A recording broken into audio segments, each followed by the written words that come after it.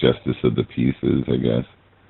Because I've lost all faith in every church. I don't know which one I would say, because I would tell you it would be whatever one you believed that the minister or whoever involved was truly connected with God and following, you know what I mean? But none of them. Not one. Not you literally could go through every church and find like what the point Whipper was making. How you could say you're a Christian, you could say you're this or that, but you can't say that you believe in the God of the Bible if you don't obey the Bible. None of those churches are of the God of the Bible. Not one. They've all fallen. Warpig said it so clearly when he said that the church was supposed to convert the world, but the world converted the church. Period. So yeah, good point. I don't know what minister you would use. I don't know. Maybe do a ceremony where you ask God to bless it himself and get a justice of the peace to make it legal so that they can't mess with you. I don't know.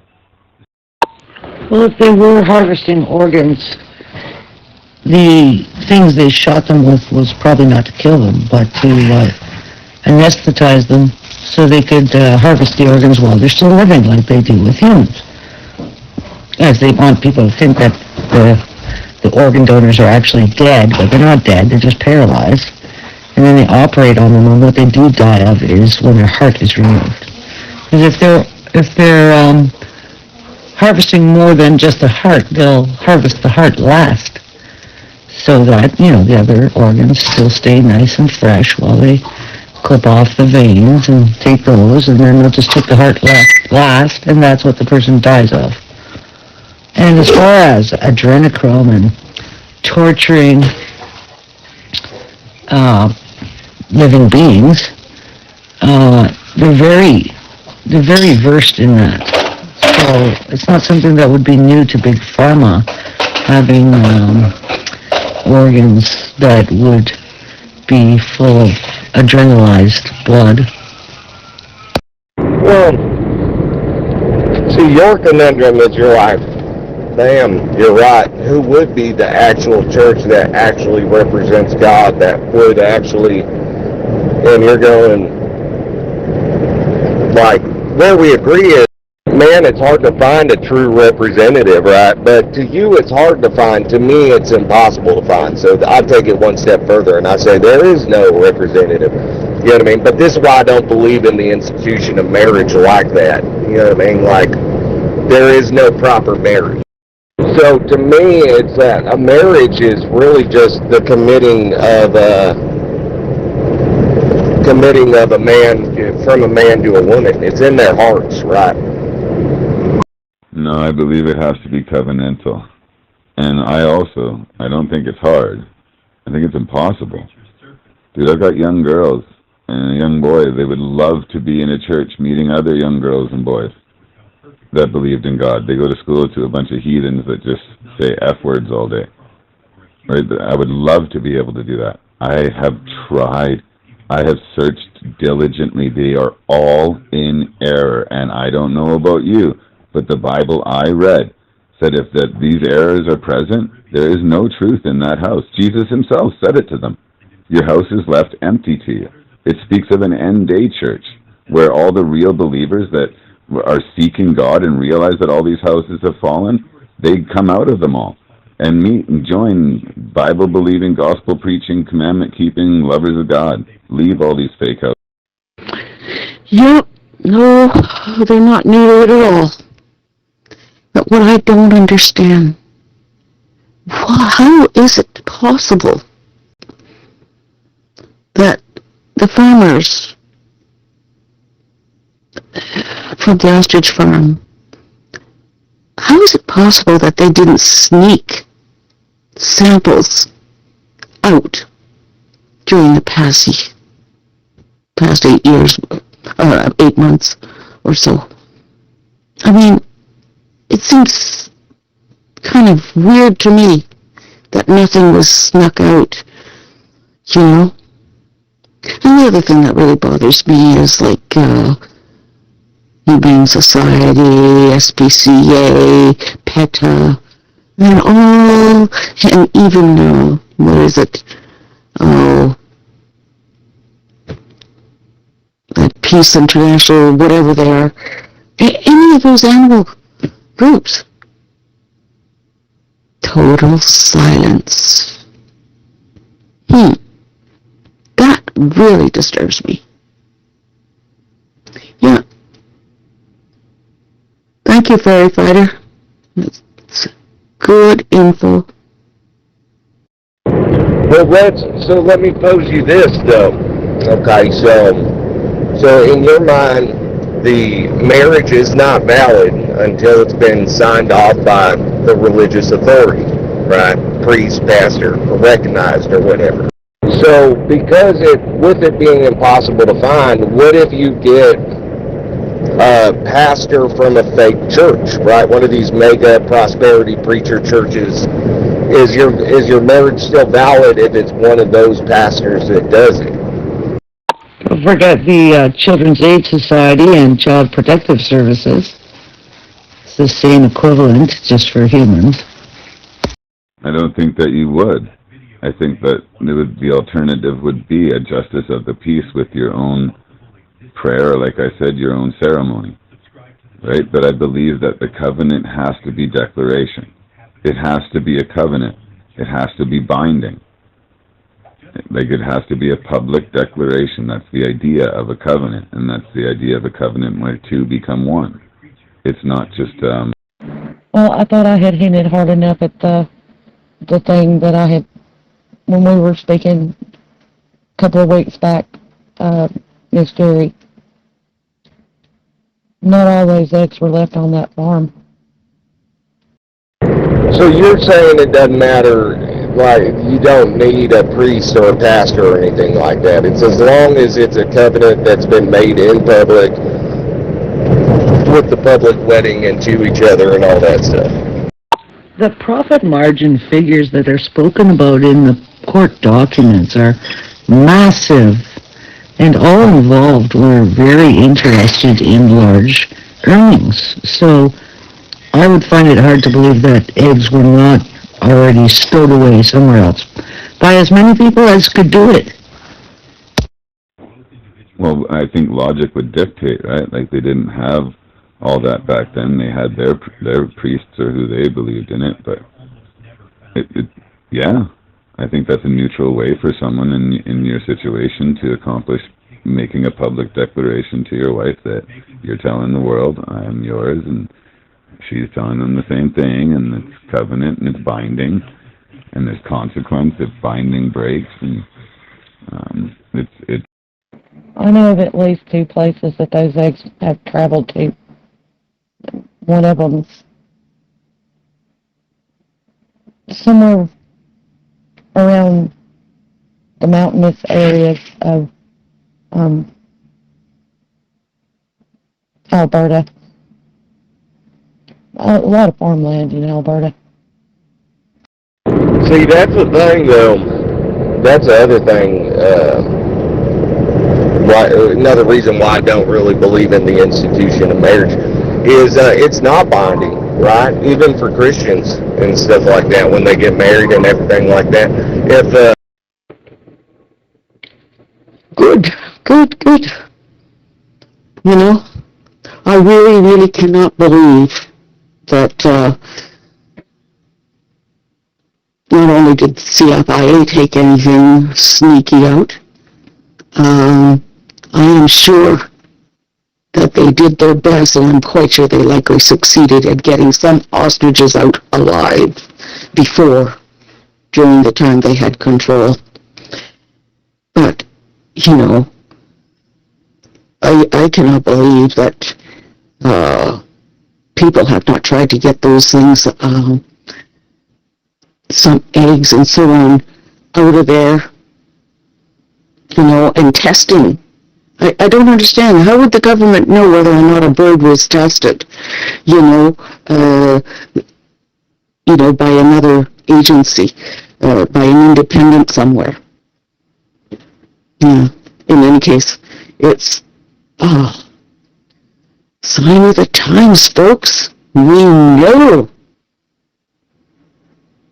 that God's work is that God is working. His word is true. if times get hard enough, they will get a divorce, right? And so nobody treats it like it's binding. right? They'll get a divorce if things get bad enough. They'll still break up.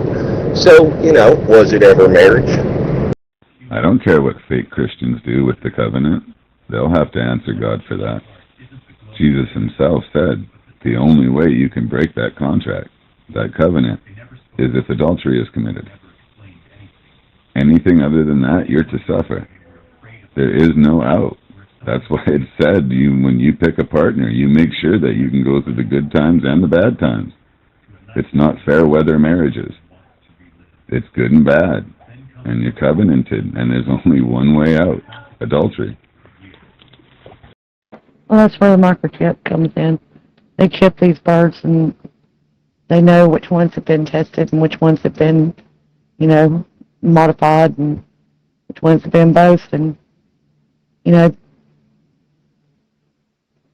the week after all this happened, when they knew the pretty birds were not going to make it, and the last thing in court was done, there was a meeting by invitation only in an area, not there, by a really large group of people who supported the convoy in 22.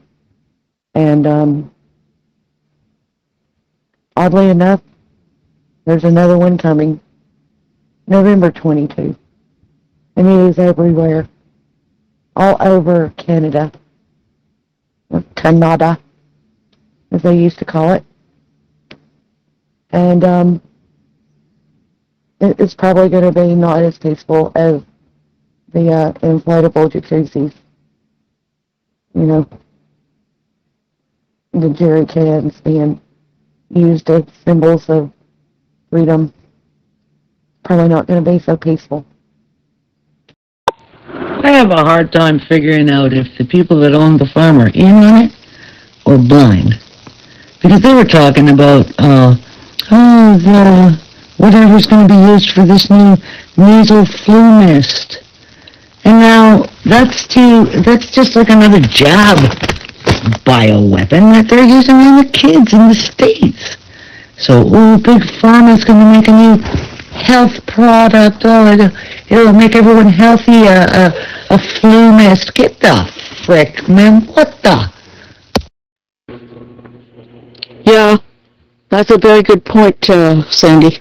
Very good point. They are definitely experimenting.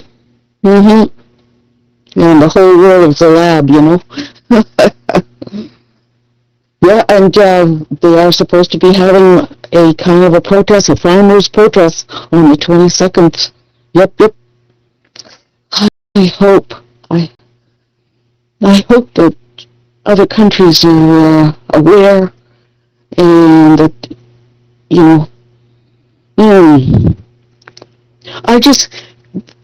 I'm just suspicious as to how much of the United States government is walking hand in hand with Carney and his gang, or if they're just, I'm wondering if Trump and his bunch, his administration, are just reeling Carney in as to his monies and Brookfield investments and so on and so forth. In any case, I'm sure we will find out. It's just really ugly to see, folks? Yeah, what we are seeing is just as bad as what the First and Second World War vets or any vets in the kinetic wars have seen when they've witnessed man's inhumanity, man. We are seeing it too. It's just not in a kinetic kind of way so much. In a kinetic war type of manner. Alright, I'm back. I lost service there for a couple minutes. But to go back to where we left off at. So I had the wrong channel. And I had the one that was capitalized. And he sent me a request for here, so I'm back. So there's a biblically, Come on, guys. Leave the poor fella alone. I gotta take care of something here. Something came out. I'm really enjoying this conversation, Dale. Sorry, but I gotta feed some angry monsters that are getting mad. The world leaders work together. They're not pulling one over on the other. They're pulling it over on the people. And man's inhumanity to man is those who've sold their soul to Satan. Regular man, like you, me, we're not inhumane to each other. It's the ones who are the ruling class that are serving Satan, who have all the positions of power, just like it says in Ephesians 6:12, the worldly governors, the powers of the world. Yeah, Trump ain't saving America, and if you're looking for him to help Canada, I'm sorry. Unless you change your name to Israel, he's not helping nobody else. No offense. And, Bill Gates bought train. He bought rail. He bought a lot of Canadian rail. Runs parallel with the northern border back in 22 and 23. He bought up a bunch of that stuff. And, yeah. The only ones that are profiting from any of this are the ones that already had the money. They're not helping any of the little man. And this whole, Trump has the United States so, amped up into, we're about to get a $2,000 stimulus check. No, we're not. No, we're not. The finances aren't there from the tariffs. Or at least the ones that they're reporting that are here from the tariffs aren't here. There's not enough money from the tariffs to support a $2,000 stimulus check. It's going to be in tax cuts, not in real money deposited into your account. They're just throwing the dog a fake bone. How many promises have to be not kept for people to see it? Just throw them a bone or throw them a fake bone. Just keep them on that roller coaster. Cult tactics, break their spirit. A slow slide. No one will notice. Yeah, the dog is eating the crumbs under the table and being perfectly happy with it. My thing has always been, the Antichrist deceives the masses. Who's the one deceiving a lot of people? Who's the one that could be deceiving a lot of people? No one wants to believe that. Well, he's not my savior. No, ma'am, but he likes to portray himself as one. He's solved wars. He's made the economy stronger than ever. No, you ain't. No, you ain't. He's manipulated the press. He's manipulated the people. He's manipulated the words that he uses. I think we will, we should, we might. I'm not saying, but it's all, QE. It's all just a thought. You're right. Yes, it is a thought. But it's the wrong one. It's not the one people are believing. Oh, correct me if I'm wrong. Wasn't he an actor? Jesus died for everybody's sins. Even if they believe it or don't know it, but Jesus died for everybody's sins. And I believe in Jesus. I believe in God. I believe in the Father, the Son, the Holy Spirit. Three things into one. I believe in all that stuff.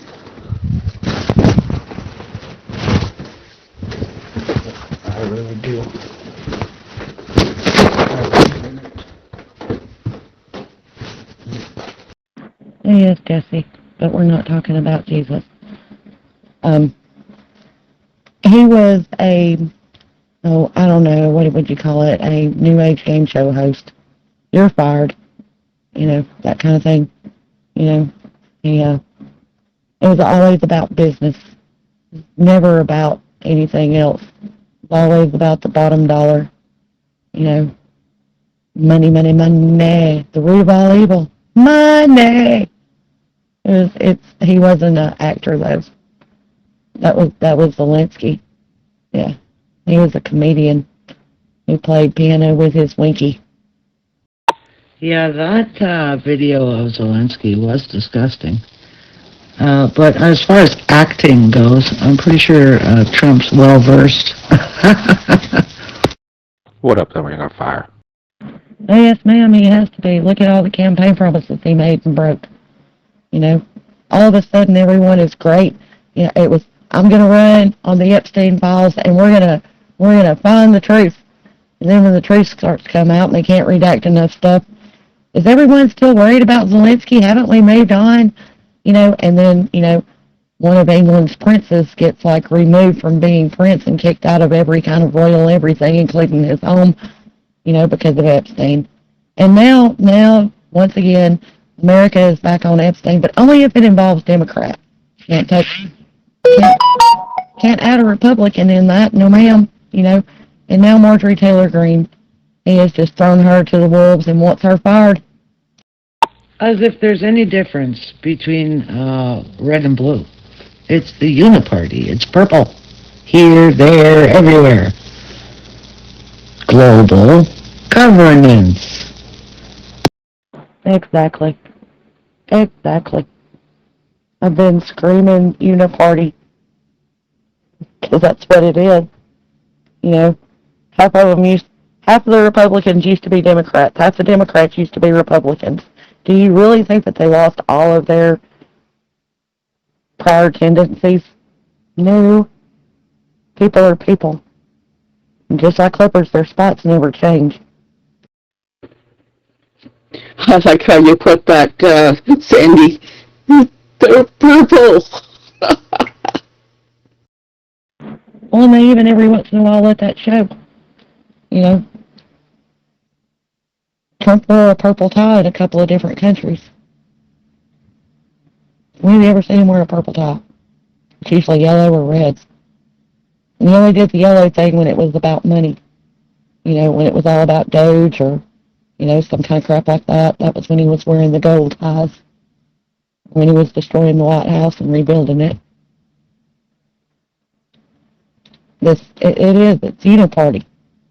I mean, Putin's even wore a purple tie. I think he did that, though, as a slap. But anyway. I'm sorry, Mangle. Did I miss something? And afternoon to the channel. So I go on this other channel on Rumble for their lives, and it's mostly about politics. But anyways, there's this seeming outrage that apparently two different Canadian politicians have crossed the floor, quote unquote, crossed the floor. And they're like, they crossed the floor. I think it means like what you just said. They went from one side to the other. There's no sides. OMG. Like, what the? I was like, yeah? They're like, they crossed the floor. I'm like, okay, whatever. Two of the strongest Republicans, legit Republicans, that have always been Republicans, that we have are being ostracized and trying to be fired for their questioning of our leader. You know, Thomas Massey, God love that man. You know, and now Marjorie Taylor Greene, you know, who both supported Trump through everything up until, like, March of this year, you know? And I mean, it's like, you know, get rid of them. They've turned. No? Maybe the ones that we're trying to get rid of are actually the ones who want what's right for the United States. But, you know, hey, everybody's all that, you know, MAGA, however you want to say it, which isn't a Trump thing. Ronald Reagan was MAGA. Isn't MAGA the fifth degree of Satanism? Yes, it actually is. thank you for bringing that to light, too. Because it is. It is. You know? And Ronald Reagan coined that term first, as far as presidentially, but anyway. Well, it's nice to hear that there are some people who sound as though they really are good people. But I guess if they don't know they're being played, and now they're trying to get rid of them, they've just passed their useful shelf life. Which Satan does do when he's done with people. He just disposes of them. I mean, they're nothing to him but minions to carry out his plans, and then when they're no longer useful, they're just disposed of. But it is good to wake up the people. Like, how many contradictions does a person have to see to notice something? I mean, the amount of mental gymnastics required to make any of this make sense is enough to twist someone's brain. You think at one point they'd be like, okay, I get it. It doesn't make sense because it's not logical and there's something wrong with this picture. I really believe the key to it all lies inside the Epstein files. And I'm not talking about his pedo stuff. I'm talking about his international connections. You know, he's been proven to be an employee of not only Mossad, but the CIA. You know, Russia is coming out with stuff about Epstein being involved in Azerbaijan, blah, blah, Azure somewhere. I can't say that word. Don't know why. You know, there's multiple countries that Epstein was involved in their politics. You know, and everybody wants to think it's all about, you know, the pedo stuff, but it's not. There's so much more. That was just like a sick, twisted cookie for the important people. Yeah, but all the ruling class have one thing in common. They like drinking children's blood. The adrenalized blood causes them to go into frenzies, and that was like a honeypot, because the one common denominator they all have is child trafficking, child killing, adrenalizing their blood by torture, drinking it, eating them. Adrenochrome. Yes. Kind of like what they did to the ostriches. Yeah,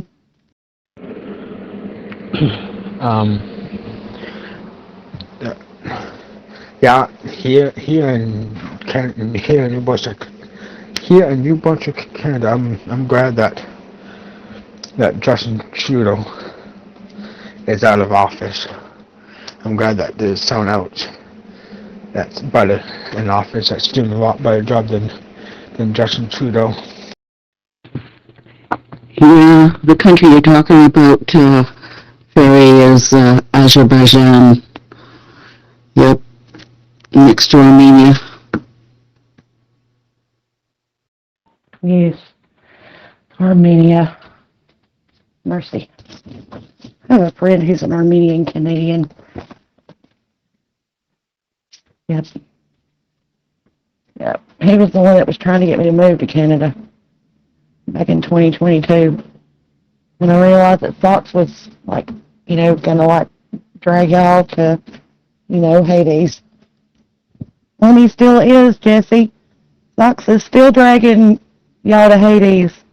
Carney is nothing but a better dressed Trudeau. I mean, Carney wrote a book. It's too bad.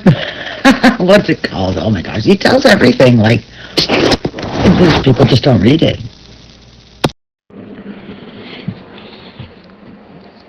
No more Justin Trudeau. I'm glad that Justin Trudeau is out of office. I voted for John Williamson. That's who I voted to be in office. Oh, don't worry about Justin Trudeau. He's busy dating Katy Perry. Isn't Katy Perry the one that came out and said she was a man? Or was that, what's that other one? I know who you're referring to, but no. Katy Perry's the one who had the Uma Thurman eyeball thing happen on stage. She had to wrangle it and hold her eyelid open while she sang. Weird how there are a bunch of performers involved in all this.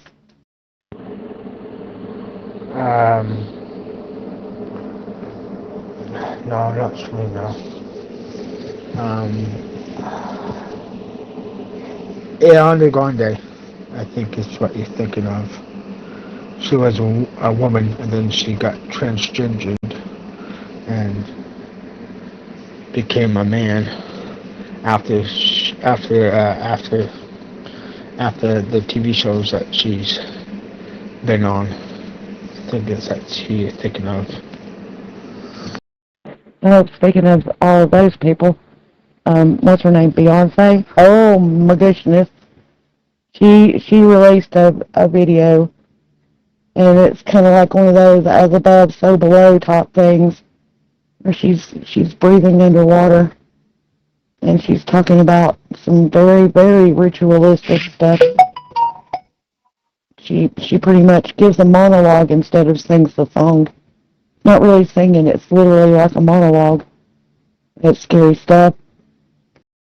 Yeah, you don't get that kind of fame without already being involved in all that. You know, the book that Connie wrote, well, the one I talk about the most, is Values. And,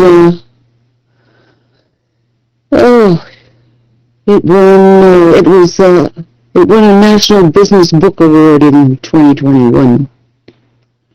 And it was shortlisted for the Donor Prize also in 2021. And an overview is, it reads as follows.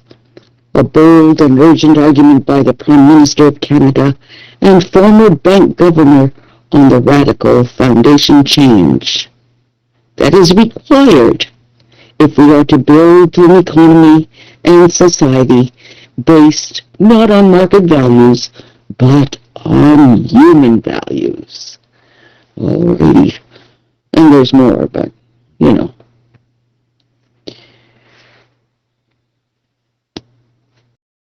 Hello, Jerry. Hope you're doing good. Yep, I'm fine, Jesse. Thank you. Yeah, I'm quite sure Carney's right into changing the foundation, taking that chief cornerstone out, and building it on the human resources, no doubt. He didn't say, love the way that's worded. It almost sounds like he means like he actually cares about the people or something. What a joke. Oh, wow, I like how you put that. Yeah, he is interested in removing the chief cornerstone, that's for sure. But he is blind because he is going to trip over it. Haha. And as to Trudeau, well, Trudeau still thinks that he's the bee's knees, if you will. Little does he know. His usefulness is,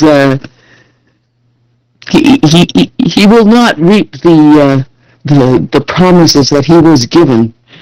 Oh, no, he will be destroyed as well, because his usefulness is probably done. They might need him for something, but I doubt it.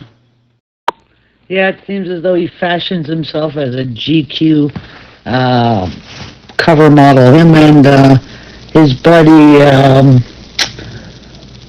what's his name, in California? New Scum.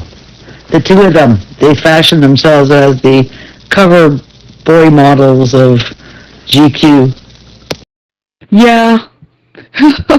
I haven't heard anything from Justin Trudeau's half-brother. I can't remember his name now. He lives stateside. Oh. And last time I heard, I watched an interview with him, he was a little bit kind of cautious, but he didn't hold back a few years ago. I'd hate to be his mother. Oh my gosh. I'd hate to be Margaret. I can just imagine what that's like. I can't imagine what that would be like. I don't think it's a typical anything similar to what we consider motherhood to be. No, I imagine that for her, it's like, well, I have to keep my mouth shut, otherwise they're going to kill me or put me in an asylum and kill me that way, And I find it most interesting also that Sophie, Trudeau's wife, and the book that she wrote, that kind of quieted down real quick. That was kind of silenced, you know? Yeah, I just remembered her name, Sophie Grégoire Trudeau. Yeah. Sophie Grégoire. Mm-hmm. Yeah, a female name followed by a male name. Makes you wonder. Carney's wife doesn't look like a female. Well, Grégoire was her last name, before she got married, you know. You know what's interesting? Trudeau, Newsom, Christia, Freeland, Victoria, New Land. These words sound like victory, new land, Christ, free land, Trudeau, new some. It's very interesting. Trumpet. Well, in Trudeau, in French, is trou, means a hole, right? D'eau is water. A hole of water. Trudeau. I looked it up one time, not in French though, and out of D-E-A-U, you could get to God. I don't know what language, Latin maybe, something. So true, like God. But interestingly, Fauci, I looked up his name like 5 years ago, and in Italian surname, it means sickle. Sickle. Yo, underdog, you still alive out there? I can say that. I can't believe I'm actually considering doing this, where I took a freaking argument off of Zello between people that I wasn't really even involved with, turning it into an AI chatbot experiment, and now fluffing it into a full-fledged, potentially doctorate level freaking dissertation. Why do I do these things? Nobody makes me do these things. Nobody asks me to do these things. Why do I do these things? By the way, he's still highly involved in the U.S. government, even under Trump. Yeah, and if you didn't want to have to get the job and you happened to work at the, what's that, where Fauci works, you know the name, I forget it right now. They didn't have to take the job. I work for the government of New Brunswick, Canada. Yep, where I live in New Brunswick, Canada. I work for the village, and it's government owned. So I work for the government of New Brunswick, Canada, on the island where I live. Oh, passion for truth? It's like my brain thinks it has to accomplish everything at once all the time just because it knows it's gonna die. Like, what the heck, man? I don't want anyone to be mistaken. I know that there was no law saying you had to take it. I was just talking about employers requiring it to be taken if you wanted to work there. So the place where Fauci works, they did not require their employees to take it. That's got to be some kind of attention disorder. Maybe not ADD specifically, but something. To take what? Some kind of medicine, some kind of pills, or talk about the shot. In order for me to keep my job, I had to get the COVID shot. I got the COVID shot twice. And before I had the COVID shot and after I had the COVID shot, I had no COVID. I was fine, and I am still fine. I'm healthy. I'm healthy as a horse. I'm still kicking. hyperdyslexia in reverse? What would the reverse of dyslexia be? Prolexia? You'd have to take off the disc. And I'm still alive.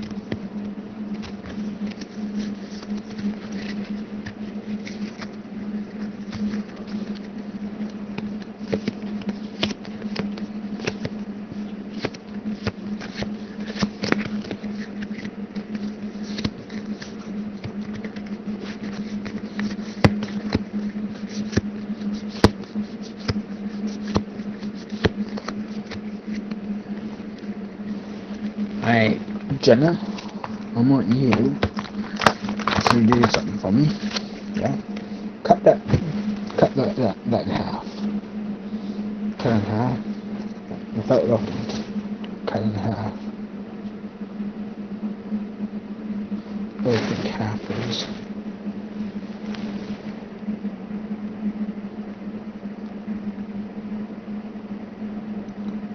If not, you can count it out equally. 1, 2, 3, 4, 5, 6, 7, 8, 9. 1, 2, 3, 4, 5, 6, 7, 8, 9, 10, 11, 12, 13, 14. Oh, and just be Lexia? Well, that doesn't make any sense. That's just words. Now I'm back into Shakespearean realm of Hamlet. What's words, words, words. It's words. I'm back. Oh, well, that makes sense. So I looked it up. You know what the opposite of dyslexia is? Hyperlexia. See, I did say hyper, right? See, I knew that's what it seemed like. Yeah, you gotta love all these doctor terms, right? Well, I mean, we're not talking about a legit diagnosis, just me spouting off. Yeah. Well, it is. If that's the case, it is on the autism spectrum. A gifted child might just need their skills nurtured more, while a child who is on the spectrum may need special attention to help them communicate more. Still, hyperplexia alone doesn't serve as an autism diagnosis. It's possible to have hyperplexia without autism. Every child is wired differently, and by paying close attention, so on and so forth.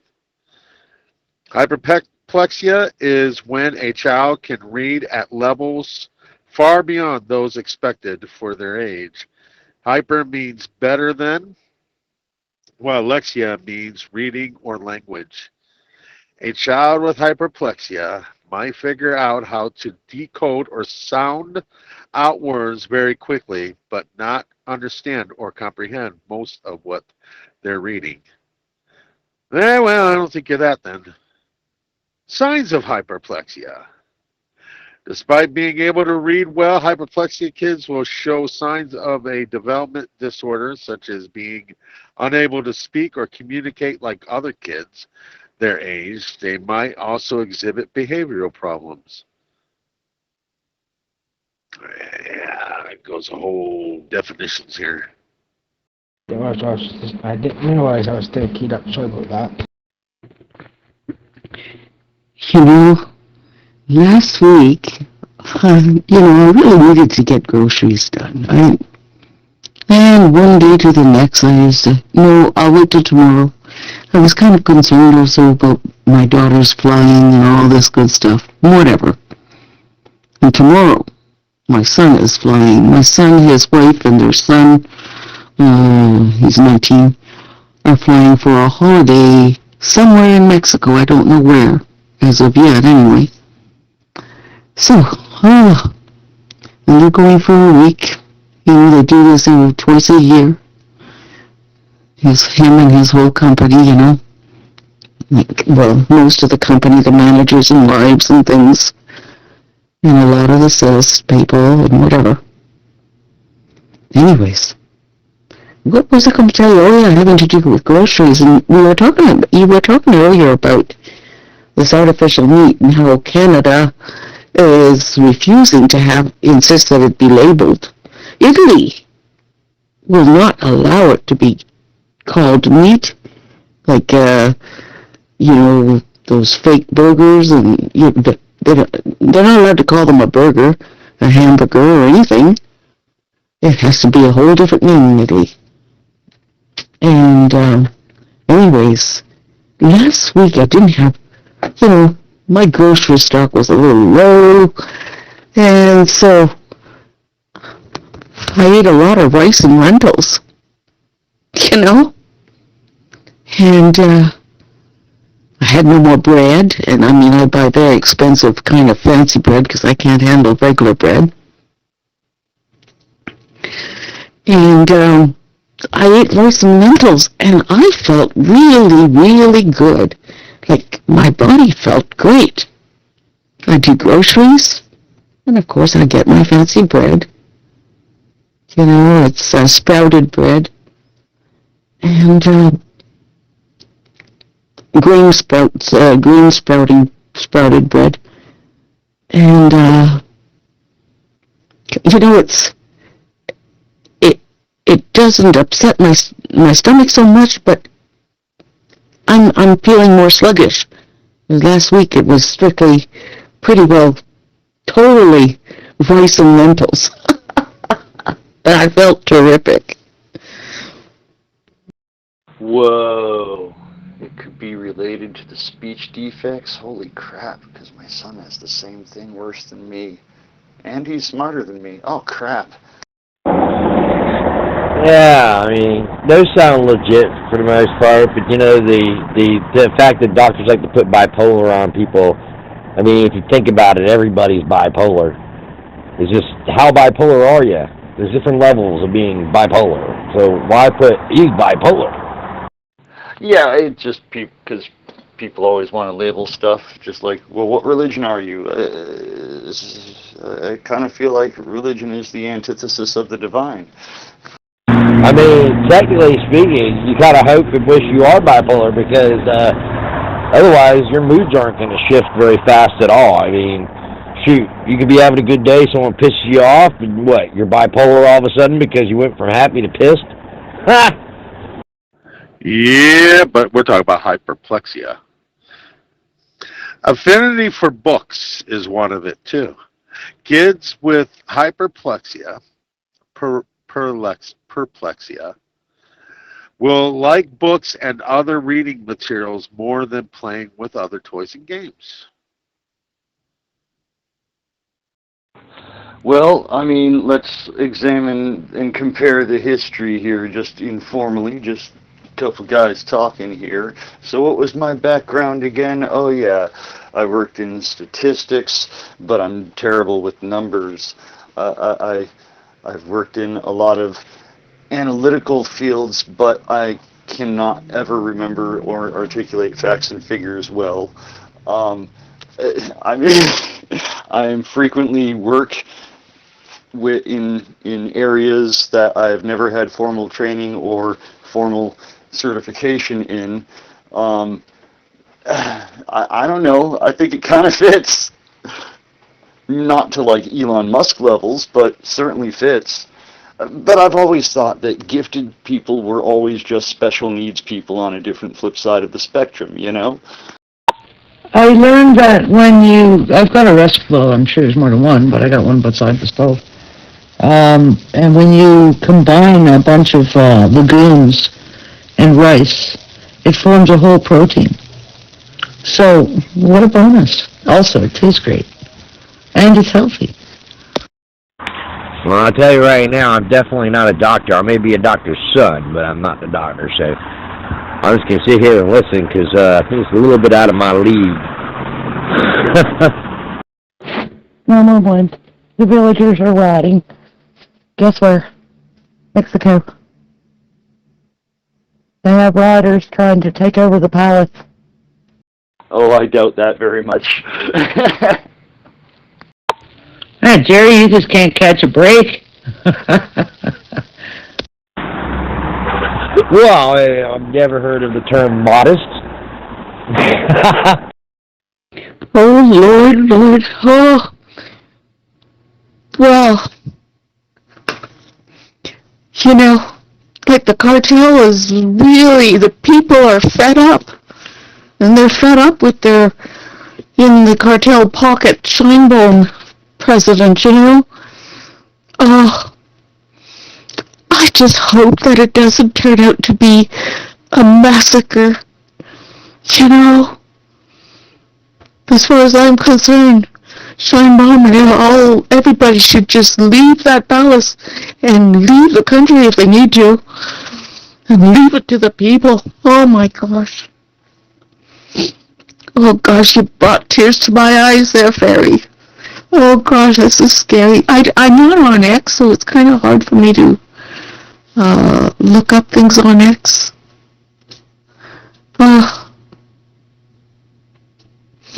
I knew there was growing insecurity in the country, that is for sure. It just breaks my heart to think that there's going to be a lot of innocent people dying, you know, at the hands of evil people like the CFIA proved itself to be, you know.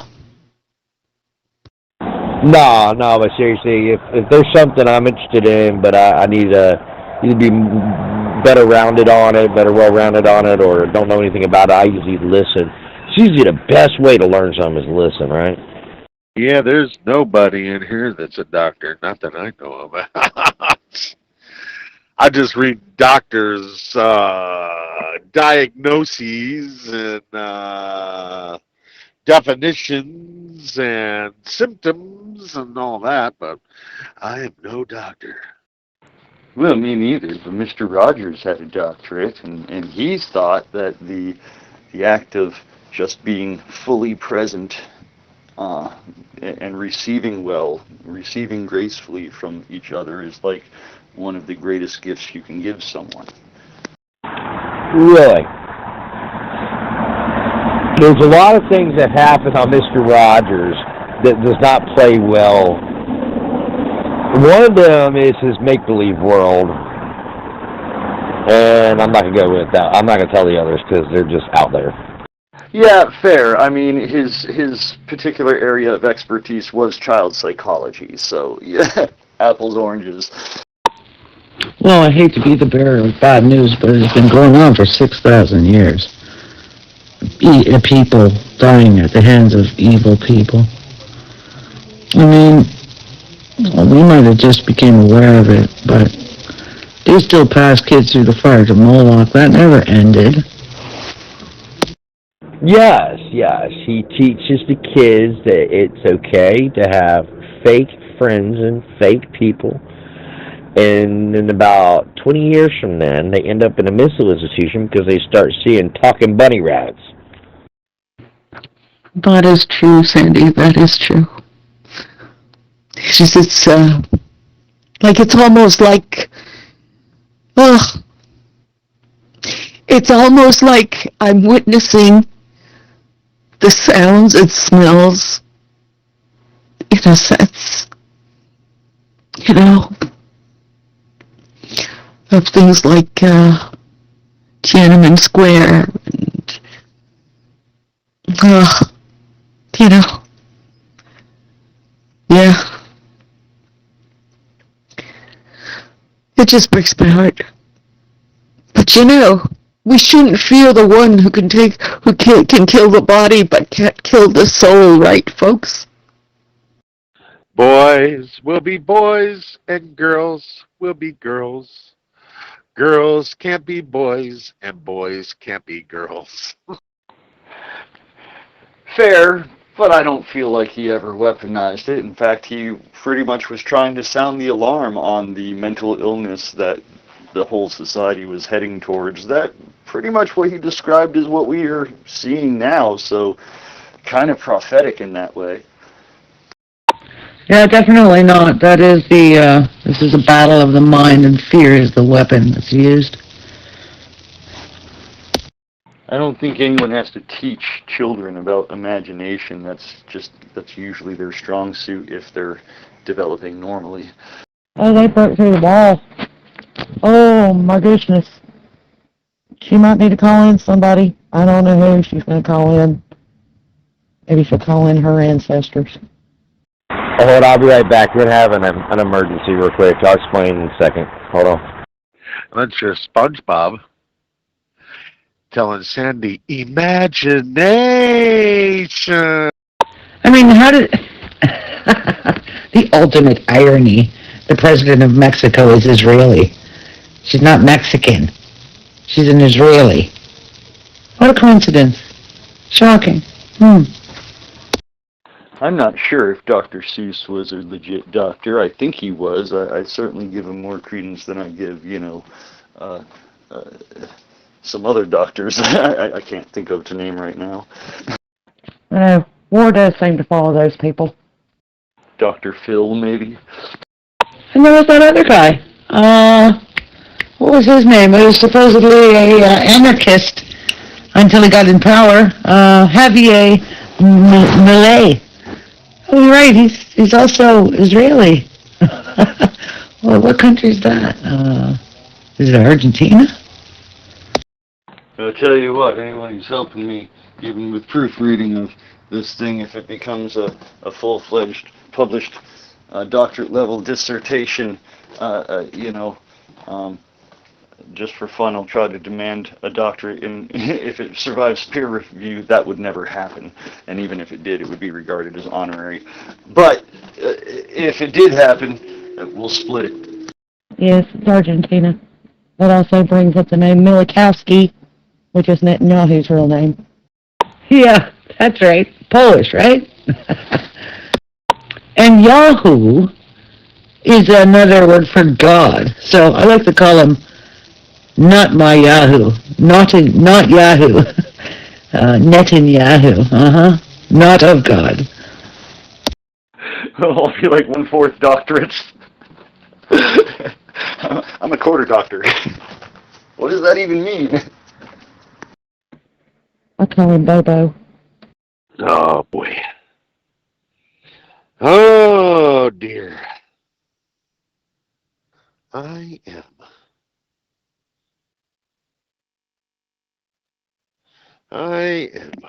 ready.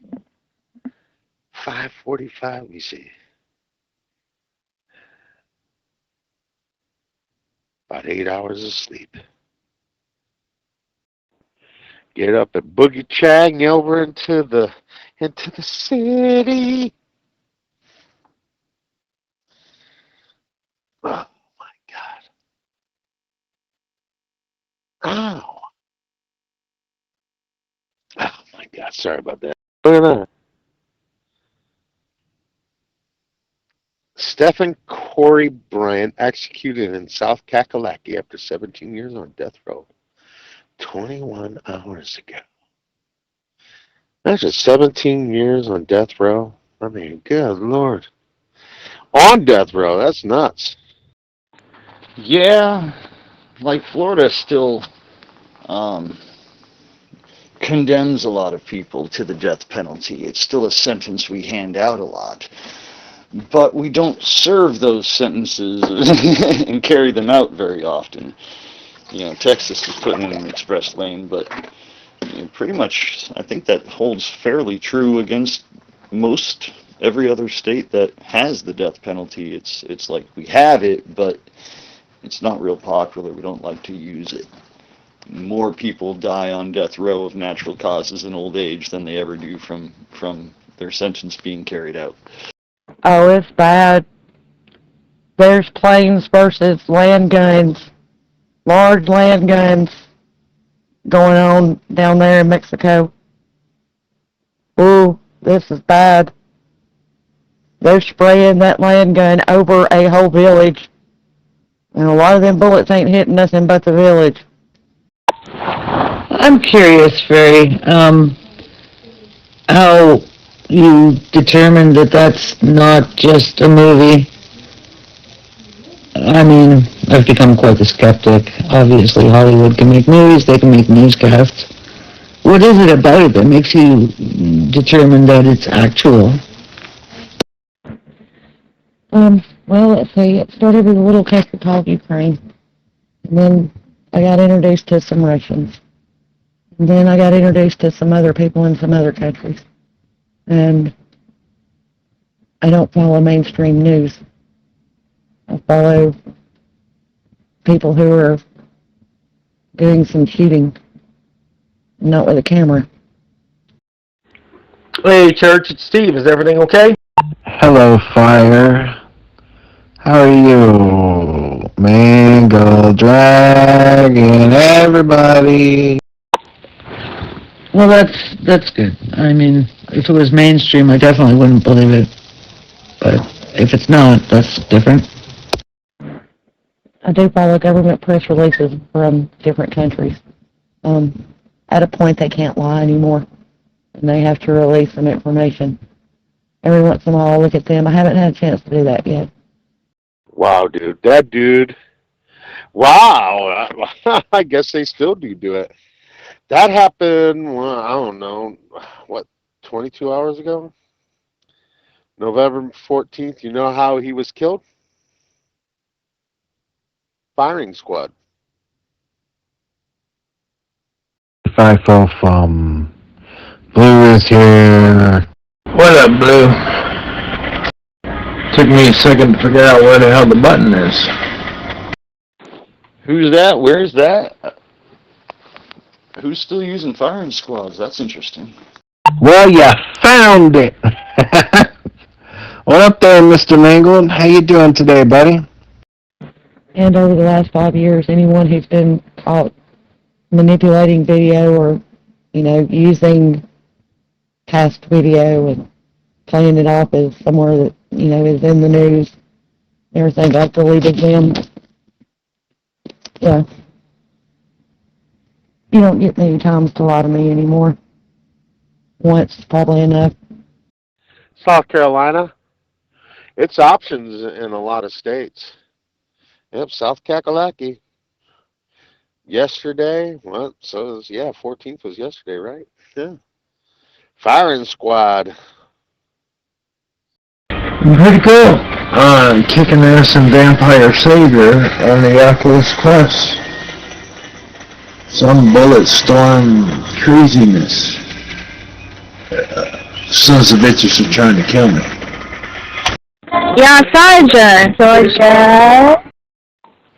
Well, I don't know which specific variation of firing squad they're using, but that does sound a lot more economic than most of the alternatives, certainly more than the frickin' electric chair. Oh, you're liking the Oculus Quest, eh? The Oculus Quest 2 or 3, I forget which one. Yeah, can't count the number of times people have been outed for throwing a photo up and saying it's something, and then they get outed and it's like a photo from 6 years ago in some other war. I got the Oculus Quest 2 now. I have the Go 1 and 2. Hell yeah. That's pretty cool. Pretty freaking cool, man. Yeah, I'd be living in VR. And it helps that, I actually know some people in Israel and Afghanistan, Qatar, Kuwait. I still know people in some places. So, I trust them. It's kind of funny, in Renaissance and medieval periods, we kind of tried to invent the worst possible tortures we could, and from that we've tried to get more and more humane, and some of the most grotesque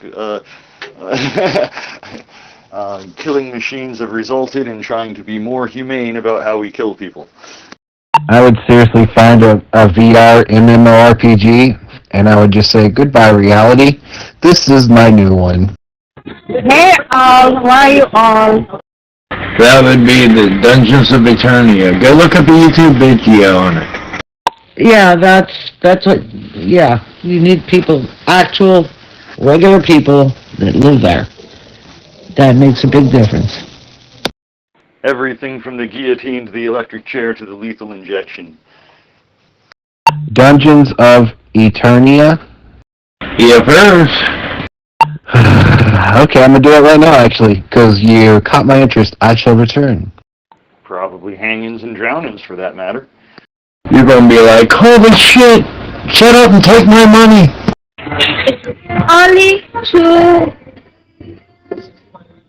It's only 3 o'clock in the morning, and it's so much early here. I don't know why it's so much early. What's going on with the winter timing? It's different. I don't know why. I'm stressed, Satan. And like with Mexico, I got to where I was communicating with the guy and watched so much of his stuff, I started asking him questions. He would travel with the caravans over the Darien Gap when we were being invaded from the southern border. Yo, guys. Oh, you're talking about, what's his name? Oscar? Going through the Darien Gap? Oscar Blue was just one. There were many. Yeah, I've heard him name a few now and again. I think he's neat. Oh, yes, ma'am. Those are the type of people that I follow. I find one from everywhere I want to know what I want to know about. Real people. Not manipulation. Well, I just spoke to my son. They're heading out in 12 hours. They're flying in 12 hours out of Toronto. And there's 33 going, in his company.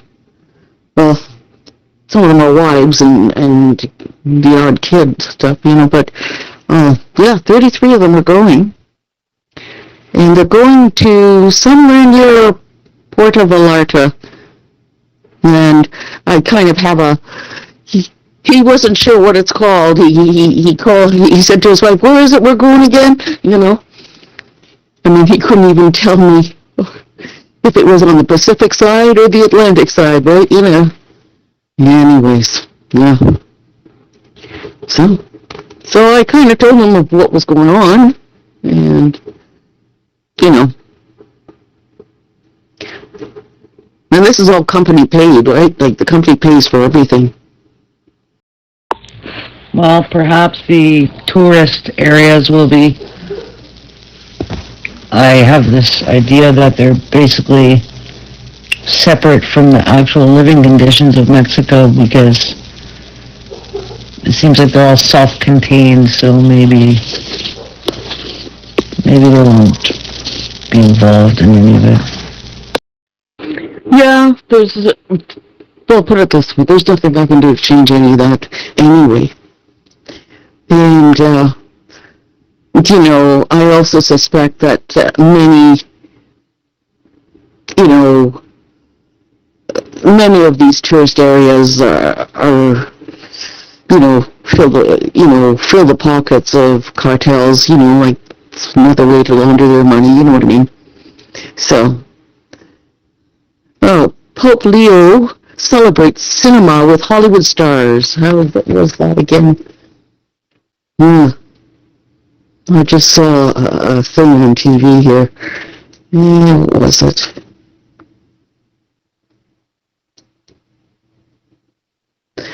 Oh, boy. I can't find it. Oh, yeah.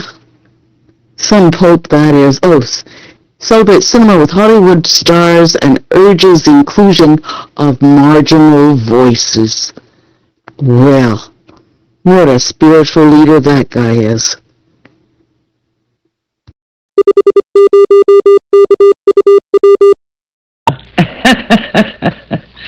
Yeah, And when they become Pope, they can choose their name, and there was only ever one other Pope Leo, and he wasn't a good guy. Gumbo 21, WSGR 619, CQ. Anyone got a copy? Please come back. No, he was really evil, eh? Oh, a few months ago, I looked him up, and oh my, I don't remember anything of what I read, but some of these, and there's a question as to how many people were popes too, because some of them had been popes, but popes afterwards took them off of the list, kind of thing, and said, no, that guy wasn't a pope. No, he didn't deserve to be a pope, so he's not in the list. Oh, man, they've done some really evil stuff. Gumbo 21. Hey, Mr. Leroy, 50,000 unstoppable watts. You got your ears on? Come on back, buddy. Holy shit, shut up and take my money. Pretty cool, isn't it? Good God, take it all. Yeah, after they give them the poison cup, then they just take them off the list. So I guess this second Pope Leo chose as his mentor the first evil Pope Leo. Like, if that doesn't say anything. Yeah, apparently he really admired the first Pope Leo. I mean, like, I'm shaking my head and going, well, I'm not wrong about this guy. Yeah, I do not understand how anybody can think that that's a good thing. Oh, this new Pope is going to be better. Oh, my goodness. Yeah, sure.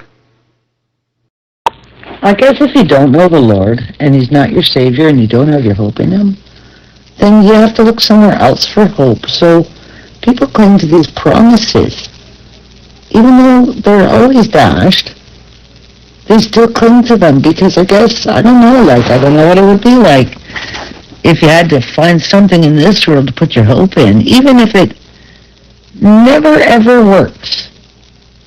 There's still, I guess, a new hope when a politician makes a new promise. At least until they don't keep it, there's that period of time where you can have some hope or something. I guess. Yeah, that sounds about right. Yeah, that sounds like a pretty fair assessment. Meow. I'm feeling so much tired. Oh my God. What up, Cliff? What up? What up, Mangle? Mangle, bangle, do dangle, fee, fi, fo, fangle, mangle. I'm sitting here bored, brainless, and playing Vampire Saver VR on ye old Oculus. Lou fell out of his chair a long time ago. I see that. Wanna play some PUBG? Damn, where's Chief when you need him? Right? Because I can't play PUBG while I'm in VR. It's too bad VR is not as immersive and as realistic as PUBG. That's more like real VR.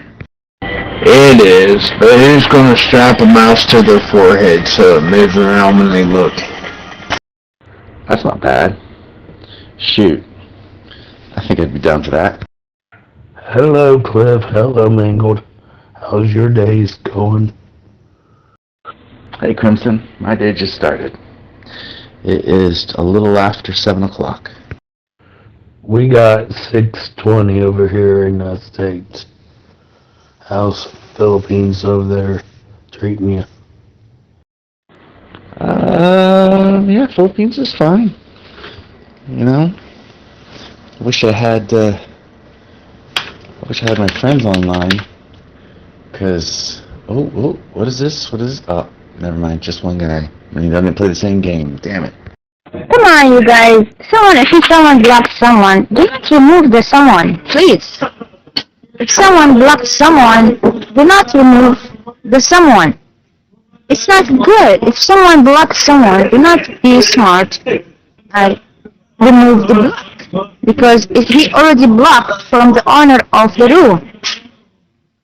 What's wrong with you guys? What you doing? Are you crazy or out of your minds? What's going on? What do you play? You play Fortnite? I got Fortnite. Do you got PUBG? Do you have PUBG? Never heard of it. So you're thinking... Okay, think about Fortnite. Less cartoony, more realistic, very, very good if you like to snipe people out. Yeah. Okay, I'll tell soldier that you removed the block that he made it, the boss, the owner. I'll tell him. Okay. I'm back. Blue! What up, Blue? What up, Cliff?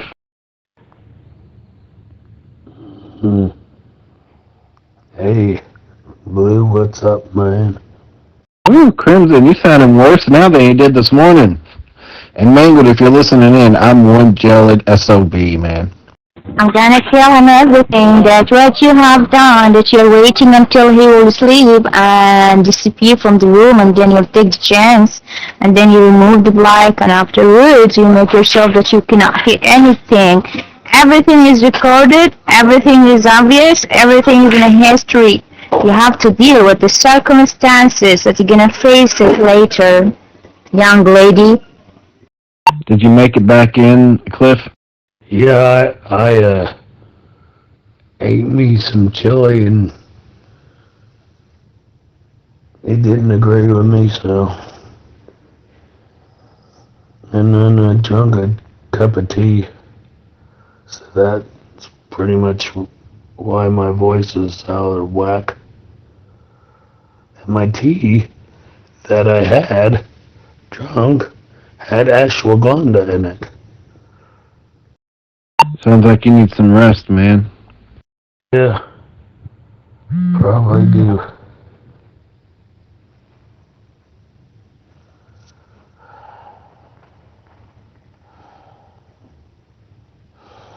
Alright, who killed the channel? I blame Mangled. It's always a Mangled fault, like Speedy used to say. Exactly. I'm glad you're on the same page. I miss old Speedy. I keep in touch with him every once in a while. He'll pop on Zella and check up on me, or on Facebook. But I haven't heard from him for a while. I hope he's okay. I think he's okay. I haven't heard from him in a while either. Probably a couple weeks. Don't worry, I will tell him everything. And then I'll get the diamond badge. Okay, when I get the diamond badge, okay, I'm gonna remove your star because of this procedure that you have done. Because of this performance that you have done.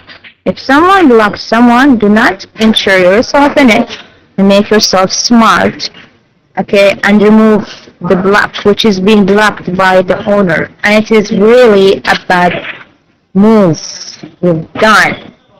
What's up, guys? It's coffee time. Sound good, son?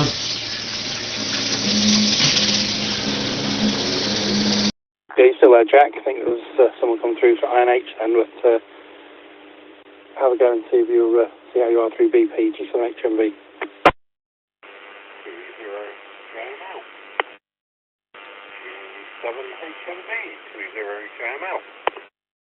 Where'd you go, soldier?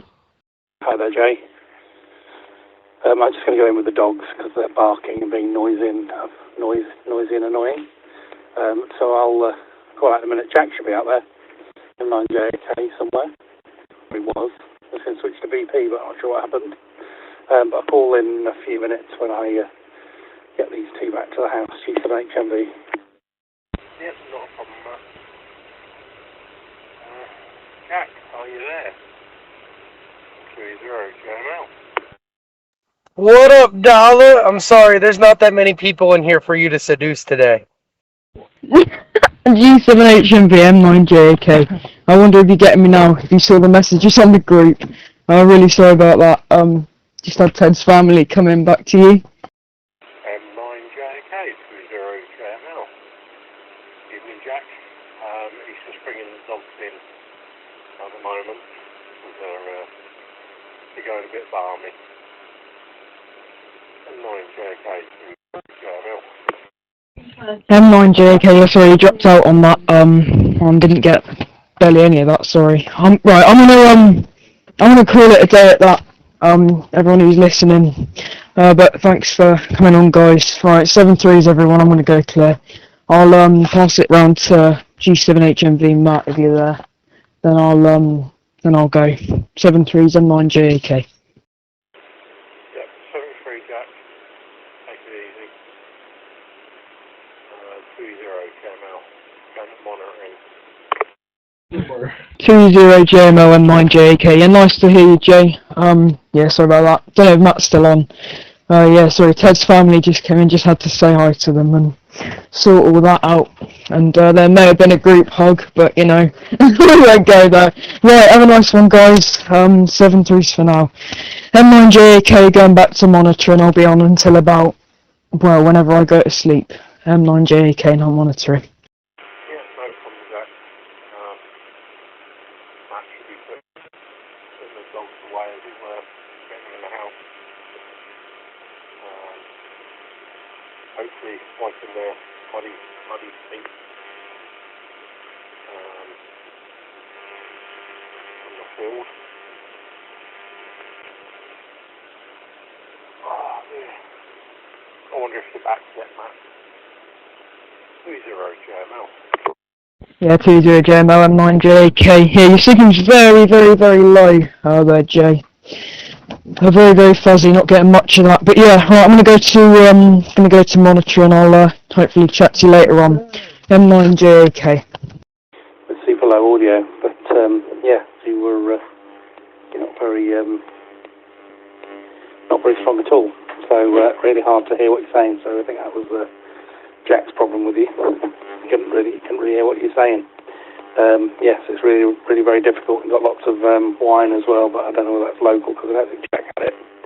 So yeah, not sure what you're using to get in, but not sounding particularly great tonight. G7HMB. Let's go and have a look at my power settings. I may be on very low power. Yeah, I don't think it's a power thing. It's definitely an audio thing. It's just super quiet. Anyway, you still there, Jack? G7HMB. G7HMV M9JK. Yeah, I'm still here. I'll be monitoring for the rest of the evening until I go to bed. I'll have this Enrico on. Since signal's a bit like scratchy from BP, and yeah, Jay, your signals are very, very, very weak. Yeah, as what Matt said, I think it's definitely an audio issue. But yeah, yeah, right. Yeah, I'm glad to have you back, Matt. Sorry about that. Sorry, I heard that last part over, and then after that I just didn't respond. Sorry, Ted's family came in, but you know, all good. Right, back to you quickly. Then I'm definitely going to go back to monitoring. G7HMV M9JK. Yeah, okay, no problem. Is Ted not going to say hello tonight then, Jack, over? M9JK. Yeah, I don't know. He's looking at me and shaking his hand and going, no. So I don't know about tonight. And he said he'd do it later, but I said that net isn't on later. But I don't know. I guess we can monitor, but you know, maybe another time we can only wish for it. But yeah, right. I'm definitely going to go to monitoring now because our favourite TV show's just come on, and yeah, it's on for a bit. Right, M9JK. Okay, cheers, Jack. No worries. And, well, there we go. One of these days, Ted, come and say hello. Right, cheers. 7-3 for now. And you there, Jay. I wonder if you managed to, whatever, turn your mouth aid up a bit. G7HMV. G7HMV, 20 JML. I've cheated. I've come into the shack and turned on the 991. Oh dear. But yeah, that's weird. That was one of the 5R minis. So I'm not sure why that was so quiet. Not had a problem with one of them before. I tend not to use them that often.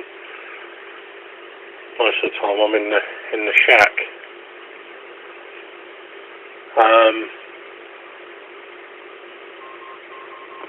was playing around on the VoIP system earlier, and the Vox has disappeared from it. So you're now having to star 99 to key and hash to D key.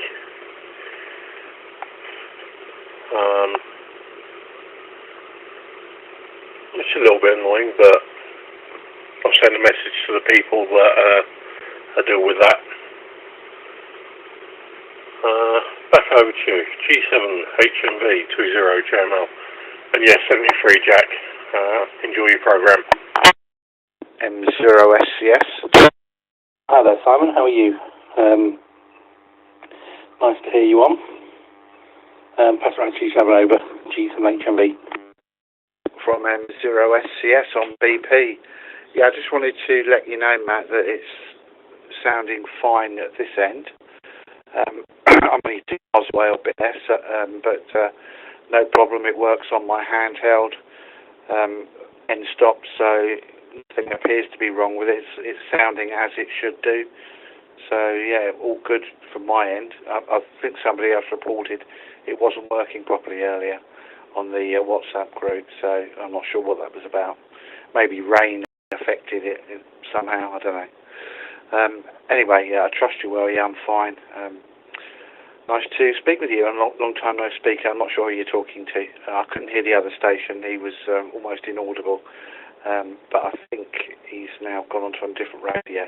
I'll pass it around to you, Matt, M0SCS. Sure. Pleasant to hear you too. The only problem we have, we don't see a Christmas going to be here in Jamaica. Before we have a Christmas, we have to get together and unite and buy a chicken and cook it and eat it. Can't buy ham. Yeah, sure, no worries, G7HMV.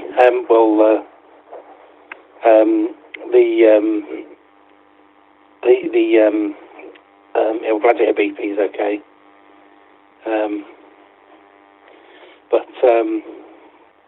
Yeah, glad to hear BP is okay. That's the main thing. And yeah, so that's cool. The other one is otherwise J20JML. I'll pass it on to Jay anyway now. Yeah, your audio's good now, Jay, by the way. You're on the 991. So that's cool. Well, glad to hear BP's fine anyway. So that's good. G7HMV. 20JML. It's probably the fact that I think Jack said he was round at families or something. So it could just be where he is. I'm assuming he's on a handheld as well. So that's probably the issue he's having. And it probably didn't help that I was very quiet on the UV5R Mini. We'll have to look into that. Wonder what we've all been up to. I haven't been up to a great deal. Next weekend I'm up north, changing over internet providers at the house, which means I've got to program in all of the nodes and gateways and iGates and DigiPeters and everything up there, and do the IP config up there and port forwarding. I'm really not looking forward to it. As well as all the hardwiring. I've got some switches and that's putting up So I've got decent connections rather than trusting Wi-Fi.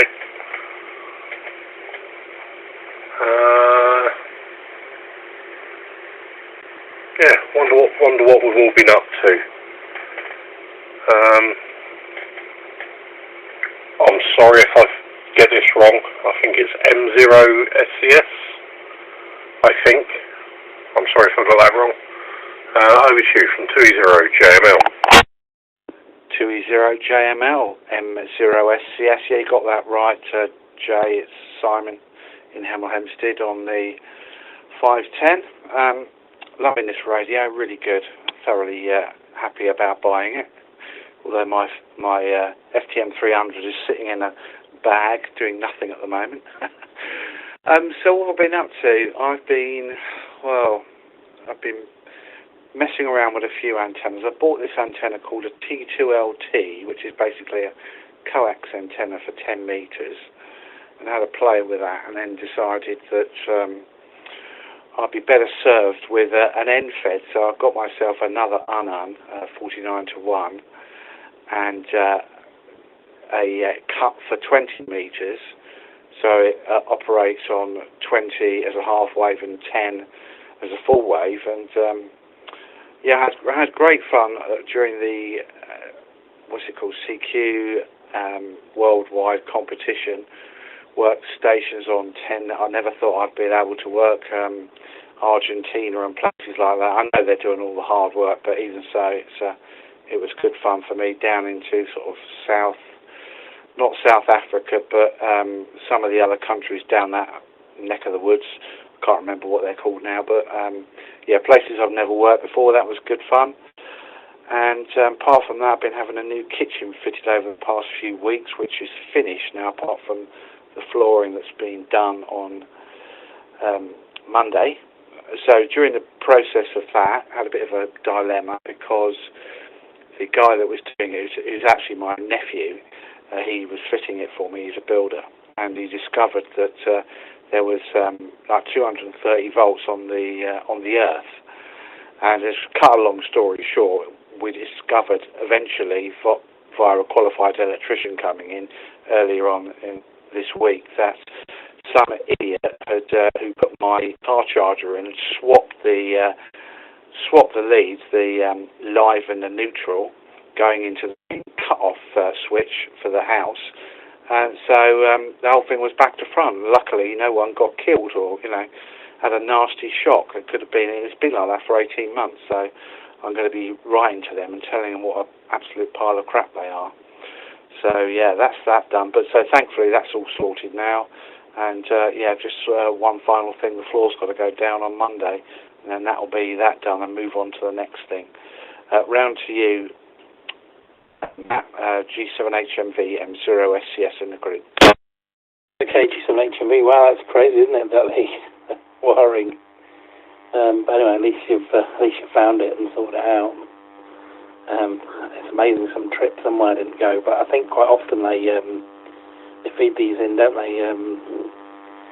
Directly into the meter, don't they? Not like as or direct, direct feed basically. They cut the feed basically into your fuse board, and they take the feed from there just so they can get the required current and stuff. Because I know when ours was put in similar sort of thing. And then it has all current sensing on the main box in case you start running it down.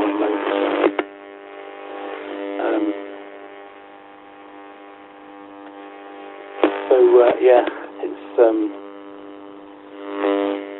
yeah, really good. But yeah, but it's just good. Well, it's good to get the kitchen done. We had ours done. Yeah, we've got very much first world problem at the moment of our cooker tap has given up the ghost. So we've had to book a service on that. So that's a bit shock horror. Fancy that happening. Who would ever think that? It so depends on these things. But I don't know. It's how it is anyway. Yeah. So as for Jack, he's around his friend's house. Ted, he's just recently got licensed. And they want to sleep over there. They're sleeping in a sort of a cabin out in the garden somewhere or whatever. I don't know. So yeah, he was off to watch some telly, I think, with Ted. So that's why he's gone off. But he wanted to pop on and say hello. So there we go. Yeah. Okay. Cool. Back around to you there, JG7HMB. 2E0 JML in the group. Matt, what are you gonna do? How are you gonna manage? You have to use a kettle. What a problem to have. I keep looking at them taps thinking, I like the idea. Not too sure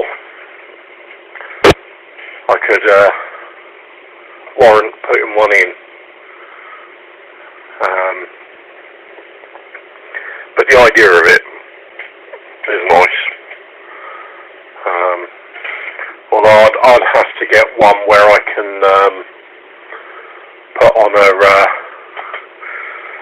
one of these pub soft drink packs, so I can have Pepsi coming out of it.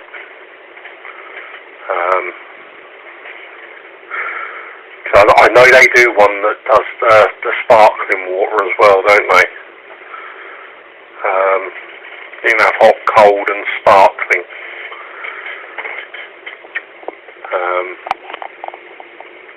I'd have to have one that pumped out Pepsi. Oh dear.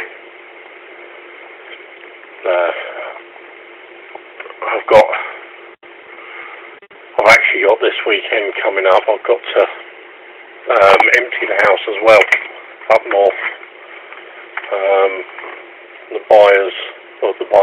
The sellers left all the tenants' items in there, and I can't remove it until the 21st because I had to give them 30 days notice.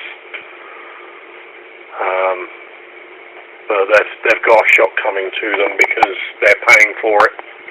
They don't know it yet. But they're going to end up paying for it. I don't see why I should put a £450 bill to empty a house that should have been emptied.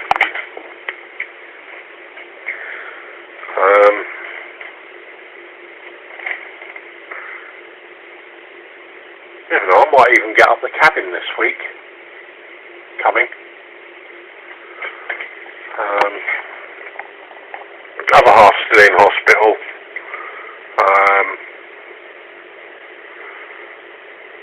Council have told her they're going to. I'll just take a quick pip. Hello, everybody. Yeah, council have told the other half that they're looking at moving her to a bungalow because this house won't be suitable for her, which is going to be fun because they're only going to give us so long to move. So have to start packing stuff here.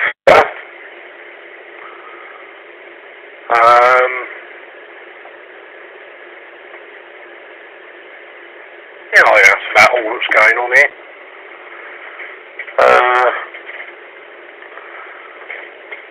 Over to you, Simon. M0 SCS from 20 JML in the group. You guys are crazy. What's going on in here? M0 SCS coming in via the Neo node now. Thought I'd give this one a bit of an airing, seeing it hasn't been used for a while. Well, I don't envy you having to move house. What a nightmare. It was bad enough having to empty the kitchen. I've got a skip. Got a 6-yard skip to the intention it being that the old kitchen units would go in there, and then proceeded to empty the loft and completely filled it with crap from the loft and from the kitchen that we chucked away. But yeah, it was a bit of a ordeal. It's the first time I've sort of done that in many, many years, like over 20 years since I've had a new kitchen fitted at the old place. So this was well overdue and desperately needed doing. So I'm really happy with the end result looks great. And yeah, we've gone out and bought loads of new stuff for it. I haven't got one of those boiling taps I think you're referring to, Matt. We just got the standard hot and cold and a kettle, old school. So yeah, just on the subject of the car charge, yeah. So what they do, I'm assuming the same as for your wife's car, Matt. They split the tail, so they take the incoming feed, it goes into the meter, and then out of the meter, and then it goes to two Henley blocks. That one goes off to, one for the neutral, one for the live, and then from there you've got leads coming out of each Henley block, one of which feeds the car charger and one feeds the house. So they're separate. But yeah, so I'm guessing that it was wired up correctly for the car charger, but somewhere along the line they got them the wrong way round, probably at the Henley block end. And I think the reason for it was because rather than being brown and blue leads, they were both grey, and I suspect that's where the error occurred. But my Matt, and we wouldn't have found it but for the fact that I wanted the sockets changed from the horrible sort of white ones we had, which were knackered and old, to some chrome ones, and he took them off, and he probably got a bit of a shock off the earth. And so it took a few days to actually work out what on earth the problem was. He's not an electrician by trade, so he said, well, he thinks it's an issue surrounding the main cut-off, because it was also occurring on the light circuit as well. But yeah, he turned out to be correct. So anyway, all sorted now. And over to you, Matt. M0SCS. Yeah, good. G7HMV. Well, it's good to get these things sorted out. So yeah, but I mean, things can happen, can't they? I guess, but yeah, not so great when they're pretty serious like that. But anyway, at least you're squared away now and sorted. But yeah, we had a new meter put in at the office the other day, and that was fun and games. We used to have 3-phase coming into the office, and we just didn't need it; just need single phase. So they'd been out twice and gone, because the first thing I said to her, "Have you got 3-phase meters to put in?" He says, "Yeah, no problem, got one on." And then just going, "Well, you're only using 1 phase. Do you actually want a 3-phase meter?" I said, "Well, not really."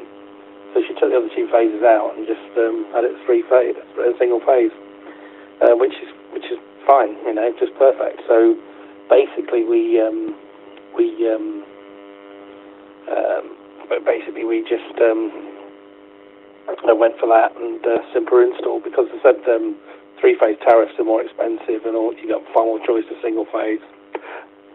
So yeah, that's good. We've got sorted out, I think, for single phase feed. But yeah, it's all stuff to do, isn't it? But there we are. Yeah, cool. Well, I think I'm gonna go, because it's been a bit of a busy day. So yes, I think I'm going to go and I'll listen once round. Nice to hear you both, and so on. So you asked about your donation. I got that, Simon. So I appreciate that. Helps keep the wheels of BV running, BP, and the gateway and the Digi. Actually, I've been playing around with Laura APRS. I wonder if you've done anything with that. You can get a device. Actually, it'd be great to have one in Hemel if you've got a spare 70M's antenna. But yeah, probably you haven't because you gateway. But yeah, it's on 4399125 Laura APRS. So you get a little device off AliExpress for about 15 quid, and use that as a receiver. Might just receive only. Obviously at the house. So if you've got a spare antenna, then that's all good, and just receive the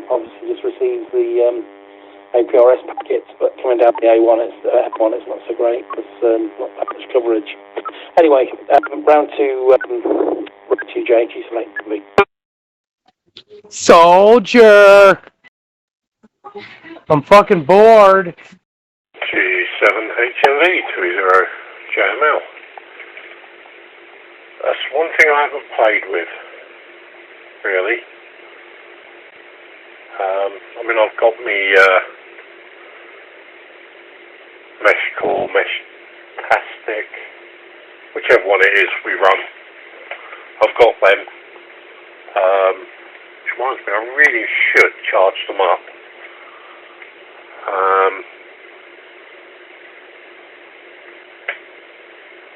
Get them up and running properly. But no, I've not really played with Laura, however you want to pronounce it.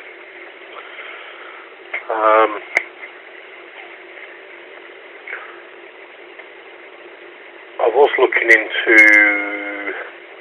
PotSag, which is the pager system.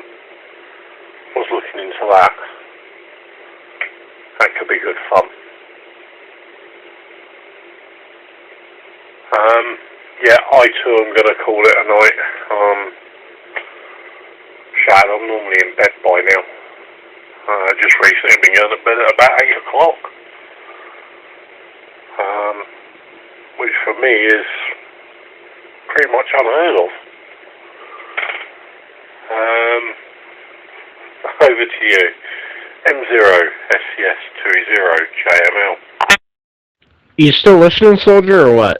Hello, Mr. Whipper. Day one of trying to quit smoking, though I found myself a good vape that I love the taste, I love the drag, I love how it feels in the lung, in the throat. From M0 SCS. The quick answer is no, Matt. I looked at it briefly to see what it was about, and I can see actually, I've just put up the APRS to FI. I can see you're up there, -11, and that was the first I knew about it when they started appearing on the map. And there's a lot of them. I don't know what sort of range they've got, but no, I don't really have a spare antenna.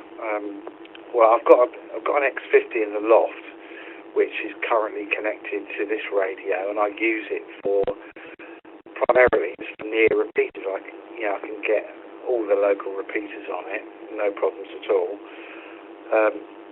But yeah, as far as 144-800 APRS, I've got my 2-meter beam pointed at your digi, and obviously because it's even though it's horizontally polarised, it's so near that it makes no difference at all. But yeah, so I do notice when it's not operating, I get nothing whatsoever unless I connect the radio up to my V2000, which obviously involves taking the gateway off the air. So no, I don't have anything for it really. Yeah, I'm not sure. I might be interested to have a little play with it, but I think I've already got the APRS, which is compatible with all my radios, so I shall probably stick with that. And anyway, I will bid you good evening, or good morning now. I just realised it's gone midnight, and speak to you again before too long, hopefully. So 7-3s for now. Round to you, Matt, for a fun. M0 SCS. Oh my god, that channel. It's been a long time I didn't see these channels. So immature. 20 key somebody's gonna press. It's some fucking mental retardation. Do you imagine having to listen to me for 20 seconds and just waiting for that moment? It's so insane. Yes, love you much, Weber. Soldier. Project. Yeah, no worries, G7HMV. Well, I'll just send send you a link anyway on WhatsApp for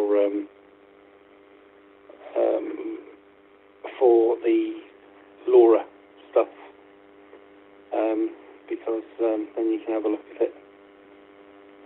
So this is like APRS.FI, but for LoRa only, I think. So anyway, I'll send you that link so you can have a look. But yeah, so I'm running one at home just on a spare antenna that I've got here, and there's one running at the cabin as well. But might put something up at Hemel. But you should get that all sorted out. Anyway, I'm yawning. I'm going to go. Let you catch up with you later on.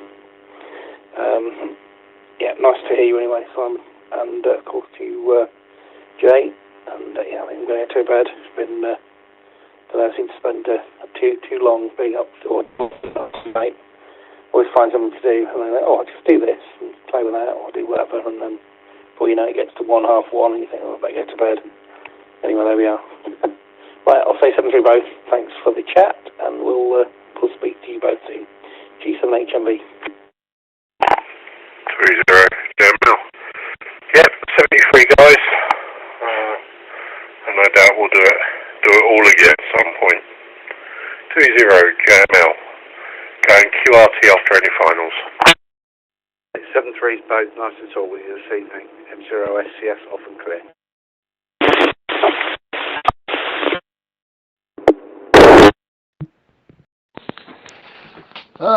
Well, I wasted a whole day, but done in a day. I think I got it. I think I finally have a form already, just with a whole crap ton of copy-pasting to other people's already existing works. I think I got something ready to publish for peer review. Now it's just a question of picking out the forum of, because that will matter in how it's formatted and how I have to format the citations and all that. So now it's time to figure out what I'm going to do with this now that I put all the work into it. Man, I wouldn't even know how to begin to start to, like, where do you submit that to? Do you submit it to a publicist, or do you submit it to a doctorate of theology, somebody that you can trust? I don't know. Well, ideally, any publication that puts it open and out there for peer review so that it can get attacked from all angles and benefit from that kind of stonewashing process. But because of the nature of the article, and considering no matter where I put it, I'd have to kind of do one last editor polish for to customize it towards whatever platform that happens to be. Well, then I'm going to customize it. If I have to customize it to where it's going anyway, I'm going to customize it to read like it's kicking in the front door and you're pissing in the Cheerios, all that jazz. Shock and awe.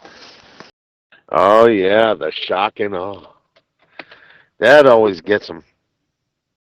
Yeah, but it's tricky, because essentially I'm declaring war on exactly the institutions I'd be asking to review me, right?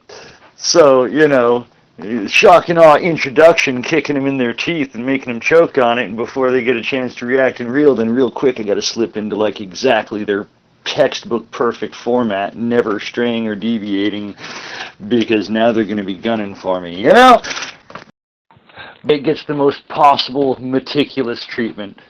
If it survives that peer review, it'll survive any fucking thing. Sure will.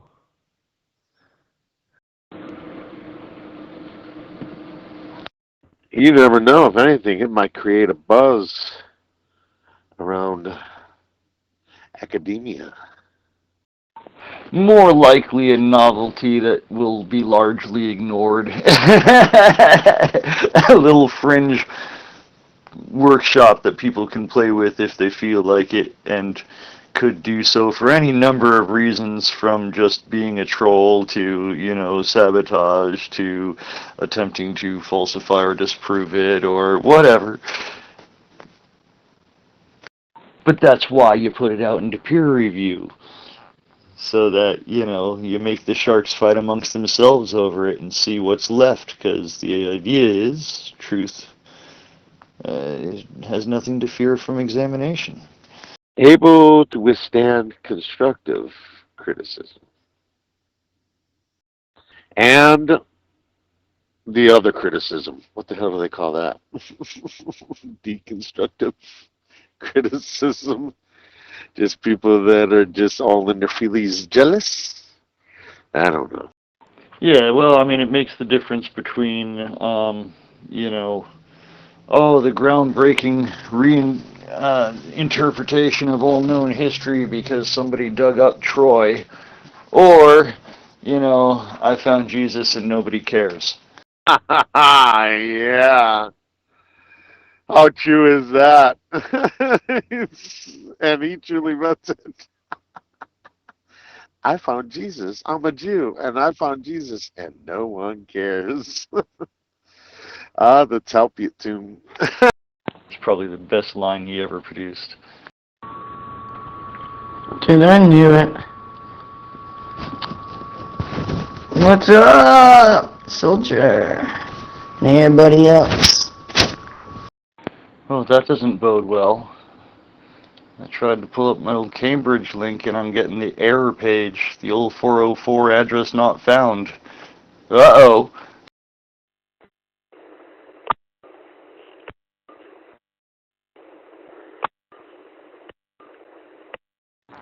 Oh, I see. Cambridge has switched kind of their format of how they do that now.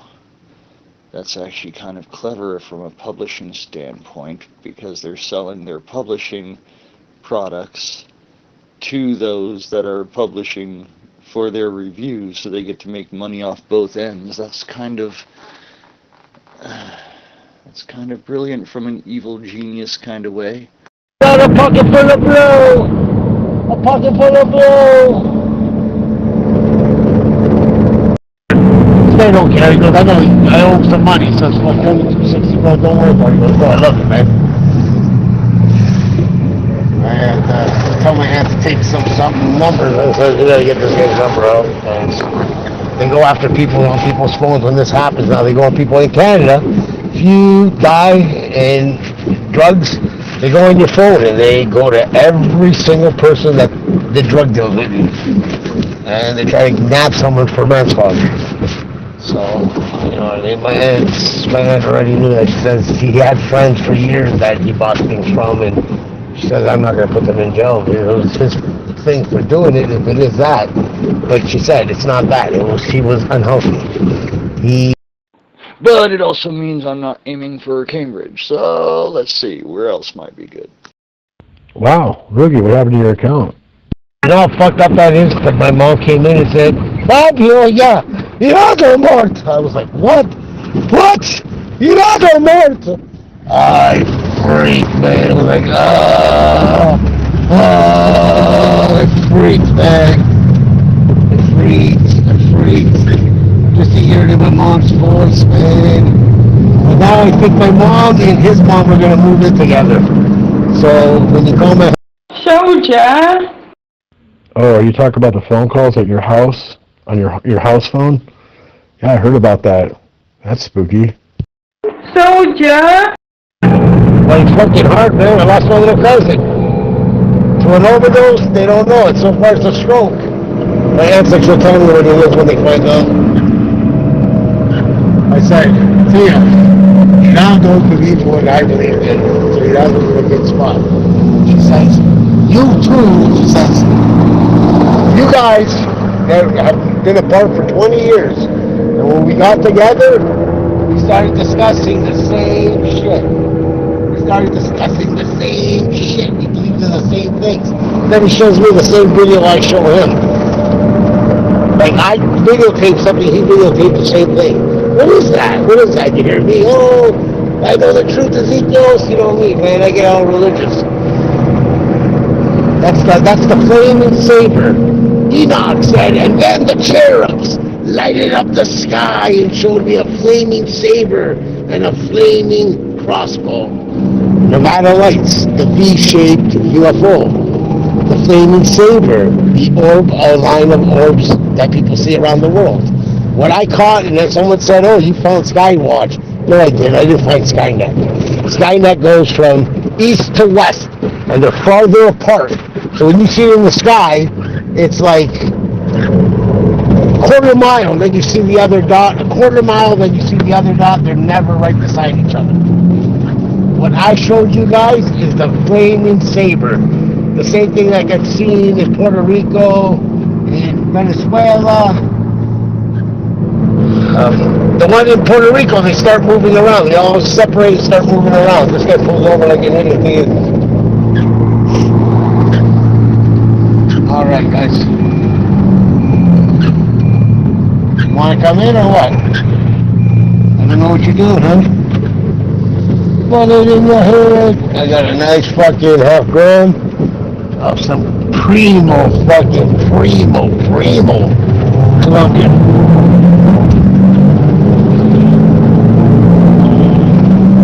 Want to hear a wine? Want to hear a wine? Want to hear a wine? Want to hear a wine? That was going right in that car in front of me. Want to hear a wine up? There it goes. There it goes. There it goes. I put it in your head. I put it in your head.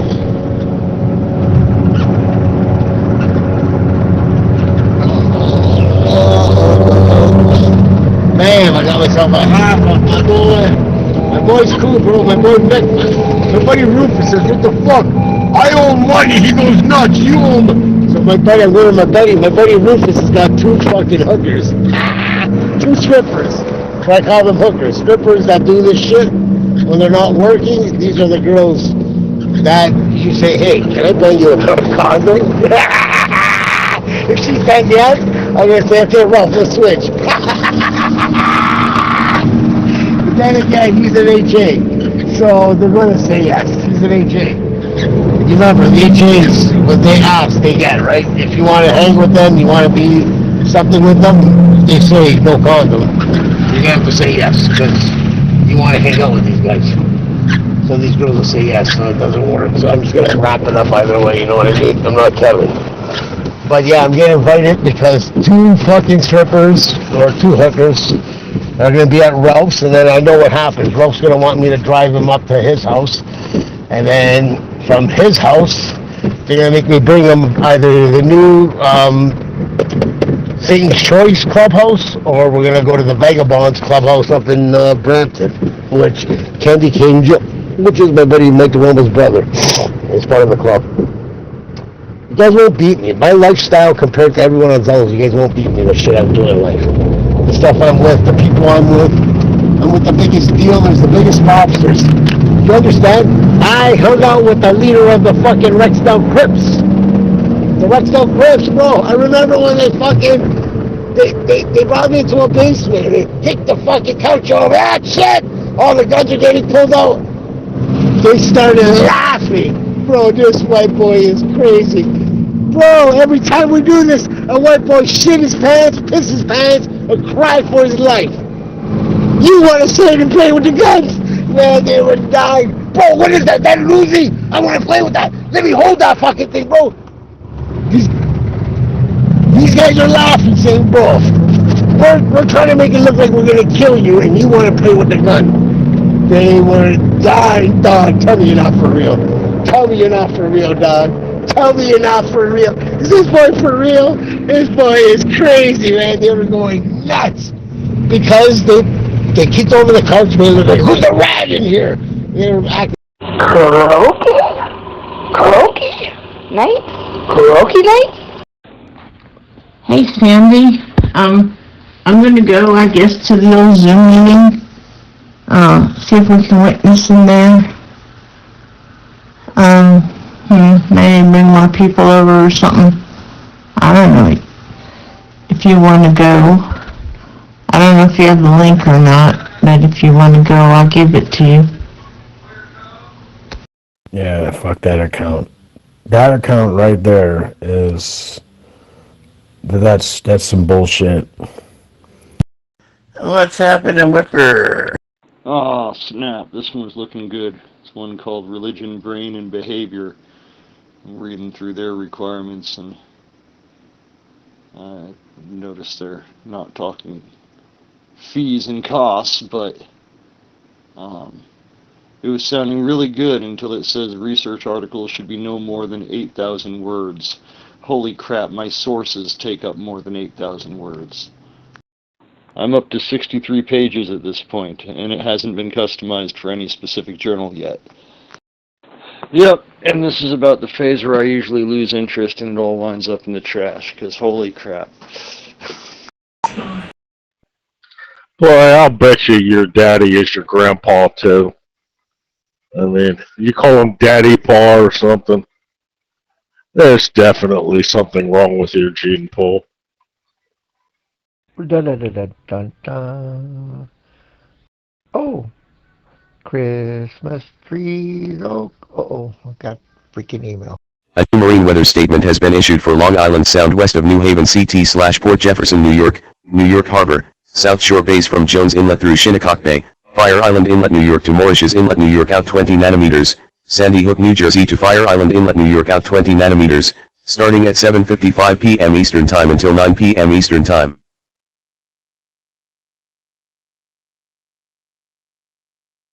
I hate business this late at night.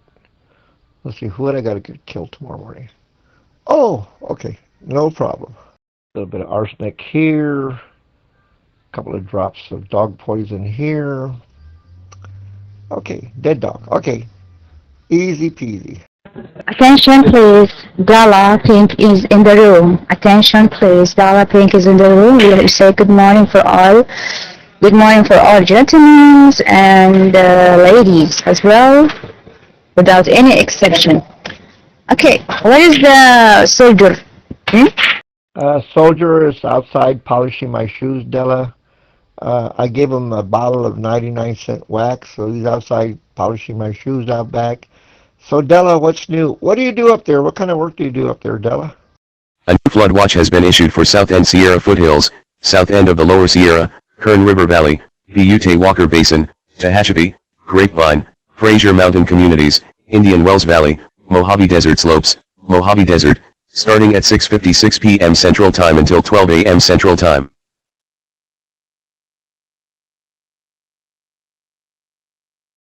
Well, it activated the camera I'll show you now, but it is a game area for billiards, snooker, all of those things, no?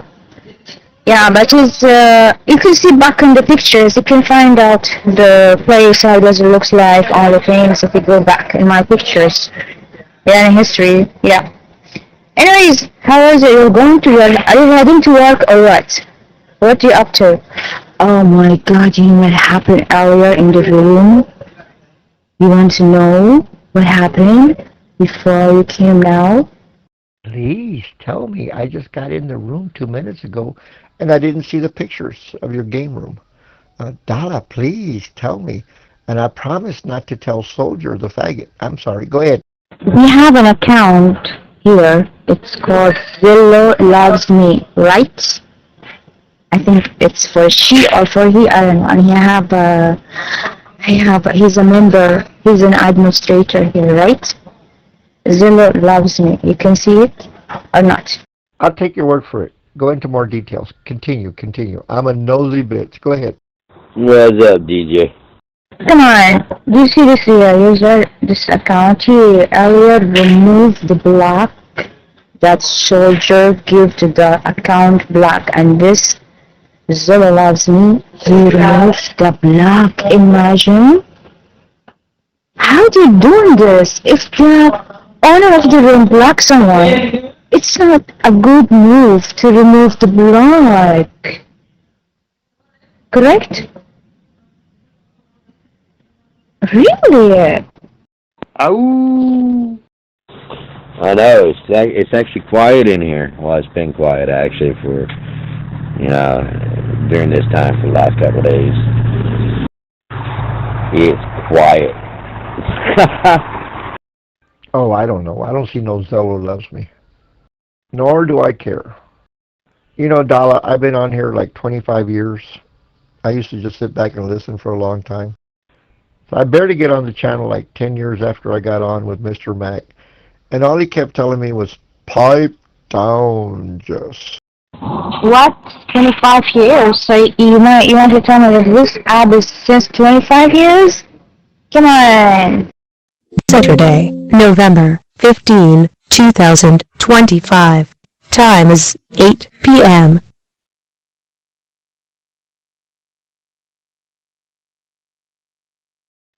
Oh no, I've been on the internet for 45 years. My best friend, Meredith, he's the one that invented Cisco, which used to be a company called Lantastic. And I have stock in that company, so I really didn't have to do anything as a kid. I just used to spend my mad money. You know what's funny? I never spent more than $1.25 a day when I was a kid. And I had like $4 million in the bank. Now, having said that, and 3 ex-wives later and lots of grandkids, I'm not a rich man anymore. But I still know how to make money. You ask me a subject you want to make money in, and I can probably advise you.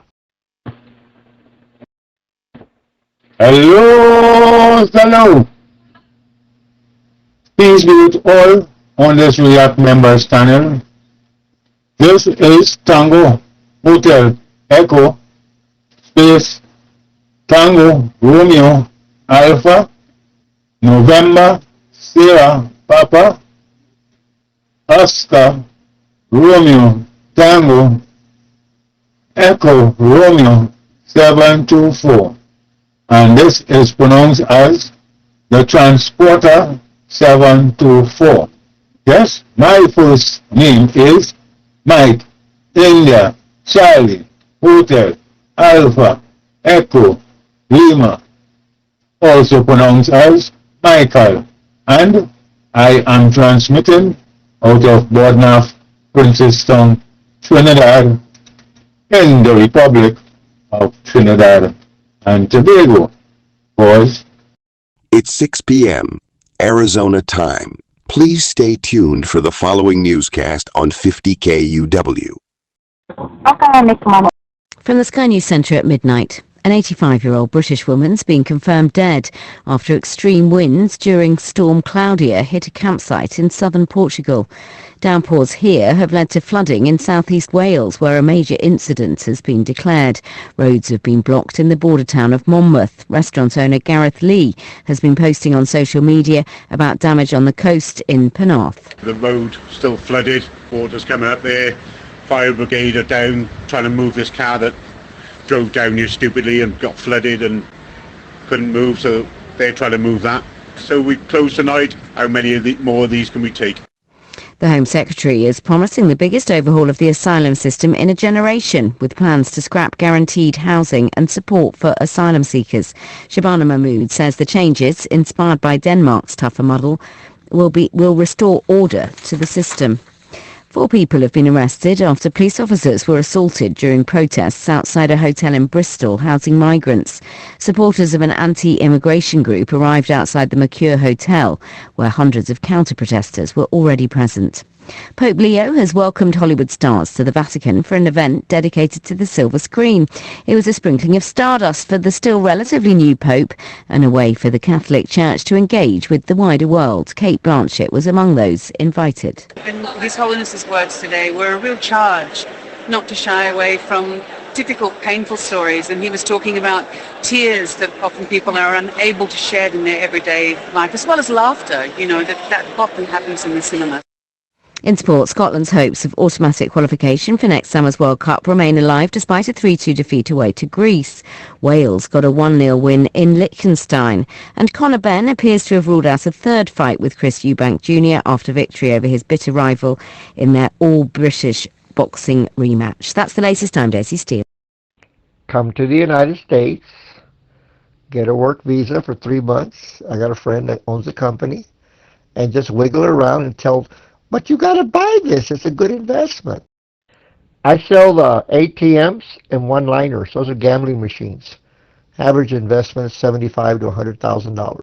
Here's the neat part. You get part of the residual when you put one in. It's like mad money after that. Anyway, I turned a friend of mine in. I was trying to get Butternip in it, but he's so stoned and everybody else is crazy. They think I'm full of baloney. But anyway, a friend of mine, he's the direct descendant from Stanford University. He's extremely smart. I mean, there's people that are middle of the range part, and there's people that are way above genius. I mean, they're just, everything they do, it just begets them. So I talked him into helping me sell these machines. And like last month, he sold 38 machines. The minimum is 3, 5 usually works real good. This is the transporter 724 continuing. And I would be the controller for this evening's Worldwide React International Zero Net for Saturday, the 15th of November, 2025. This net meets every Saturday on this React members channel on Zero at 0100 hours UTC time or 9 p.m. Eastern time during daylight savings, 8 p.m. otherwise. This is a direct net, and all traffic must come through the net controller. All communicators are welcome to check into this net. When checking in, please give your call sign only.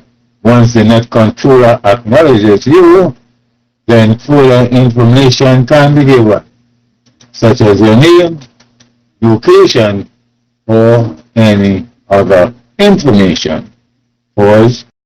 And per machine, per location is between $8,000 and $12,000 a day. Now, they split it 50-50. So the ATM collects the money, and it's automatically debits into your account, and you split that with the store, the grocery store, the bowling alley, the bingo alley, and that's it.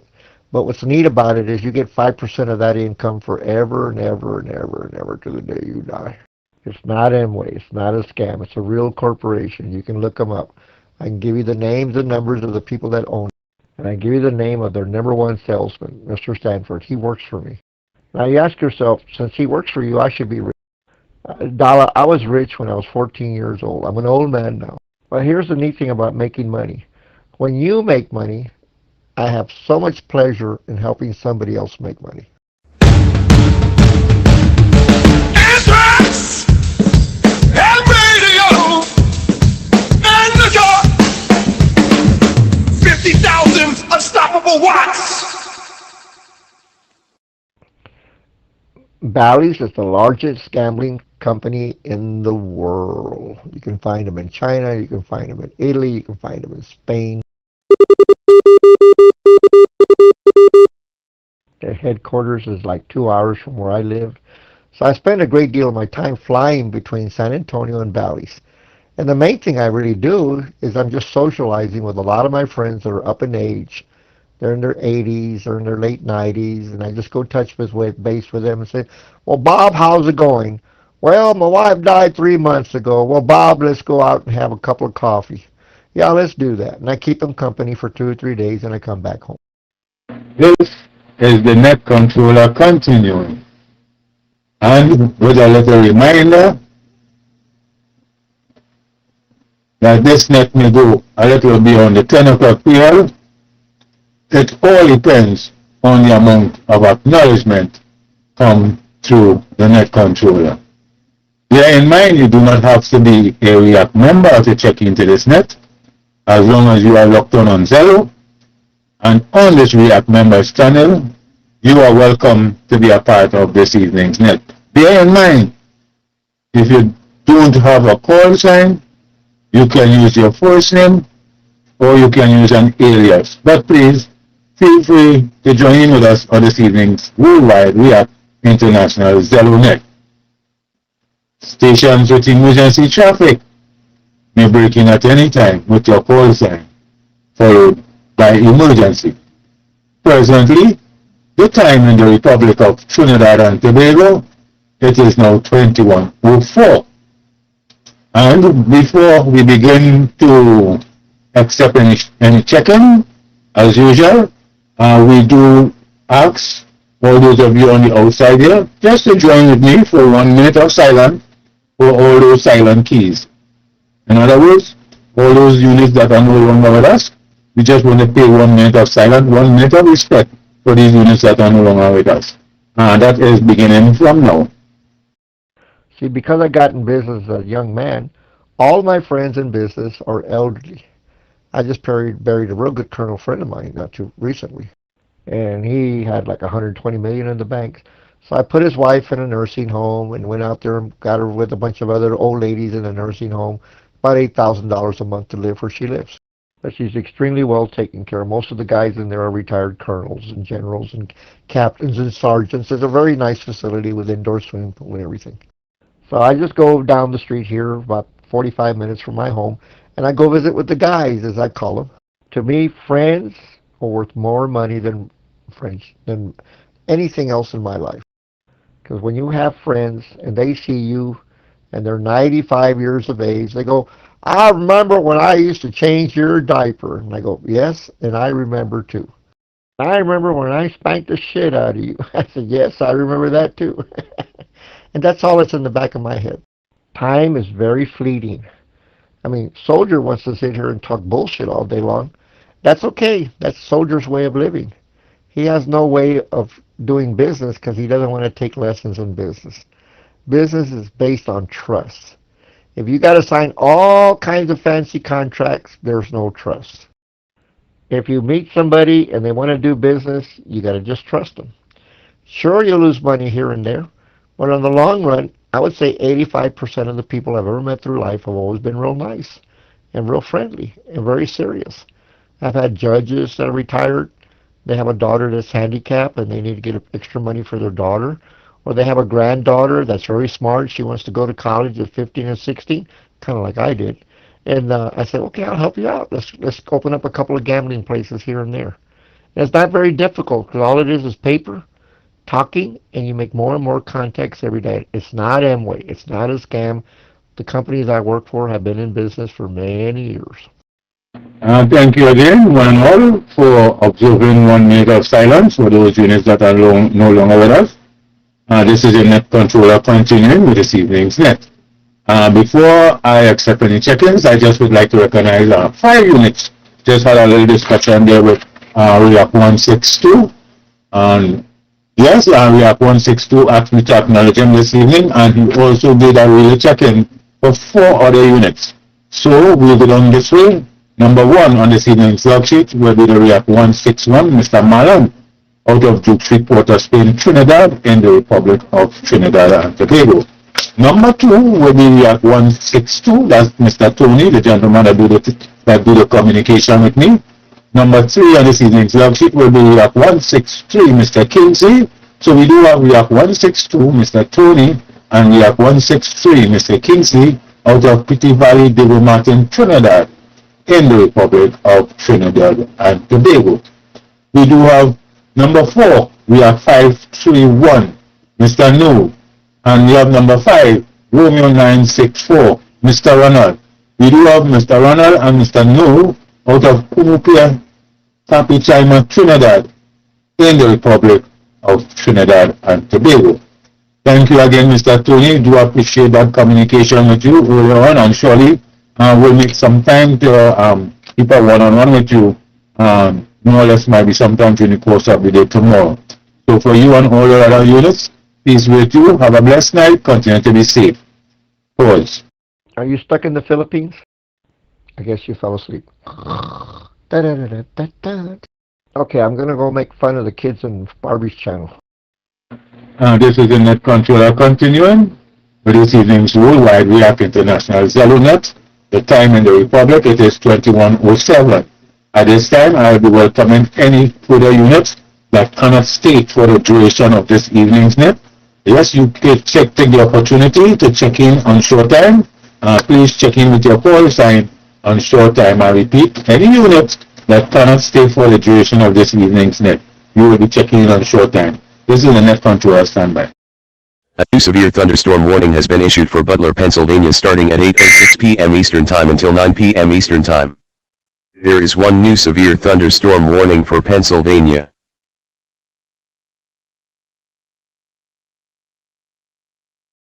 REAC 905. A pleasant evening to the React 905. Mr. Balchan, I want to say a pleasant evening also to your home circle and a warm welcome to this evening's Worldwide React International Zello Net. Pleasant good evening there, Net Control and others. The name is Balchan, Bravo Alpha Lima, Charlie Hotel, Alpha November, and presently I'm coming in from Mississauga, Ontario, Canada. We had a rainy and cold day today, Net Control. The temperature went up to 6 degrees. Tonight it will drop to, I believe it's 2 degrees there. And it calls for rain for the next 3 days.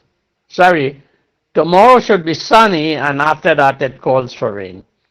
So tomorrow we expect to have a sunny day, and after that we'll have some rain. No snow, Net Control, all the snow melt, and it's a bit cold now, so we have to, double up on our coats. Net Control.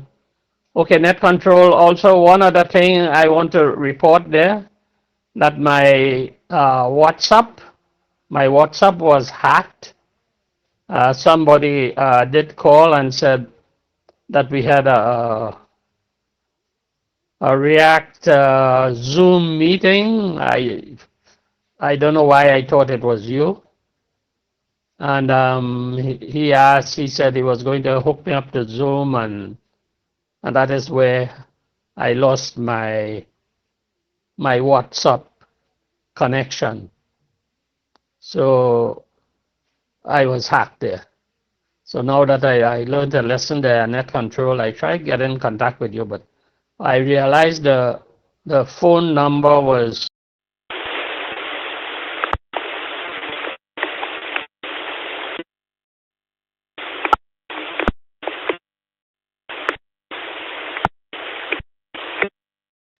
John, you dropped off there, come back. Yeah, Net Control, I realized that the phone number, it was a different number there. I think I have it written down somewhere. I tried calling back the number, but it's those hackers, it's gone dead there and not getting anything there. So Net Control, within the next 2 days or so, I'll have to change the SIM card in my phone. That's only for the Canada phone. The other Trinidad phone is okay, and I'll have to change it within today and tomorrow. Tomorrow and the next day, Net Control. So just to inform you there, if you get any funny call on the Canada phone number, which is 647-855-8885, you will know it's the hacker there. Back to you there, Net Control.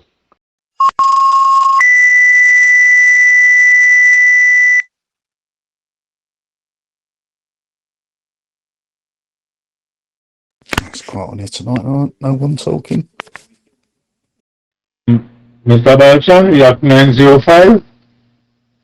Number 6 on this evening's log sheet, checking in out of Mississauga, Ontario, Canada. I am very sorry to hear of this development, but between you and I, this is of the second incident I heard for this week. There's a guy on a radio station that make mention, that is on 95.5, that he and all have been hacked, So I guess we all have to be very careful now as to what's taking place on this latest development, because seeing as though like those hackers will know about hacking your WhatsApp, etc. But with all due respect, I will send you my number. I surely will send you back my number within the next 2 days. So I wait until the next 2 days, and I'll send you back my number. So therefore, this present number that I have for you, I will have to delete it. Over. Buck network / page alert network toggle alert notification. 5 incidents today. Zoom November 15, 2025, 2010 NC done working fire 611, North Ellis Avenue outbuilding fire on scene with a working shed fire water on the fire / under control at this time NC1. Zoom November 15, 2025, 2009 FL Auburndale unusual event 433, C. Wayne Circle gunshot wound 1 victim W/GSW, signal 7 NC1. Zoom November 15, 2025, 1344 New Jersey Parsippany working fire 58, Canton Road FDO/S with a working house fire with a burn victim EMS requested New Jersey 2. Zoom November 15, 2025, 1159 New Jersey Wantage brush fire 54, Holland Road 20 brush fire with lawnmower on fire all units not on scene can cancel NC1. Zoom November 15, 2025, 1155 New Jersey Mercer second alarm 164, South Cook Avenue heavy fire showing from 2.5 STI duplex, second alarm transmitted NC1.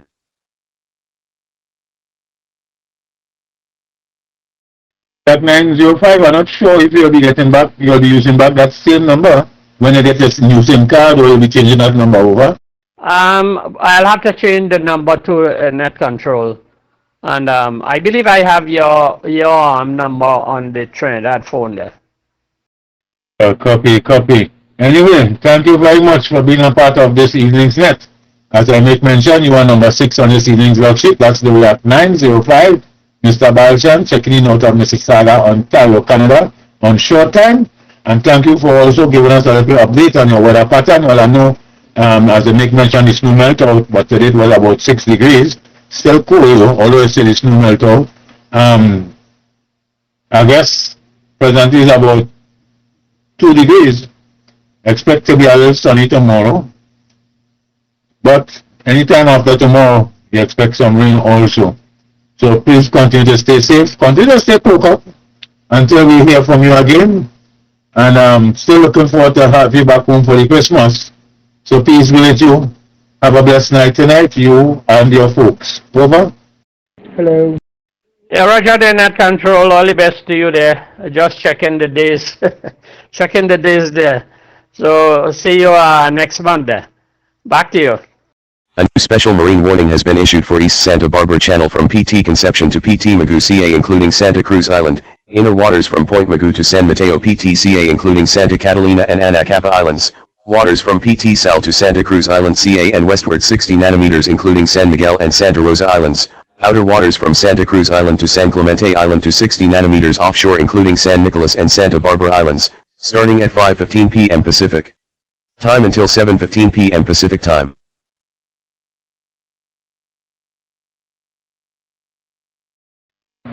Okay, good night again to all on this React Members channel. My apologies for that delay, but we did have our next unit checking in there on a different back channel.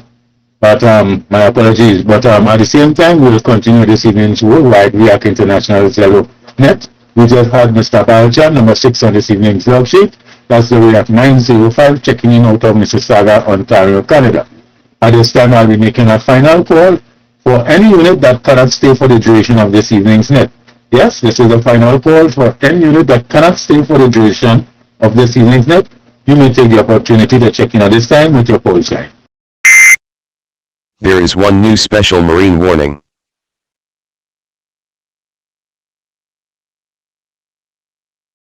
Okay, there are no further units checking in on this evening's net. There are no further units checking in on this evening's net. So at this time, I'll be welcoming any unit that would like to check in. This is general check-in. General check-in at this time. So feel free to check in. This is your net controller standing by. Dr. Medic 4711. A pleasant evening to Dr. Medic 4711. That's Mr. Phil. Mr. Phil, welcome to this evening's net again. But surely we'll pass this mic back to you because I'm not sure if you're in Kentucky or Oklahoma or Ocala. So the mic is yours. Pleasant and good evening to you, Net Controller. Good evening time to or night time rather to all station and monitoring. This is Dr. Medic 4711. The first person is Phil. That'll be Foxtrot India Lima Lima. We are coming to you live and direct from my mobile. No, not Ocala, not Kentucky, not Oklahoma. I was in Oklahoma City yesterday morning. I slept in Oklahoma night before last night, but presently I am in the city of Houston in the state of Texas in the United States of America. And at the same time, Control, I would like to take the opportunity to check in for that React 166, Mr. Junior Tony in St. Helena in the Republic of Trinidad and Tobago. I was speaking with him earlier on, and he's on the flat side because he had a rough day today. Pipe down, Jess. Pipe down. I've been looking for you all night long. You know how hard I've been looking for you? That hard. So hard that you pooped your pants? One of my partner's cars got stolen yesterday. He paid like $8,500 cash for it. It lists for $39,000. It was a Chevy Traverse. Loud and clear out of Houston, Texas, in that mobile, it's Dr. Medic 4711. And Dr. Medic 4711, surely I do have Mr. Tony acknowledged also, who is out of St. Helena, Trinidad, and the Republic of Trinidad and Tobago. Dr. Medic, you are number 7 on this evening's worksheet, and Mr. Tony, React 166, will be number 8. Without delay, would like to pass this mic back to you. Do you have any further traffic for this evening's night? We went to the insurance company and they said they would not give him a penny more than $26,000 for that car because he left the keys in it and they wanted to punish him. He said, "Give me the money." Nothing. Didn't you have another friend who had a car stolen and they found him somewhere and he was sleeping in it and they pulled him out and beat him up or something like that? And that Control, the weather pattern here. Well, today I've been in Houston since very early this morning before daylight break, and as we know right about now I am on Central Time. The local time here in Houston, Texas is 19 minutes after 7 p.m. Temperature is 74 degrees Fahrenheit. I think we went up to like 83 degrees today, with very low humidity, so it was perfect condition today. Nice blue skies and also a very gentle breeze. So right now it is 23 degrees Celsius here right about now. Other than that, all is well, all is fine. We had a wonderful day today, cannot complain. And the microphone back to you, Mr. Controller. They didn't beat him up. They just tied a rope on him and dragged him for about 200 yards. They didn't kill him. They just kind of roughed him up a little bit. And of course, there's no witnesses. I mean, I could have opened up the door at 28,000 feet and just pushed him out. Nah.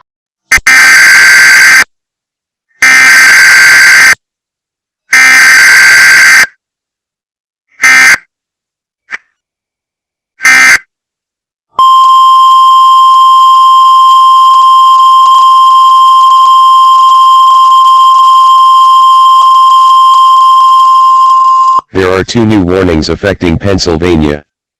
Attention! One of your track locations appears to be affected by these new warnings. New special marine warning. This warning is potentially affecting the following track locations. Location number 1, which is inside of the polygon for this warning. Here is the summary of this warning. At 5:13 p.m. PST, heavy showers and possible thunderstorms, capable of producing waterspouts and gusty winds, were located along a line extending from Point Mugu to 9 nanometers west of Anacapa Island, moving northwest at 10 knots. End of warning summary.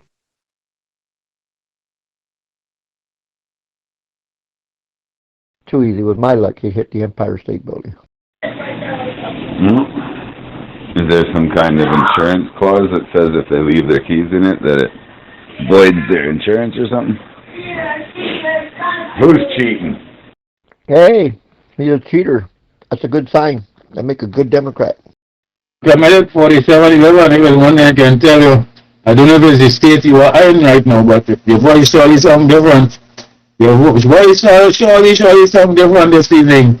But nevertheless, we still want to thank you for giving us a little update of your weather pattern today, yeah? Which was about 83 degrees Fahrenheit yesterday, and well, presently I think it is about 23 degrees. So I know you're going to have that air condition on inside it still. So take your time, enjoy a lovely night tonight while you watch that monster there. I do hope you have your cutters on the side. That's the most honest thing you've ever said, sir. But it goes for Democrat or Republican. Ask me if I'm in politics. No. Ask me do I give away money. No. You know what I like to do? I like to spend money. I bought 4 bags of great value classic kettle corn. I'm rich. Remember the scripture earlier. But we don't really need AC. I have to tell you, the humidity today was very low. I didn't say need no air condition today. I just rolled along the 2 windows in the truck and went back there in the sleeper, in the bed, man, and I cut some Z's today, man.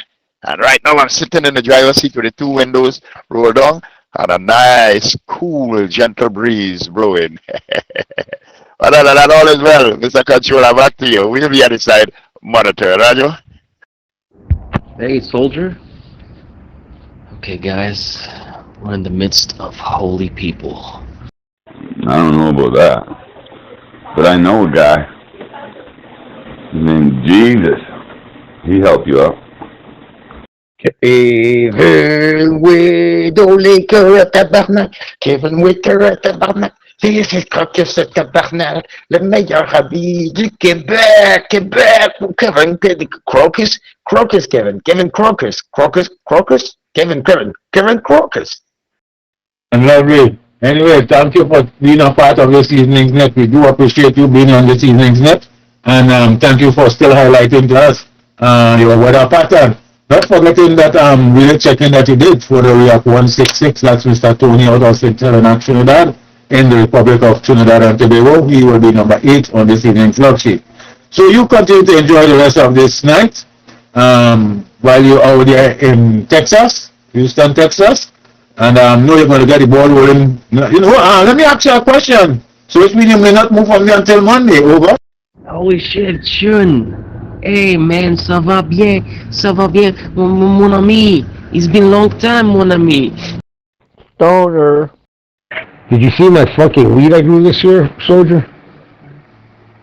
My buddy's wife was in the back was going, fuck no, this shit is good. He's going, okay man, you call me, okay, what's the deal? What's the deal with the weed? I said, I owe some money, so I'll give you weed. I'll make it worth your while. Negative. I'll be moving from here tomorrow night. I have a move to make tomorrow night. My pickup is I think it's 9:30. Yeah, 9:30 tomorrow night. That will be 11:30 your time because we are 2 hours here behind you in Houston. I'm going to pick up a Disney on Ice, the show Disney on Ice from Houston, Texas, and take it down to a place called Laredo here in the state of Texas. That's right on the Mexican border. Bro, this is amazing, man. Like, you know, if you would just stop at that, you know, like we have a French Canadian and an Italian Canadian here, man. If you just stopped at that, that'll be fucking perfect, man. Hey, what's wrong with an Indian Canadian? Huh? Oh, nothing's wrong, man. Oh, yeah. Nothing's beautiful people, man. They don't smell at all. I'm not talking. Why are you phoning me? Hang up your phone. Native. You know, like spears and hunting deer and Indian or eagle feathers and stuff like that. A new severe thunderstorm warning has been issued for Clarion, Pennsylvania starting at 8:21 p.m. Eastern Time until 9 p.m. Eastern Time.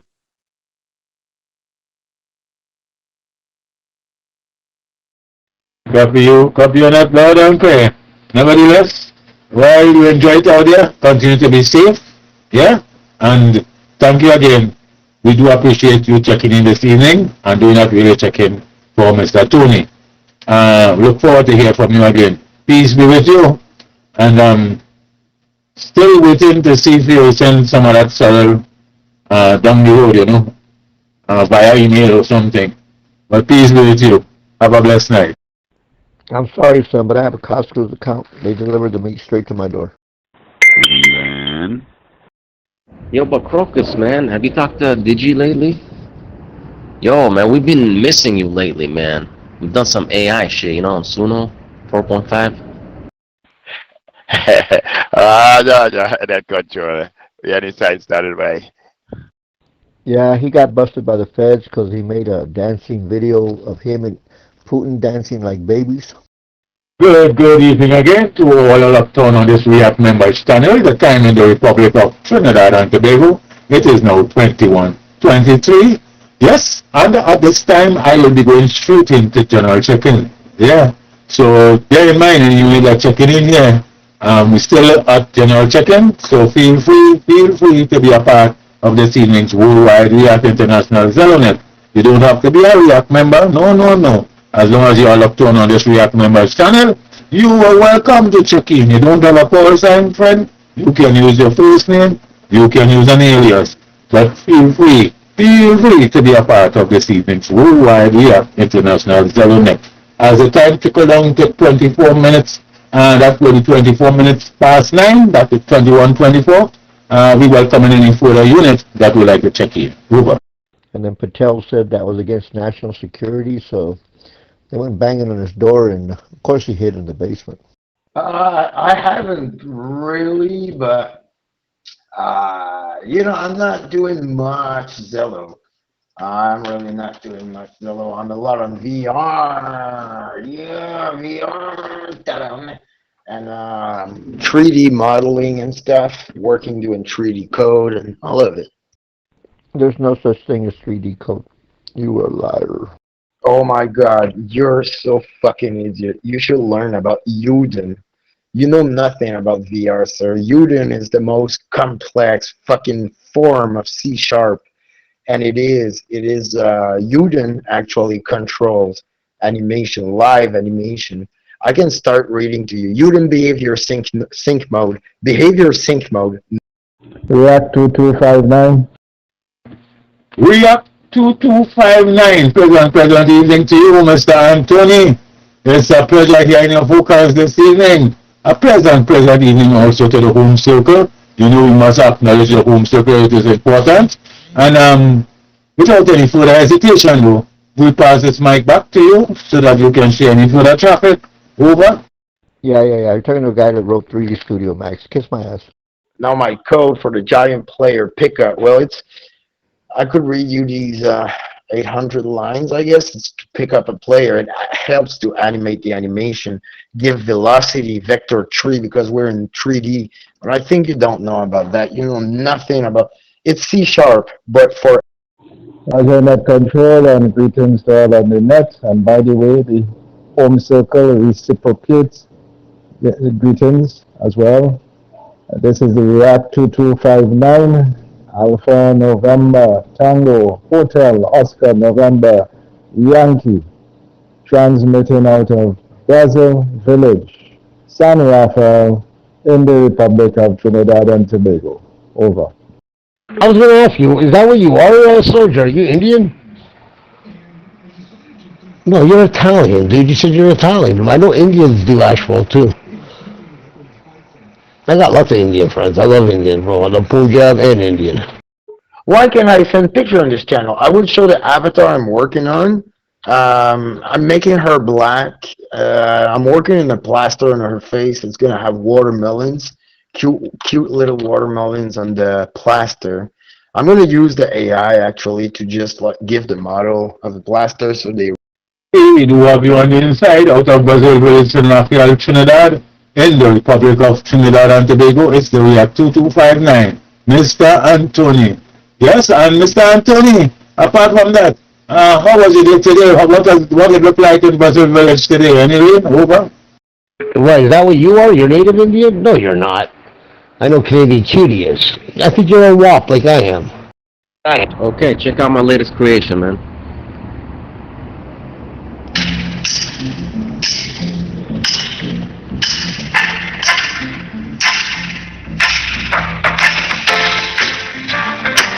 This song is called What Is This? Yeah, copy. Today was a cooler day than other days. We had a mixture of showers. They came in sprinkles, but useful sprinkles, and it kept the atmosphere cool up till now. So much so that my daughter was enjoying the outside a little while ago. Over. This is based on a true story. I am Kevin from Saudi Arabia. Boom, boom, boom, boom, boom, boom. 9/11. Twin Towers. And here's my story. I went to Egypt looking for a good time, but Loud and clear on that, man. Nice to know. Well, must say too, it was a lovely day in my area here, which is in Bodna. Really had no rain at all. At a certain time, I thought the rain would have fallen though, because it started to get a little overcast. But something telling me it was Sahara dust that had the place looking so. We still remain pretty hot up to this moment. But nevertheless, it's a pleasure to be around so that we can communicate with you and others. Any further traffic? with herpes. That's right. Herpes. Herpes. So is life, man. Man, I want to kill myself. Anyway, a week later, I was checking my penis, and I saw something that was a sight for sore eyes.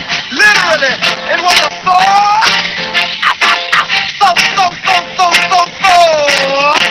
That fucking whore. Yes, the control, this is in relation to, I think, what 905 was talking about a little while ago in relation to the hacking issue. I too had that experience with WhatsApp a couple of years ago, and it actually started around the December period where there was a lot of hacking taking place, not only on through WhatsApp, but in banking transactions and different things. Pause. What do you think? The AI, it's all sound, but yeah, also, I didn't try it in a while, but I've done some crazy fucking AI creation where I consider I can die. I can die now. I've had it all. I know what you're saying, but bro, this is the free version. DG has the paid one, 5.0, but 4.5? Bro, it has improved a lot, man. The evolution is crazy from 3 to 4.5. Now it's more organic, the songs. I would recommend people using devices with the social media that as far as possible to keep it away from any of their online business activities, because some of these apps tend to release information that should not be passed on over. Yeah, I also use the paid one. I mean, you take songs that actually exist and make it. I can show you. Yeah, I did some. I can explain you a VR chat with a song. Let me verify. I think that would do it. Okay. Copy you loud and clear on that. I don't know, for me, there's one thing that I never had the confidence in, is these sort of online transactions, especially banking online and these things. I know it might be safe. I do not have that confidence. I always feel that someday the system will crash or something will take place, and the way how hacking going on in this wrongs too, how people just hacking, we need to be very careful. But nevertheless, I'm more or less from the old school, so I like to do my way of thinking. I ain't going down to no online banking, etc. I'll save myself that kind of stress, although it is much easier. But again, just in the week here, I heard Daryl and Marcel on I-95.5 making mention of his WhatsApp being hacked also, you know, and we need to be very careful now. According to you, we have to be very careful as to the information that we put out there. Over. I heard a lot of noise, but I didn't see it. I didn't see anything. Look at her. Playing the same game. So I booted up a steam bar just to wander around. In a public world mirror, heard this odd little sound. If you wanna get gross, I'll hurry. You may join me on chat. If you like religion through floors, if you That's a good one. But you know what? Let it cooking. I know that sounds kind of mean.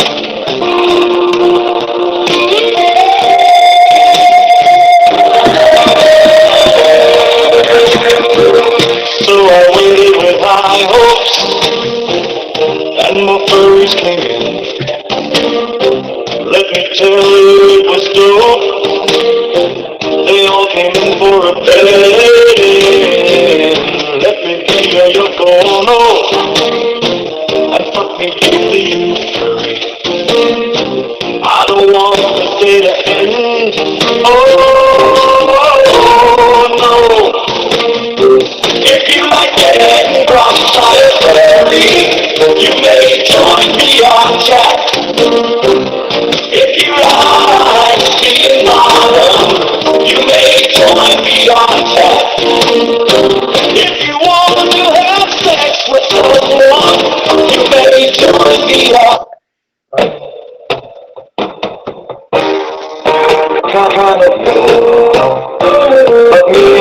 Yeah, copy. What happened with that particular app? The original designer of the app, he had a particular discipline that he had practiced, which would have protected consumers' information. And the goodly gentleman of Meta and Facebook, he was supposed to stick to that discipline, but it was my understanding that about 2 years ago, he fell back on his promise, and as a result, a lot of people's information would have been compromised. Over. Yeah, but as you see, as you're saying it there, that's a disaster. Eh? That's a disaster for the future. You know, so we still have to urge you and all to be careful with your transaction, online transaction and things that they're doing, the credit cards, etc. You know, gotta be very careful. But thanks again for being a part of this evening's net. Mr. Anthony, that's the React 2259. Also carrying that call sign 904 Alpha Charlie Hotel out of Brazil Village and Raphael, Trinidad, in the Republic of Trinidad and Tobago. You are number 9 on this evening's log sheet. And I would like to say to you and your folks, a pleasant night times. You all continue to enjoy the rest of this weekend. Continue to be safe, and as we continue to always to do, pray that the coming week will be a much more safer and a productive one for you and the home circle. And yes, we're still living in these times where we have to keep a little safety talk with the family, and watch as we are into this Christmas. Watch out for those lights. Make sure it's the appropriate lights for the weather condition. Yeah? Be careful with extension. Watch out, don't overload those circuits. Over. What? If you want to have sex with someone, you better what? Come on. Somalia, man. Get out of here, man. Abdul Jari, Somalia, Rakhisa. Get out of here, man. Come on, man. Come on, this is men talking here, okay? Go back to Somal, okay? Saw your face, you look like somewhere between a desert frog and a fucking amphibian. Look like a lizard, man. Get the fuck out of my face, alright? Yeah, it's because I was sleeping in VR, and I woke up and there was a big furry raping me. Yeah, I used to sleep in VR. Like it's like you sleep in a bedroom that is not yours with friends and stuff. And I woke up and I saw that furry with a dog cock fucking my face actually. And I discreetly pressed the power button of the headset to not make the person raping me too mad. Like, oh shit, he saw me. I didn't want to make them too uncomfortable, so I just pressed the button. Like, oh, the headset shut down. Yeah. What is it about spirituality? Fuck that fat fucking Rosie Higger, fuck. I don't care. I'm gonna fucking ruin the fat bastard. Game on, bitch! Game on! Game on, you fucking fat cunt! Game on!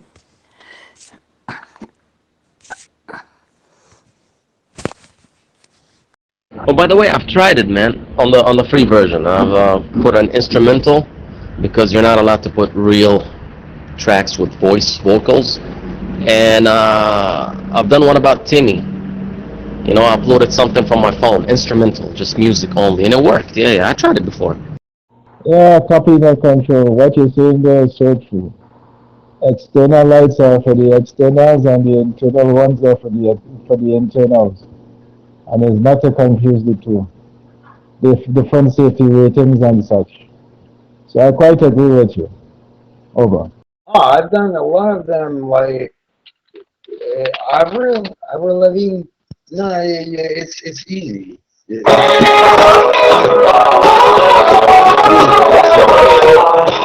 you're talking to me one-on-one, but you become someone else. But everyone else, you wanna take it back, like you can't relax. You're trying to be good, you look like you're good. Right.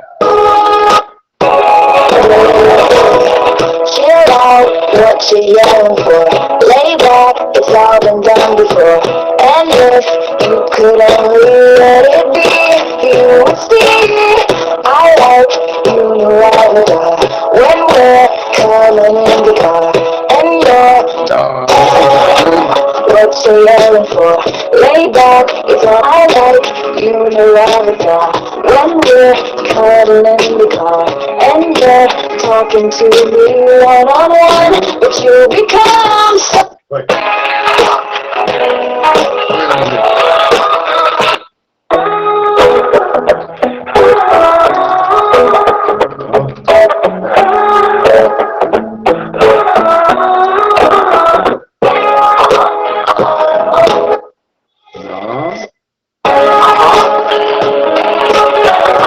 Could only let it be, you would see.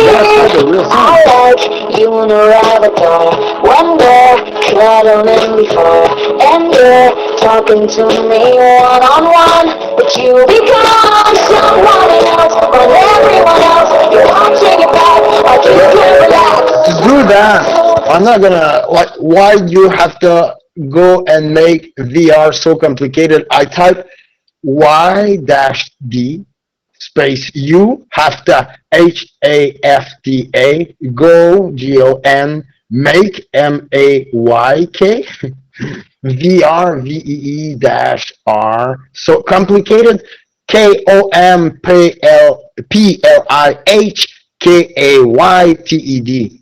So that's complicated. KOMPLIHKAYTED. So it makes complicated, but it's not written complicated. Now the AI is really happy. You didn't steal a song because it's not written complicated. It's written K. Hey, Roger, you have a blessed night. You want a home circle? Keep that love. As the net controller clear with you, pleasant night times for you and each and every one. Break, recheck. Check from Dr. Medic 4711, Mr. Phil. The mic is yours. Roger, net controller. Thank you very much for allowing me. I just want to add a little bit of information here concerning that hacking and stuff like that. You see, with social media, you see what happened. A lot of people that give social media too much of their personal information and too much of access in certain apps. There's certain information. You do not give them certain access. You deny them having, excuse me, certain access. For me, what I does, like Facebook and Instagram and those things like that, they want your date of birth and this and that. And yeah, I do not put the correct year, the correct month, or the correct date. You always give them wrong information. You do not put your correct information for there. Even I have Facebook for years, and all of a sudden, a couple years ago, they wanted to have full access to my library, my photo library on my phone, and I tell nope. They don't have access to my library. You do not give them too much of access to your personal information and to your device. The microphone back to you, Control. Why do you think I used to tell y'all in the past, if you remember, Phantom? Remember me telling y'all the only way that you're going to be able to hurt her is through him? I found that out a long time. Why do you think I keep coming at him every time he comes on? Because I know it pisses her off. Roger, copy on that. If there's one thing I could tell you, somewhere along the line you think like me. Because sometime back someone calling me and wishing me a happy birthday. But never did you know that it was my birthday, but really and truly checking it out. But I did open my Facebook account, you know, I did give a bogus bit of boot, etc. That doesn't post up my picture. I doesn't post up my picture. I don't even do these things. So somewhere along the line, you know, we are on the same track. But I don't be much on Instagram and TikTok and anything. I do really into them things, you know. But advice, surely taking the acknowledge. Over. It's written KOMPLIHKAYTED. I see the way you are. I space C space the space way space YER. Acting like you're someone else. ACT-M like LYK. Your YER. Someone SUM1 else comma gets with a Z. Me frustrated FRUSTRE. Georgia, we started by. So again, Dr. Medic 4711 for returning and giving us that little update there. Surely somebody on this one might learn from that. That's for sure. And again, as we continue with this evening's Worldwide React International ZeroNet, the time in the Republic of Trinidad and Tobago, which is now 21:35. In local parlance, we will say 35 minutes after 9 or 25 to 10. But we continue with this evening's network, and surely we continue to invite any unit that would like to check in. This is your net controller. I'm standing by. Okay, I get it. So wait, you have to still do that to bypass like the censor, the copyright? Well, the copyright censor is more and more intelligent. It's not getting more stupid and more easy to bypass it. It's getting more intelligent. So you need to find more intelligent way to bypass the fucking detection. 9 Yankee 4 India Quebec Zulu. React 208. Showtime. I got it. Oh, by the way, Dala is a Bangladeshi. By the way, she's in Indian, man. Bengali, you know, she's Indian, and I made her leave the channel. Yes, success.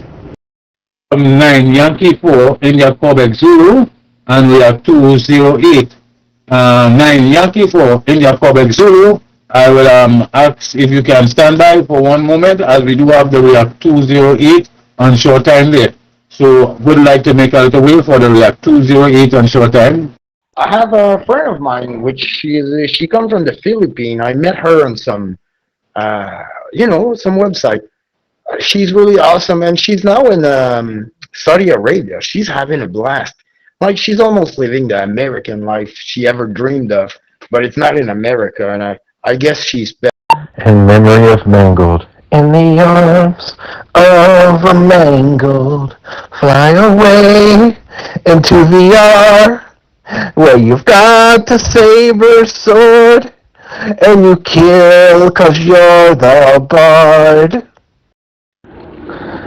Thank you very much, Michael, Transporter 724, Net Control.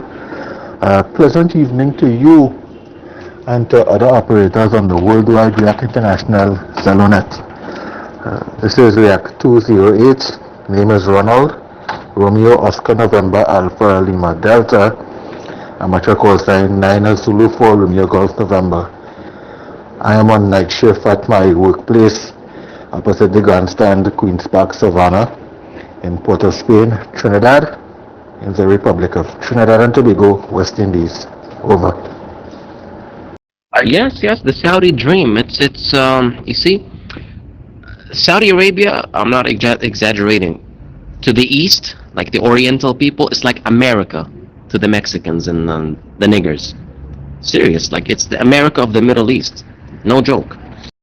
Yeah. I mean, she's enjoying herself. She's living like richness. Like you can see plates and dinner like she never had. Well, I mean they got better food there, but it's the settings like rich place, marble, candles, expensive silver. Copy you, Mr. Ronald. Terminal call sign we have 208. Amateur call sign 904 Romeo Golf November. Checking in out of the JOB, Queen's Park Savannah, East Trinidad, in the Republic of Trinidad and Tobago. It's a pleasure having you on board again. May I pass this mic back to you so that you can share any further traffic? Over. Of course, in Philippines, the poor people there eat from the trash. They call it pakpag. Pakpag. P-A-G. It's like recycled fried chicken. They pick it from the trash, the bones, and then refry them and sell them. It's fucked up. Of course, Saudi Arabia is like Switzerland, to them.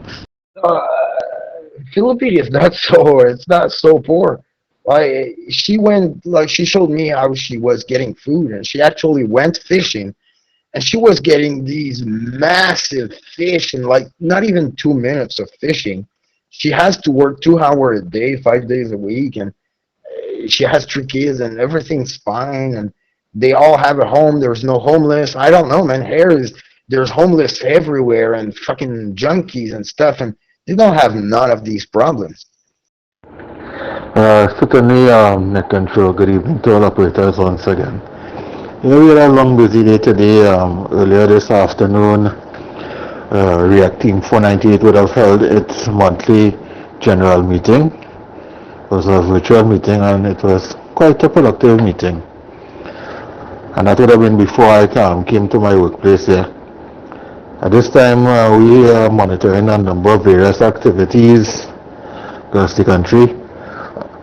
In particular, the steel pan and powder parade in Tunapuna along the main road.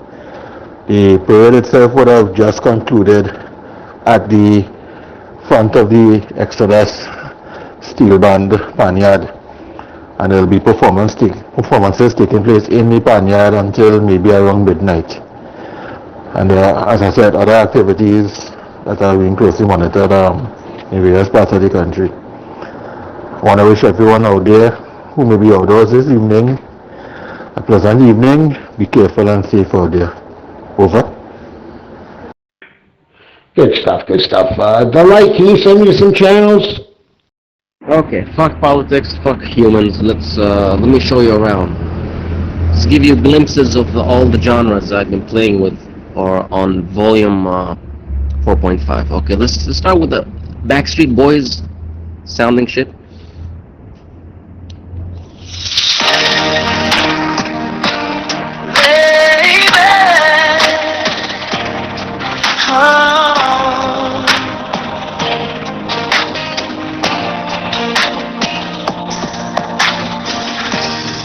Even in my heart, I see you're not being true to me. Keep with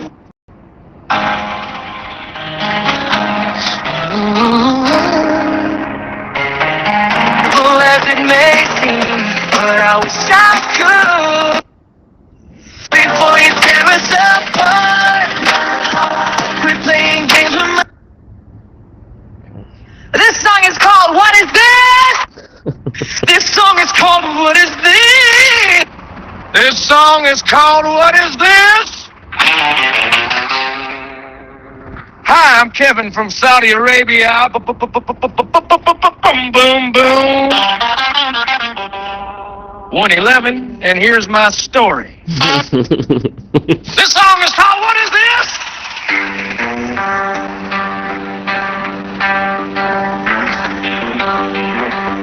I'm Kevin from Saudi Arabia.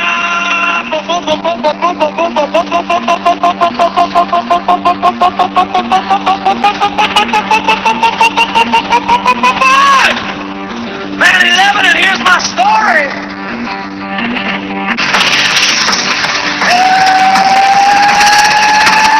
Also, liquid drums and bass.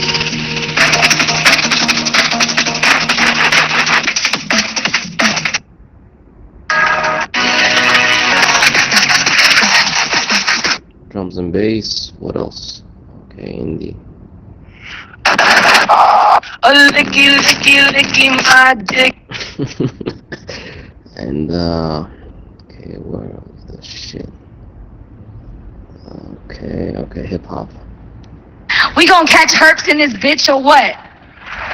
Alright, let's get it. Who's got the herps? I got the herps. You got the herps. We got the herps. Check out the jerks. Kill all the perks. Friend man, hurt man, getting some herps. Oh, licky, licky, licky, my dick feels sticky. I fucked on a bitch and she gave me a hickey. Crawling, I'm balling, feels like my word is falling. Hold on a minute, yep, my dad is calling. $5, bitch gave me herps. Makes wanna holler. We gonna catch herps in this bitch or what? What? Alright, let's get it. Who got the herps? I got the herps. You got the herps. We got the herps. Check out the curves. Kill all the perps. Herman, kill it. A licky, licky, licky, my dick feels sticky. I fucked on a bitch and she gave me a hickey. Ha ha. Curb crawling, I'm balling. Feels like my world is falling. Hold on a minute. Yep. My dad is calling. $5. Bitch, give me herps, maybe wanna have a $5. Bitch, give me herps, maybe wanna have a $5. That's true, bro. I caught herpes, man. It's for life. It costed me $5, man. 400 Egyptian pounds. Blowjob in my car. Boom. Month later, went to dermatologist. My force. We're all gathered here today to remember Mangled Flesh, the man, the myth, the legend. Legend has it he's still out there in some sort of dungeons and VR, or playing some golf, or frisbee, or who knows what. React 208. You are number 11 on this evening's log sheet, carrying that call sign 904 November, Mr. Ronald, out of Queen's Park, East Savannah, Trinidad. Queen's Park, Savannah, East Trinidad, in the Republic of Trinidad and Tobago. Thank you again for being a part of this evening's Net on Showtime. And yes, as you make mention, you will continue to monitor a lot of activity. As you make mention, the pan and powder, along with some others. Presently, well, that pan and powder, they had a parade and more or less at the Exodus Spaniard at this time. But we'll continue. So be a better keeper on the GOB, continue to be safe, and thank you for being a part of this evening's net. Over. Thank you very much once again, Net Control. Anyway, now getting back to duty, so again, pleasant evening to you and all operators out there. React 208 9 Zulu 4, Romeo Golf November, standing by. Over to you, Net Control. Having you on board, Mr. Honor, in your busy schedule. Nice to know that you still take that opportunity to be a part of this evening's net. As I make mention, you are number 11 on this evening's log sheet. Peace be with you, continue to be safe, be your brother's keeper, continue to be vigilant on your way from that JOB, and as you enter your home, be aware of your surrounding also. I now clear with you, peace be with you. Over. This is the Net Controller continuing with this evening's Worldwide React International Zero Net. The time in the Republic of Trinidad and Tobago is now 21:40. And I would like to welcome number 10 on this evening's log sheet, 9 Yankee 4 India Quebec Zulu.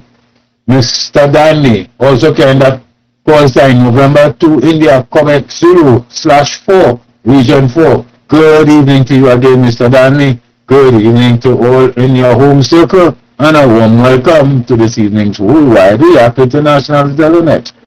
Roger, much appreciated. I am Danley, Delta Alpha November, Lima Echo Yankee, and at the moment I am in Atlanta, Georgia.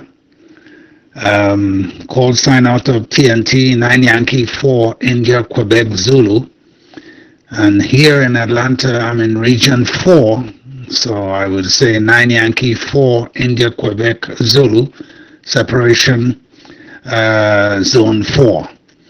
Other than that, all is well. It's surely a pleasure hearing from the gentleman down in Texas, and another someone else that talk about the weather and the clouds and the rain and the parties and whatever. I hope you guys have a wonderful time for the Christmas. You know, it could be very sad at times. Let me just pause a bit. Greetings from TornadoHQ.com.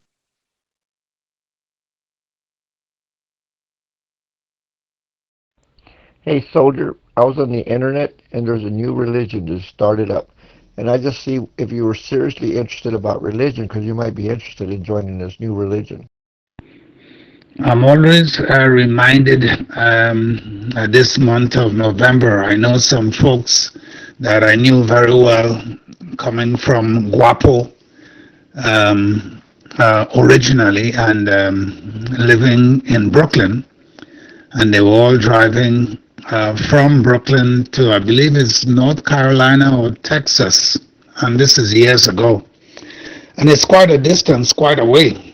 But unfortunately, the driver or the rest of the passengers in the car were all sleeping, and that car ended up with a head-on, and it was a catastrophe. Very, very sad. Husband, wife, cousin, uncle, whoever. So I just want everybody to have a good time this carnival, this Christmas, this Thanksgiving, and I know that a lot of, let me pause a bit. Anyways, man, yeah, so had the sore, right, wouldn't go away. It started as a little wound. I thought it was her ugly teeth or something, scratched my dick, but it wouldn't go away. 2 days, 1 week, 1 month. Had to go to the doctor, and then he's like, okay, pull your pants down. He played with my dick a little bit. No gloves. And he's like, yes, herpes. I was like, are you sure? Not syphilis? Because syphilis is curable. It's like, no, this looks like herpes. Here's your antiviral and antibiotic. Fuck. What? Oh my God. How can that happen? You know, I had unprotected sex pretty much all my life with all sort of people, and I never had anything. Well, chlamydia one time. Same, bro. How do you think herpes happened, or AIDS, or anything? You keep fucking around, then you catch something. So my advice to you, fuck it. I should have taken my own advice. Too late for me, not too late for you. Be fucking careful.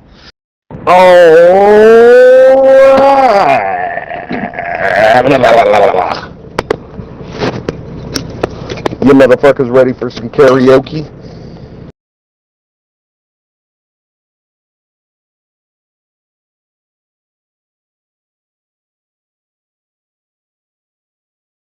Oh my God, everybody run! There's a shark in the ring of fire! Ah! Yeah, every man for himself. I know that a lot of Americans, whether citizenship or otherwise, come to their relatives in the Caribbean. I too enjoyed myself many years ago coming to spend Trinidad from New York, where I worked at the time. It was amazing for me to be in a short pants and a short sleeve shirt and so on, and I was bragging to my friends. But, you know, the word is just be careful. Just be careful. There are certain things in life that are unavoidable, and if you can possibly just, according to Calypso, take it easy. I will do the work. Over to you, sir. You singing?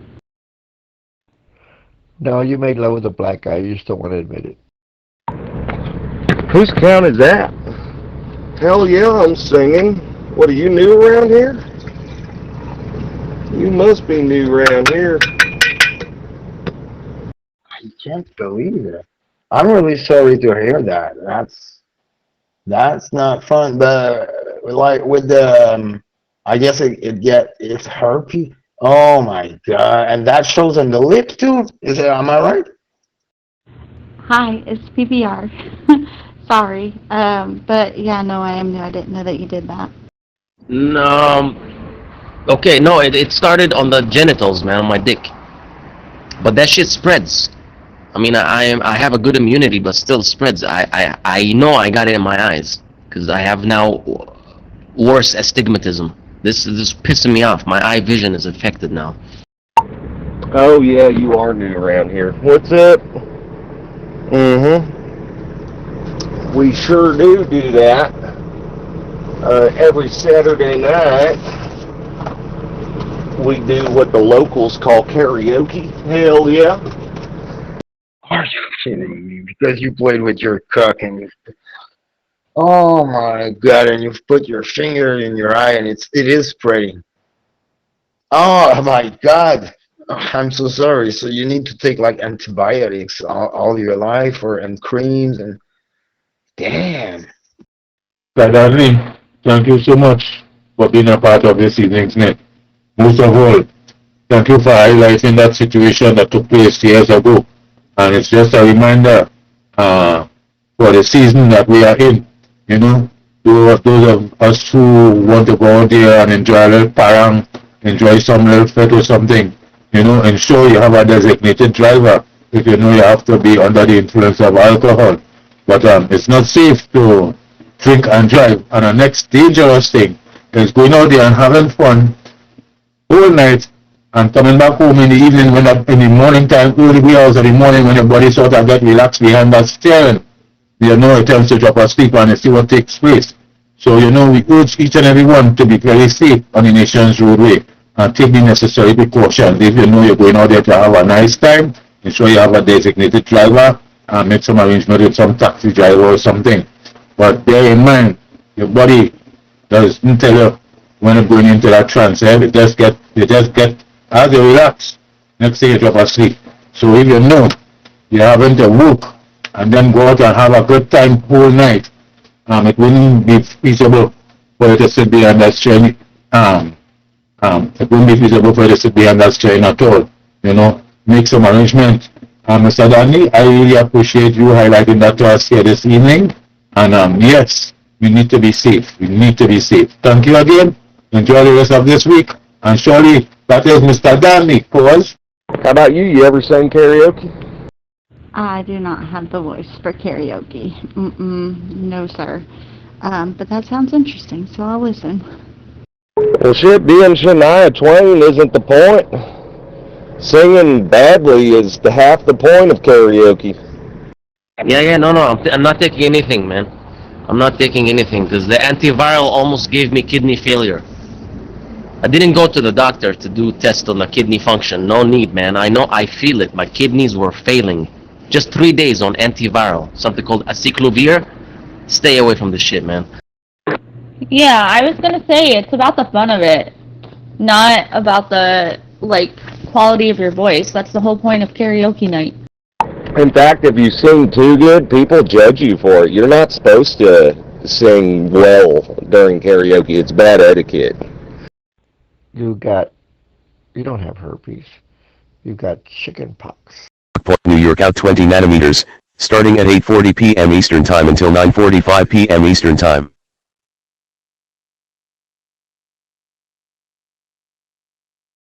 Turns into a white little circle the size of a dime, and then you die.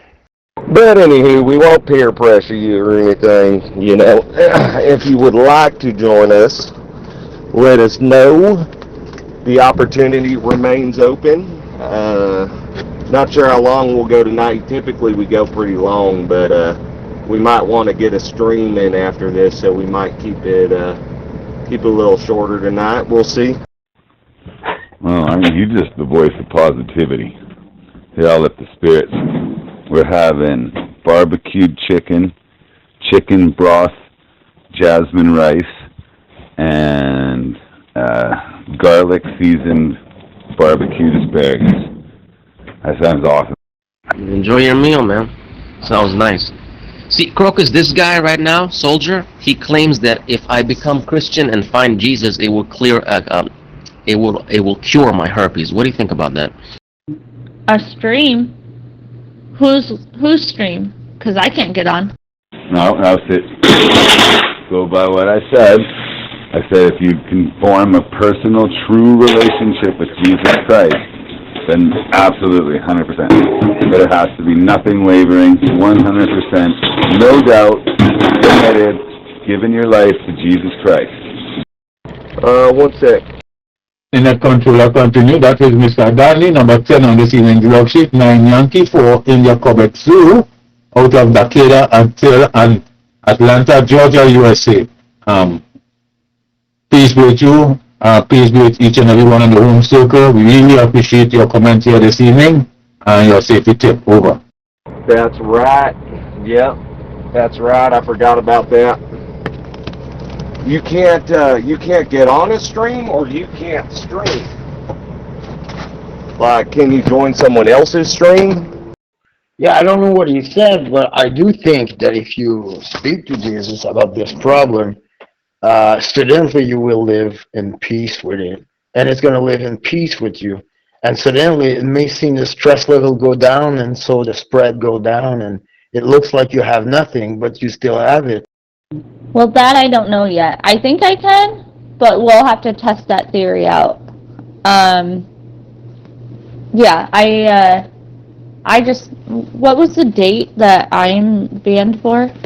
I can't get on stream, but I could go into your stream or somebody else's stream, I think.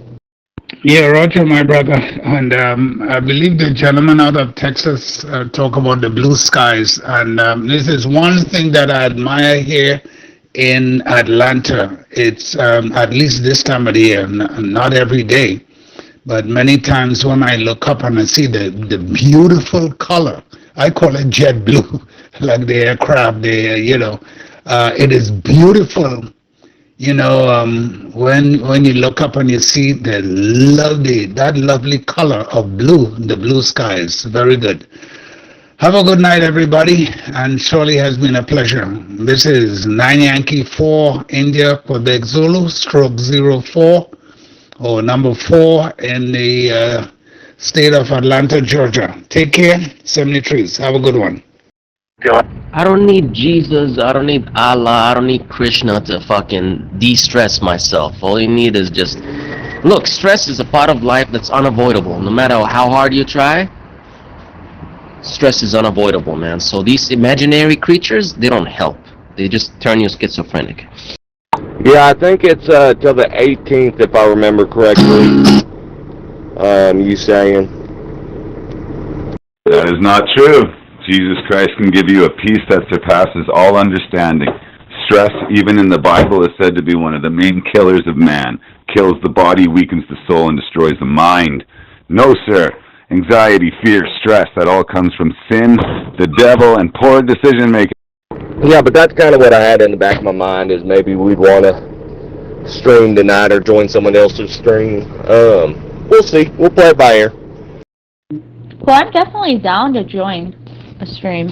I haven't tried to join a stream, so I don't know if I would be blocked from somebody's stream right now, but we'll see.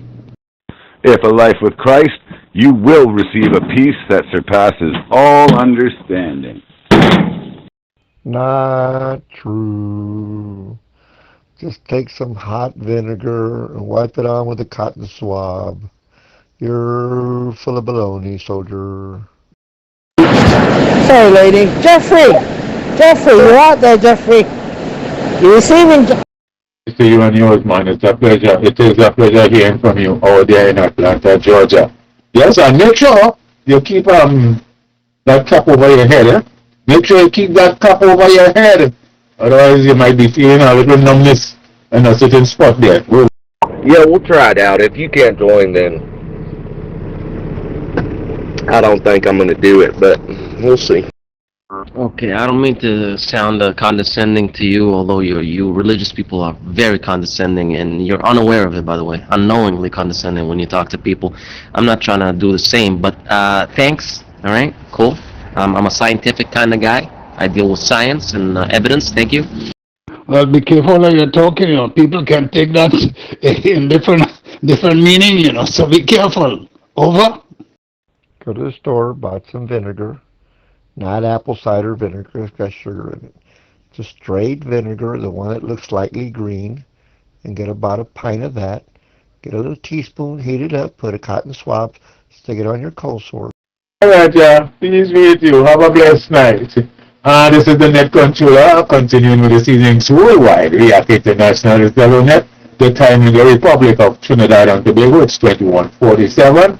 And with a little reminder that this is Saturday evening here. And this is another that's held every Saturday on this React Members channel on Zello at 0100 hours UTC time or 9 p.m. Eastern time during daylight savings. In some cases it is daylight savings, yeah, 8 p.m. otherwise. But at the same time, it's a direct net and all traffic must come through this net controller. All communicators are welcome to be a part of this evening's net. You don't have to be a React member, yeah? As long as you're locked on this one here, this React Members channel, you are welcome to be a part of this evening's net. You don't have a call sign, you don't have a problem. Feel free to check in with your first name, or you can use an alias. But be a part of this evening's worldwide React International Cellular. As we trickle down the time in the Republic, it is 21:48, and I am now welcoming any further unit that would like to check in. Miss Paula, good evening to you, Miss Paula. Making wait for any further units. Over. What a waste of key up. Yeah, anyways, the crocus, man, it's incurable, as you know. That's why you feel sorry for me, I know. It's a fucking bullshit disease. It's annoying. But the only way to do it is to let your immunity contain the disease and stay away from, like, corticosteroid, anything that lowers your immune system. That's it. All right. Are you ready to start, or are we waiting or trying to get people in? I am just now ready to start. I had to look up songs for a minute there. Wasn't sure what I wanted to sing. And I figured this song, since I attempted it last week and it got the better of me, I figure we'll do round 2 with this song. Try my luck at it one more time. Let me get all set up in here. So if you can, if you don't have a song picked out already, I'd find one. Thanks, because I'm sure you will be up next. All right. One more sip of wine. One more hit off the vape. Boom. Boom, boom.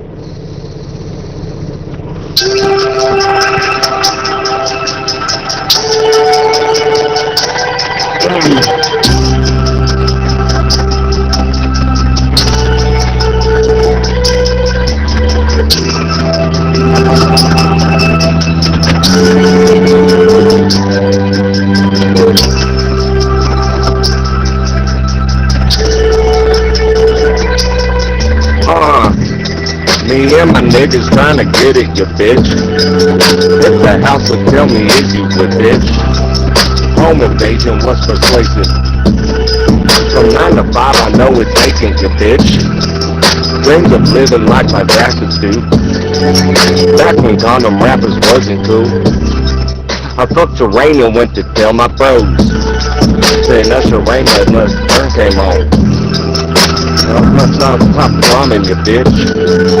Walk the car when we start rhyming, you bitch. The only thing we had to free our minds. Then freeze that verse when we see dollar signs. You looking like an easy come up, you bitch. A silver spoon, I know you come from, you bitch. And that's a lifestyle that we never knew. Go at a reference for the revenue. Halle Berry or hallelujah. Pick your poison, tell me what you're doing. Everybody's gonna respect the shooter, but the one in front of the gun lives forever. And I've been hustling all day, this away, that away, through canals and alleyways, just to say, money trees is the perfect place to shade, and that's just how I feel. Nah, but all I might just fuck the main bitch, that's just how I feel. Nah, all I might just say fuck them niggas came with, that's just how I feel. Nah, a dollar might just make that lane switch, that's just how I feel. Nah, dollar might turn into a million and we all rich, that's just how I feel. And the living life like rappers do. From that new E40 after school. You know big ballin' with my homies. So Stevens habits thinking rational. Back to reality we pour, you bitch. Another casualty of war, you bitch. You bullets in my Uncle Tony head. He said that one day I'll be on tour, you bitch. That Louis burger never be the same. A Louis belt that never ease the pain. But I'ma purchase when that J is jerking. Pull off the churches with Pirelli skirting. Gang signs out the window, you bitch. Hoping all of them defend you, bitch. They say your hood is a pot of gold, and we gon' crash it with nobody home. Halle Berry or hallelujah. Take your force and tell me what you doing. Everybody gon' respect the shooter, but the one in front of the gun lives forever. And I've been hustling all day, this away, that away, through canals and alleyways, just to say, money trees is a perfect place for shade, and that's just how I feel. Nah, a dollar might just fuck your main bitch, that's just how I feel. Nah, dollar might just say, fuck them niggas that you came with, that's just how I feel. Nah, a dollar might just make a lane switch, that's just how I feel. Nah, a dollar might turn to a million and we all rich, that's just how I feel. People run out to get this dope, no way. Love one of you bucket-headed hoes, no way. Hit the street and then we break the code, no way. Hit the brakes when they on patrol, no way.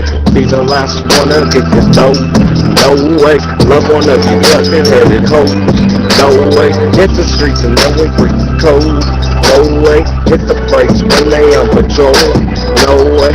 Imagine rock 'em, pick 'em, pockets, leave 'em in his picker pocket. Santa Claus gon' make them sockets, liquor spillin', pistols poppin', baking soda. Y'all are with it, ain't no turkey on exhibit. My homeboy just domed the nigga, I just hope the Lord forgive him. Pots with cocaine residue, every day I'm hustling. What else is a thug to do when you eat you from the government? Gotta provide for my daughter, them, get the fuck up out my way, bitch. Got that drum and I got them bands, just like a parade, bitch. Drop that work up in them bushes, hope them boys don't see my stash. If they do, they tell the truth. The last time you might see my ass from the gardens in the grass and cut them sucking blood. Bitches selling pussy, niggas selling drugs, but it's all good. Broken promises, still your watch and tell you what time it is. Take the J's and tell you to kick it where the rock is in the streets. I see her under my dungarees, dreams of getting shaded under a money tree. Halle Berry or hallelujah. Take the force and tell me what you doing.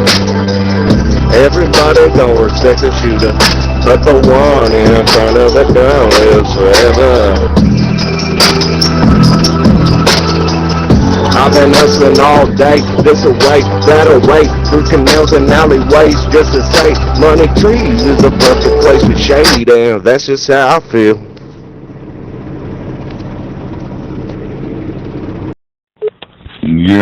You're actually right, man, and you said it the nicest anyone's ever said it. I should be saying, I believe. I shouldn't be like saying it to you like it's 100%. Like, you know what I mean? That you should. Or even though that's what I do, that you should. But I should formulate the sentence before I say it to you, saying, I believe this, so and so and so and so. But that was a really respectful way that you put it, Kevin. Well, also, yeah, I think you meant Crocus, but yeah, also I said I believe because we're in the same page. I don't know exactly what you said. I don't need to hear it. I know about that. It could only be better. Yeah. 462. Pleasant evening to the React 462. That's Brother Michael. Pleasant evening to the home circle. A warm welcome to this evening's Worldwide React International Cello Net. Over. Look, it's fucking chicken pox. Vinegar and hot water. And then call me back in 4 days. And if not, you're going to die anyway from chicken pox. Vinegar is awesome. You know that? It's one of the best natural cleaners you can use for everything, from bathroom to kitchen, and it's not toxic. Vinegar is awesome. Thanks, Net Control. Blessed night to you and all other operators on the net tonight. My name is Michael, Mike India, Charlie Hotel Alpha Echo Lima, calling in from Island Road in the island of Tobago in the Republic of Trinidad and Tobago. Over. Yeah, I can't make hamburgers without, I got like 2 gallons of olive oils with, the real olives in them. And I can't make a hamburger. I put the olives with the pimentos and mix it into a hamburger. I put sliced garlic and I put sliced a little bit of oregano, a little bit of brown sugar. I make my hamburger patties with the celery. Surely, you are number 12 on this evening's log sheet. We are 462. Mr. Michael out of Island Road, Mount Moriah, Tobago, in the Republic of Trinidad and Tobago. General check-in. Mr. Michael, I find it sounding like you relaxed today. Didn't have a work day today. You seem to do like you had a off day today. Your voice sounding, chubby. And about 2 slices of whole onions. I fried the onions first. I dice them and then I mix them into the hamburger patties. Now when you eat them, it's like, yeah. Burp. Yeah, we had an off day today, but that didn't stop the work that we had to do personally. We were out and about getting our side of the job done for the family side. Over. Right, hear that shit? We have to listen to that shit 5 times a day, man. It's 4:50 in the morning, man. People are sleeping. Look at this blaring, annoying shit. No respect for other people, man. Islam to you, bro. So you know what you're speaking of there. We sure you know what you're speaking of there. I really feel like difference in the vocals this evening though. But nevertheless, we're going to pass this mic back to you so that you can share any further traffic if you wish. Over. Anyways, hey soldier, I swear we got banned. I can't text in any spot. Today, we had a hot day today. Not much work get done because the heat kind of take a toll on us after a while. But we're home relaxing with the family here. Just taking in the net and just want to be acknowledged there. Over. Yeah, it happens to all of us. It's weird. Keep playing that, please. Yeah, it's the light down. It's the light down. They can also shut your mic down. Then the account is compromised. You need to remake one.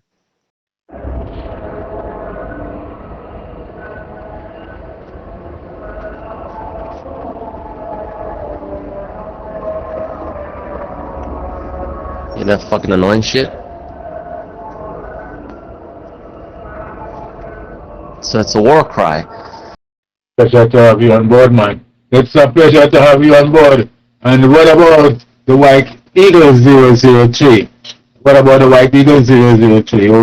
She's out and she's training like normal because competition things coming up from Monday, like spear, in the different contents. So she's out doing her rehearsals. And she also asked me to do a relay check-in for her so that she will be acknowledged on the night they're over. It really is, and it makes me like it. Dude, it sounds scary. ominous. You know what I mean? Like something you hear before something really scary happens. I heard that's happening all over Canada and in the States too. Michael, from what I gather, how she makes out with this? I think she beat pan not only in one panyard, but in about 2 or 3 different panyards. She gets herself tied up in there. How she makes out with that? But we do have our knowledge. She'll be number 13 on this evening's log sheet. That will be Kilo Alpha India Lima Yankee November. Got it. Over. I love that description. Very accurate, ominous. Like someone is about to die or something. It's crazy. Yeah, man. Like the hair on my neck is rising. It makes me want to keep my eyes down and go home and close the door. Like it's freaking intimidating. That's the whole point. Someone on Zello here, he goes by Butternip. He's an American. He's cool, man. You know what he described the book, Quran? He described it as a battle manual. That's impressive. That's a good description as well. That the different panyas have practice on different days. So she check in accordingly with the different days in order not to throw her schedule off with her job and other things that she had to do. So she had the different days that she would train with the other pan areas and still perform the same day when they have to perform together at the different timing when the pans are called to perform their over. Oh, 100%. And if someone like Butternip can detect that, it makes you wonder why people are believing this lie that it's a religion of peace. There is no peace. There is only caliphate. Sharia law, Sharia court, and caliphate. All must bend the knee. Or get their heads chopped off. Or like they did in slavery times, cut off their woo! Copy. Really keep ourselves active, must say so. But nevertheless, we do have our knowledge. That's the White Eagle 003. Now she will be number 13 on this evening's log sheet. And we do know that she is based in Hope Village, Tobago, in the Republic of Trinidad and Tobago. Brother Michael, from Highland Road to Hope Village, that's how far?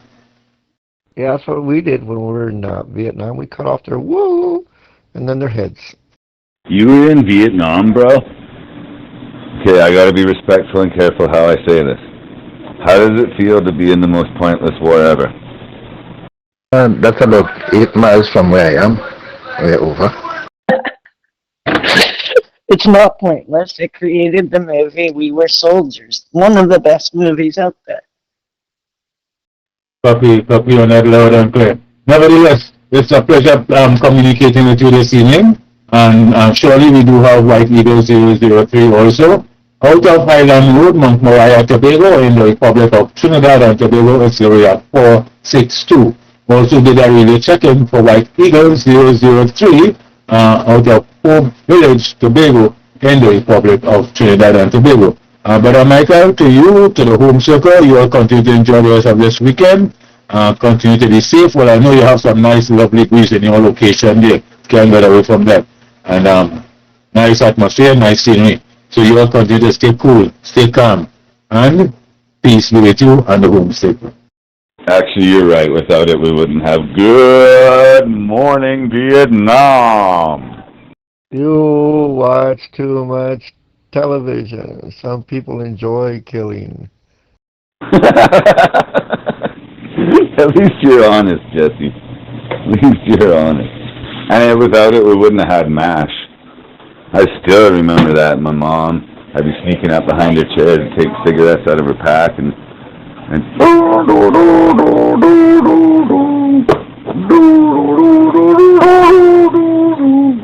Oh, the song is kind of Suicide is Dangerous. Yeah, the guy was feeling lonely and homesick, so they gave him a piece of ass from a 16-year-old girl. So he banged her and he went home to his wife. We talk about hot day today. I see the drizzle start at this point here. So the air going to be a little more cool on our side. Thank God for it. Over. You know what's really funny? In Vietnam is where they first did Operation Popeye. That's where they first modified the weather and realized they really could modify weather. Seriously, look it up. Operation Popeye. It was to flood those dudes out of their little hiding spots underground. Pennsylvania. Attention. 2 of your tracked locations appear to be affected by these new warnings. New special marine warning. This warning is potentially affecting the following tracked locations. Location number 1, which is inside of the polygon for this warning. Location number 2, which is inside of the polygon for this warning. Here is the summary of this warning. At 5:13 p.m. PST, heavy showers and possible thunderstorms, capable of producing waterspouts and gusty winds, were located along a line extending from Point Mugu to 9 nanometers west of Anacapa Island, moving northwest at 10 knots. End of warning summary.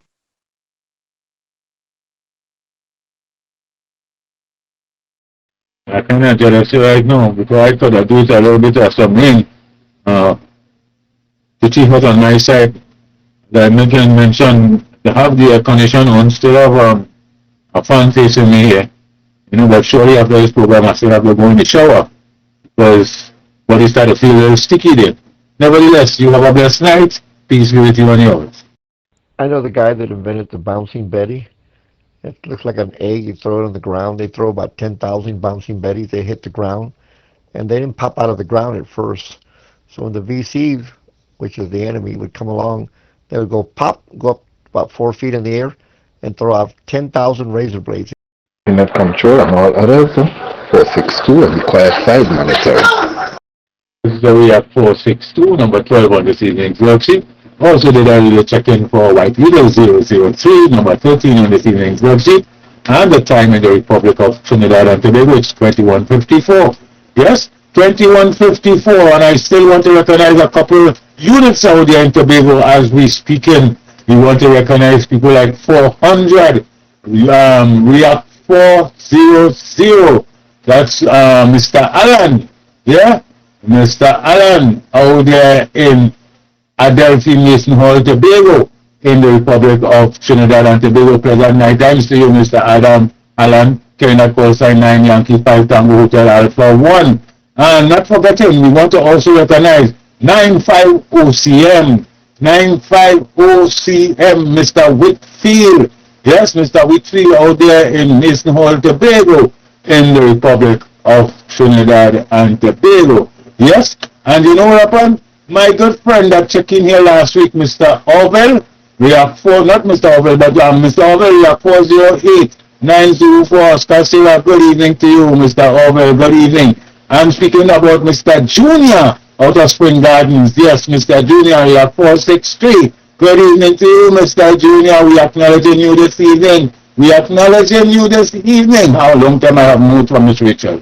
Long time I haven't heard from Miss Rachel. React 438. Someone tell me what's going on with Miss Rachel. We're not hearing from her at all. We say a pleasant good evening to React 446.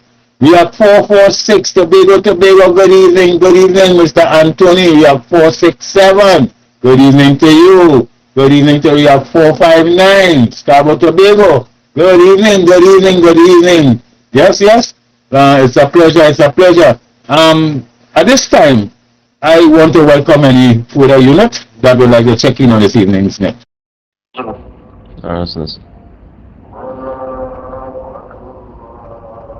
This is the second call. They're preparing for war, man, every day.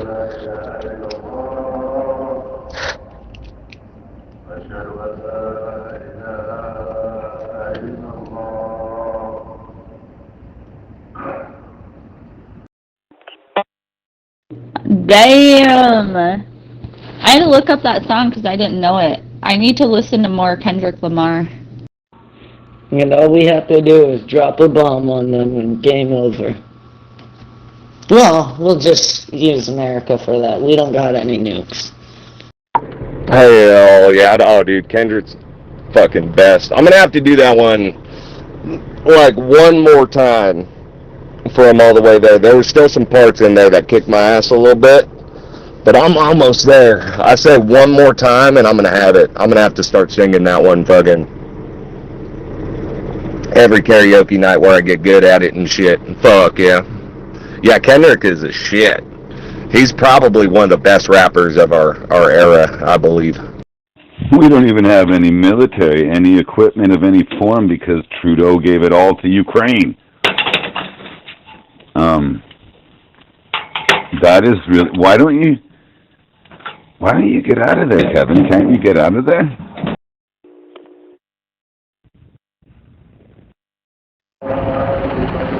You know, actually, Crown Prince, I remember that. I remember there was a time where this was banned. Those loud blaring speakers, like 16 speakers, omnidirection shit was banned.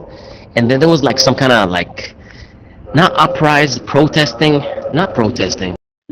I mean, I've heard some of his stuff, and I've really thoroughly enjoyed it, and I think he's a great lyricist, but I don't know why I haven't really listened to more of his stuff. There was a resentment, you know, on Twitter and stuff, like, why, this is anti-Islamist, this is this and that, and then they brought it back. It was really peaceful those few months when that shit was banned. It was like normal life, bro. Yeah, I'm not huge on rap.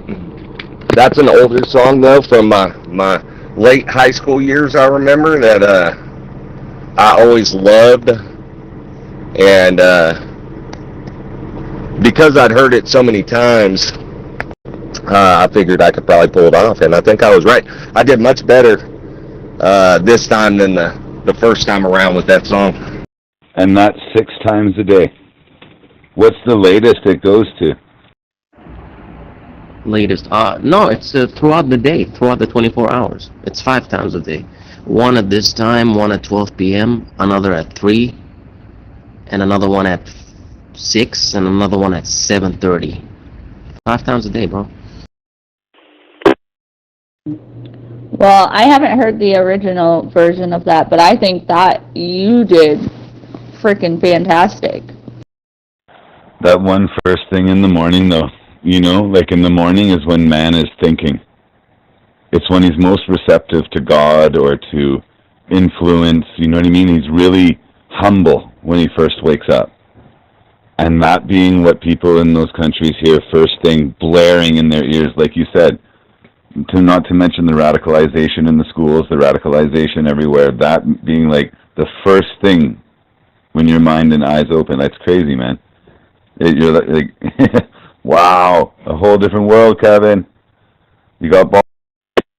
Well, thank you very much. Yeah, my favorite part is that last part there, and it is pretty hard, but I'll put it this way, if that wasn't my actual favorite part of the song, and I hadn't heard it so many times, I would never be able to fucking do that part, but because I know it so well, because I fucking loved it, I'm able to nail that last part, which makes me so happy. Yes, we recognize that the traffic pretty slow.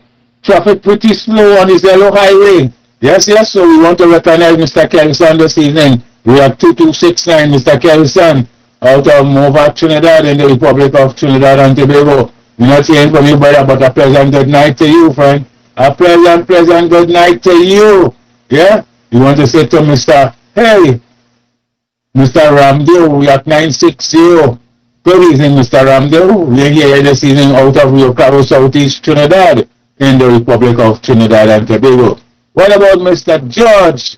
Mr. George out there in Sandy Glandia, when I get up asleep. We have 8059 Yankee 4 Foxtrot Golf. Mr. George, good evening to you. But I don't call Mr. Glenn yet because I know he will check in just now. That is for sure, Mr. Glenn will check in. Will be very late, but surely he will check in. He ain't going to forget me this evening. Pleasant evening to the Ria 266 Miss Paula. Miss Paula, good evening to you. We do hope all is well. We do know that you had a meeting this evening, so you could be a little tired also after a day's work. Pleasant evening to you. Pleasant evening to the Ria 301 Miss Angela. Santa Cruz. Good evening. This is the net control. We pausing for a pause again. Let's see if there are any units that we'd like to check in. But yeah, Kendrick is the shit. Alright, baby, you ready? Talk about a rude awakening. You got balls, dude. Us in the West have forgotten what it's like to struggle, man. You guys got balls over there. It's crazy. It's so scary. Especially those, like, I get it. You probably have to hide that you're not a full devout, you know what, there, but I just, a whole different world. I watched a video of that my brother sent me about a Christian Arab somewhere in one of those countries. I don't remember which one it was, but he was up on a pole with like bricks and stuff, and he went to start to talk about it, and he got ripped down, and he got the poop kicked out of him so bad. His clothes were being ripped off, his turban thingy or whatever it is, and he was just scrambling. His material was getting like, whoa, that guy, to me, I don't care about supposed witnesses over here, man. Like, they're cool, but those guys, wow, balls, man. They've got balls in those countries. Shit, yeah, hold on. I think you do it this way.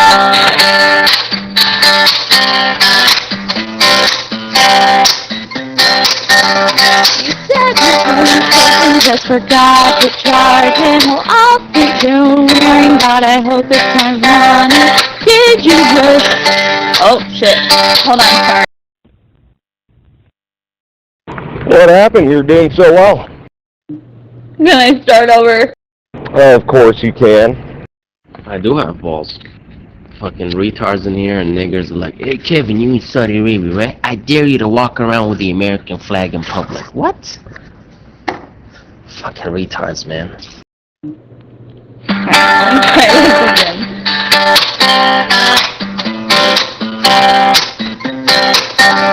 You said you're going to person, just forgot to charge him. Well, I'll be doing, but I hope it's not running. Did you just see it? Didn't know where it started. Thought you so familiar, baby, what are you saying? Stupid. Whoa. Idiot. Useless. There's a Peter word for it. I know. And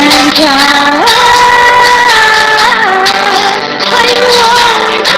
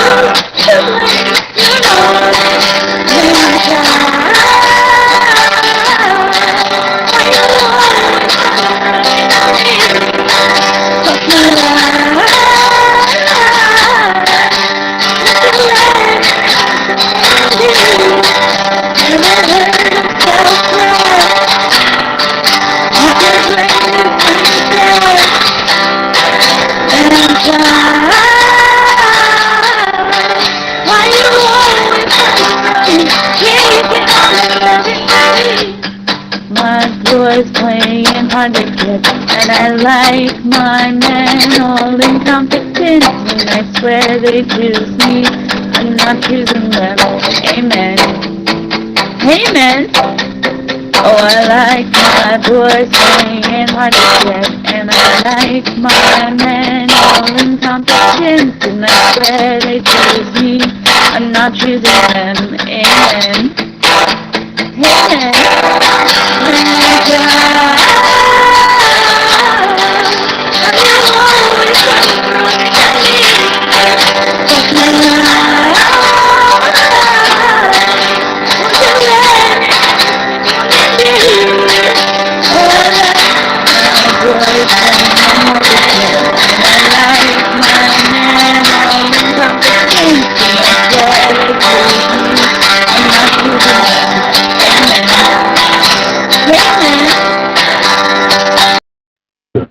It seems as though I have to bring this evening's net to a close. It really seems as though I will have to bring this evening's net to a close. But not before I say a pleasant good night to Miss Rita May, Kilo Quebec 4, Sierra Quebec, India, out of Swell Branch Road, Tennessee, USA.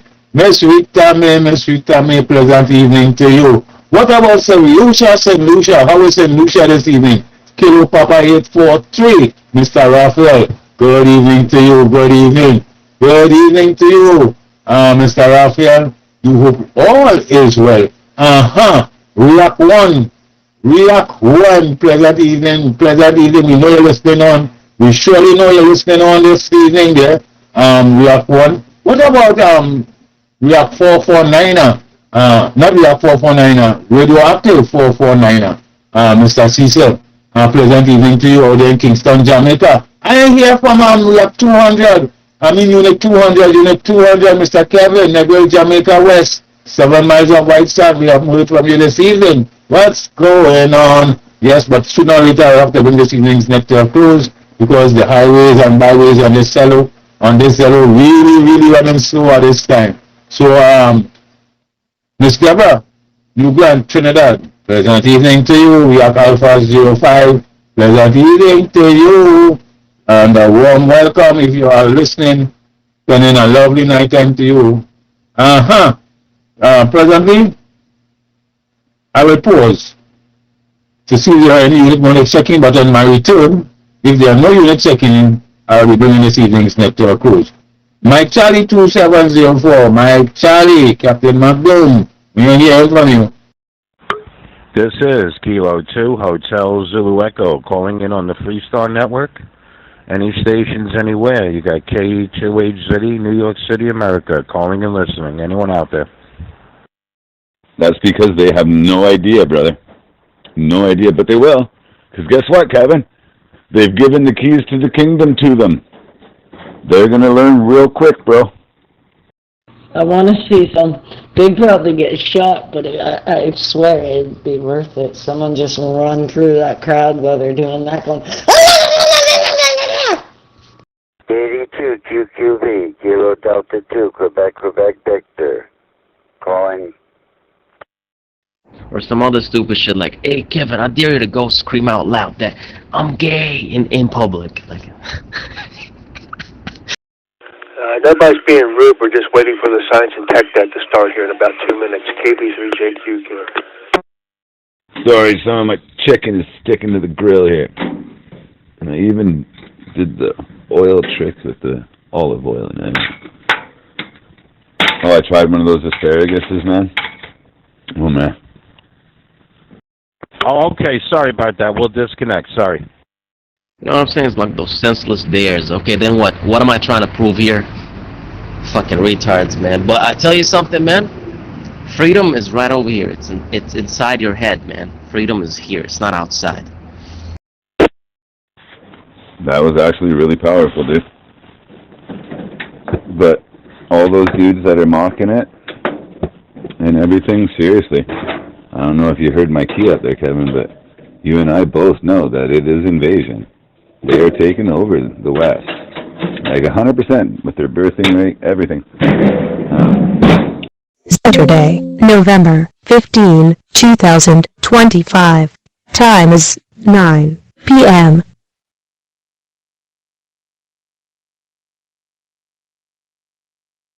Oh, it is. It's an expansionist, invasive, like cancer and the conquest religion. And it doesn't. The danger is it's borderless. It doesn't have a confined border. It should have. That's their creed. It should have spread across the whole planet, and they won't stop until they reach that target. 95 OCM, check it in. A pleasant evening to the 95 OCM, Mr. Whitfield. A pleasant evening to the home circle. I want to say a warm welcome again to this evening's worldwide. We are International Settlement.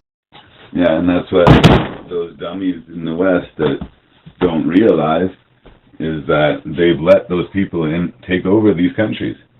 Canada, UK, now the States, look at it all. Right? They're taking over, man, from inside and the birthing rate. They have all, but anyway, I was just kind of making a point out against those dudes that are like, hey Kevin, go do this, hey Kevin, go do that. Don't worry, they're going to have their experience when they're eating, when someone's fasting on Ramadan, and they get punched in the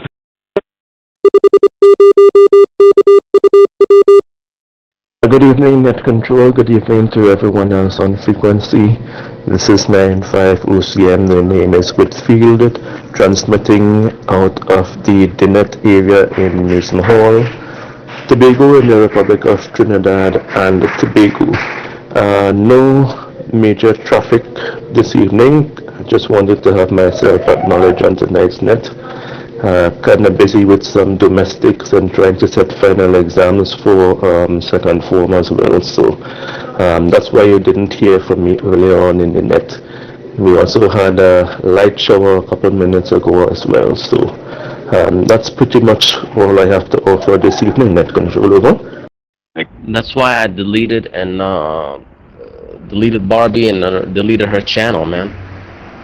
You know, she prohibited me because I was telling the truth, that you're inviting trash to your country that's destroying the West. And she's like, oh, you're toxic. And then she put me on prohibit. I got really fucking triggered, man. I deleted that bitch. I told her, look, the only time you're gonna learn is when something horrible, terrible happens to you. She didn't like that.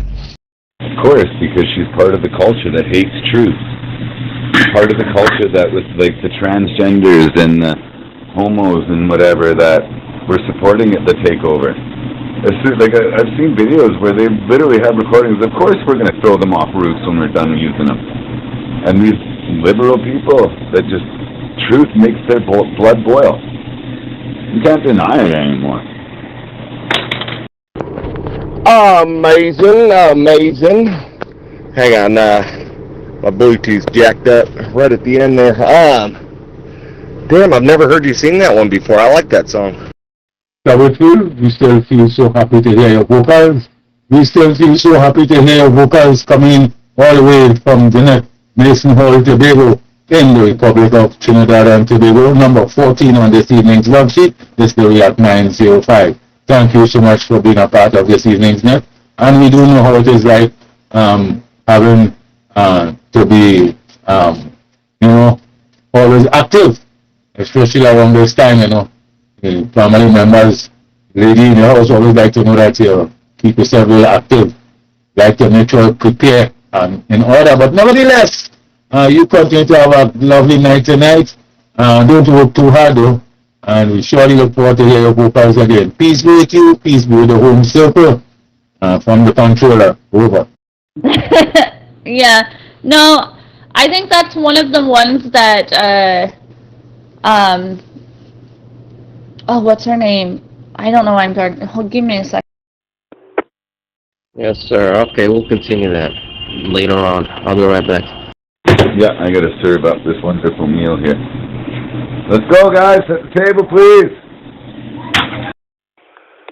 So where are you, Ken? I see BE3WOO is hooked up, but I'm not hearing you. KB3JQQ. I don't know why I'm drawing a blank and I feel really bad, but your friend then comes in under Nancy Grace sometimes. She did a couple songs like that, and I just, I thought they were fun, and I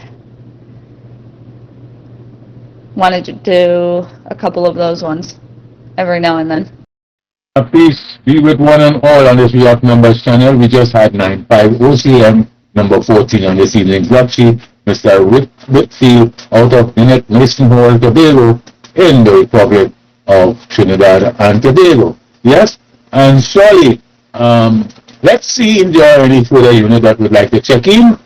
Before I bring this evening's net close, it's just about 22:03. So yes, it is time to draw the curtains. Making way for any further unit 200, haven't heard from you, and we have 209er, haven't heard from you, but we are in the closing stage here, so I'm pausing for calls. Over. Maybe I have heard you do one of those in before and just didn't remember it. Ren, that's right. Dude, not last karaoke, the last time she was in here for karaoke, which was like a while back, dude, I swear, me and Whipper were talking about it like kind of behind the scenes. I think Cincy even said something. One of the songs she chose seemed like she was like subliminal messaging. It was about like breaking up with a dude and like him having a new girl and like all this shit. It was just way too on the fucking nose, and we're like, is she trying to say something with this song? What the fuck? No, I don't know. I know exactly the song that you're talking about because after I listened to her sing some of those songs, I went and listened to this artist, Sabrina Carpenter. I don't think it was subliminal messaging or anything like that. I just think they were just fun songs, and I don't know. I like Ren. I think she's cool, and I feel really bad that I forgot her name for a second there.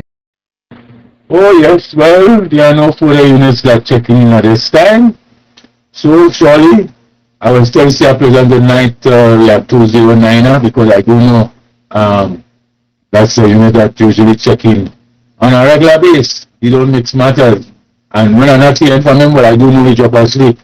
Yes, because you know it is like with our young people.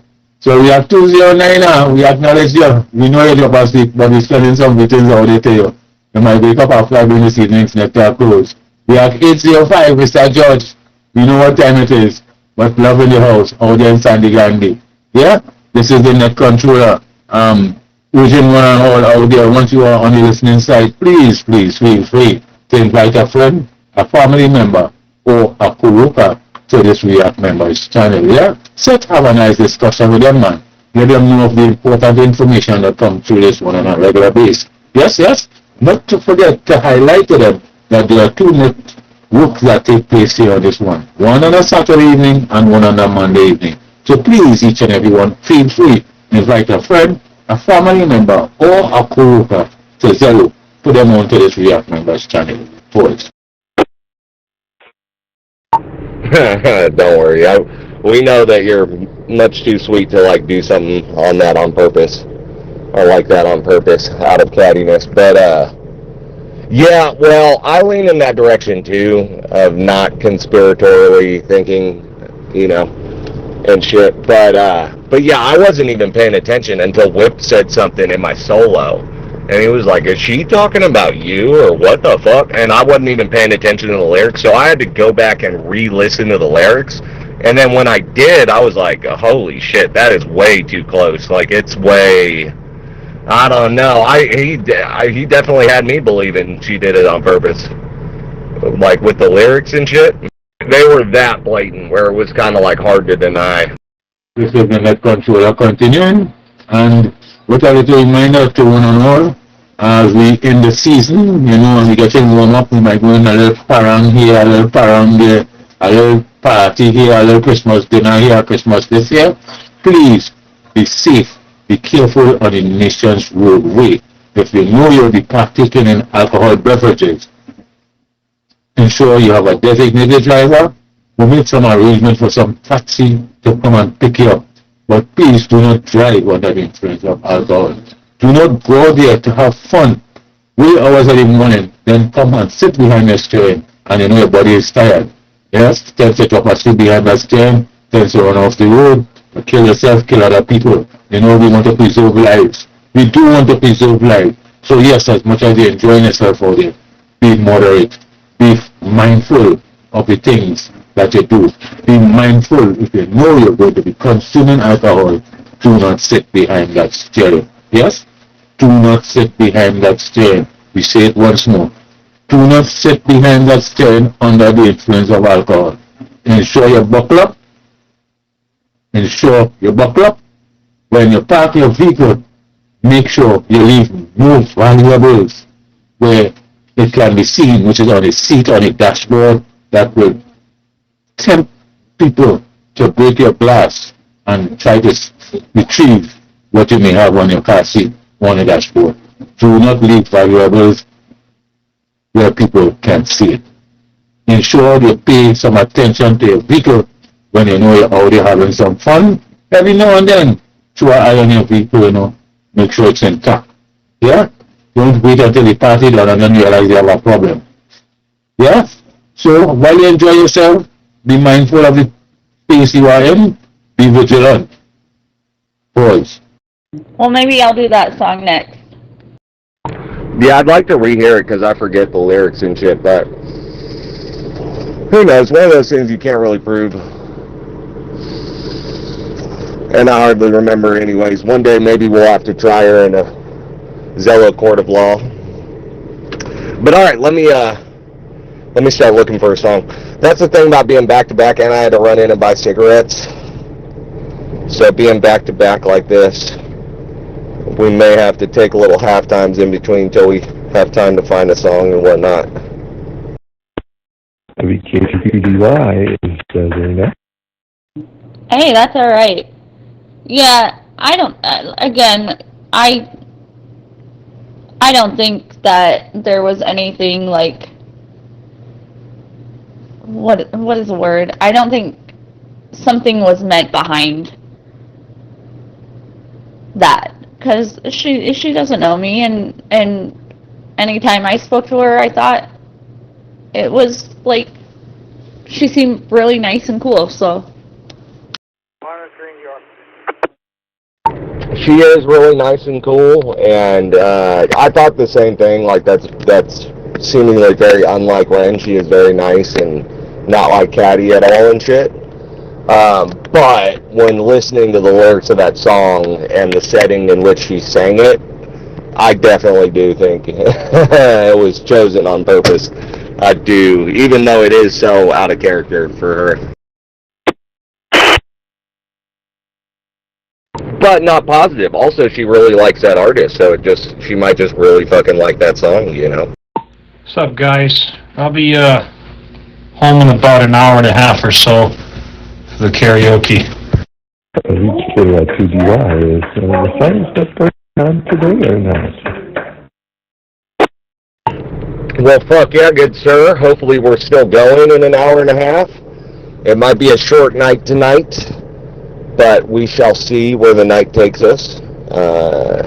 We may still be going in an hour and a half. I hope we are, because I would love to hear your lovely singing voice once more. Certainly the net controller at this time, thanking the 15 units that have checked in here this evening. Let's say 14 units that have checked in here this evening. Thanking you all for being a part of this evening's net. And would like to let each and every one of you know, without your support, this net will not be possible. So, you know, with much thanks, we do appreciate each and every one, you know, checking in here. Those of you who didn't get the opportunity to check in, well, you know, we still pray that Monday coming, you get the opportunity to do so. And please continue to invite a friend, a family member, or a co-worker to this React Members channel. yeah, I'm sorry. Going back to that point, I really do not think that it was meant like that. Again, I'm giving it the benefit of the doubt because the only songs she sang that night for karaoke was by that same artist. I think she just really likes the artist. It's very possible. Or it may be a little bit of both in between, right? It's like not really, but kind of, you know what I mean? Type of thing. But that's where I'd put my money. So we'll have to agree to disagree on that one. And right about now, I'll be giving a recount of the units that check in here this evening. And we have the first 5, which is the first 6 units we do have here on short time. The first 6 units will be on short time. The first 5 units came in via text. Yes? So we'll put it in the order, not in the way it's checking, but we'll put it in an order to suit the network. So we do have number 1 on this evening's log sheet, which is the React 161. Mr. Marlon, out of Duke Street, Porter State, Trinidad, in the Republic of Trinidad and Tobago. We have number 2 on this evening's log sheet, that's Mr. Tony, React 162. We have number 3 on this evening's log sheet, which is Mr. Kingsley, we have 163. So we have Mr. Tony, we have 162, Mr. Kingsley, we have 163 out of Petit Valley, Dogo Martin, Trinidad, in the Republic of Trinidad and Tobago. We also have we have 531, that's Mr. No, and also followed by we have Romeo 964. Number 5 on this evening's log sheet, Romeo 964, Mr. Ronald. So we do have Mr. Moon, which is your 531, and Romeo 964. Mr. Ronald out of Punopia, Papichima, Trinidad, in the Republic of Trinidad and Tobago. And short time, pause. Oh, anywho, before I grab the mic and sing, is there anyone else who's ready to sing right now? Speak now or forever hold your peace. Peace. All right, up next we have Mary. Mary, take it away. Figaro, Figaro. No, I don't sing. Yes, you do. You've sang. We've heard it. We have recordings, which will be played if you don't sing again. Whew, man.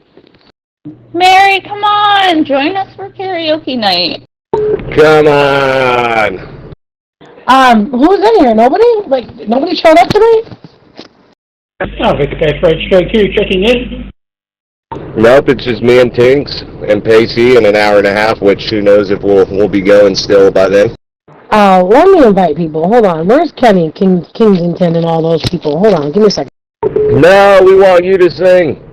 Do it, do it, do it. All right, here we go. I got some. Think about it, Mary. Take a couple shots. Let's go.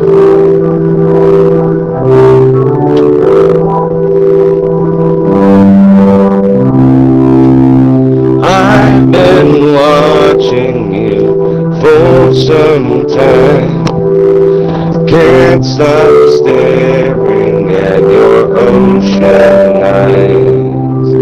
Burning cities and napalm skies. 15 flares inside those ocean eyes. Your ocean eyes. No fair.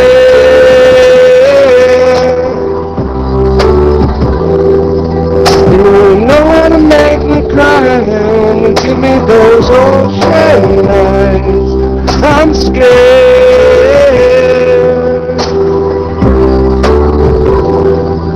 I've never fallen from quite this high, falling into your ocean eyes. Those ocean eyes.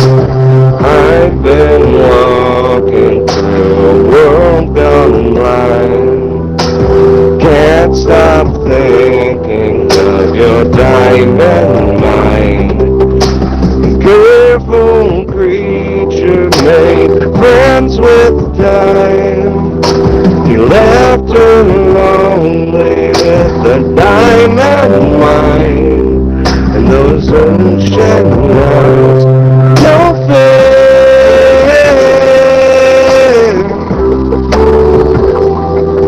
You know how to make me cry and give me those ocean eyes. I'm scared.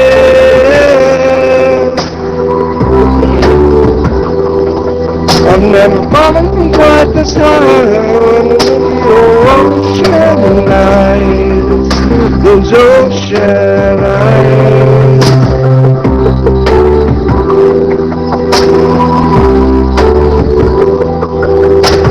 Da da da da da da da.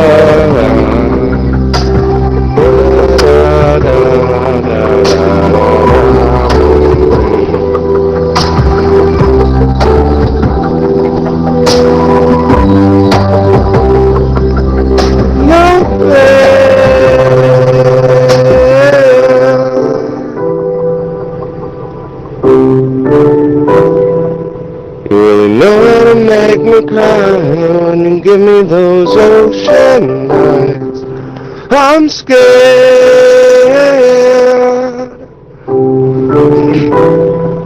I've never fallen from quite this high, falling into your ocean eyes. Those ocean eyes. We'll be right back. No Ken yet. Sorry. KK6RQ. Checking in tomorrow.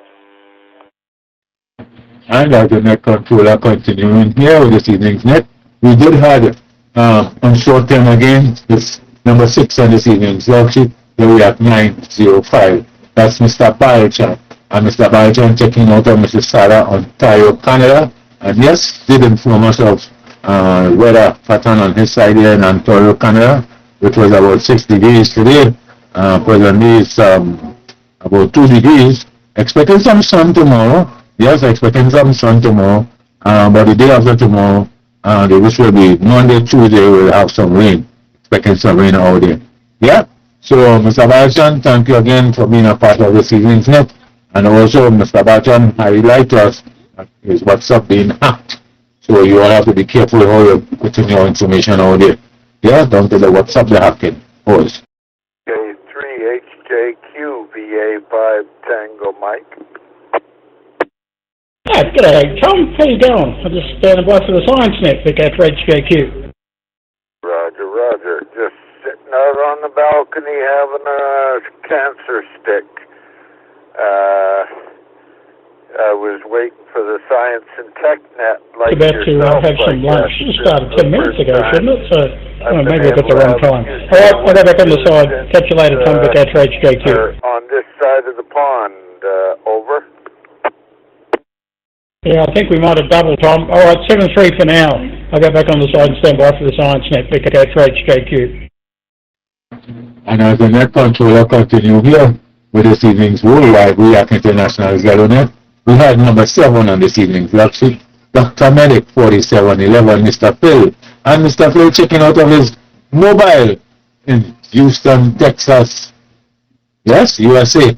Mr. Phil, it's a pleasure hearing from you. And also Mr. Phil did give us a little update on the weather pattern out there in Houston today, which was about 83 degrees. Presently it's about 23 degrees. Yes, but I'm sure he enjoying the atmosphere. Some nice cool breeze blowing into that mobile there where he sits at this moment. Might be eyeing that one-eye monster. So Mr. Phil, peace go with you out there in Houston, Texas, my brother. Peace go with you. Pause. Bye, mister. I'm deleting this app. Bye. Roger, 73, John. As we continue, Mr. Phil, which is Dr. Medic 4711, did a relay check-in for the React 166. Mr. Tony, number 8 on this evening's worksheet, and Mr. Tony is out of St. Helena, Trinidad, in the Republic of Trinidad and Tobago. General check-ins is Mr. Dr. Medic 4711, followed by React 166, number 8. Number 9 on this evening's worksheet is none other than the 2259904 Alpha Charlie Hotel, carrying that name Anthony, out of Brazil, Village, San Rafael, Trinidad, in the Republic of Trinidad and Tobago. Mr. Anthony, it's a pleasure hearing from you this evening. It's always a pleasure hearing from you. Peace be with you. Peace be with the home circle. Yes? We did have number 10 on this evening's log sheet. Our good friend out there in Decatur and Atlanta, Georgia, USA. That is 9.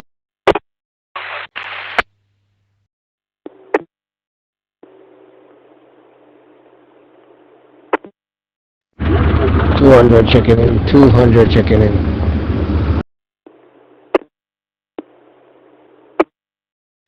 Kevin, Unit 200, I surely miss your vocals tonight.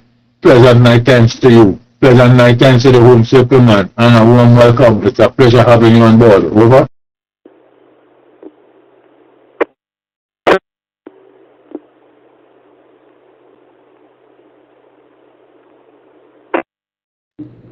I love that song.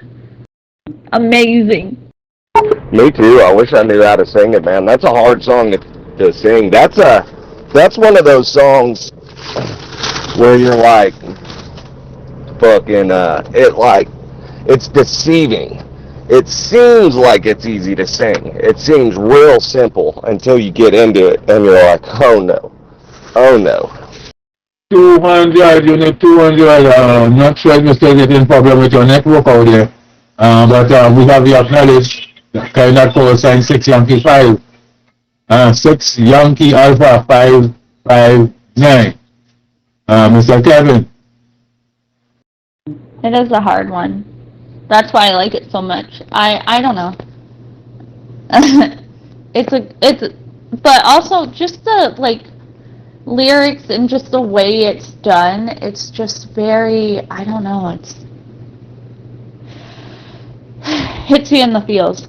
Yes, 200 on the side. 200 on the side. 200, yes, 200, we acknowledge you. And we surely giving you the mic. You want to hear what you have to say this evening? Over, how is everything out there in Jamaica? It is pretty rough. A lot of people out of the house or roof or something like that, I can tell you. Every time I send friends going around outside of Negril, they're sorry, they don't know what to say. They sometimes want to turn back. Because it is so sad to know people have house and their house crumble to nothing. That is serious thing. Plus people are still not getting enough food on time. We're having a problem with that. You know. So we just have to work with it and see if we can get it done slowly. Hits me right in the feels too. It does. It does. That song has a very nostalgia-inducing vibe to it, in like a sad, romantic way almost. It's very nice. All right. Anybody else want to sing right now? Come on, Mary. Come on. Come on, Mary. No, Mary won't sing. She has only sang maybe twice in all of Zello karaoke history in our channels, which is many fucking moons.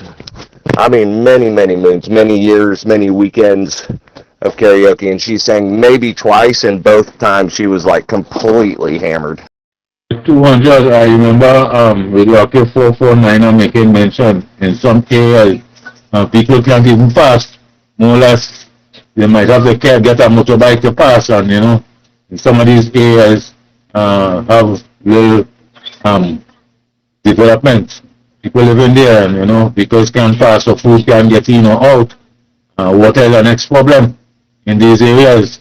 But I guess the lights, have you got back lights in your area yet? Which tells me she only sings when she's completely hammered, and not just when not every time she's hammered either. It's got to be she's hammered and it's a very special occasion. No, I run that generator here. A Ryan generator. Can't do anything more running generator. We have to add some more gas tomorrow. Diesel. Why is it happening? Yeah. Damn it, Mary. Damn it, Mary. I did that in Hank Hill's voice. Damn it, Bobby. All right. So no newcomers up in the queue. Up next, we have Tinks. Tinks, are you ready? It sure is quiet in here, soldier. You know why? Because there's no intellectual conversation. Wake up, it's still sad to hear. Instead of that, it's still sad to hear because after that hurricane, you know, lot of work to be done still, lot of damages, you know, lot of people without a proper home, without something to eat. And as we're talking about that one time, I want to urge each and every one, you know, who out there and could donate something, send something to Jamaica, you know, make it happen. Yes, find the appropriate avenue and try to see how we could help our brothers and sisters out there in Jamaica. There are a lot of people at this time that need. And that was funny enough, around this time is Christmas time, so let's not be selfish now. Let's not be selfish, let's think of those who haven't got anything, you know, and more or less, it's so nice to know that we could share something with someone. Cool. So, Mr. Kevin, thank you again for being a part of this evening's net. You are number 15 on this evening's net, out of Negril, Jamaica, west 7 miles of white sand. Well, please stand still right out there, although it's a lot of distress. It's a pleasure having you on board. Yep, I said I was going to do this one next. It's the Sabrina Carpenter song that everybody thinks Ren is using. As, I don't know. It's weird, but it's a fun song. I can see where people could get it, but I think it's quite a stretch.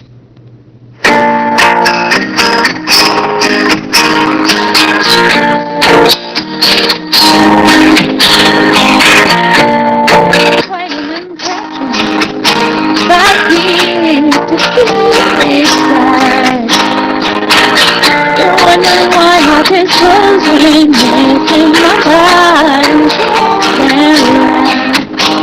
And on the clothes were laying next to me on the green inspiration. You're back together, and if that's true, you'll just have to face me when he's kissing you. If you want forever, I bet you do. No way, take me through.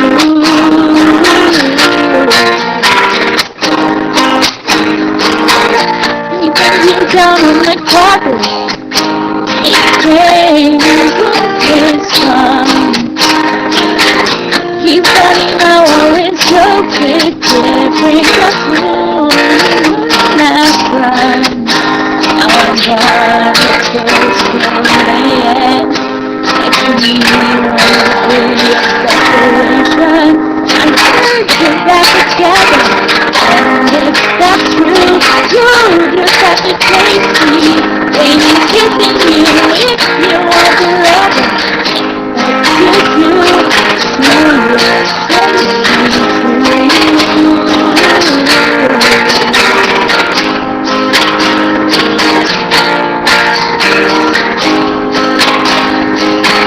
Every time you close your eyes and feel his lips, you're feeling mine. And every time you breathe his air, just know I was already there.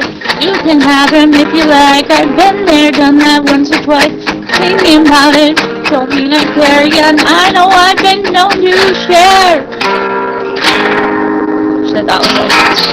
You're back together, and if that's true, you'll just have to taste me when he's kissing you. If you want forever, I bet you do. No, you'll take me through.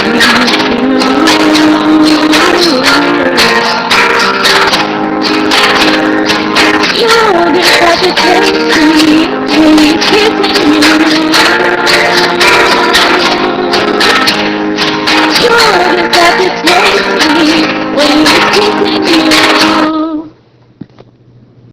You got a kid that's been sucking on somebody's black cock. He's got chicken pox. He thinks it's herpes, but he's going to die very soon.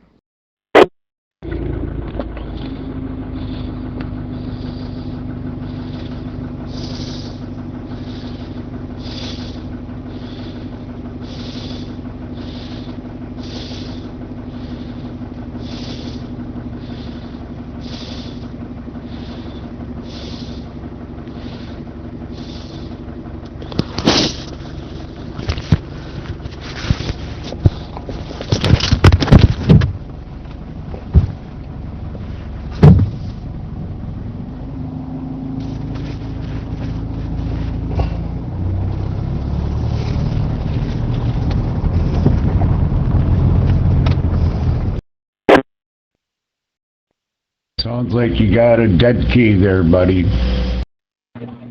Okay, Mr. Kevin, well, we do have you acknowledged, 6 Yankee Alpha 559, Unit 200, out of Negro, Jamaica West, 7 miles of White Sand, number 15 on this evening's log sheet. Peace be with you, peace be with the home circle, and we know you still have to make better and you have to get some diesel. We haven't heard from Mike Charlie 2704 this evening, but nevertheless, we continue to bring this evening's net to a close, as I told. Okay, this is the net controller, and would like to take up from where I left off, which was at 9 Yankee 4 India Quebec Zulu. That's Mr. Danny, out there in Decatur, Atlanta, Georgia, USA, and we say pleasant night thanks to you, Mr. Dan. And as you shuffle down to number 11 on this evening's log sheet, on short time is that we have 208904 Romeo Golf November, Mr. Ronald, checking in from the Queen's Park, Savannah, East Trinidad, in the Republic of Trinidad and Tobago. That's in his JOB. Yes, Mr. Ronald, we have 208 pleasant night thanks to you, and it's a pleasure having you on board. On short time still.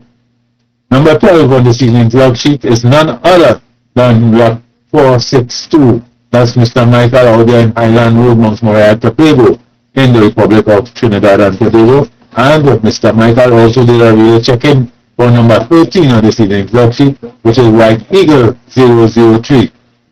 Thailand, out of Hope Village, Tobago, in the Republic of Trinidad and Tobago. Kyle, out of Hope Village, Trinidad, Tobago, in the Republic of Trinidad and Tobago.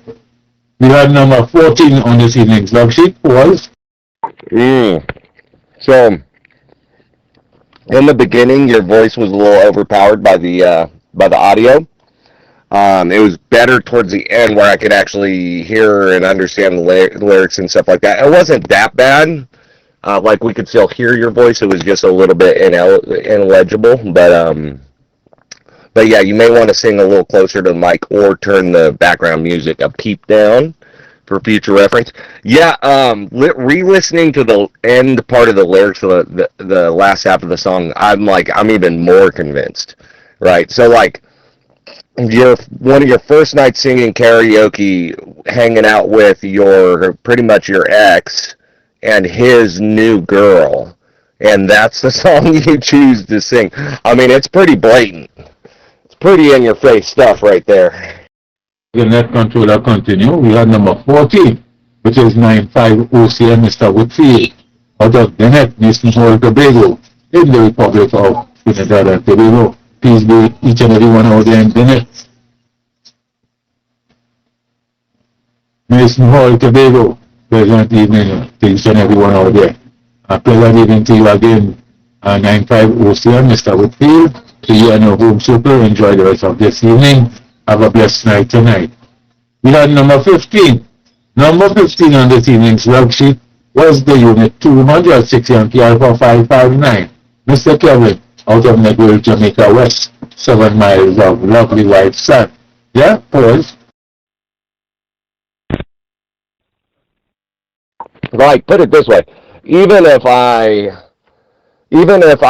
that wasn't my intentions or my motivations, and I wasn't trying to like send a message or some shit or just be catty, it really was just one of my favorite songs. I would intentionally avoid that song so that people didn't get the wrong idea in that specific situation.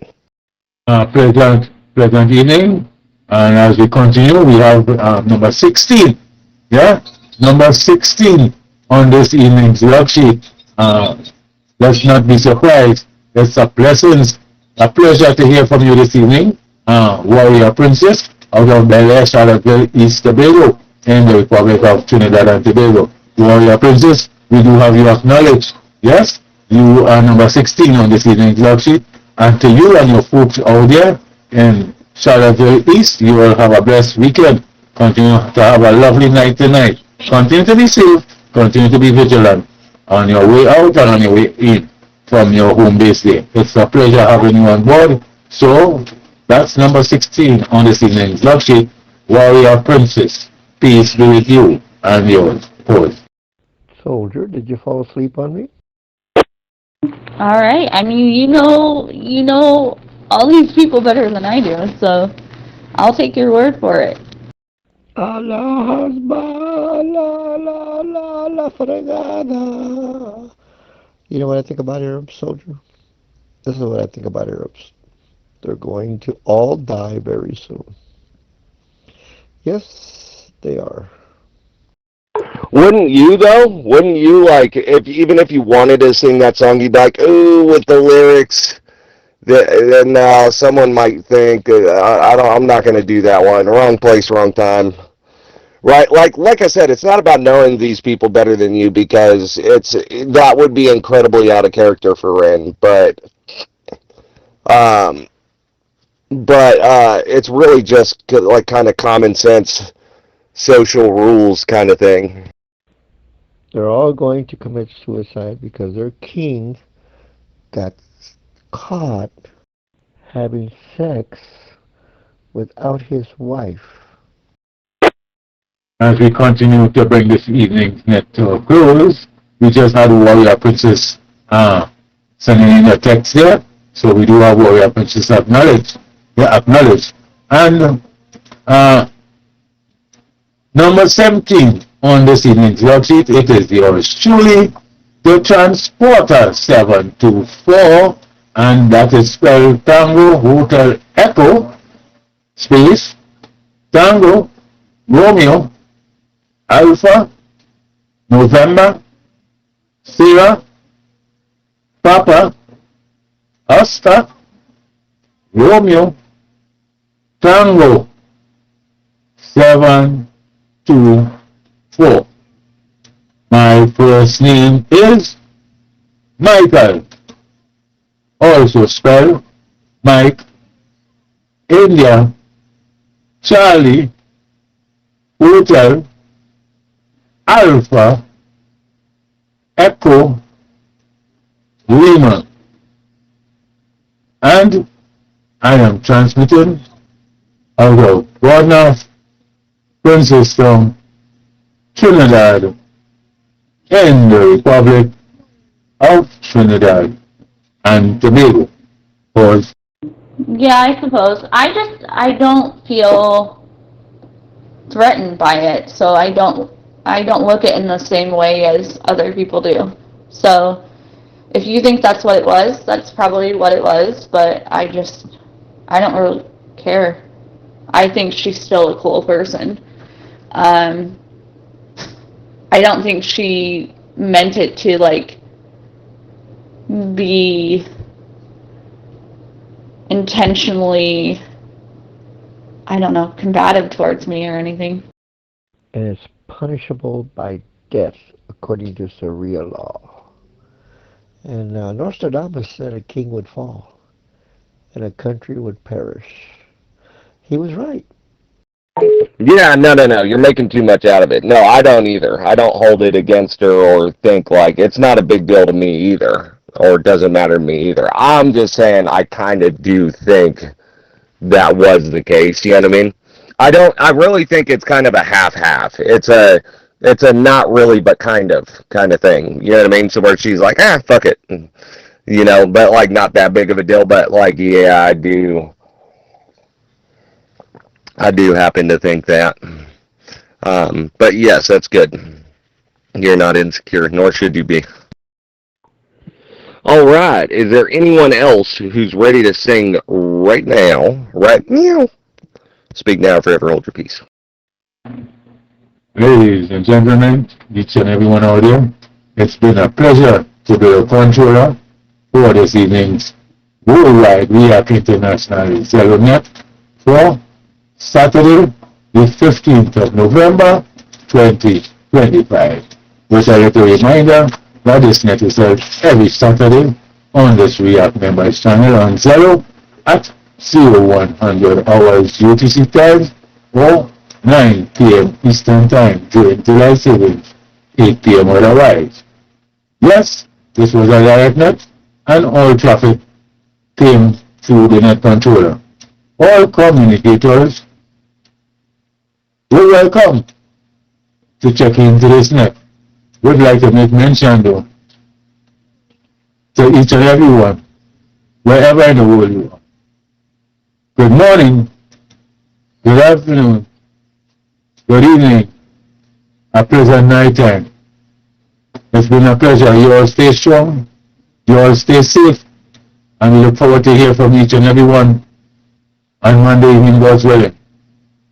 At this time, in the Republic of Trinidad and Tobago, it is now 22:23, and I will be handing this channel back to its normal operating use.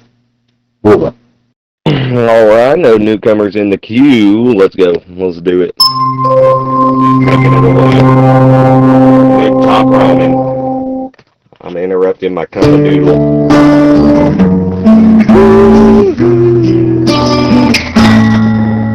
Oh, hang on. I'm gonna get a different version.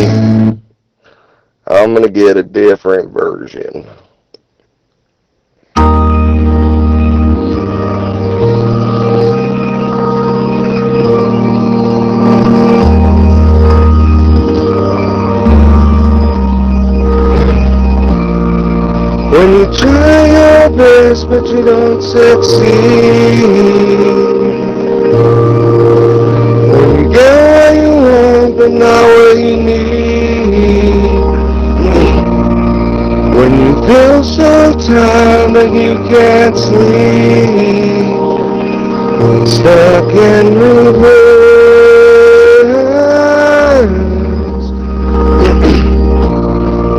and the tears come streaming down your face.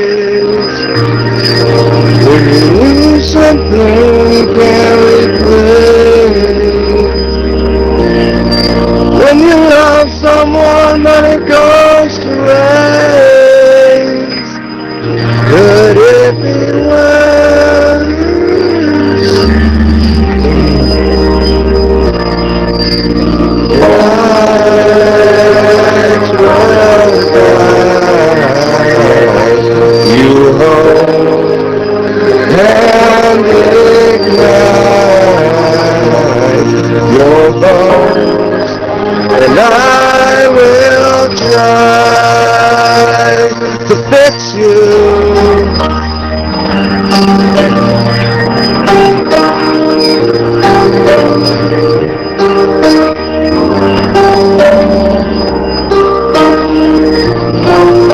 And high up above or down below, when you're too in love to let it go.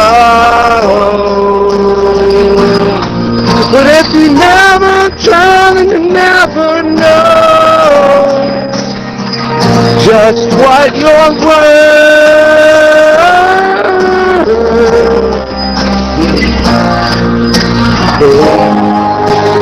Light will guide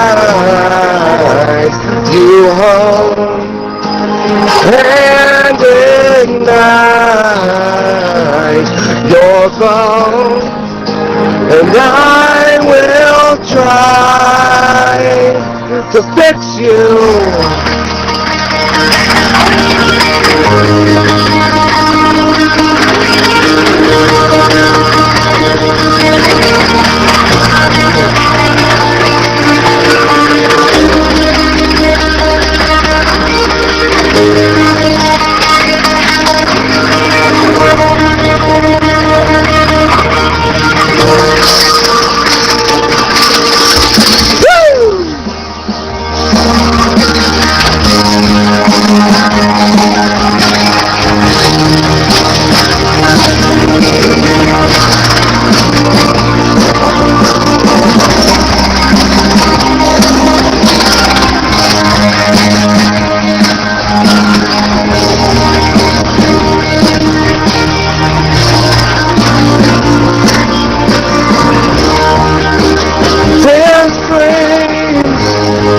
Down your face when you lose something you cannot replace, and tears stream down your face tonight.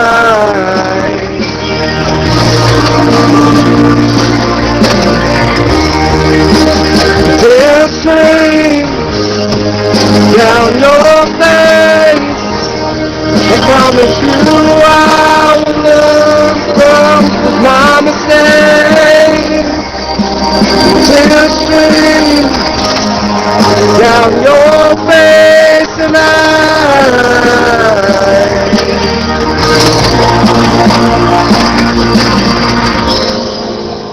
Lights will guide you home and ignite your bones, and I will try to fix you. 37 minutes to audio theater time. 37 minutes to audio theater time.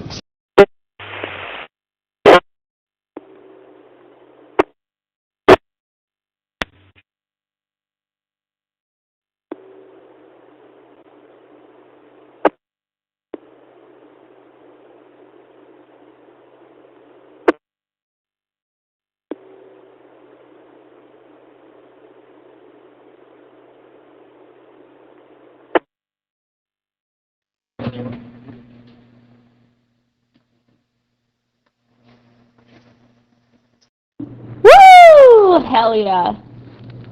Good song choice.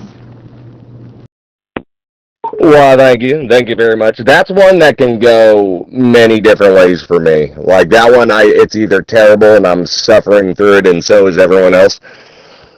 Or it goes like that where I actually like get into the zone of it. And I'm actually like, I have the energy to like really get on board with it. And yeah, then it's fun. Goes well.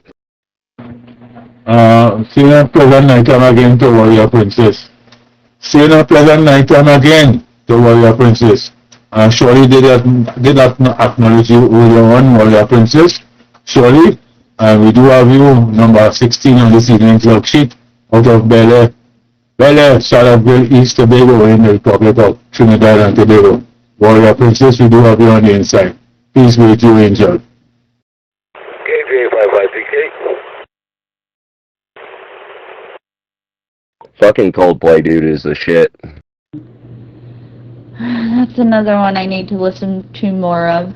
There's certain songs that I think I didn't really like, and I can't remember the names right now, but that song in particular, that's a good one. Yeah, there's a handful I like by them. I haven't really, I'm not a connoisseur of sorts. And, so yeah, I haven't heard all their songs, and if I had, I'm sure there would be plenty in there that I didn't like, but thus far, I think I like just about all their shit. Hell yeah. But thank you very much.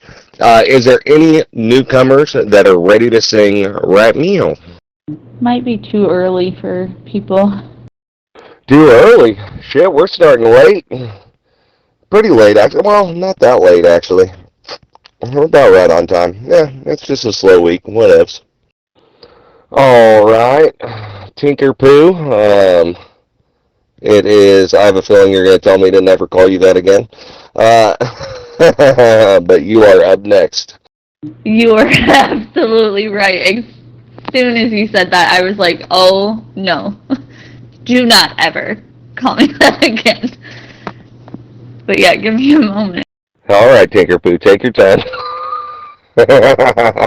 If anybody a crybaby in this bitch, it's you. You got a different name. I know who you are. You need to shut the hell up. Quit bouncing people. I'll shut this channel off right now if you call me that again, I swear. Alright. Find your song, woman. WA2KM, Trenton, New Jersey, listening. Where's Whipper at? That's the question up in here. Where is motherfucking Whipper? I don't know. Maybe you should check in with him. I thought Mary said she was going to bring people in, and then she just disappeared. Looks like we got the Three Stooges. This is going to be an entertaining television show. Timmy, this guy, and now her. Welcome to the Three Stooges, man. Dude, it sounds like you're going through your menstrual cycle. Does anyone got a spare sanitary towel for this faggot? You know, feminine bitch. Fucking fairy. Hey! She sure did. She probably sent out some invites and stuff like that, but I'm cool with shit. I'm cool with just holding it down, me and you. I kind of like it when it's small and easy to manage. You get to sing a lot of songs, you know what I mean? You don't feel obligated to go till 2 in the goddamn morning. True. Maybe we're under, what's it called, embargo, or like, we're under protest, maybe because me and Coach getting in that fight, and Coach, like, amassed all of his contact army and put a do not, participate order or something out there. Joking, by the way, totally joking. Yeah. I'm not. Warrior Princess, this is the net controller. I'm not sure if you are getting a copy, but yes, I do have you acknowledged long time now. Since you sent the first text, I've had you on board as number 16 on this evening's log sheet. Also make a mention out of Bel Air, Charlottesville, East Tobago, in the Republic of Trinidad and Tobago. It's the Warrior Princess. Also urge you to have a lovely night tonight. So yes, I do have you acknowledged, and I recognize you sent 2 other texts. So I'm not sure if you are copying me out there. Over. No comment. One comment. Fuck you, Coach. There you go. Now, are you ready to sing? Shit, yeah. Alright. We'll see if this works. If it's too oh shit. Sorry, hold on. If it's too loud, if the music is too loud, please tell me. Over the voice. Just like type it or whatever.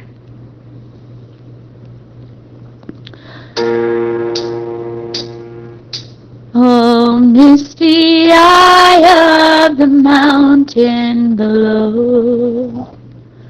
Keep careful watch of my brother's souls. And should the sky be filled with fire and smoke, keep watching over during suns.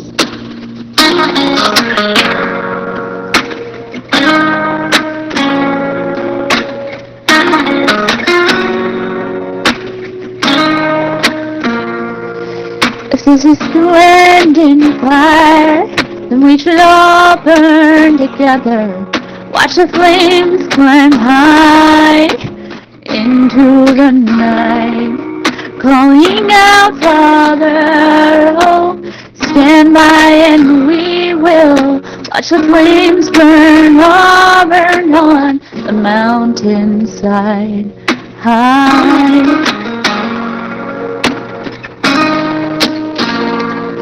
And if we should die tonight, we should all die together. Raise a glass of wine for the last time, calling out, Father, oh, prepare as we will watch the flames burn on the mountainside.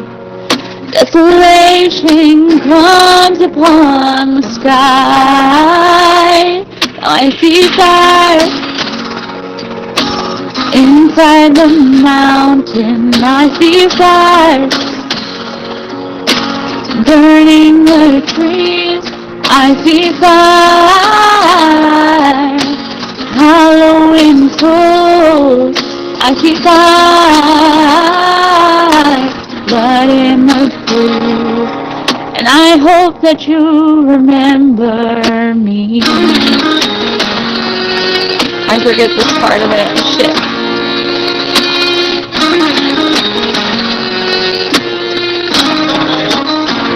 Winging it. Should my people fall surely I'll do the same.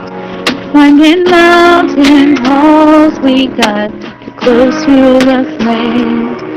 Calling out, Father, oh, hold fast and we will watch the flames burn on the mountainside. Desolation comes upon the sky. Now I see fire inside the mountain. I see fire burning the trees. I see fire howling souls. I see fire blood in the breeze. And I hope that you remember me. And if the night is burning, I will cover my eyes. For if the dark returns, then my brothers will die. And as the sky is falling down, it crashed into this lonely town. With thy shadow upon the ground, I hear my people screaming out. Inside the mountain, I see fire burning the trees. Halloween souls, I see fire burning the trees. I see fire, I see fire.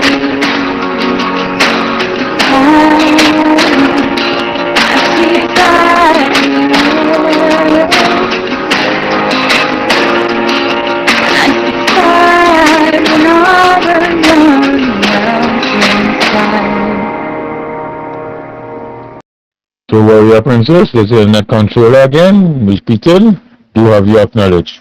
Do have you acknowledged you are number 16 on this evening's log sheet out of Charlottesville, East Tobago?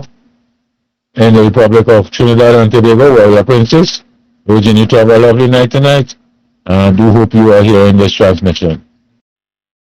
You just wait.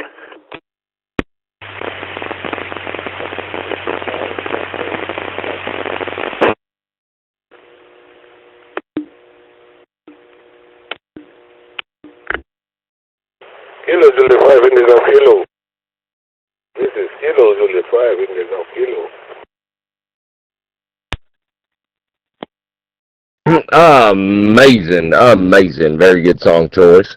Did you, did I put you onto that song? Like, had you ever sang that in karaoke before you heard me sing it? You didn't put me onto the song. I knew that song. I sang it pretty regularly. Well, not too regularly. Thanks to my cousin, but you put me onto it since I've been on Zello. Yeah. All right, I'll take it. That's good enough. Hell yeah. Like maybe you wouldn't have thought of that song if it weren't for me singing it to sing it karaoke. Yes. All right, I'll take it. Well, very well done. Is there anyone else who is wanting to sing right now?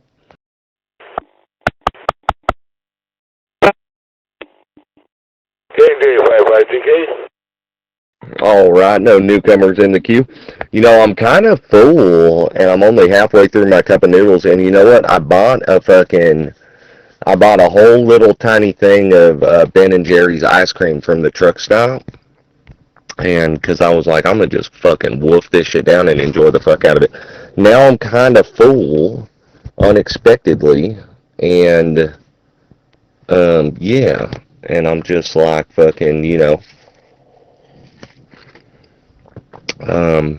yeah, I'm like, I don't even know if I'm gonna eat this ice cream now. We'll see. I'll get through it though. A couple of years of therapy, I'll be all right. All right, here we go. Let's do it.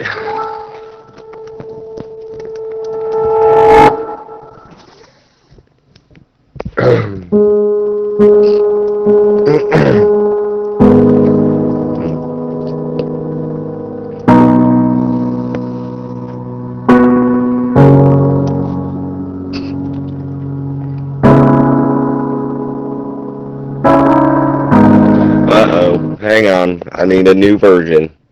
Damn it, I hate when they do that. It's one of the ones, it doesn't have the moving lines with the words, it just has the words up there on the screen. So it doesn't show you the timing at all. That's fucking bullshit.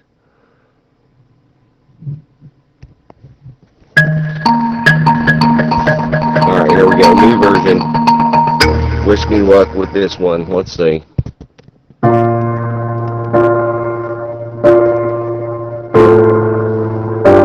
Oh wait, no, that's not it. God damn it.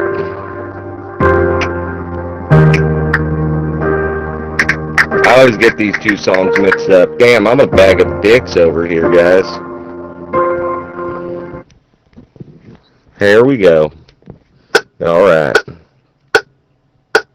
I know I can't take one more step towards you. All that's waiting is regret. Don't you know I'm not your ghost anymore? You lost the love I love the most. I learned to live half a life, and now you want me one more time. And who do you think you are? Running around waving stars, collecting your darling hearts and tearing love apart. You're gonna catch a cold from the ice inside your soul. So don't come back for me. Who do you think you are? I hear you asking all around if I am anywhere to be found. but I am grown too strong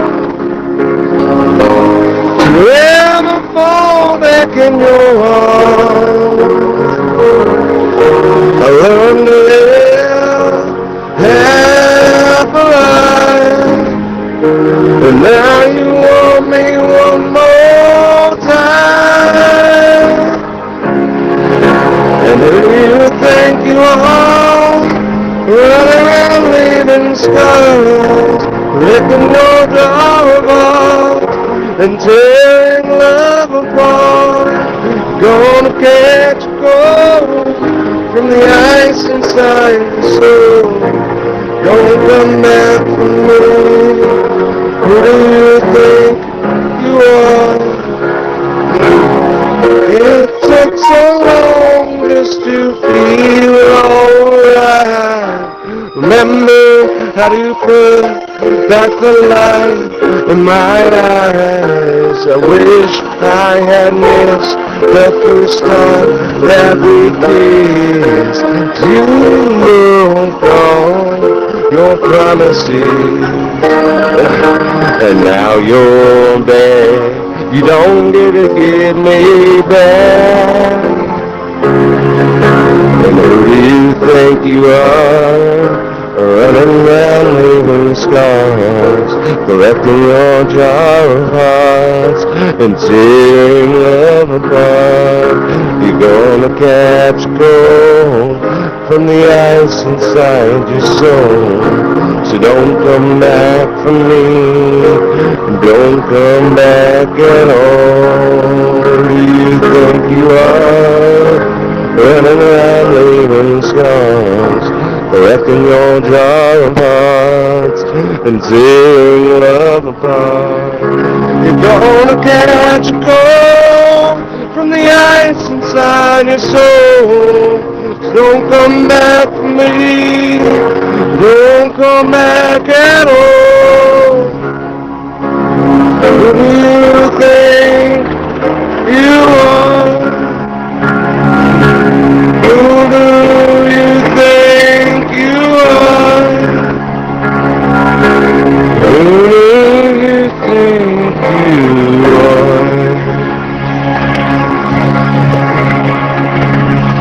We're gonna keep it right here. Kilo to the 5 in the South Kilo.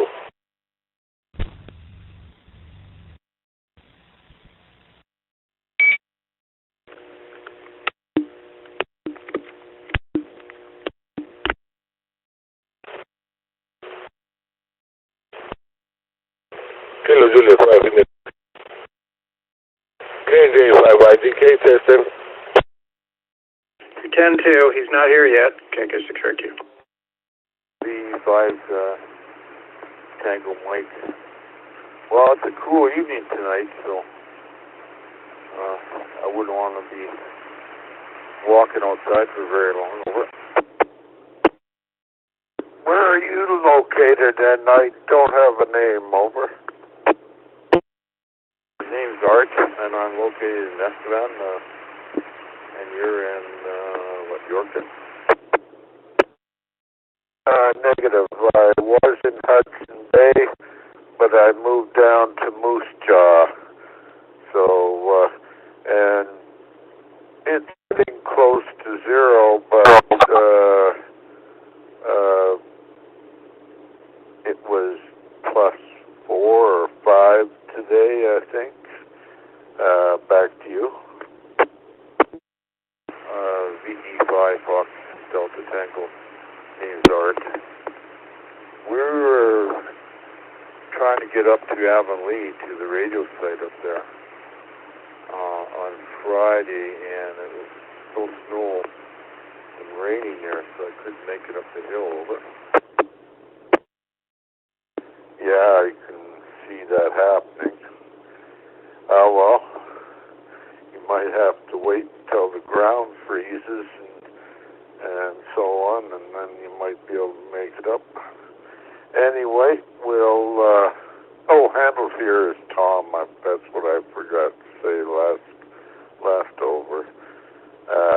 Yeah, just moved down here close to my daughter and her family and grandson, and my son is down here as well. So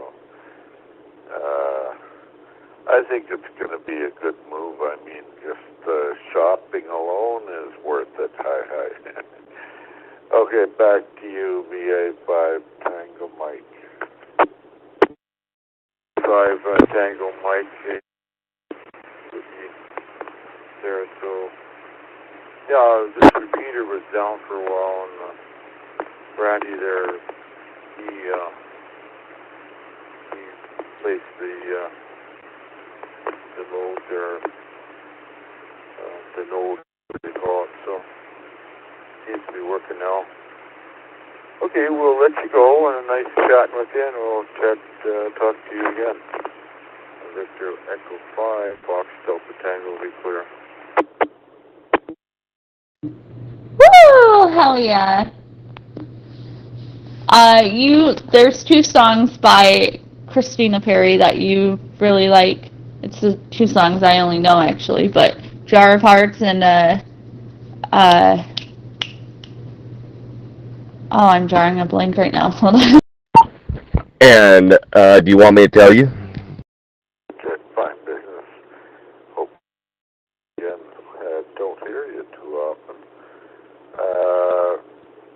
VE5 Fox Delta Tango, VA5 Tango Mike 73. I actually almost played that song you're thinking of, and I had to switch. You did. 1,000 years. Boom, you got it. 73, have a good evening. Alright. Is there anyone else who, who wants to sing tonight? Speak now or forever hold your peace. Alright, no newcomers in the queue. Up next we have the lovely, beautiful, succulent Mrs. Tanks. Kilo, Juliet 5, India Go, Kilo. Alright.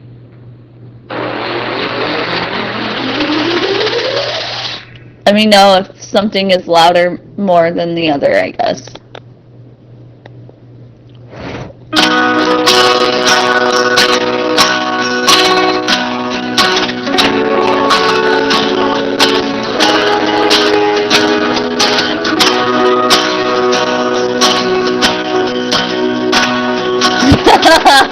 Fuck you, bitch.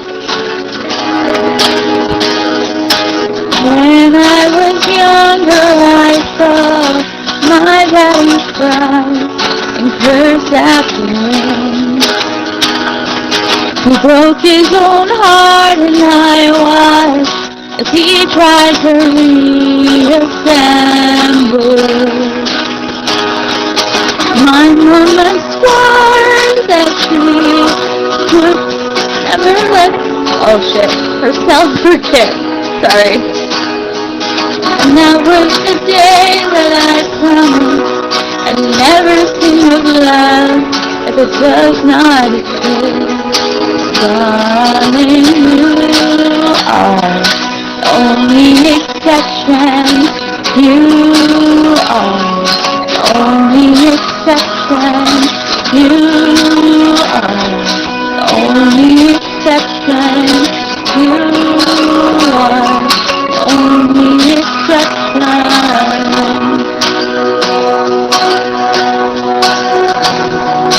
Maybe I know somewhere deep in my soul that love never lasts.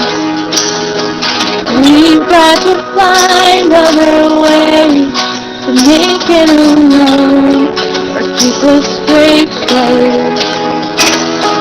And I've always lived like this, keeping a comfortable distance. And up until now I have sworn myself that I'm content with loneliness, because none of it was ever worth the risk. You are the only exception. I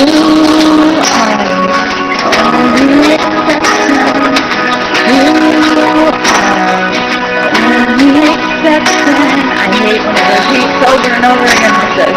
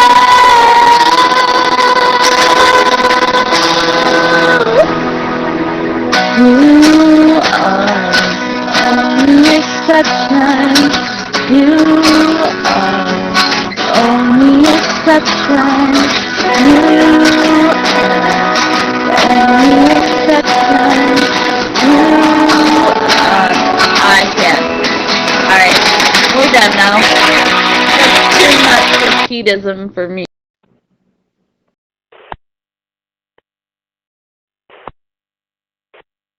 What's up, Soldier's Room? Soldier, if you're in here, hook me up because I keep on getting banned from your room. Rosita, I've been worried about you. Let's see what I can do about that just a second. It's Sugar. She's trying to ban all the minorities out of here. She's fat and ugly. No, Sugar and Rosie are good. I do want to know who's been doing it, though. I figured that's why I haven't heard from you. I'm gonna get your admin back because I keep getting banned and then people try blocking me now. So I need some protection, Rosie. We need you again. Where you been?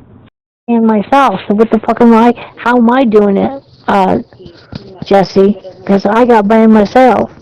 So I've been busy, and I came in here the other day and I said hello, and somebody got me banned. They just banned me from your channel. So I don't know what the fuck's going on.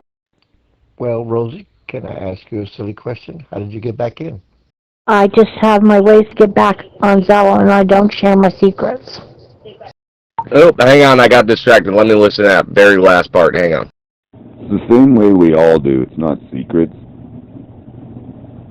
But obviously, was it Sugar? It wasn't Sugar who was doing it, because I'm pretty sure Sugar and her got along. I'd like to know who it was. Did you happen to see who it was, Gypsy? Or Rosie?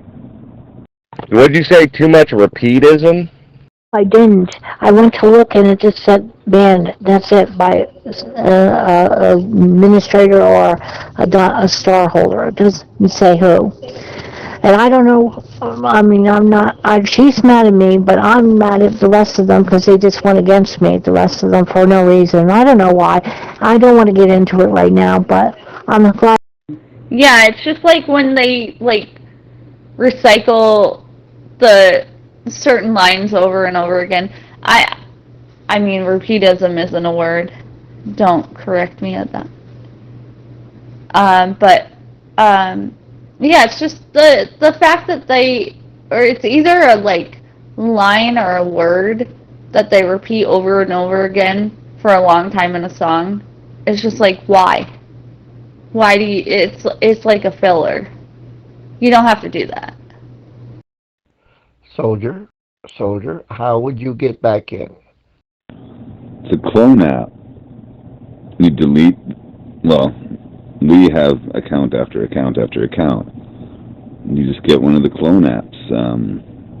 You have to sign in again, make a new name, and it gives a new IP address every time, like a VPN or IP, whatever. So every time someone gets you banned, you just delete that or uninstall that clone app and reinstall it. I always use a different one. When I uninstall that one, I'll go to a diamond one or whatever, and then I'll go back to the other one the next time. But every time you uninstall and I definitely wasn't going to correct you. Just making sure I heard you right. That's all. Settle down over there. What was I gonna say? I mean, words are just mouth noises that we make in order to convey a thought. So I don't really care if something's not a word. If it effectively conveys the thought that you're having, then it's a fucking word. That's what words are meant to do. You know what I mean? I be making up words all the time, dude, and people know exactly what I'm saying. If they pretend to not know what I'm saying, they're just a grammar Nazi, which I am not. I might be a grammar fascist. I'm close, but I'm not a grammar Nazi. You know what I mean? But, what was I going to say? Yeah, well, with the repeatism, you know, it's like when it's not karaoke and it's your song, you're performing, it has your feelings behind it. Like, I think it's maybe not a filler as much as it's, just a little pizzazz. It's a little, you know how Guy Fieri like sprinkles the salt, the famous meme? He doesn't have to sprinkle it that way. You know what I mean? He could just shake the salt onto the thing. It might even be more effective that way, but he chooses to do it with his arm out in that little style. You know what I mean? He's throwing a little pizzazz on it. You know what I mean? It could just be them vibing, just kind of enjoying their own fucking vibe, smelling their own farts. You know what I mean? Okay, you're talking about verbs. I need a noun. Exactly. The word exactly is an English word, which means precisely. You're saying the word clone app. Do I know what a clone app is? Hold on a sec, I'll show you. Shut up, stupid. Because I think I know who's doing it. It's probably Wimpy. I mean, if you look for the truth, you'll always find it. Wimpy's never been banned. And Wimpy gets out here and cusses the crap out of everybody. You go to his rooms and he talks and talks and he channel hogs. And yet when he's in your room, he wants to channel hog also. Yeah, I'm not judging the song in particular for having repeatism. It's just that when I'm singing it and I'm starting to like get to a point where I'm just like, I don't want to keep singing these lines over and over again. It's just, I don't know. You know, I've often thought, I asked him that, I called him out on it. I'm like, you go racist on people. You go, like, hardcore sometimes, man, and I don't at all. How, like, why not at least once have I seen Whipper have to come in with a new account? Not once. But here, I'll show you what the clone, I use the green and the blue one the most. They work the best. Oh no, I feel you. I feel the same way. Yeah, it's the repeatism is not fun during karaoke usually because you're kind of just getting through the song. It's not your song. It's not your feelings. You know what I mean? It's not a rock show with millions of people watching. You know what I mean? Like it's just like yeah, it doesn't do the same. I try to go with it unless it's just way out there. I try to do the song as close to how it would play on the radio. But if there's some shit where they're just ski bop boop bop a doop bop a diggity boo, you know what I mean? Like they're just fucking la da ha da ha ha ha ha ho ho ho ho. Like it's just too much of that shit, and I'm like, all right, let's settle the fuck down. Crazy. It's like I have to fucking make accounts all the time. I got back in here because Joyce Ann's in here, so she got me back in here. And then I got blocked from here, and I don't understand why. But hey, to each his own. And can I add you, Soldier, please? Sure. Okay. I'm Soldier's brother. Alright, anyways, is there anyone else who's ready to sing right now? Oh, I'm the one with a big penis. Gotta have the original Soldier. Thank you. Oh, I'm sorry. He's the one with the small penis. One of you bucket-headed hoes, no way. Hit the brakes when they on patrol, no way. That song's still stuck in my head. Alright. Damn, it really is just you and me holding it down. Let's do it. Let's fucking do it. Doing it live.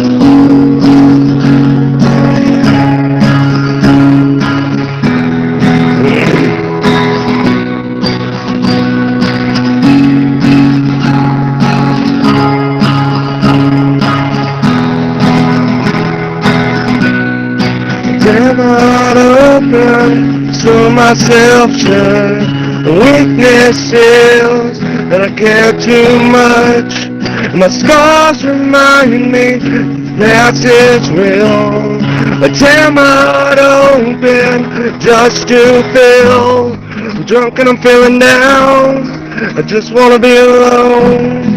Just 'cause you came around, why don't you just go home? Can't help you channel your pain. Can't help you fix yourself, making me insane. All I can say is tear my heart open, so myself shine.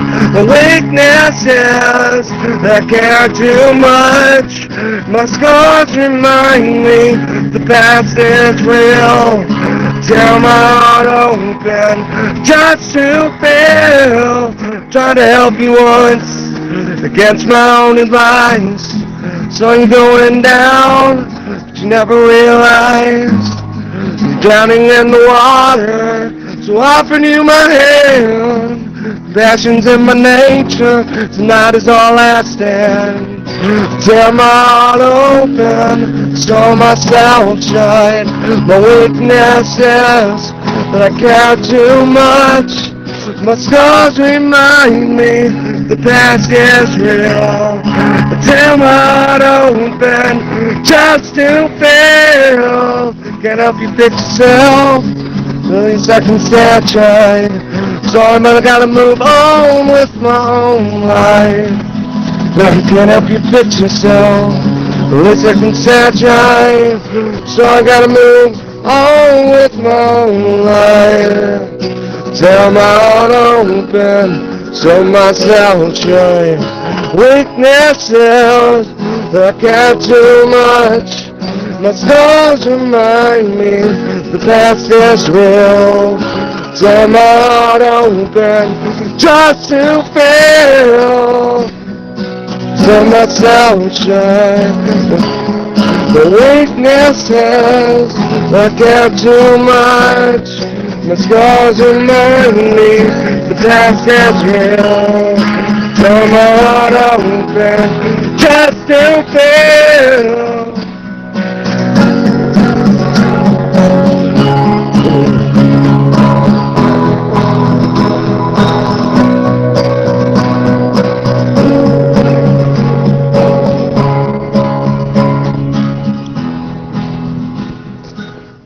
We'll be right back. What does it matter what size penis he has? I'm not there for penis, I'm there for friendship. Yeah, send me the flag, Rosie. See, I put it in the history for you there, Jesse. Soldier, so now when you get a chance. No, I'm good. I'll step back for 3 or 4 minutes or more, so you guys can log back in. Why? Hey, what's up, Top Gun? I was putting my tablet down. I bumped you by accident. Hey, Rosie. What was I going to say? There's a new rule. There's a new rule you had to watch out for. Dang it, I was going to say it until what's-his-face just keyed up. What's up, James? But just keep your eye out for the biggest thing that I'm trusting you to do when you get the admin. Did you get it yet? You should get it soon. But trust everybody in quick, because we have stupid people blocking and bouncing. And if you see anybody blocking or bouncing, remove their moderator. They can sit at the bottom at the perils of everybody else. I need a diamond. I only have a star, baby. So you better fix that right now, real quick, because I only have a star. So, but I'll take care of it and trust everybody in, and the idiot's gone. It should be happening real soon. Just keep your account here for a little bit. Here, I'm waiting. Okay, I'm on my laptop, and I got banned on my phone. How can I use the clone app if my account's been blocked on my phone? Gets it going. Go into your App Store, your Play Store or whatever, and just type in Clone App, and you should get the same selections that I just showed you. Install one of I do the green one with the D, the dual cloner, That one works the best. And then you just sign in, when that's installed, it'll give you the option to add. So you have to keep normal Zello installed, but don't log into it. You just keep it in. Okay, good deal. M4AZO over on the Dewdrop Inn. Is anybody around? The A2 crew up here in Virginia calling. CQ. Oh. Sorry, Rosie. You keep it installed on your phone, Zello, but when your clone app installs, you go to the add button, and it'll bring you through your apps, and then you go to the Zello one, and you add that to the dual cloner, which gives it a new VPN or a new whatever. And then you just make a new account, a new name, and then if someone... Mike, I sent you started 2 pictures to your cell phone for you, Mike, to look at them 2 pictures. Hey there, boy. Yeah, I got them. Making a noise, so I'll look at it. You gotta check it, again, soldier, because it's only a star. I mean, it would have popped up right away. I don't have that much of a slow phone. Not gonna be at church tomorrow. Correct. Yeah, we'll be at roadside up there towards play. Again, excuse me. I'm going to back up for 10 minutes. Go ahead. No, I said it should happen soon. Keep your account in. I've sent the word out. Calm down. Are you there? Hey, yeah, I went by there today. Dark and late in the evening when I was in the Bible up there, and looked like I had much of a parking lot, but... Yes, sorry. I don't have a song picked out for next, so I hope somebody comes in. But really good song choice, and I love it. I love that song. I grew up on that kind of music, you know. Hey, okay. Still loves you, Rosie. It's good to hear from you again. There you go. Oh, and the other rule is the camera stays off. Okay? Definitely. I don't like cameras anyway. I mean, they're already incriminating Danny for some AI shit, saying that he has a criminal record, beat on his kids, beat on his ex-wife and all this stuff, and he never did that shit. So if you see that floating around, he never had a criminal record. Just letting you know. As did I. I know I love that kind of music. that was going to be my first question is if you knew that song, how well you knew that song. Because that was a way different version of it, an acoustic version. Like that was some dude like kind of remaking it in an acoustic karaoke version, but the vibe on the guitar and the rhythm and everything was kind of different. And so I just sang it differently. Like I just went with it, you know what I mean? And sang it like that was actually pretty different than the original version of the song, but I was kind of feeling it. Well, that's the group. That's Cincy's in Blood Honors and Blood Honors. See, Wimpy's in there, Cincy's in there, and what do you call it? Frog. They're going around doing nothing but nonsense. That's funny. Whippers become the very thing he hated.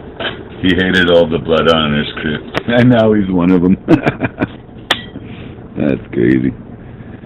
Saturday, November 15, 2025.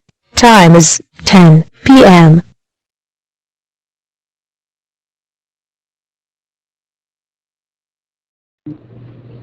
Yeah, I mean,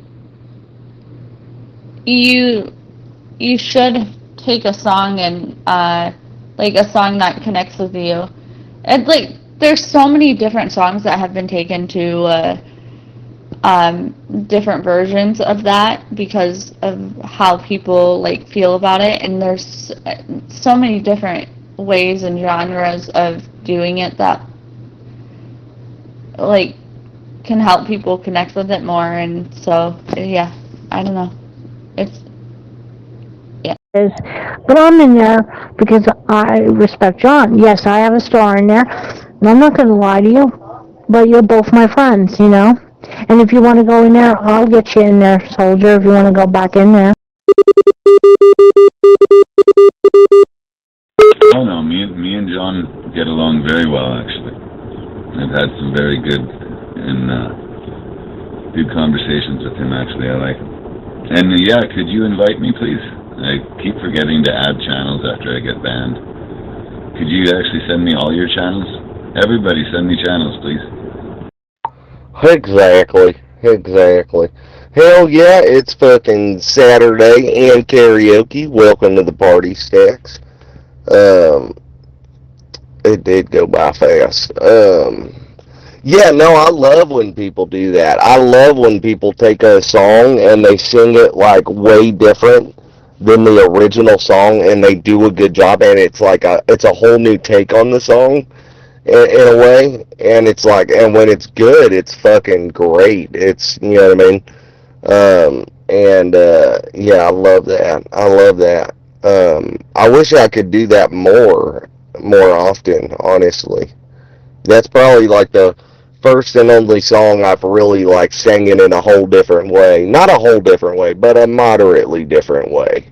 I have John's and yours, that's it. I have none. And it kind of, in a way, it's better that way, to save my family's sanity, you know what I'm saying? I do. Yeah, and I saw those pictures that people were bringing the accounts in, and I just blocked them and banned them. I don't care, it's none of my business. Thank you. Appreciate that, because it ain't true. Yeah, and Donald Trump did not grab Bill Clinton by the balls. Yes, he did. Did he really? I saw that painting of Bill Clinton in a dress. Well, Trump grabbed Bill Clinton by the balls, and it's in one of the emails. And Russia was contacted immediately, so you can use this picture to blackmail Trump.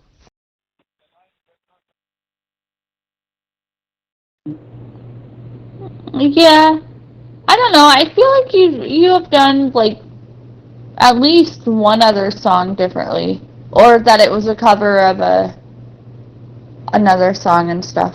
But it was really good. And yes, Scissor Sister, are you gonna sing?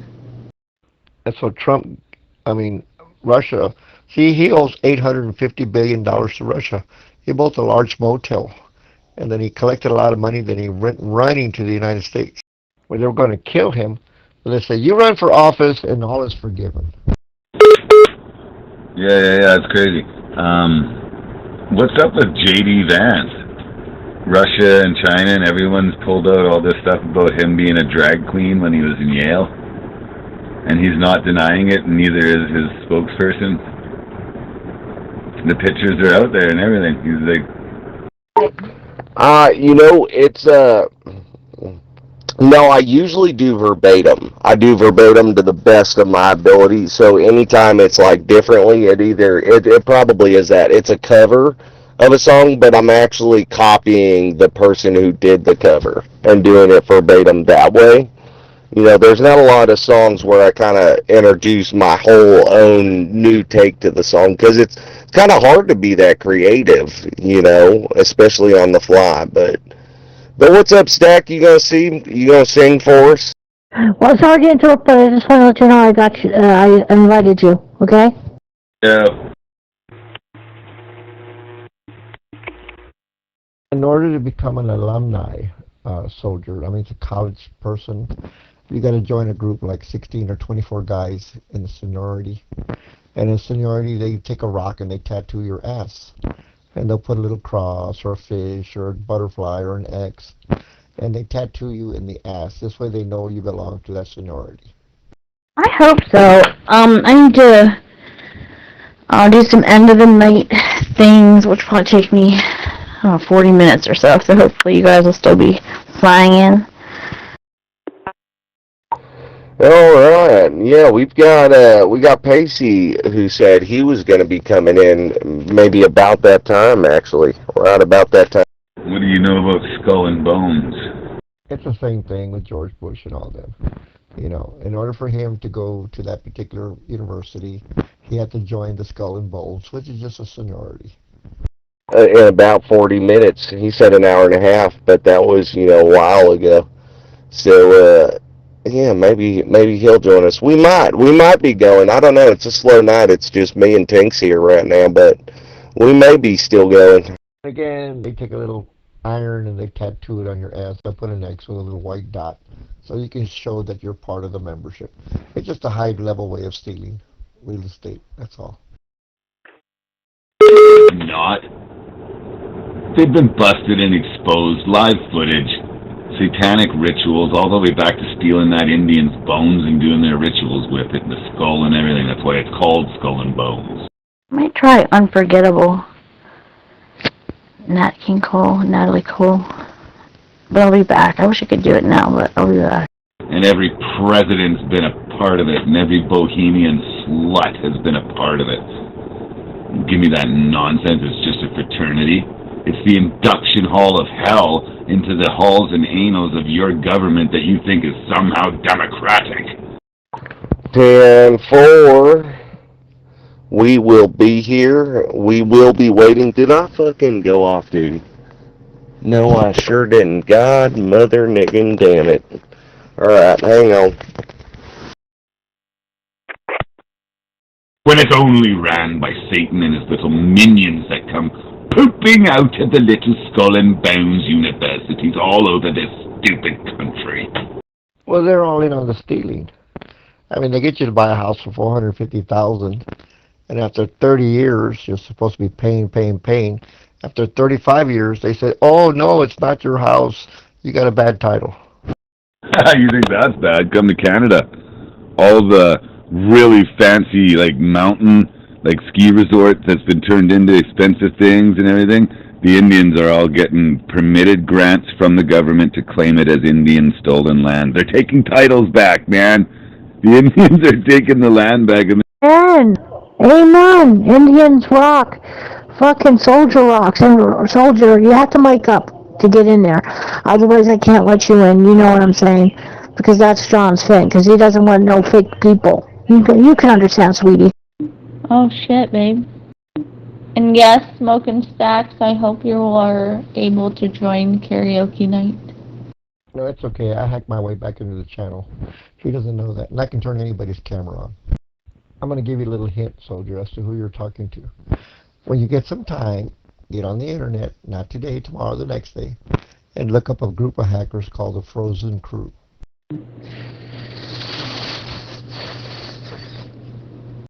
The reason they were called the Frozen Crew is if you didn't pay them ransom, they would lock up your computer, and that's where the word Frozen Crew came from.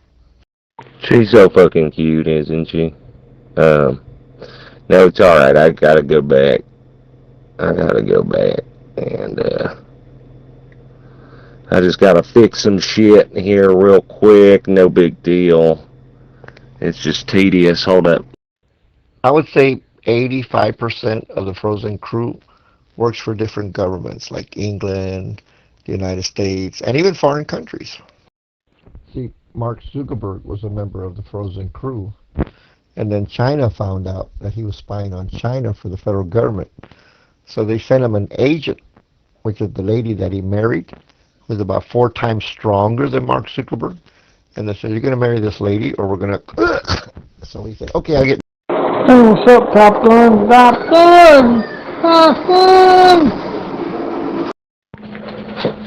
James, in the Windy City.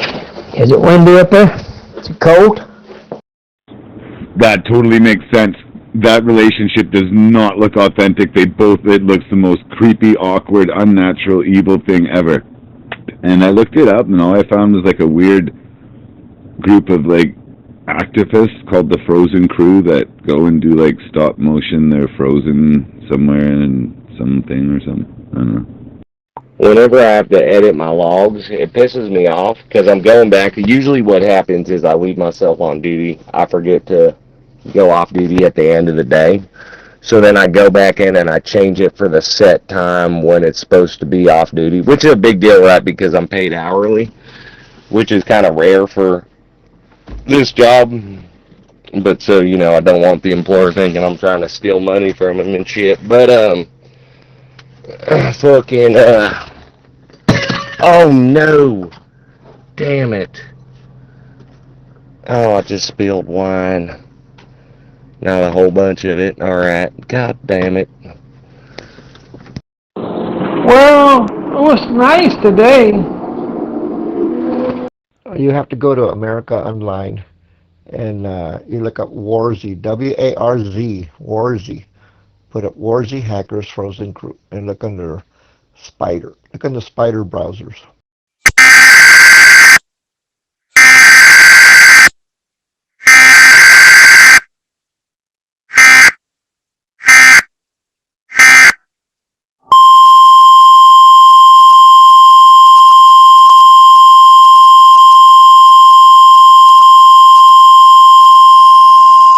There is one new special marine warning. Attention!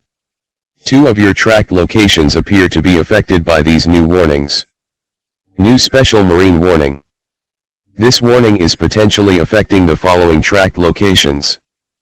Location number 1, which is inside of the polygon for this warning. Location number 2, which is inside of the polygon for this warning. Here is the summary of this warning. At 7:04 p.m. PST, a cluster of showers capable of producing a waterspout were located in the warning area. End of warning summary.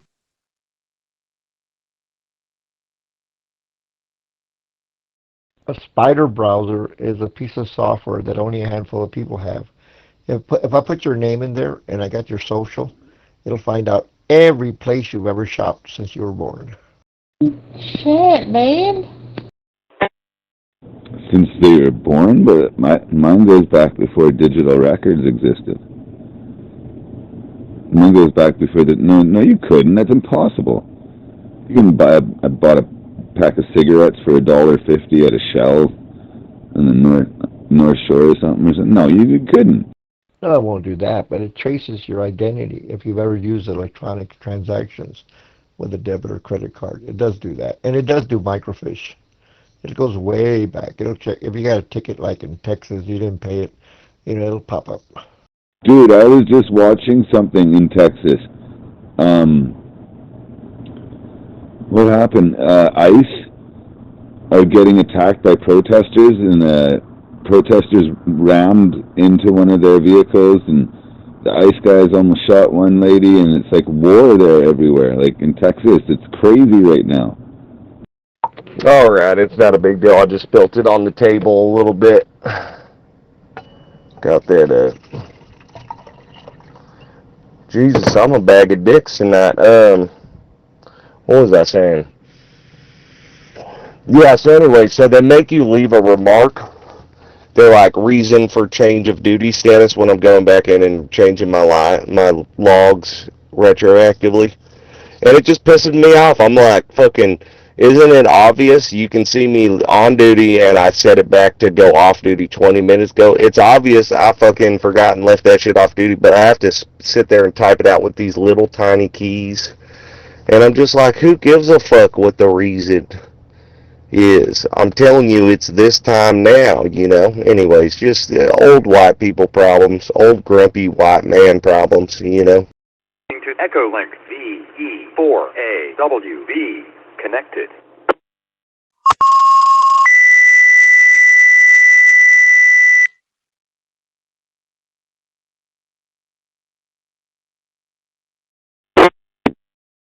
Well, the guy that runs ICE lives right here in San Antonio, right down the street from me. I mean, everybody I know in the military, they know where he lives. Okay, but like basically what I'm hearing is Texas is a war zone right now, a real one between the cartels and ICE and everything.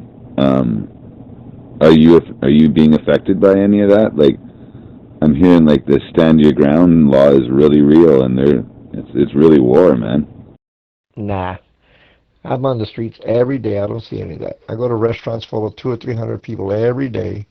Whataburgers have 30 or 40 people every day, mainly elderly people. Let's see, Luby's usually has 500 or 600 people every day, mainly elderly people, some young people. You know, if someone asked me what's it like to get old as a white man in America, you know, I just tell them, you just start getting mad about little things, every little thing, you know what I mean? That's how you end up being that, get off my lawn. The people are still going to discotheques and quinceañeras, weddings, and Mexican cumbias. You go to the west side, it's all Spanish music. You go to the east side, it's all hip-hop. You go to Austin, it's a bunch of stoners doing crack. But crack is real prevalent. Just about everybody I know is doing crack, including the owners of the gas stations. They're having a lot of trouble with their own kids because they're so stoned they start fighting with their own parents. They steal money out of the registers. I'm going to take $10,000. The parents go, no, you're not. And they push the mom and dad back, and then they steal the money. And they call the cops. They can't do nothing because it's family. That's how that happens. When they're like 70, 80, yelling at kids to get off their lawn, they're like at the furthest end of the road of that shit, that development. Anywho, I forget. Who sang last? Turn that damn music down. Let me go back. I'll look.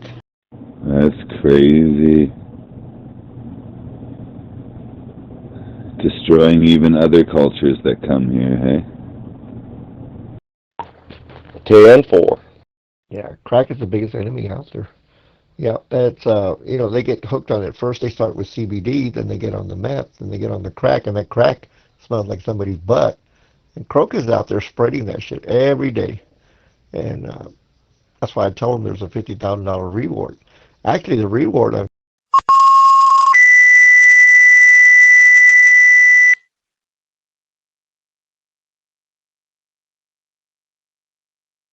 No.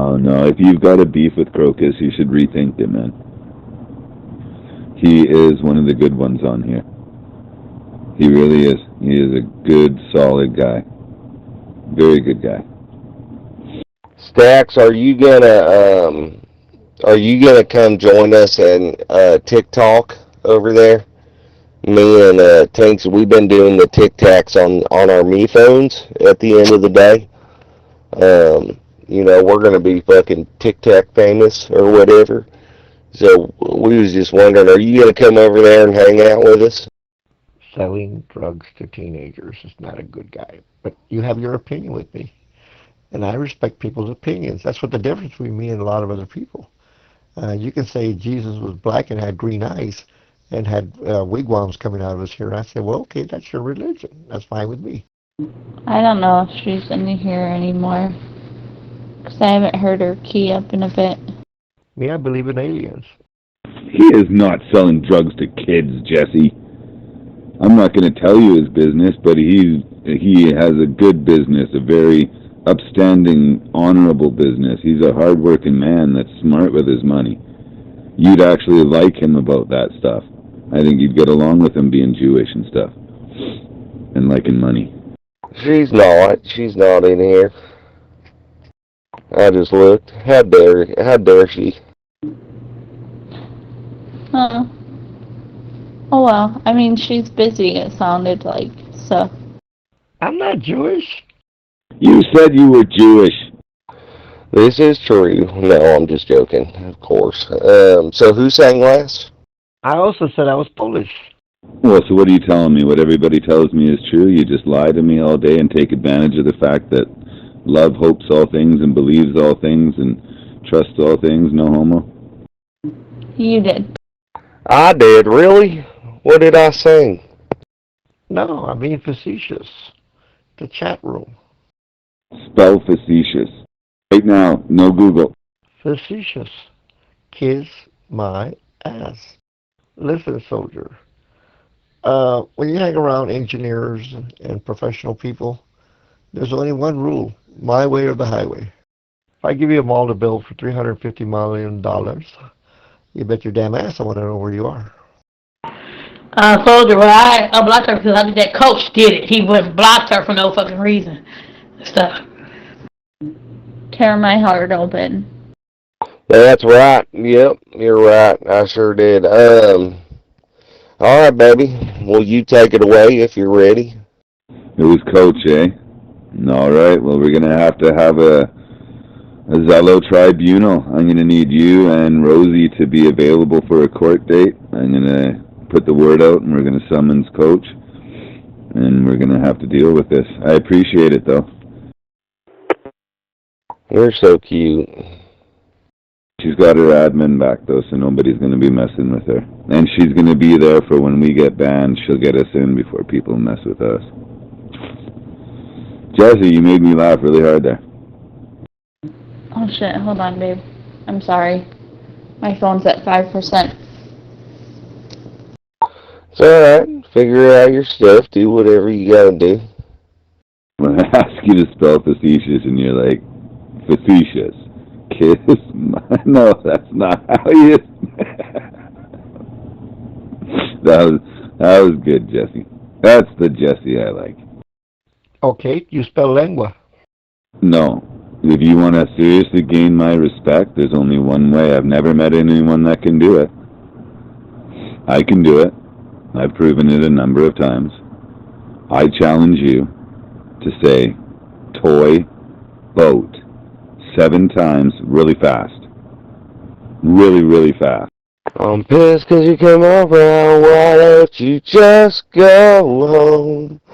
I channeled all my pain, and I can't help you fix yourself. You're making me insane. All I can say is, tear my heart open. 1-7. That's done. No, toy boat. No, Jose. That's the difference between my mind and your mind. I don't play games. Somebody pisses me off bad enough shoulder, I'll shoot him in the foot. Tell him to leave. We can go live stream if you want, baby. Either that or keep singing. It's up to you. Or maybe a little bit of both. Maybe sing for 20 more minutes and then go live stream. You play games all day. You even said so. You play them on here. Okay, tell you what. If you can do it, I'll give you an admin.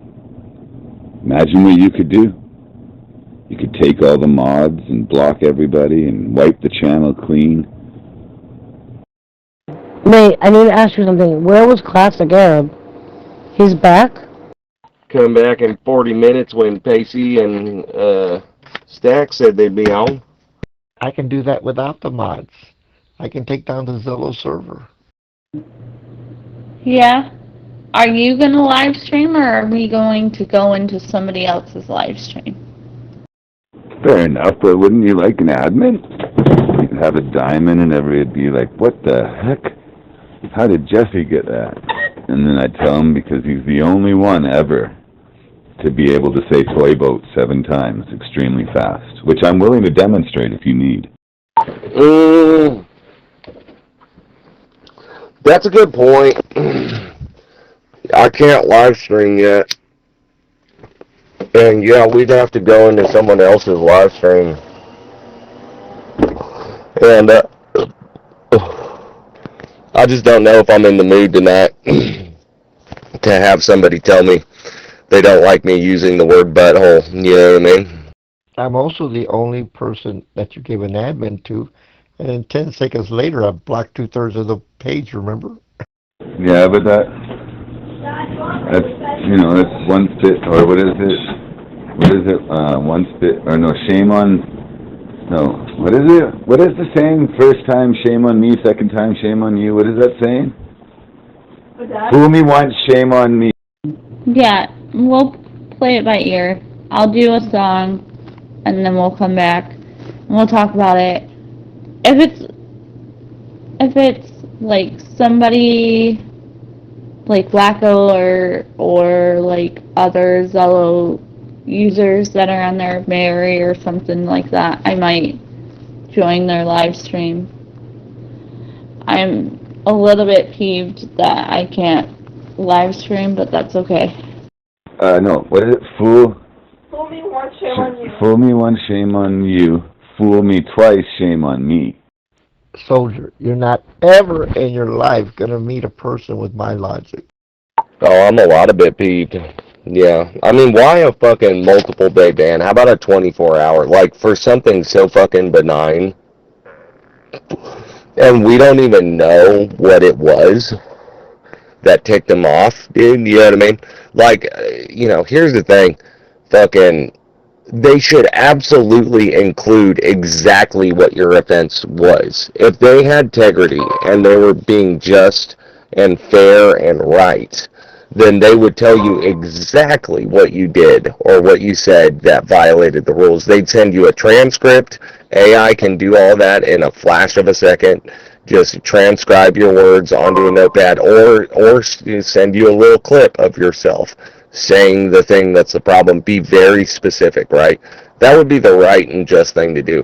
The reason why they don't do that is because, one, it would take more work, they're lazy. Number two, because if you're never sure what you did that broke the rules, you will self-censor yourself harder. You will live in a state of fear and paranoia against the authority figure, never quite knowing what exactly the rules are. Do you see me buying Elon Musk stock? No.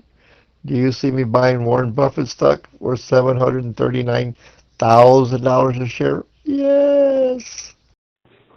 All right, here we go. Ready? This is the challenge. Toy boat, toy boat, toy boat, toy boat, toy boat, toy boat, toy boat, toy boat, toy boat. Come on, try it. Try it for me. You would make me so happy if you did it. Come on, I dare you. I dare you to try to say it. I want you to see that it's a word twister that's very hard to master. Come on, try it. Ding, ding, ding, ding, ding, ding. No way. Jose. Ding, ding, ding, ding, ding, ding. It's not my language. I'm one of the few people in this room, soldier, that can speak Egyptian. And Africana. And I can read Elon Musk's emails. Boy, does he have some shit to hide. So you're willing to pretend to say some googie boogie, but you won't try to do a word twister because you're afraid of what?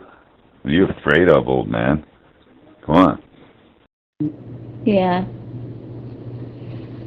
Yeah, but there's really nothing I can do about it, so. No, it's not afraid of. The words are very clear. I'm going to say it just one time. You listening? I don't care. Yep, you're right. You're right. We're completely at their fucking mercy, which goes to show you, that's why I talk about integrity in running a channel so much, because it's like you're given that authority to either censor, prohibit, block, or allow all that shit, right? Like, I do not take that shit lightly. I've had big fights with my friends before for not letting them abuse admin authorities and shit like that. Like, it's been a constant stress in my life. And I can say, as a person who's had to administrate some shit, the fact that they leave it very vague what the rules are is intentional and fucking really shitty, really bad, bad of them to do that morally. But anyways, like you said, we can't do nothing about it. We're totally at their mercy. Well, it's not something that you should care about. We're just killing time talking, and I'm trying to. You made me laugh, so I was feeling goofy, trying to show you that I'm not always thumping the Bible on your head, and you won't even have any fun with me. There is one new tornado warning for Pennsylvania.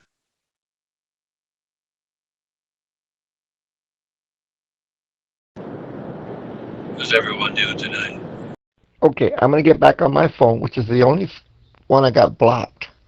I got about 20 phones in the house, They're all Samsung A53s. I gave a friend of Robert's a phone the other day. I had a bunch of my porno, and I got about 30,000 phone numbers. And she freaked out when she got my phone. She goes, God damn, what do you do with 30,000 emails and phone numbers? I said, that's all family.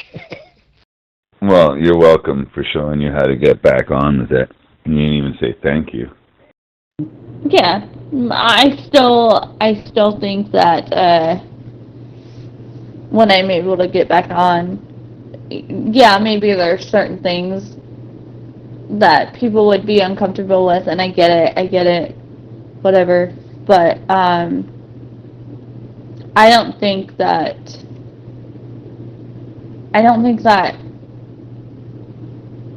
you should hinder freedom of speech too much. I don't know. I just,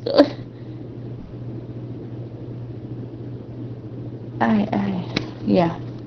Oh, thank you, soldier, for showing me how to get back on there. Now, will you kiss my ass? No. And if you don't say toy boat, I'm going to do the end of Sabbath day cleanup. The sun is down, the house is messy, and it's driving me nuts. You got, how old are your boys, 5 or 6? I only have one boy and a whole bunch of girls.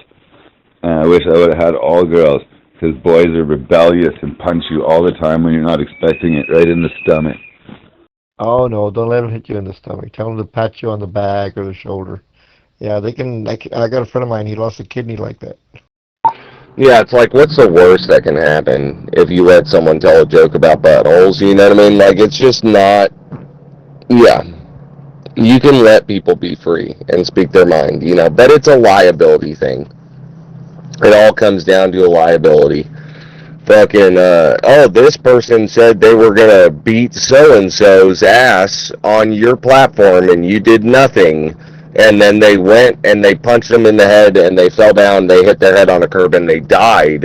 And now your platform is liable for this misfortune because you did nothing to stop it, you know, to the tune of $1 million, because that's what the lawyers are going to go after, whoever has the deepest pockets, and find some way to finagle that it was actually the rich person's fault or the rich group's fault, and just to fucking frack money out of their bottom line. And this is the problem with America.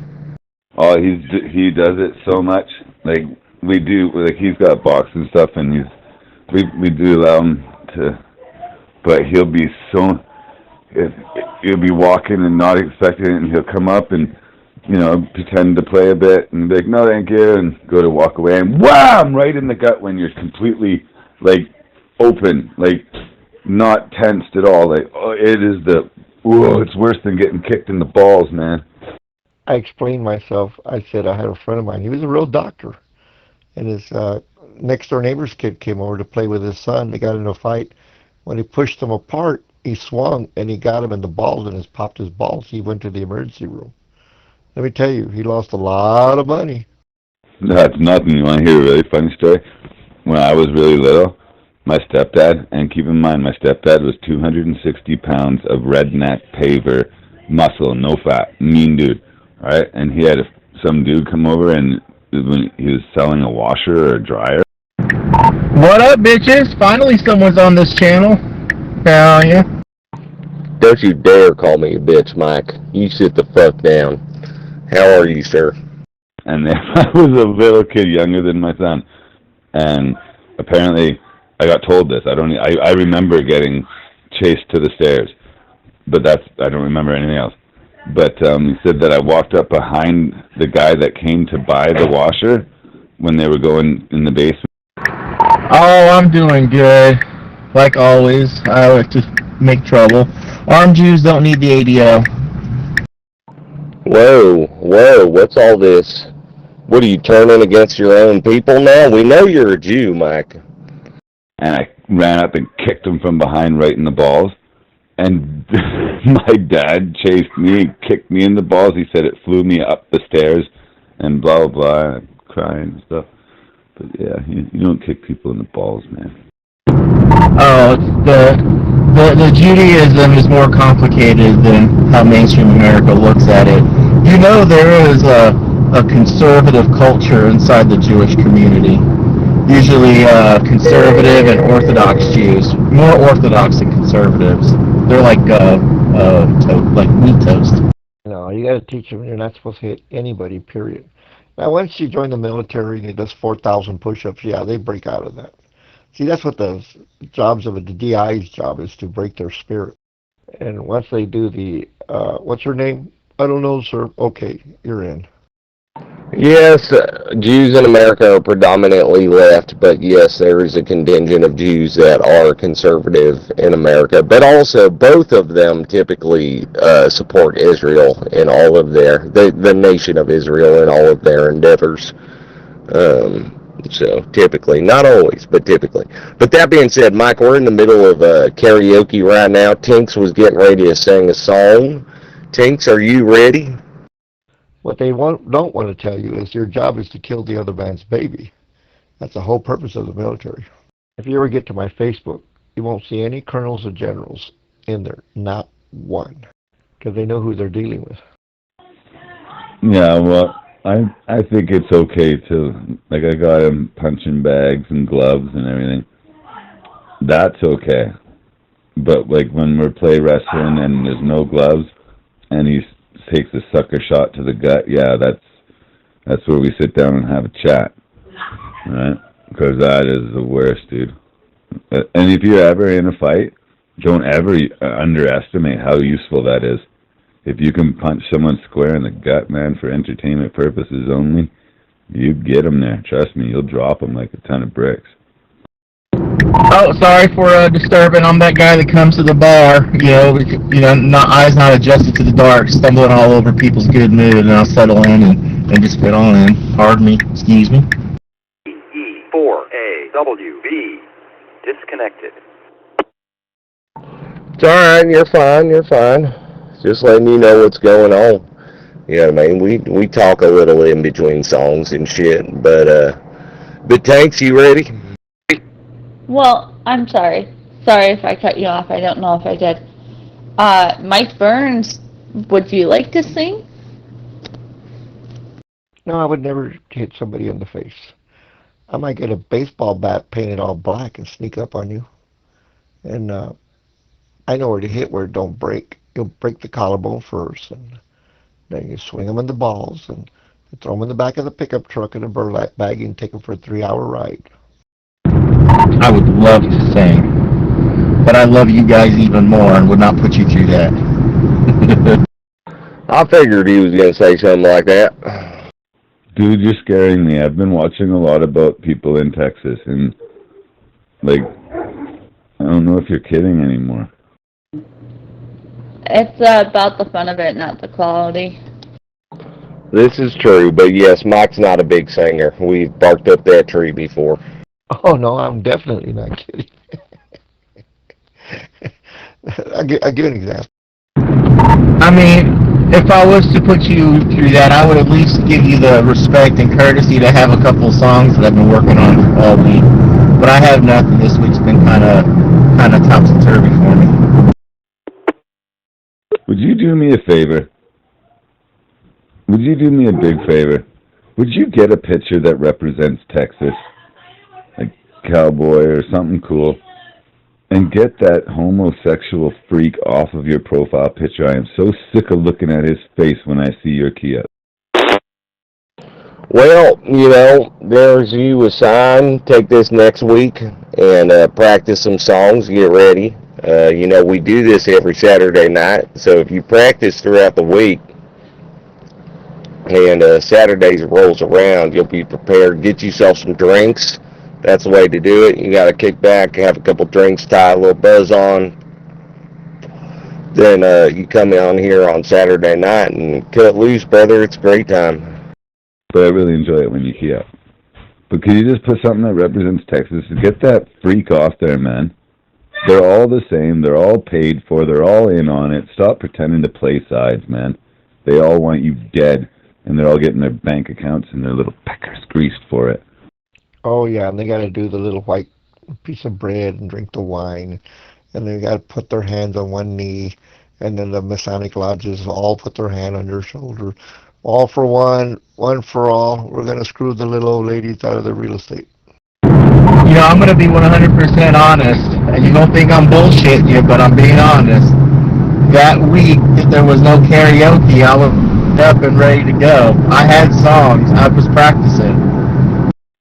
Well, better than Fidget Master. He says he's going to take all the senior citizens' Social Security so that he can buy more weed.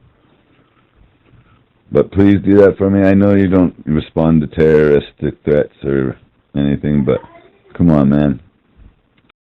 Oh, the 1 week we didn't do karaoke in the past 6 years. That one night was the one night you were prepared to sing. Oh, man. What a fate of luck that is, man. The gods are cruel sometimes, aren't they? I mean, I hate seeing Newsom. I hate him. All the only other politician that I hate is Justin Trudeau. There's those two, Trudeau and Newsom. It makes me sickened to see their faces. Let's see, the songs I was practicing, that was Black by Pearl Jam, Sweet Child of Mine from Guns N' Roses, and what was it? Nothing Else Matters by Metallica. You ought to be proud of Justin Trudeau. He banged Donald Trump's wife and got away with it. No, he didn't. He's a flaming homosexual that his dad allowed people to MK Ultra and rape when they were kids, and they did that project up here, which your government funded.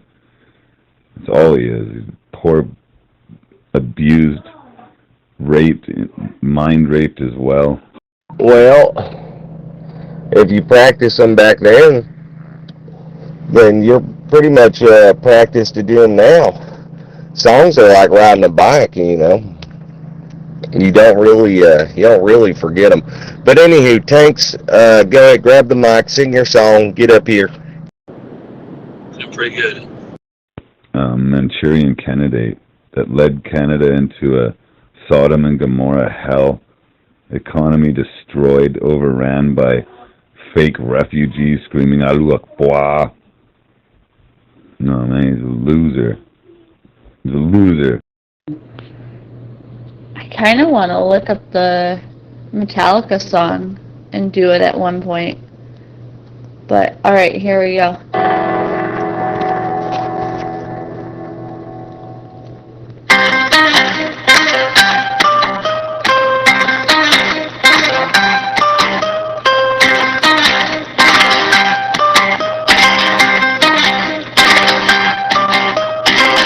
Baby, can't you see I'm calling? A guy like you should wear a warning. It's dangerous. I'm falling.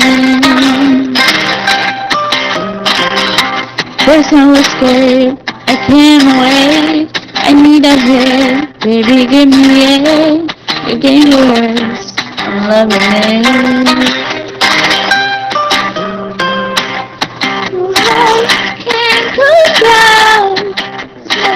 Round and round. Do you feel me now? Sorry, y'all. But the taste of your lips come on the ride. Your toxic charm clicking on your taste of the poison paradise. Addicted to you, don't you know that you're toxic?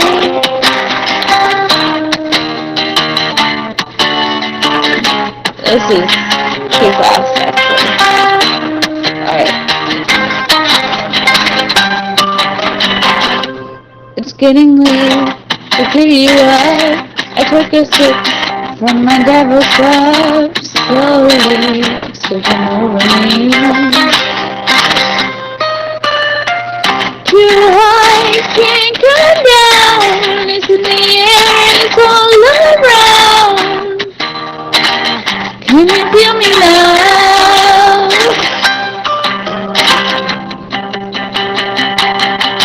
With the taste of your lips, I'm on the rise. Your toxic, I'm slipping under. Taste of the poison paradise. Addicted to you, don't you know that you're toxic? And I love what you do, and you know that you're toxic. Know that you're toxic.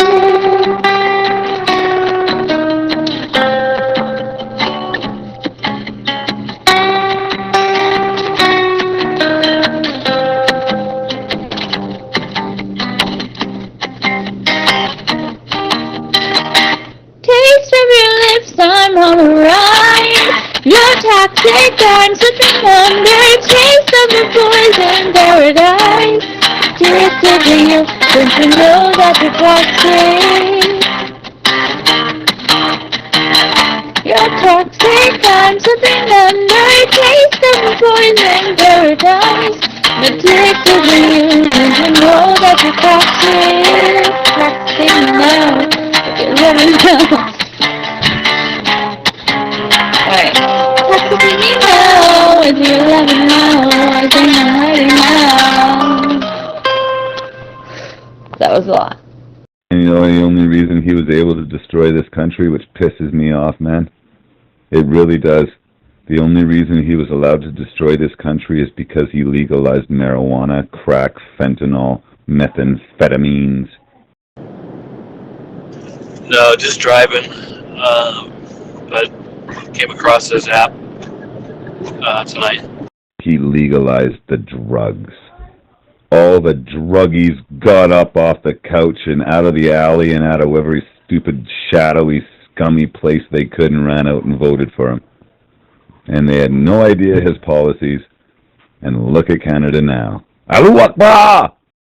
Addressing some questions that were sent to me in the comments section here on YouTube under my video that I put together years ago called Answering the Critics of the King James Bible. The person left a whole bunch of questions that I believe that many of my other Christian brothers and sisters out there are also asked concerning the King James.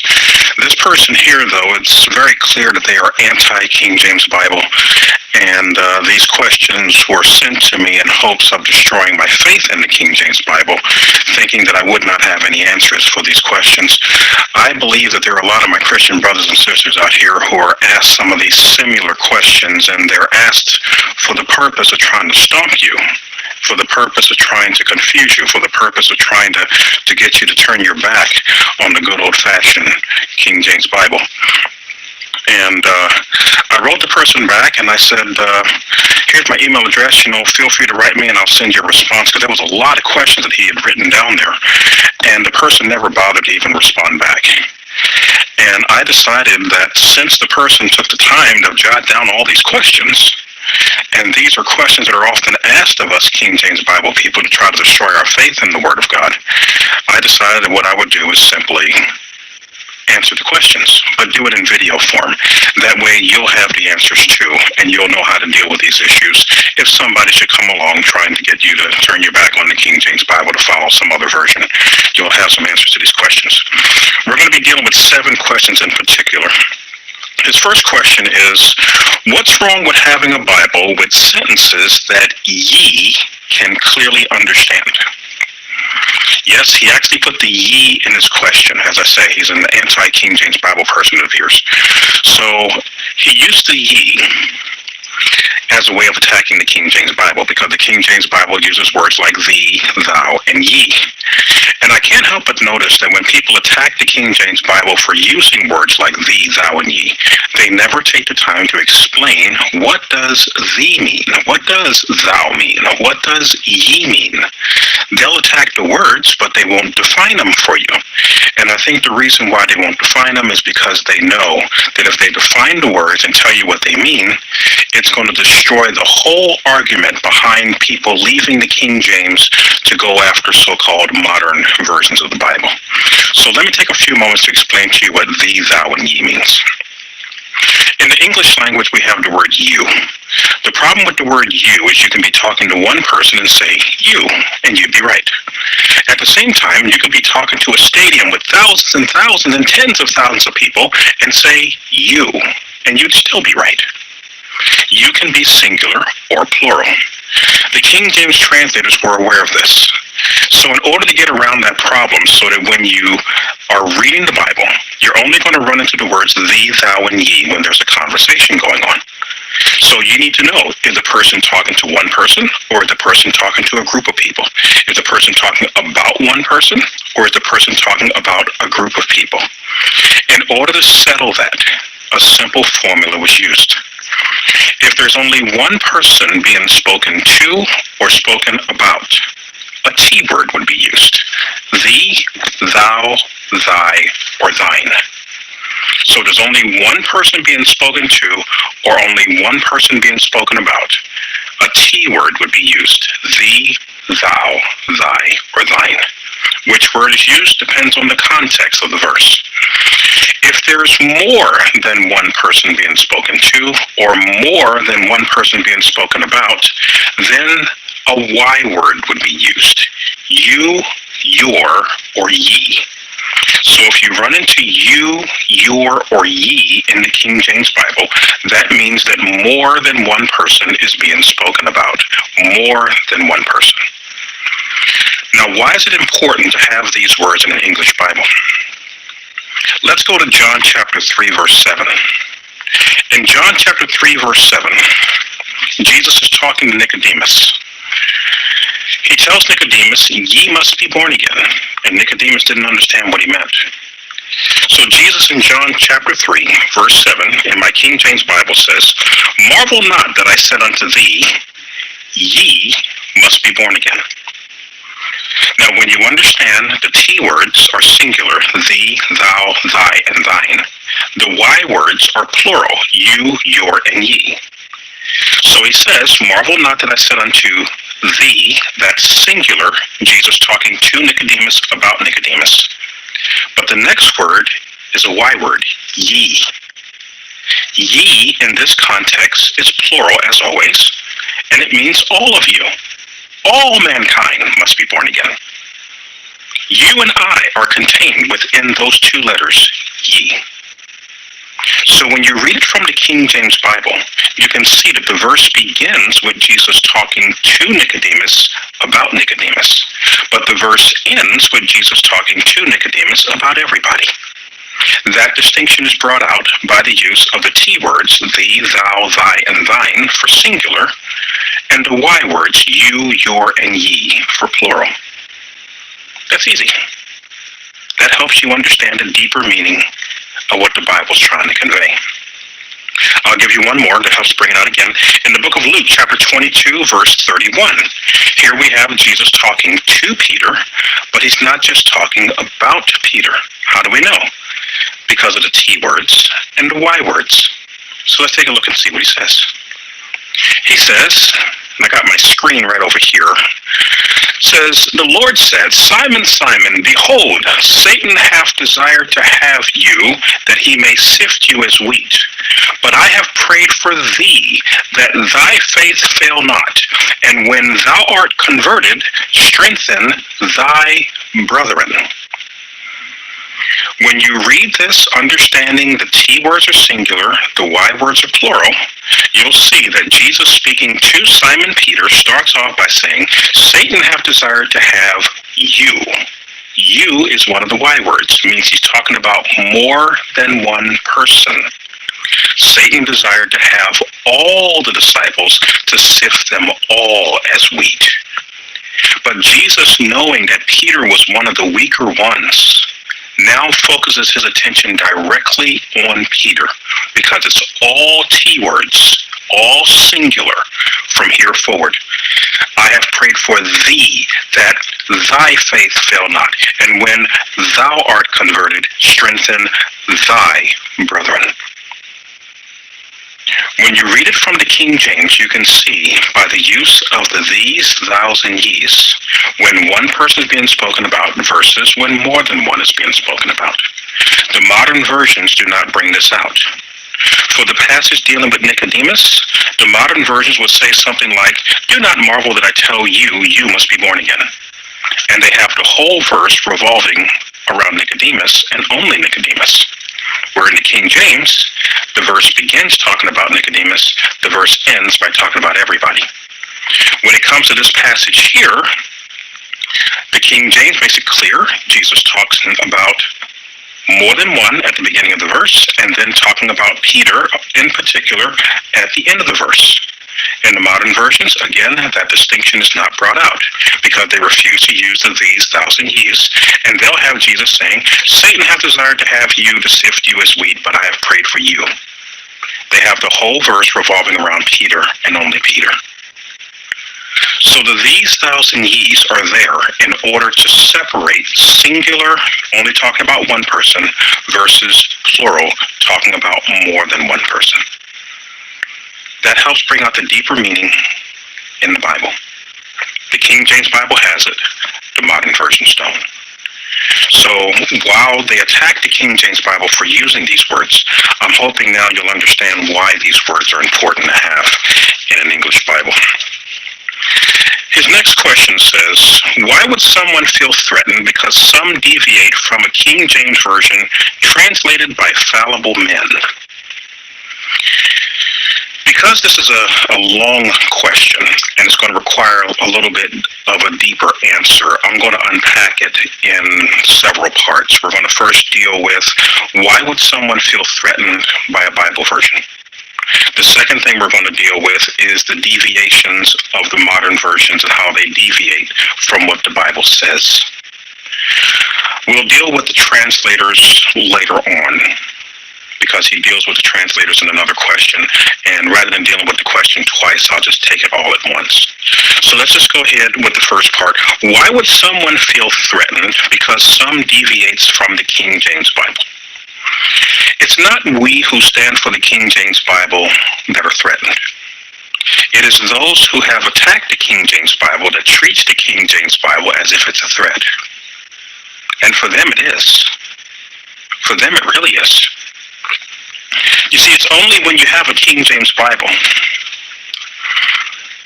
and you put it up next to one of the modern versions, this is the New International Version here, when you put the King James up against one of the modern versions and you start comparing them verse for verse, you then begin starting to see how the modern versions have been changing what the Bible says. So the goal behind the makers of the modern versions has been to get the King James Bible completely off the playing field. Just remove it from the playing field. That way the only Bibles you have to choose from are the so-called modern versions. But there's a secret that the modern versions has. Who started this fight? Who started this Bible version fight? It wasn't us. This Bible version fight started before the King James Bible was even translated. Who started it? It was started by the Catholic Church's leadership. In times past, before we had all the technology we have today, if you wanted to know what the Bible had to say, you had to go to a holy man, a Jewish priest, a Jewish rabbi, a Catholic priest, a Catholic monk, and they might have access to Bible manuscripts. You may run into an occasional Christian that might have access to some manuscripts, depending on where he might have come in contact with some. There were plenty that were going around as the Jewish people were being very faithful and copying these manuscripts of the Bible so that every generation would have a copy. The Catholic Church wanted to keep it that only the religious class would have the Bible. They didn't want the average man or average woman having a Bible. That way, they would have a lot of power. Whenever a man rose up and found some manuscripts of the Bible and tried to translate it into their language, if the Catholic Church's leadership found out about it, they would hunt them down and put them to death. That's how serious they was about not wanting the average man or the average woman having the Word of God for themselves. When King James became King of England, though, the Catholic Church ran into a brick wall, because King James made two things very clear when he took the throne. One of the things he made clear is that even though his family's Catholic, he's not. He's Protestant. That angered the Catholic Church's leadership, because that meant for as long as King James was King of England, they wouldn't have a lot of power in England. The second thing King James made clear is that he wanted the average person to have the Bible for themselves. And he began to gather together these translators, these men who knew these ancient languages, so that they could take these more than 5,000 manuscripts that they had gathered and translate them into English. That angered the Catholic Church leadership also. And as I mentioned to you earlier, whenever the Catholic Church leadership found out that people were trying to translate the Bible for themselves, they'd hunt them down and kill them. King James was no different. They sent people to England for the purpose of assassinating King James, but not just him, to assassinate him and his entire government, all in one felled swoop. They were going to gather them all together in a building, the Parliament building, and then they were going to blow the building up. This assassination attempt became so infamous to this day. It became known as the Gunpowder Plot.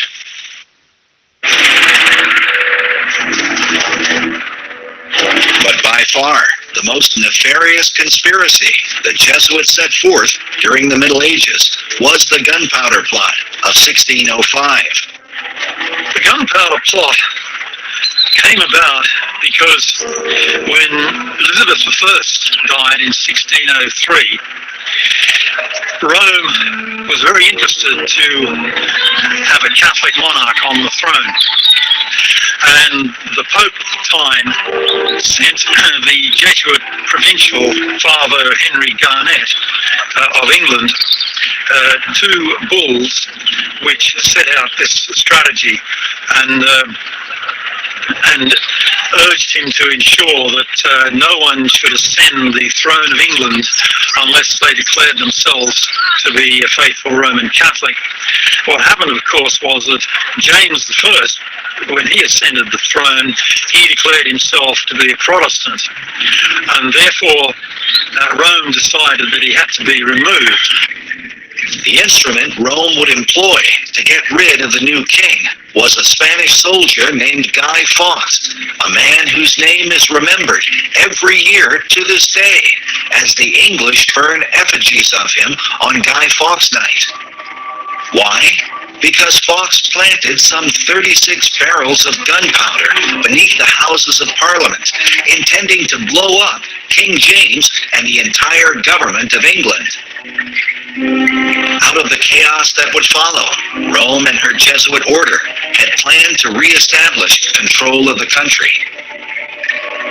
Well, Guy Fawkes was, I think, what we would call a Jesuit coadjutor. He wasn't a Jesuit priest as such, to my knowledge, but he was a professional mercenary soldier, and he had fought in the Catholic army of Spain. Fawkes was discovered just moments before detonating the gunpowder, in what the English people clearly saw as an act of God.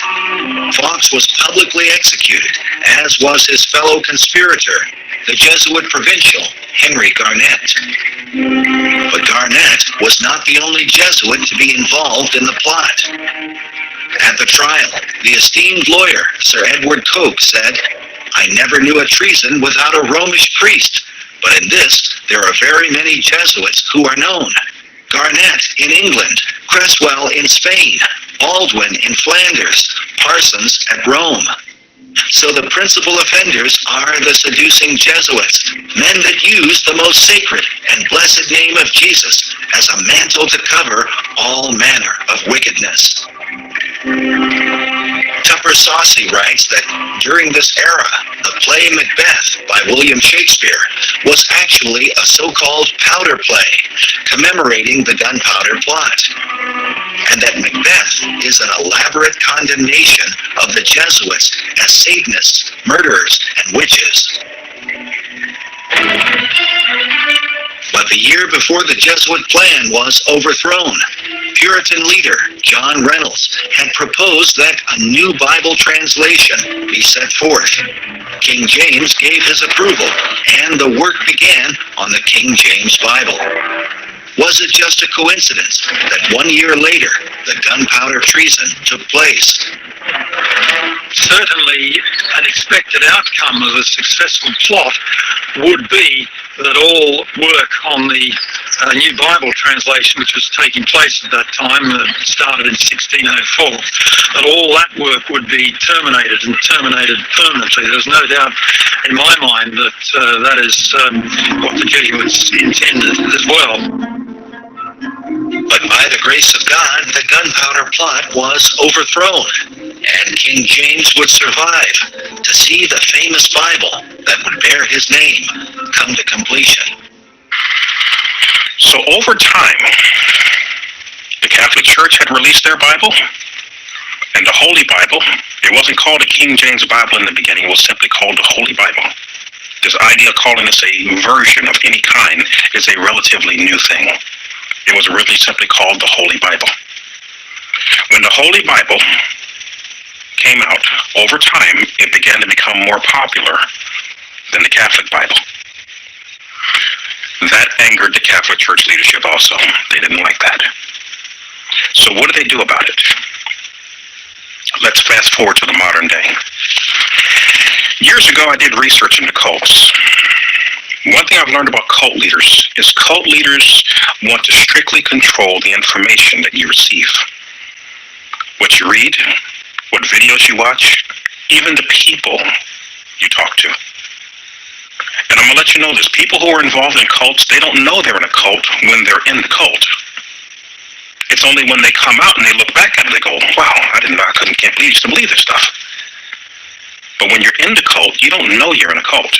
But one of the signs of a cult is they will forbid you to speak to former members. If you're in a religion that tells you you're not allowed to speak to former members of the group, even if it's your own family, it doesn't matter how many Bible verses they try to throw at you out of context. Jesus never shunned anybody.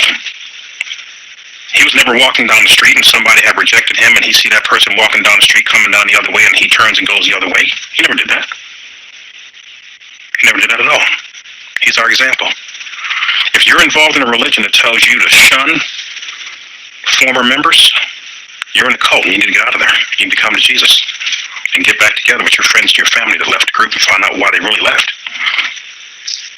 But cult leaders want to strictly control the information that you receive. This here is a Catholic Bible.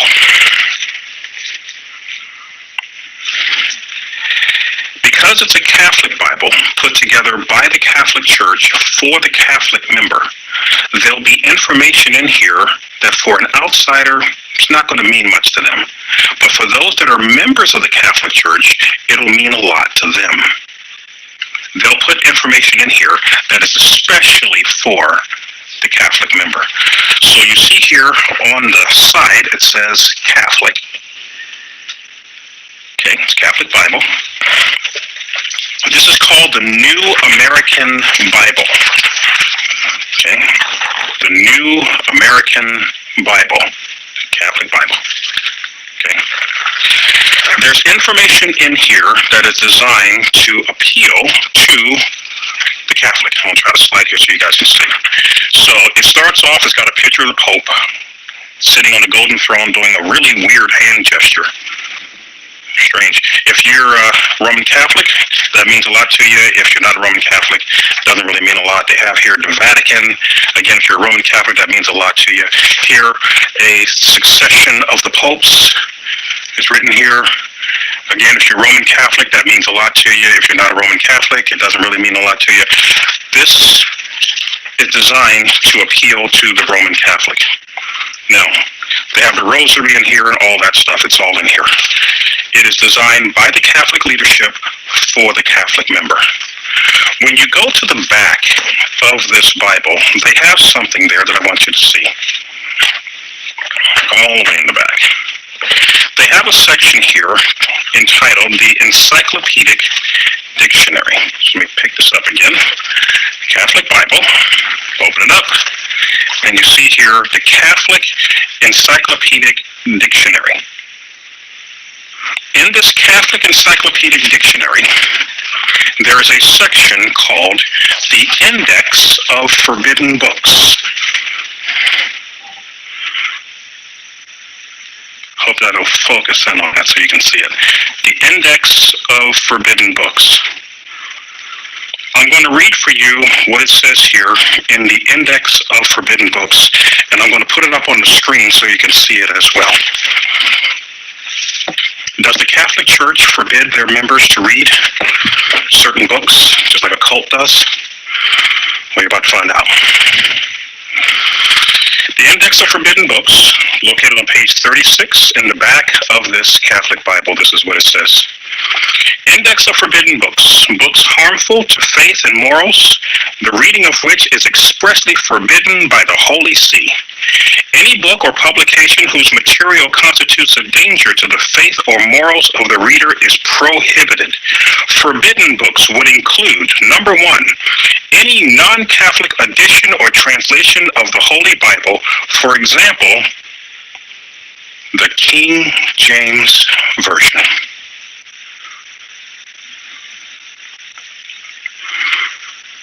I want you to take note, because I'm going to put the entire thing on the screen.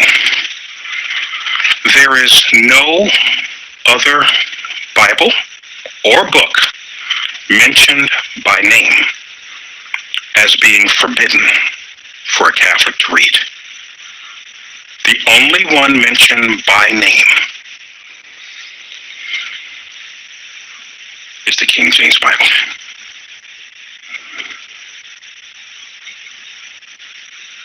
You see, the King James Bible began to become more popular than the Catholic Bible. They couldn't beat the King James. It's translated from the Jewish manuscripts. The Catholic Bible is translated from Catholic manuscripts. This is the Word of God, the King James Bible. They couldn't beat it, so what do? You can't beat it, you ban it. Last I checked, there's more than 1 billion Catholics on the face of the earth. That's what I'm told, more than 1 billion of them. And they have been ordered by the Pope, who they call the Holy See. They're forbidden to read the King James Bible. They're prohibited from reading the King James Bible. The only book in the entire index that's mentioned by name. We didn't start this fight. This fight was brought to us.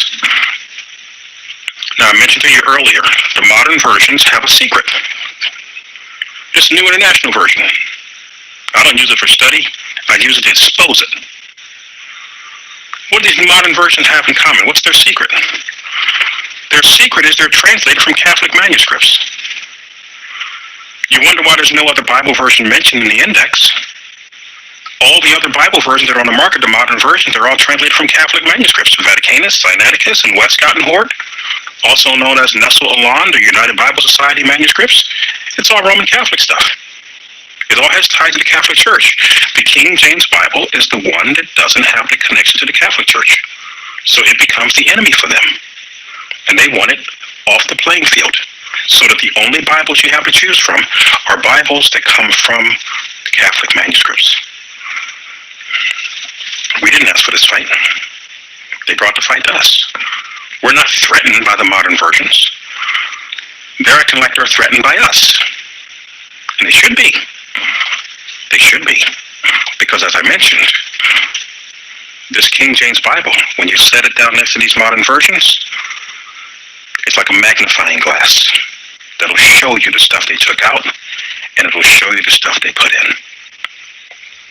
If they can get rid of this book, they can continue to take stuff out of the Bible, and you'll never know it's gone. They can continue to add stuff to the Bible that don't belong in it, and you'd never know it didn't belong in there because you have nothing to compare it to. The modern versions repeat each other's errors. The King James Bible exposes the errors. So he asked the question here, why would someone feel threatened because someone deviates from the King James Bible? It's not us who are threatened. We didn't ban more than 1 billion people from reading the modern versions.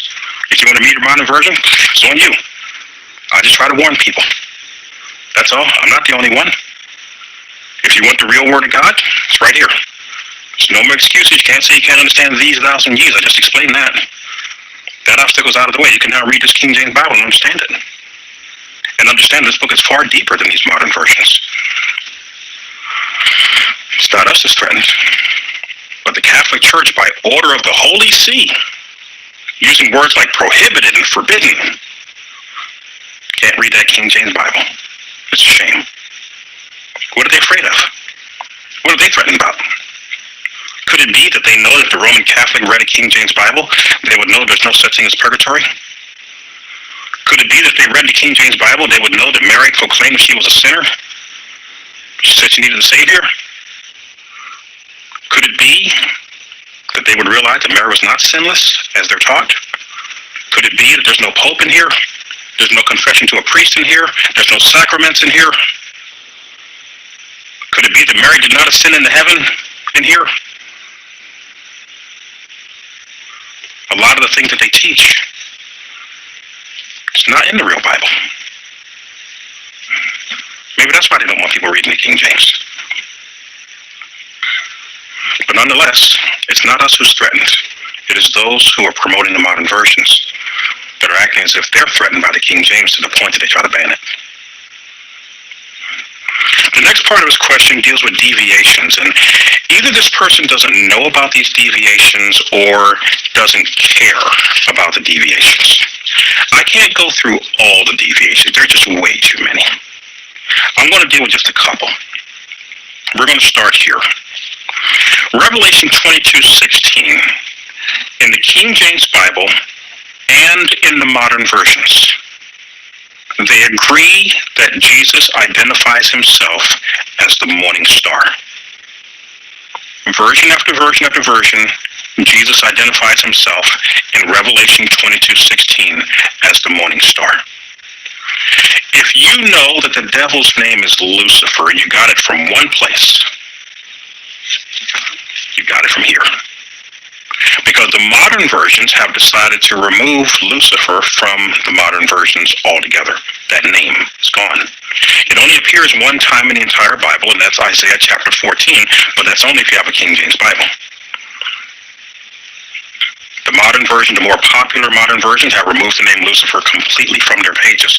But just removing the name wasn't good enough for them. They had to take it to the next level. In the King James Bible, it says, "How thou art fallen from heaven, O Lucifer." Now, you don't have to be a Hebrew scholar or a Christian to know who Lucifer is. Christian and non-Christian alike knows who Lucifer is. It's the devil, Satan. So you don't have to reinterpret that. You don't have to retranslate that. The verses go on to say, "Thou shalt be brought down to hell." Again, Christian or non-Christian alike, you don't need a deeper interpretation of understanding what hell is. When you say hell, there's an image that comes in your mind, and it usually has something to do with fire. So you don't need to have that reinterpreted. But what has many of the modern versions done? I just mentioned they took the name Lucifer out. But what did they do in its place? Let's take a look. In the New International Version, in the CSB, and in the New American Standard, they changed Isaiah 14, where the King James Bible says, "How thou art fallen from heaven, O Lucifer." These translations say, "Morning star." How you have fallen from heaven, morning star.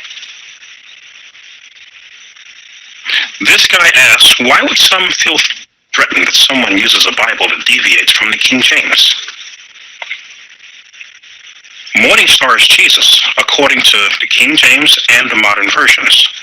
So why would the New International Version, what is still is the CSB, the Christian Standard Version, and the New American Standard, why would they take Lucifer's name out and replace it with a title that means Jesus? Because the story is talking about how Satan became the devil, how Lucifer became the evil one. They take Lucifer's name out, they replace it with Morning Star, and now they have Morning Star, Jesus, being kicked out of heaven. And if you don't think that's what they're doing, let's look at the other side of the verse. Remember in the King James Bible it says, "Thou shalt be brought down to hell"? The modern versions have changed that too. So you'll be brought down to the grave. Some variation of "you'll be brought down to the grave."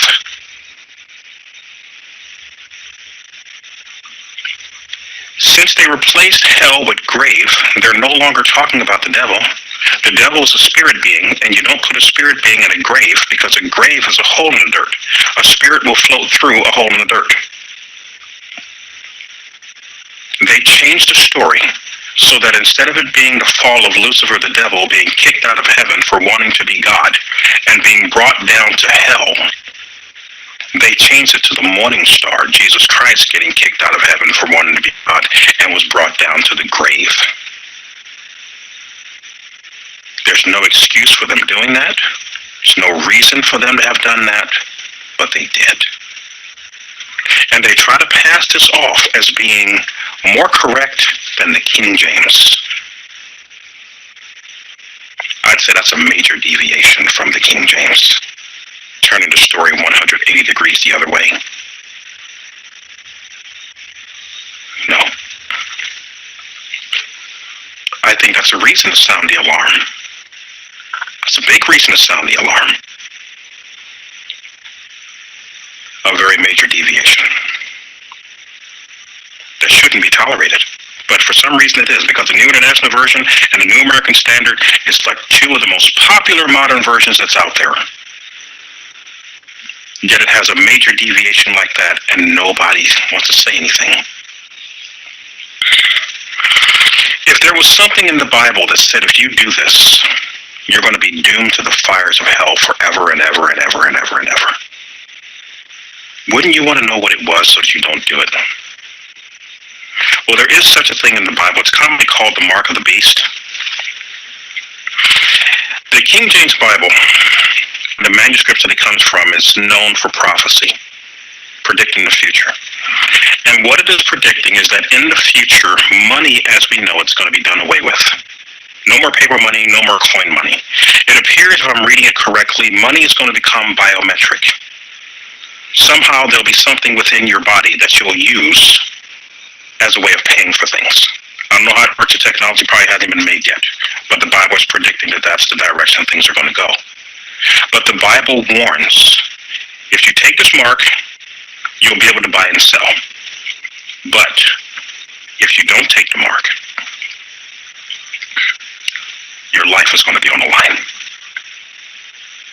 If you take the mark, you're doomed. I don't know what it is about the mark. I don't know what the mark is. A lot of theories, a lot of guesses. That's a video for another time. But whatever this mark is, the Bible warns, don't take it. There's something about it, something about the technology they're not telling you. Don't take it. Because if you take it, God no longer wants anything to do with you. You are cut off forever and ever and ever. You're cut off. There's no way you can get to heaven. The gates of heaven will be slammed shut. You're not getting in if you take that mark. Now, wouldn't you want to know what it was? Or at least something about it so that you don't slip into it unknowingly. In Revelation chapter 13:16, in the King James Bible, it tells you that the mark is going to be in the right hand or in the forehead. It makes it very clear that whatever this is, it's something that's going to be implanted within the body or injected within the body or something to that, but it's going to be something that's going to be inside of you. And it appears whatever it is that they put inside of you, once it's in there, there's nothing you can do. You can't get it out again.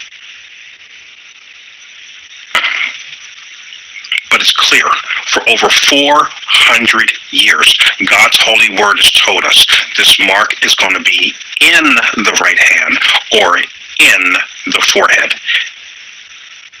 Let's see what the modern versions do. The so-called New King James, which is not a King James at all, it's a phony, it's a fake, it's a fraud. It's not a real King James Bible, it's a fake. The New King James, the New Living Translation, the New International Version, the English Standard Version, the Christian Standard Bible, the New American Standard Bible, the NET, the Revised Standard Version, and the list goes on and on and on. They change the location. Where the King James Bible says the mark will be in the right hand or in the forehead for Revelation 13:16. The modern versions, most of them, changes it to on the right hand or on the forehead. That's a major deviation, folks. Because it's going from something that's implanted within you, which is the direction technology is going today. The modern versions are changing it to something like a tattoo, something that's going to be on your body. And I got a feeling that in the day when this new financial system kicks in, there are going to be some that are going to go, you know what, this sounds like that mark of the beast mentioned in the Bible. And they're going to go to their modern version, and they're going to open up their modern version to the book of Revelation chapter 13, and they're going to see in there that it says the mark is going to be on the right hand or on the forehead. And they're going to go and they're going to grab their other modern version, and they're going to look in there, and they're going to see that it says the mark is going to be on the right hand or on the forehead. And they're going to go and they're going to grab another modern version, they're going to look at it, and they're going to see that it says the mark is going to be on the right hand or on the forehead. It's never going to occur to them to pick up a King James Bible.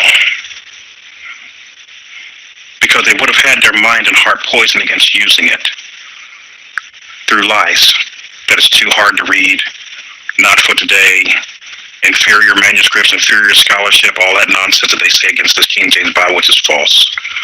It's not even going to occur to them to pick up a King James Bible, where it's going to warn them that the technology is going to be placed in the body, not on the body. And I got a feeling in that day there are going to be people who are going to go and take the mark following these bogus modern versions. And they'll take the mark and they'll be doomed. All the while, God's holy word has been warning them. It's going to be in the body, not on the body. But they refuse to read it. I'm trying to do my little part to get people back to the King James Bible. Back to what the Bible's supposed to say. So the guy asked the question, why would someone, be threatened that somebody uses a Bible that deviates from the King James? Those are two major deviations. I can deal with a lot of others. Let me deal with one more. When I was young and they really started pumping out these modern versions, one of the things they kept telling me was, don't worry about it, brother. They're just making the Bible easier to read and easier to understand, but they're not going to change any doctrine. They're not going to mess with the doctrines. I kept hearing that. No doctrine's going to be affected. No doctrine's going to be affected. Depending on which modern version you use will determine which doctrine gets attacked. One of them that a bunch of them have chosen to attack is the blood of Jesus Christ. The blood of Jesus Christ is a doctrine within our faith that through his shedding of his blood for us on that cross, we get the forgiveness of sins through belief on Jesus Christ. That is a doctrine of our faith. In Colossians chapter 1, verse 14, my King James Bible says, in whom we have redemption through his blood, even the forgiveness of sins. Let me read it again. In whom we have redemption through his blood, even the forgiveness of sins.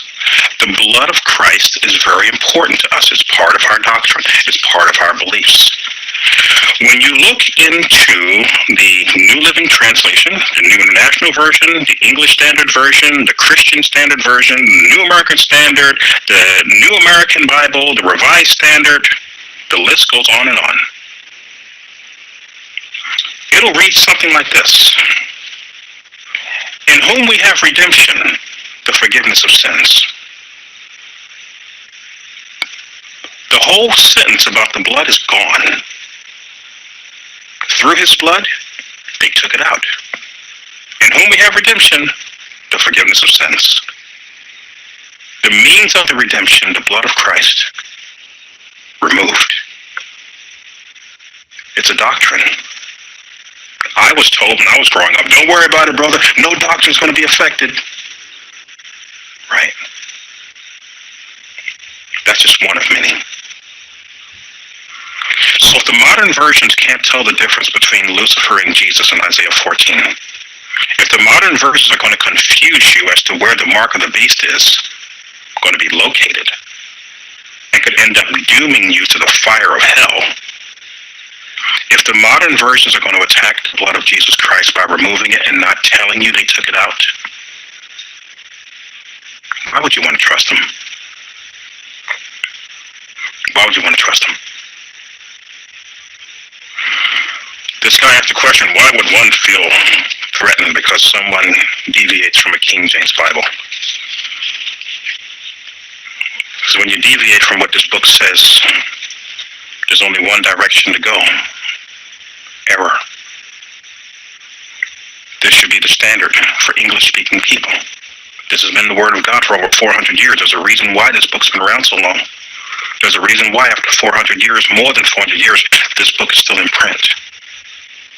This so-called New King James, this fraud, it's out of print already. Less than 40 years, it's out of print already. It's a fake. They got their money off of it, though. They made a lot of money off that so-called New King James. But it's a fraud. It's not a real King James Bible. Not translated from the same manuscripts, not translated the same way, doesn't teach the same thing, and it died. in less than 50 years. It's gone, out of print. They've moved on to the next thing. Stick with the good old-fashioned King James Bible, guys. The good old-fashioned authorized King James Bible. You cannot go wrong. His next question is, by whose authority can the KJV not be usurped or challenged by advocates of new Bible translations? His use of words is very interesting because he used the word usurp. The word usurp means to take a position of power or importance illegally or by force.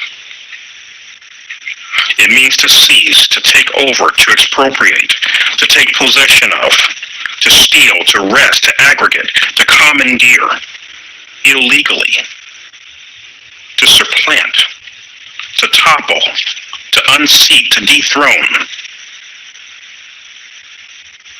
Is that what they told us the modern versions were here for? Is that what the makers of the New International Version, Zondervan, is that what they told us the New International Version was here for? To make the Bible, to overthrow the King James by force, illegally? Is that what they told us these modern versions are here for? Is that what they told us the so-called New King James was here for? To topple and overthrow the King James?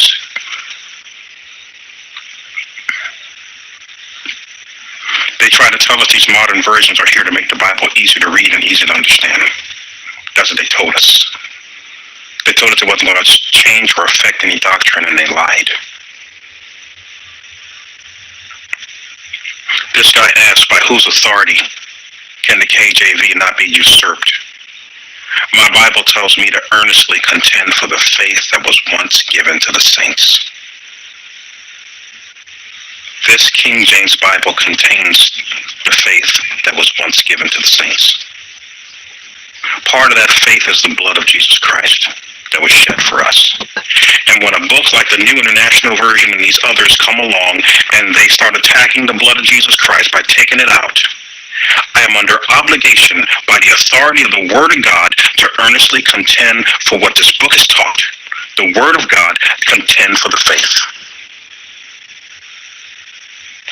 That's by whose authority. I'm nobody important. I'm just a Christian, a nickel and dimer. But I take a stand for this book, and I've done it for years. That's by whose authority. His next question is, why would God give his special gifts to the English and English-speaking first, and their salvation first? Now, some of his questions are kind of weird.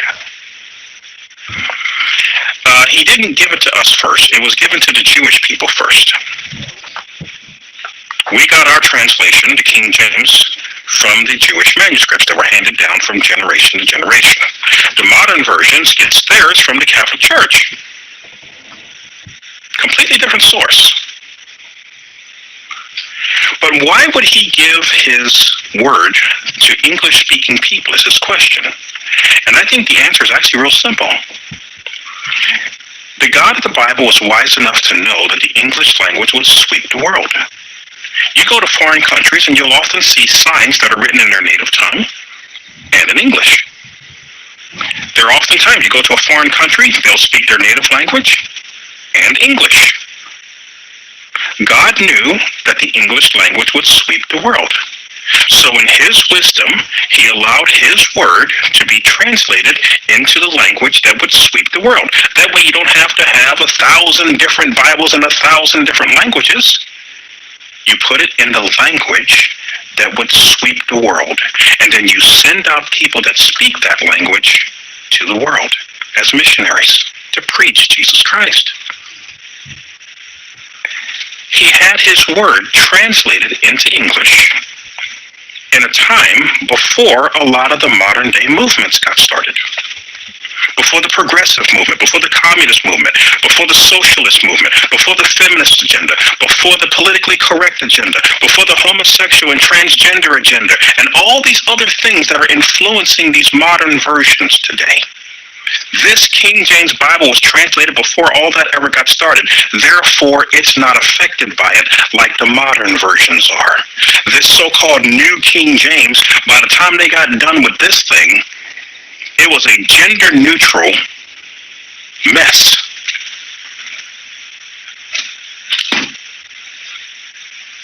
Gender-neutral, because they're trying to comply with the politically correct and the transgender movement and the feminist movement. They're trying to comply with the latest movements. The King James Bible is not affected by that. So God in his wisdom, why he allowed it in English? Because the English language would sweep the world.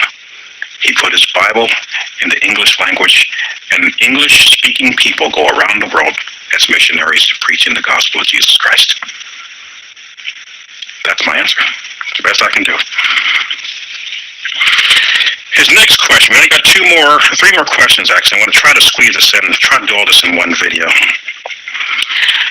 His next question is, did God inspire King James or his advisors or his translators to put together the King James Bible as a definitive translation of his holy word? Was King James, his advisors, or the translators inspired? Let me just shorten his question down. Were they inspired? Oftentimes when Christians are asked this question, if you stand for the King James Bible, you want to answer to the negative or to the affirmative, to the yay or the nay. That's not the way to answer this question because it's a trick question. I've learned this through the years. It's a trick question. No matter which way you answer it, they're going to attack you either way. But there's a third way. You don't accept the premise. You see, King James didn't translate this. He didn't write this. King James never claimed to be inspired, neither did his translators. And you don't have to be inspired to translate from one language to another. These men never claimed to be inspired, so why slap a label on them that they didn't slap on themselves? So when somebody comes to you with this question about whether they're inspired, you just tell them that's a non-question because they never claimed to be. And you don't have to be inspired to translate a book. That's the easiest way to answer that. It's a non-question that can be answered really easy, just like that. They never claimed to be inspired, so why are they slapping a label on these men that these men didn't even slap on themselves? And you don't even have to answer their question. And neither will I. Next up, it says here, are the translations that came out before and after the King James inferior to the King James? Well, I can only speak for English because that's the language I speak. So let's take a look at the Bibles that came out before the King James. And you tell me. This here is the Coverdale Bible. Can you read it?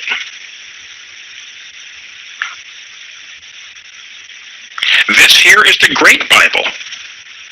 Can you read it? This here is the Bishop's Bible. Can you read it? This here is Matthew's Bible of 1537.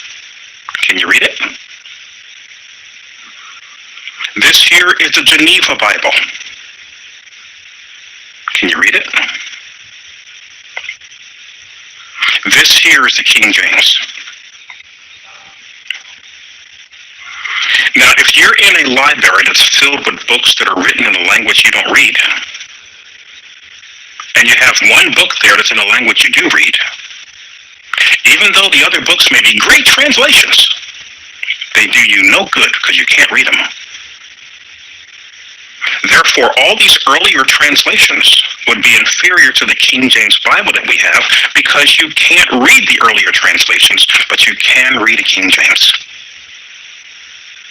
Again, they may be great translations, but if they're unreadable, they do you no good.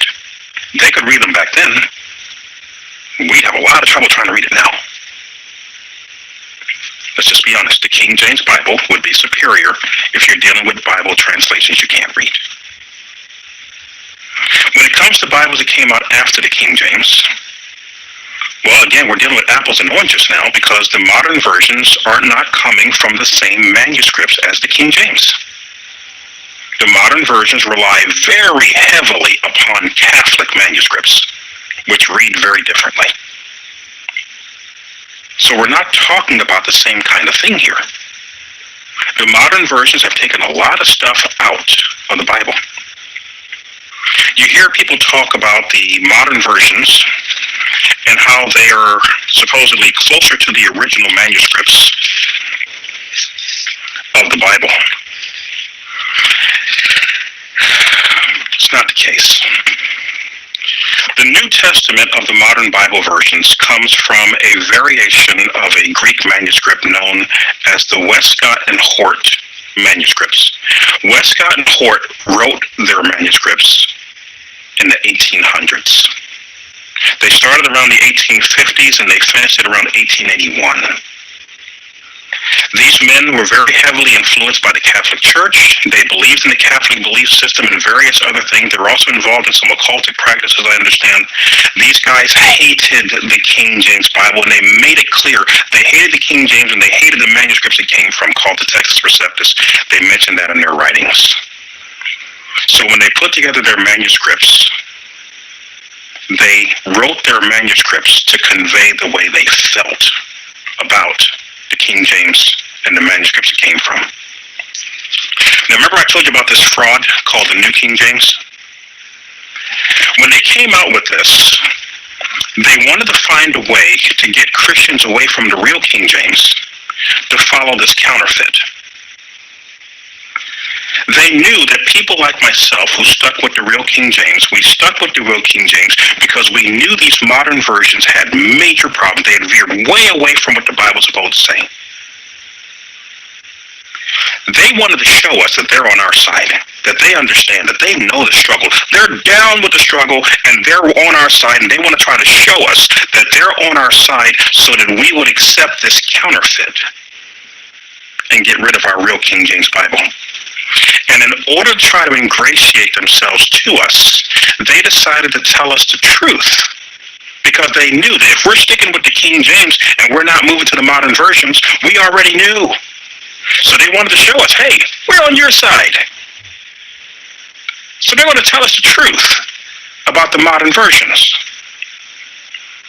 But once they got Christians to accept this so-called New King James, these Christians found out later, and some of us haven't figured it out yet, that they got tricked.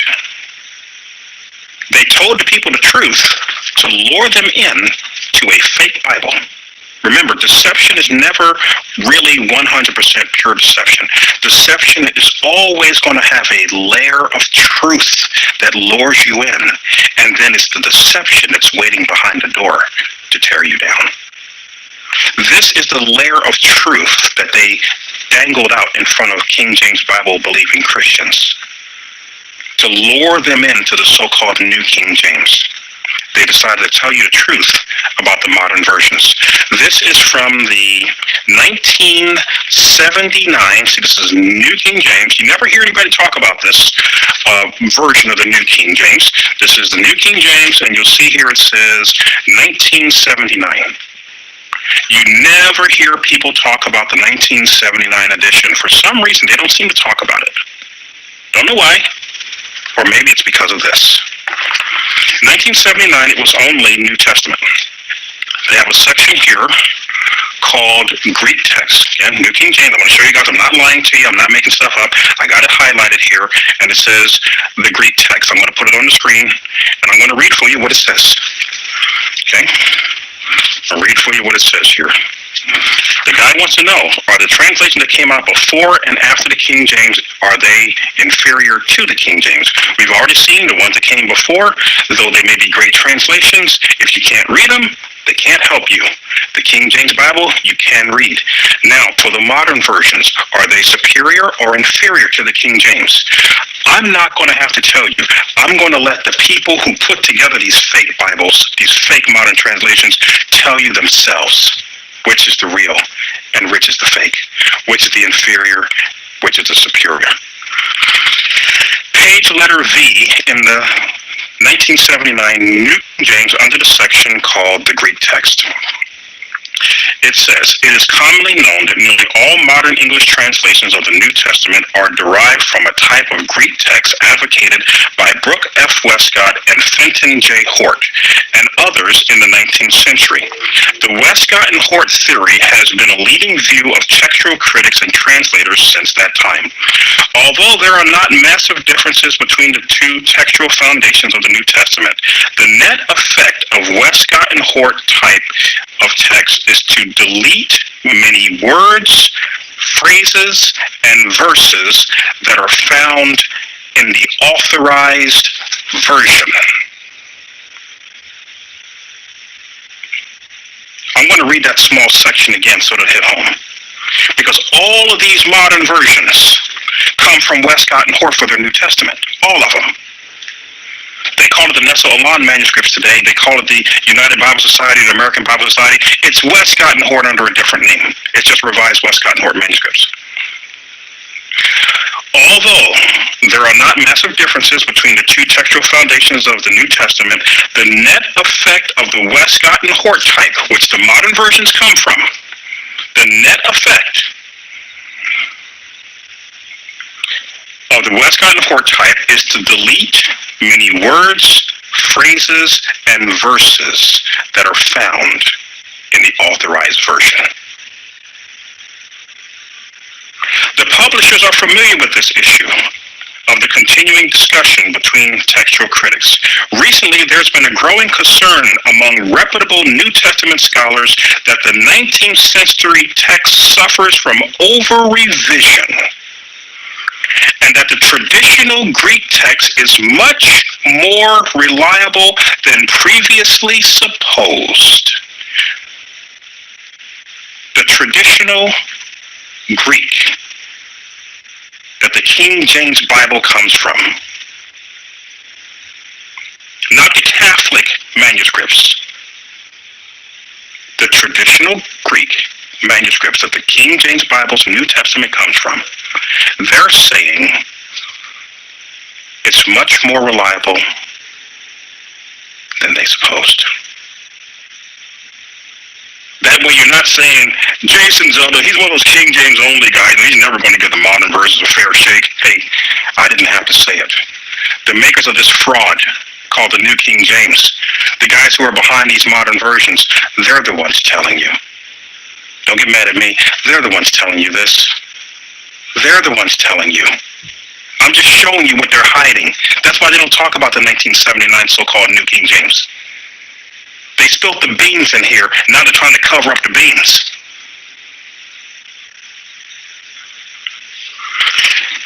This guy asked a question. Are the translations that came out after the King James Bible, are they inferior or superior to the King James? You just heard the people who are behind the modern versions tell you. The manuscripts, the traditional Greek manuscripts, which is what the King James Bible comes from, is called the Textus Receptus. Those are the ones that are most reliable. The modern versions, they say themselves, are victims of over-revision. When you look at the Nestle-Aland manuscripts, just look at what edition is it on right now? 26th, 27th edition? That means at least, 25, 26 times they've changed those manuscripts, and every time they change the manuscripts, they have to then go back and change the modern versions that are translated from those manuscripts, and what you can end up with, literally, is you can end up with two people in the room with a Bible that says New King James, or New International Version. Both of them may say the same title, but if one came out one year and another came out a few years down the road, they may start reading those verses and say, wait a minute, your Bible's not saying the same thing as mine. Even though the title page says they're both New International Versions or New American Standard Versions or New Revised Standard Versions or whatever, the title page may say the same thing. But if they come out in different years, you might find some of the verses are not matching anymore. Why? They're relying on these manuscripts that keep changing every few years. As I say, they're up to what, 26th, 27th edition or something right now? You know there's going to be a 27th or 28th and a 29th and a 30th? They're not going to stop. They're making money. They're not going to stop. They make money every time they come up with these things, these modern versions. They make money. They ain't going to stop. Okay? So the modern versions, are they inferior or superior? Let me show you something else. I'm going to just continue to answer the question by letting the people who are behind the modern versions tell you. Rather than me telling you, I'll let them tell you. This here is two scholars that are behind the modern versions. I'm going to tell you that this so-called New King James, by the time it came off the presses, it was already out of date, and they knew it. By the time it came off the presses, it was out of date, and they knew it. Did that stop them from selling it? Nope. Did that stop them from making money off of it? Nope. Nope. Did that stop them from trying to advertise this thing as being superior to the King James? Nope, it didn't stop them, even though they knew it was inferior. They lied and told Christians it's a superior Bible when they knew before the thing even came off the presses it was out of date. And it's not me telling you, I'm going to let these scholars tell you. Take a listen. Is the English language changing? The culture is changing. And we need a translation that the ordinary person on the street will understand. The Bible didn't intend that you had to be a PhD in order to understand the Bible. It was intended for the ordinary person. And so as the culture changes and as the language changes, you'll find even the updates like the New King James Bible is already out of date, even if in 30 years or so. The MEV sought to bring scholarship as well as the beauty of the King James together in such a way that it passed the King James forward in a way that brought it into modern English without losing any of the beauty of the translation. The King James Version is very, very much anchored in our culture. A lot of people don't realize that, but idioms such as apple of my eye actually come from the King James translation. And there are a number of idioms that way in our language. Yet these things are slowly being lost, and people aren't familiar with the fact that that comes from the Bible. And so the King James Version needed to be updated in a way that is accessible to a modern audience. This is illustrated by the fact that the New King James came out in 1982. This was the first serious attempt to bring it into modern English. Yet when that came off the presses, the English language had changed already so much so quickly and continues to change so quickly that a new translation is now needed. It has been almost 30 years since the New King James came out. The MEV answers that call. So you heard it for yourself. I didn't have to say anything. He wants to know whether the modern versions are superior or inferior to the King James. You just heard from the scholars yourself who are behind these new versions tell you that these modern versions are translated from inferior manuscripts with inferior scholarship. They can't hold a candle to the King James, but they're never going to tell you that because you're continuing to give them your money for their versions. And as long as they keep making money off of it, they're going to keep on piping them out. So I just want to at least warn you guys and answer this question. Last question. We're finally there. Last question. Let's see. A long question, but we'll sum it up real easy. He says, diligent Bible scholars, researchers, men of faith, academics have identified many errors in the King James Bible. One such error of notoriety in the King James Version is 1 John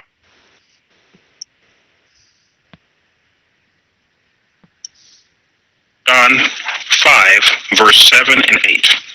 The latter part of verse 7 and the first part of verse 8 did not appear in the Greek text for the first 1,000 years after the scriptures had been completed. That's what he said.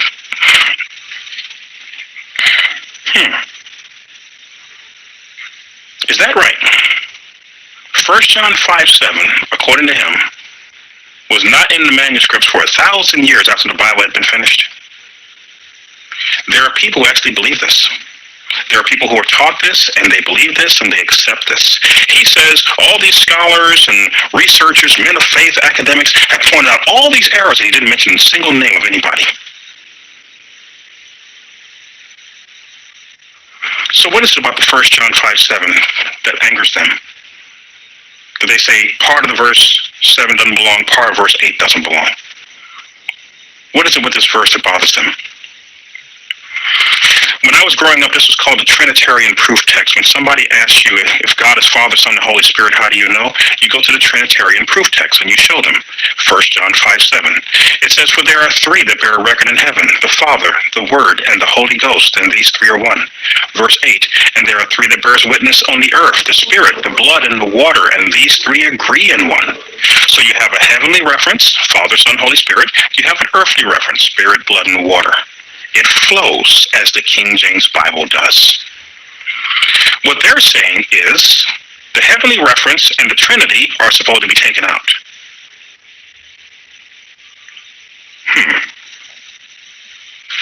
Why would they say that? What did these guys just get done telling you about Westcott and Hort? The Westcott and Hort technique was to what? Delete words, phrases, and verses that appear in the authorized version. All the modern versions, New Testament, comes from Westcott and Hort. That's why the verse is chopped up like that. They're copying Westcott and Hort. I was reading in my comment section, somebody sent me a comment, nice guy. He said he asked his elders, how come there's verses missing in their Bible? How come there's issues and verses missing and things like that? And he said his elders told him that these verses were added by the King James translators. No. Let me say it again. The modern versions come from Westcott and Hort for their New Testament. They call the Westcott and Hort manuscripts, and that's what a lot of manuscripts now, they call them the United Bible Society manuscript. They have a whole bunch of different names for it, but it's still Westcott and Hort. Westcott and Hort's technique was to remove words, phrases, and verses from the King James Bible. If they didn't like it in the King James Bible, they left it out of their manuscript. They didn't like the idea of the Trinity being in the Bible, so they took it out. They did not apply it to their manuscript. The modern Bible versions are translated from Westcott and Hort, or variations of Westcott and Hort's manuscripts, which are variations of the Roman Catholic manuscripts. That's why the verses don't appear in the modern versions. Now, is it true that these verses didn't show up for 1,000 years? No. On your screen is 18 sources dating way back, before 200 AD, where the early church fathers were quoting that the three are one. This guy claimed that the first Greek text to have that in there came out 1,000 years after the Bible was finished. Really? Then how is it that people in the 200s AD, they're quoting the three are one? You see, when he comes out and claims that this verse didn't appear for 1,000 years, I don't know where he got it from, but he didn't tell the truth. I'm being nice about it. He didn't tell the truth. But he speaks as an authority.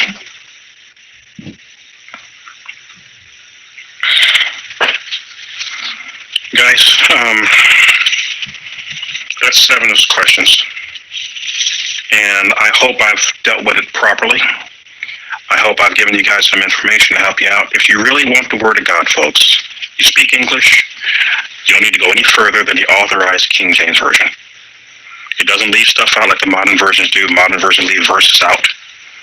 Matthew 17:21, Matthew 18:11, Mark 9:44, Mark 9:46, just to name a few verses that most modern Bible verses are completely removed. And you won't even know what those verses say unless you have a King James Bible. It'll tell you what the verses are. This is the translation that's not going to water down the Word of God. It's not affected by the modern day agendas. It's going to tell you what the facts are. If you've never read a King James Bible before, you can start in the New Testament. Start in the New Testament. Start reading it. When you get done in the New Testament, then go to the Old Testament. It's worth reading because it's much better for you to read this for yourself and know what it has to say than to trust somebody to tell you what it says, because you can't trust they're going to tell you the truth. And I just wanted you to be prepared. If somebody comes to you and try to, destroy your faith in the Word of God and get you to try to follow some of these modern versions, I don't want that to happen to you, man. And ladies, I don't want you to end up a victim. Okay, so I hope this has been able to help some of you guys out. And I look forward to hearing from you guys. I'll leave some comments. Feel free to leave some comments. Let me know. By the way, guys, I mentioned at the beginning of the video, I'm Theo Hickman. Ask me if I care. But it wasn't Trudeau that did that. It was the oil companies. They want to keep everybody stoned so they can steal as much money as they can. Shut up. Your society was built on oil. Okay, stop being retarded. You wouldn't have life. You wouldn't have any of this. You wouldn't have society if it weren't for oil. Respect it, honor it, and thank those people that get it from the ground to you. They didn't do a damn thing. Justin Trudeau and the liberal sociopaths that sold the country to China and India, they destroyed this country. They're, for entertainment purposes only, they are traitors. They are tyrants. For entertainment purposes only. Please, cease, do not come after me. For entertainment purposes only. I can clearly see now that you're slightly demented. You just realized that now? Damn, bro. You ain't the swiftest kite in the sky, are you? No, I mean, seriously, you're just slightly demented. You need to go get some more pussy more often.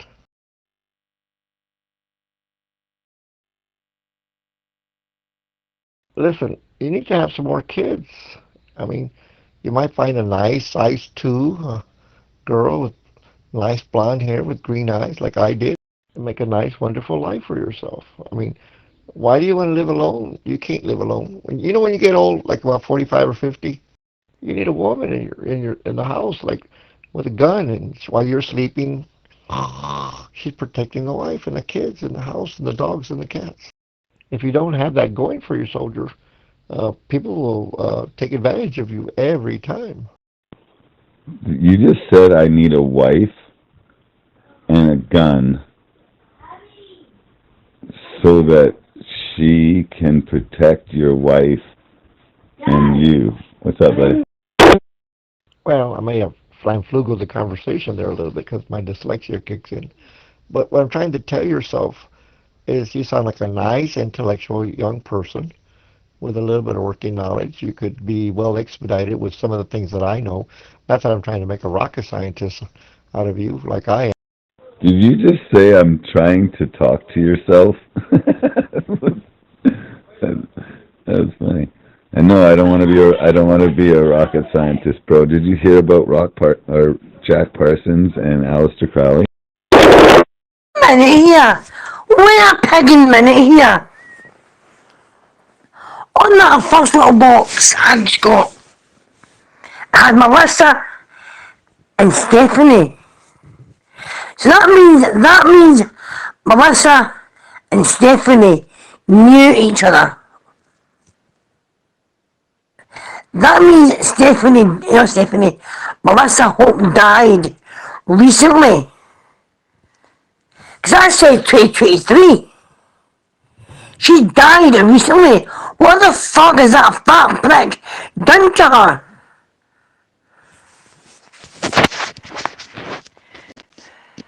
The fathers of the rocket program, 100% Satanist, dude, did that ritual in, isn't it the Nevada desert? Yeah, it was, and then that stupid Area 51 crap happened. But yeah, they're Satanists. The whole. That was amazing. Very good song choice. Very well played. Well played. And NASA's all Satanists too. Well, not Nazis and Satanists, which Nazis were totally cool with the occult, so they didn't mind moving into like Satan's headquarters. They're like, yes, that's cool, we're good. Thank you for the Nuremberg trial avoidance. We did not want to be fire squad. Did. That's not an easy song to do. It has a lot of interesting inflections in the voice. Yeah, good job. You know, just about all my friends are German, but they're not Nazis. And the ones I do know that are Nazis, well, they're hanging upside down on a pecan tree somewhere in East Texas. Thank you. So I popped over to TikTok for a half a second to see what was going on over there. So Tanya has a stream going on with Wacko and them, and it small like 4 peoples. And Jules seems to be having some kind of paranoid meltdown right now. Maybe I'm exaggerating that a little bit. Maybe I'm not. I didn't listen to a lot of it. You have all the wrong things about Texas. Texas is a wonderful state. You know, Mexicans, white people, blacks, they live here pretty much easy peasy. And when I go to any restaurant, there'll be like 80 black guys and about 10 Mexicans and about 400.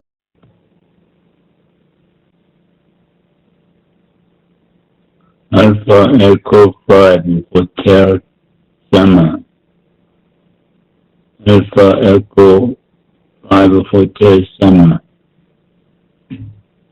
That wasn't what I was asking you about it, though. You're claiming that you live in Texas. I've somehow got onto this Cash Jordan guy's feed who's covering all the stuff in Texas with the cartels and ICE and the protesters. And is there a related TikTok channel to this chat room? Because I'm on TikTok. I'm on TikTok Live. I got over 1,000 followers. I'm a somebody. I'm asking if you've seen any traces of that anywhere, because from the way that this man may be fear-mongering it, he's saying it's literally war zones. Like car bombs, crashings, cartels being bombed by military, cartels... You got over 1,000 followers. Hell yeah. Yeah, Dale and I are trying to start a live stream channel type of thing, and so we're trying to figure out how it all works and stuff. But Dale, invite me to the stream. Drones with explosives over, and all types of crazy stuff. And it's Battleground, Texas! I go from the Panhandle to Denver, back to the Panhandle. I have seen none of that. Yeah, there's no channel associated directly with this channel, but we have been venturing into the TikTok space as of recently, just on its own accord. Tanks got banned for making her own live until the 18th because they're super sensitive over there, so now we're kind of relegated to other people's streams and shit. I can take you to the Guadalupe right now. It's going to be 78 degrees, and there's got to be 10,000 when they're inner tubes drinking beer and flashing their titties at you. That's the Texas I know. If you go to Travis Lake, they're cruising on their boats, flashing their titties at you. That's the Texas I know. I do not know why you watch all that garbage on TV. So are you saying it's not happening? That it's completely being fabricated, there is no war against the cartel, that the military isn't being used strategically against them because they've been labeled a terrorist group, blah, blah, blah, blah, blah. There's no bombings, there's no protesters assaulting ICE agents. So you're saying it's not a war zone at all? No. On your solo, can I send you pictures so I don't have to put them in the room? But I can show you the Guadalupe. I was at the Guadalupe River today. And it wasn't real crowded. I would say there's only like 5,000 people out there today. But it can get from 5 to 12,000, 14,000 people on the Guadalupe in one day. Yeah, I added you. That's fine. I'd like to see that, actually. I don't understand this. San Antonio, like North Texas? Is the battle happening in South Texas? There's got to be an explanation, because it's definitely being live broadcasted like it's happening. I think you've been talking to Dale and Wimpy. You know, Dale is short and so is Wimpy. They're only like 3'5". Crocus is like 2'9". You're not talking to guys my height and size. My grandson's like 7'4", 320 pounds. He's only 16. Shit. But I have a lot of large people on my side of the family. I'm like Pee Wee Herman compared to them. Most of the girls here are very mild-mannered soldiers, very polite. Hell, me and Robert, my drinking buddy, we were talking with a girl the other day at Whataburger. We asked her how old she was. She goes, old enough. And we almost fell off our seats. And then Robert said, well, nice meeting you. And then she said, can I sit with you? And here it is 4 years later. We still know her. Now I remember what the one I just went and looked it up and watched it for a second there again. It was in Texas, and it was a border town that has a really Fort Bliss. It got surrounded by Mexican cartel with rifles. It's on lockdown, and it's a standoff right there at Fort Bliss in one of the border towns.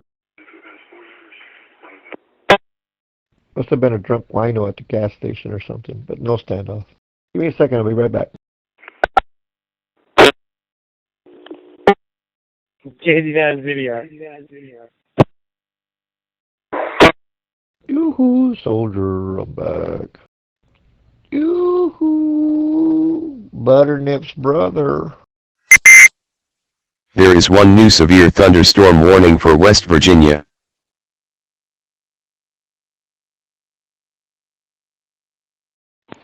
Hey, I think I might have just found the cheat code.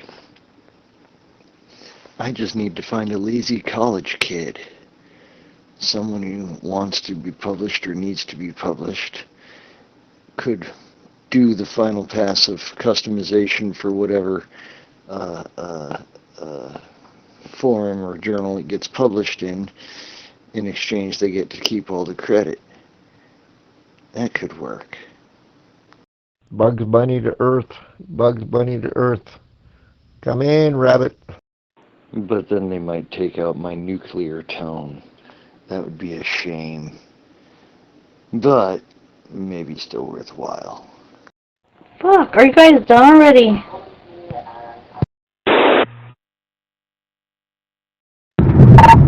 It's like they've already called last call, and they're like wrapping up the equipment right now. WA2KM, Trenton, New Jersey, listening. Dax, are you still here? Yes, I am. I just got back. How's it going? Hey, girl. Sorry. We were over in TikTok live stream because we're trying to get things going over there. But nobody else was singing with us tonight. But if you have a song, I would love for you to sing with us. I need to get a little intoxicated first, to be honest with you. But actually, I think I might be able to download TikTok again. I'm going to give that a whirl. And I'll tell you what my username is. I forget what it is right now. But I'll private message it to you as soon as I get a little fucked up here. All good. All good.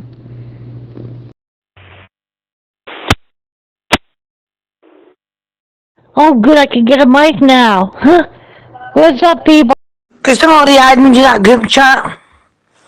Can somebody add me to that in the group chat? I'll tell you my fucking plans for fucking Rosie and fucking him. I don't know where everybody went. Hey, buddy. There is one new severe thunderstorm warning for West Virginia.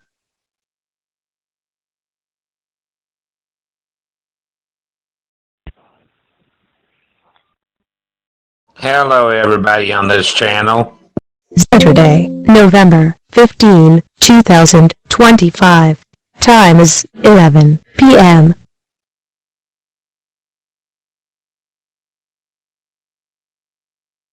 It is 9 p.m. in the Grand Canyon State, and you are tuned into 50,000 unstoppable watts on Zello. From Feature Story News in Washington, I'm Nick Harper with the Week in Review. This week saw the end of the longest US government shutdown in history. It was 43 days long. It broke with the Senate and then the House passing the funding measure before Donald Trump signed the bill allowing the government to reopen on Wednesday night. The majority of Democrats still opposed the legislation as it did not extend healthcare subsidies for millions of Americans. Ever since Ira Spitzer in Washington, D.C. watched the week unfold and sent this report as lawmakers were making their way back to the U.S. Capitol for that crucial vote in the House. U.S. lawmakers are scrambling back to Washington from their districts around the country for a vote expected to take place later Wednesday. The key breakthrough came in the Senate on Sunday when 8 Democrats first crossed the aisle to schedule a vote on the bill, despite it not containing extensions on health care subsidies, the main cause of the shutdown in the first place. The shutdown has caused major disruptions to U.S. air travel, as well as food assistance and other government-funded programs. There were new questions this week over the relationship between Donald Trump and the sex trafficker Jeffrey Epstein, and what Donald Trump knew about Epstein's behavior. It followed the release of emails by House Democrats which called into question the president's previous statements on the matter. Ever since Mitch McCann sent this report. In one email from April 2011 that Jeffrey Epstein sent to Ghislaine Maxwell, a woman later convicted of assisting him in his crimes, he wrote, "I want you to realize that the dog that hasn't barked is Trump." He also added that an unnamed victim spent hours at my house with him. In another email from 2019, Epstein wrote to the author Michael Wolff about Donald Trump. Of course he knew about the girls, as he asked Ghislaine to stop, he wrote. The allegations posed in the emails call into question to what extent Mr. Trump knew about Epstein's behavior after denying he was involved or had any knowledge of Mr. Epstein's crimes. Mr. Trump has never been charged with a crime related to Jeffrey Epstein. The BBC apologized to President Trump this week for airing an edited version of his January 6th speech, which it said gave the mistaken impression that President Trump had made a direct call for violent action. Ever since Washington correspondent Jagruti Dave has more. In a statement, the BBC said its chair Samir Shah has separately sent a personal letter to the White House, making clear to President Trump that he and the corporation are sorry for the edit of the president's speech on the 6th of January 2021. It said the BBC has no plans to rebroadcast the documentary Trump: A Second Chance. It also said that while the BBC sincerely regrets the manner in which the video clip was edited, it strongly disagreed that there was a basis for a defamation claim. Donald Trump's lawyers had threatened to sue the BBC for $1 billion in damages. I'm Jagruti Dave in Washington. From bureaus worldwide, this is FSN. The Red Fort in New Delhi was the site of a deadly blast this week. The Indian government called it a terror incident. No group claimed responsibility, but police identified a key suspect, a doctor who was driving the car that exploded on Monday close to the iconic tourist attraction, killing 13 people.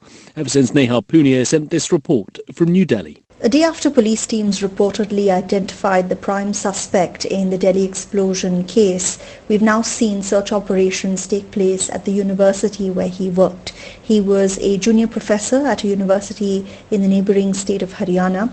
The same university saw some doctors being arrested and detained just hours prior to the blast, and bomb-making material was found on them.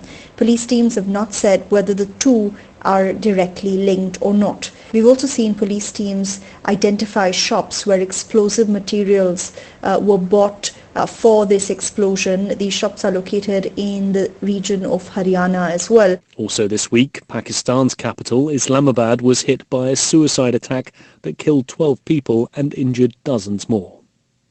The body of one of the last hostages remaining in Gaza was returned on Thursday as Phase 1 of the Gaza peace plan neared its completion.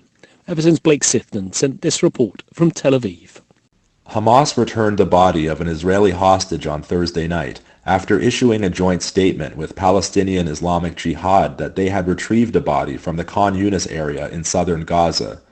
Israel is expected to return the remains of 15 Palestinians to Gaza in exchange on Friday. The bodies of 3 hostages now remain in Gaza, of the 28 that were there when the ceasefire was reached last month. 2 of the deceased are Israeli and 1 is Thai. Blake Sifton, Tel Aviv. And that was the Week in Review. That's Feature Story News. Nick Harper reporting. This is KC5RJL. Lewis, was there a Science Net tonight, or I see the dashboard's fully populated, but I don't see Ken's connection. Anybody have any information? Only that he never showed up. Okay, guess it's tricky. Okay, thank you very much. Adrian was inquiring. 7-3. Hope he's okay. Okay, guess you're tricky.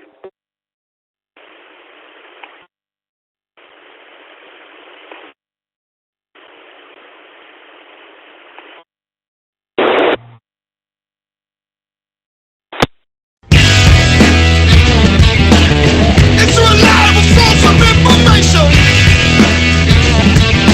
50,000 unstoppable watts.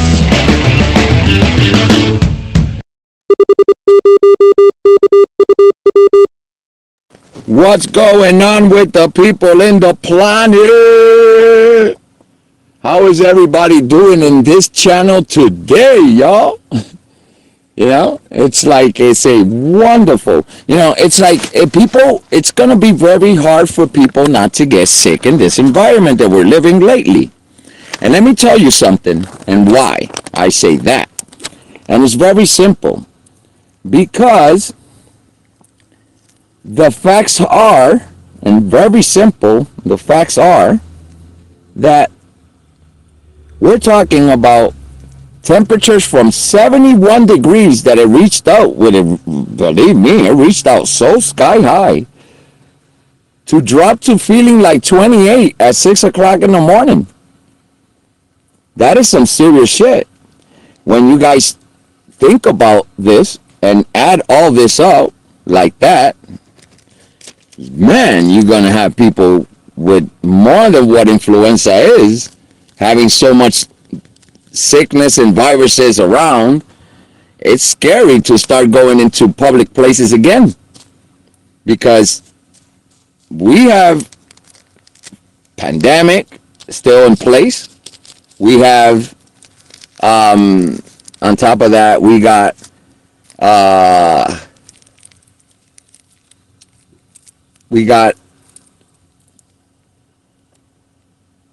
hold on, I'm sealing my joint.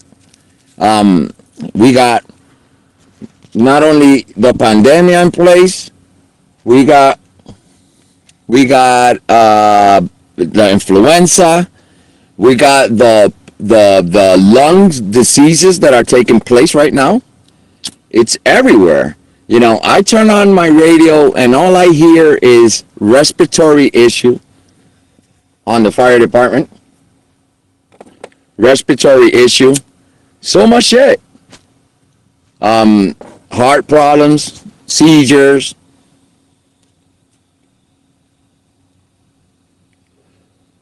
And on top of that, and on top of all that, you're going to tell me that, you know, we're going to have these changes of temperatures like the ones that we're having right now? Woo! Believe me, ladies and gentlemen, we got a problem.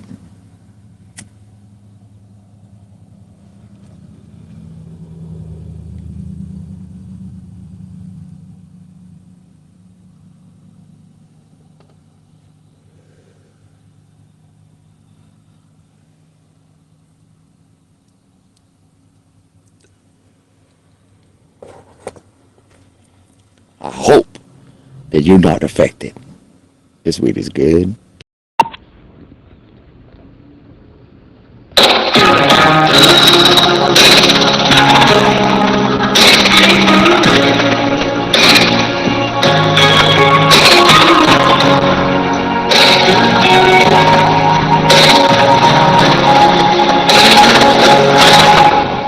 When a man loves a woman, can't keep his mind on nothing else. He tread the world for the good thing he's found. If she's bad, he can see it. She can do no wrong. And turn his back on his best friend if he puts her down. When a man loves a woman, spend his very last dime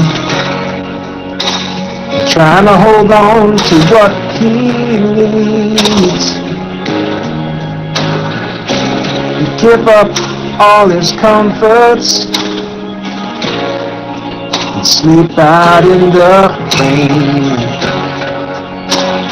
If she said that's the way it ought to be, when a man loves a woman, yeah, I give you everything I've got. Trying to hold on to your precious love. And baby, please don't treat me bad. When a man loves a woman, deep down in his soul, she can bring him such misery. She's playing him for a fool. He's the last one to know. You do have a nice voice, Pacey. Even though we're making fun of you, you do have a good voice. Thanks. I couldn't find the original version I was looking for. Something's different, and I missed karaoke, I guess. Damn it!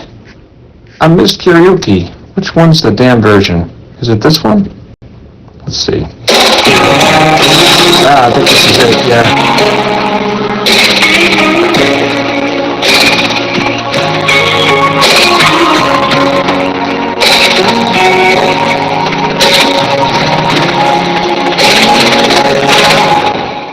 When a man loves a woman, can't keep his mind on nothing else. You trade the world for the good thing he's found. If she's bad, he can't see it. She can do no wrong. And turn his back on his best friend if he puts her down. When a man loves a woman, spend his very last dime trying to hold on to what he needs. He give up all his comforts, sleep out in the rain. If she said that's the way it ought to be,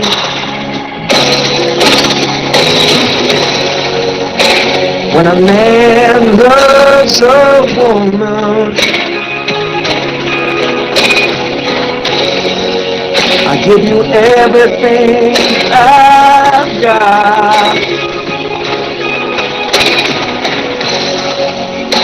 Trying to hold on to your precious love.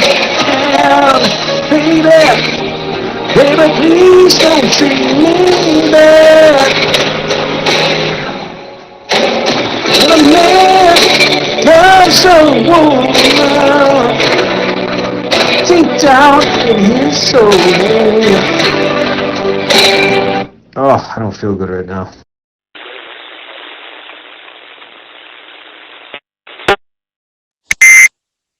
There is one new severe thunderstorm warning for West Virginia.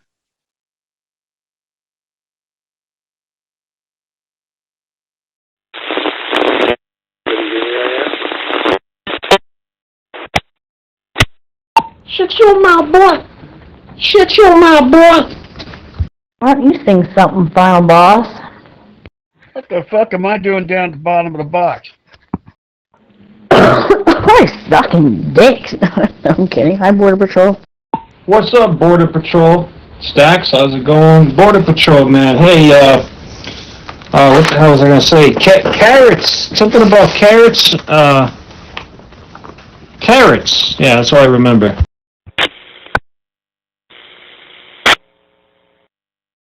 Fruit.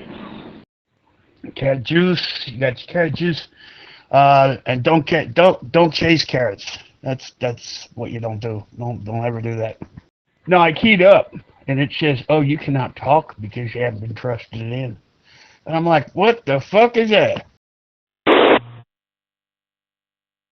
Don't go chasing carrots now. Please stick to the roots and the manners you used to. Yeah, exactly. So it's 9:16. I don't know what kind of night I'm gonna have. Jeez, God, man, it's a quiet night. You hear Teddy? Teddy! There you go. I know that you cannot have a bad movement without it, but I think you're pushing too hard. Don't go chasing carrot falls. If it falls on your Border Patrol. Careful, Border Patrol. That's really disgusting, you know, if you think about it, which I don't. You know you're gonna be a telephone tough guy, but I think he's on speed. No, a telephone tough guy, huh? You know, everybody wants to be in the mafia until you gotta bury the body. Is that right? Gotta get a backhoe. Too much attention. Too much attention. And you know what I'm saying? It's like then your neighbors, they come up. And it's like 2 o'clock in the morning, you get your neighbor comes out there and goes, "Hey, what are you doing?" I said, I'm digging a huge trench. I'm putting in a hot tub.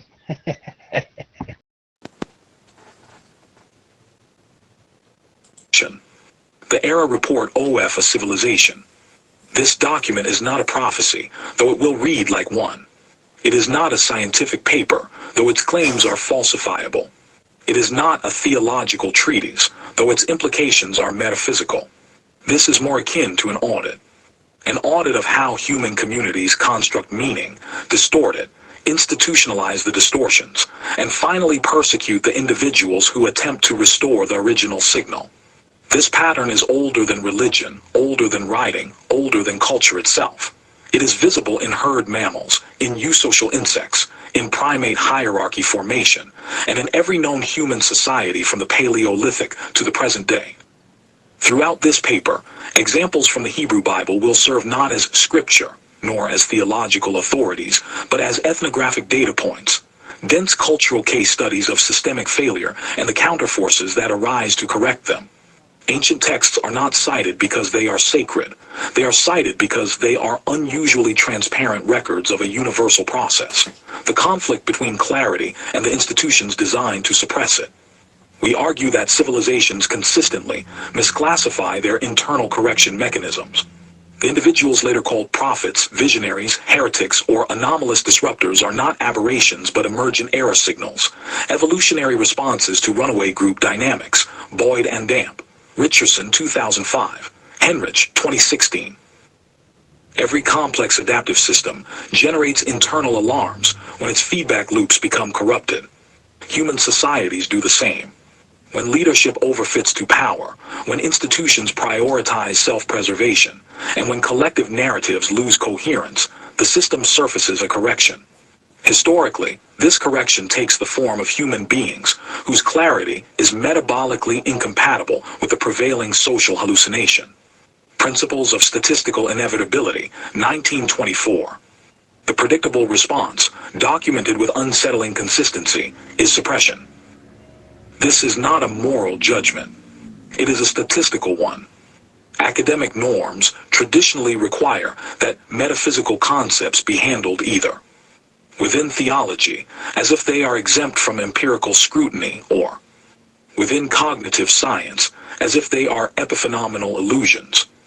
Both approaches are distortions. Both conceal critical data. To understand how clarity destabilizes power, we must integrate.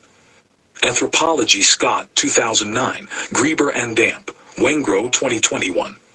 Cognitive Science, Mercier and Damp, Sperber, 2017. Evolutionary Game Theory, Nowak and Damp, Sigmund, 2004. Group-Level Selection Models, Wilson and Damp, Wilson, 2007. And the behavioral records preserved in ancient texts. Job, Torah, Isaiah, Micah, Jeremiah, Ezekiel, Habakkuk, Jonah, Slavic Grimoire, Romana Recordia, Ungrek Main Iga, Marek Ika. This integration is prohibited not by logic, but by academic ritual. Ritual forbids category mixing. Ritual enforces the taxonomy. Ritual prevents insight.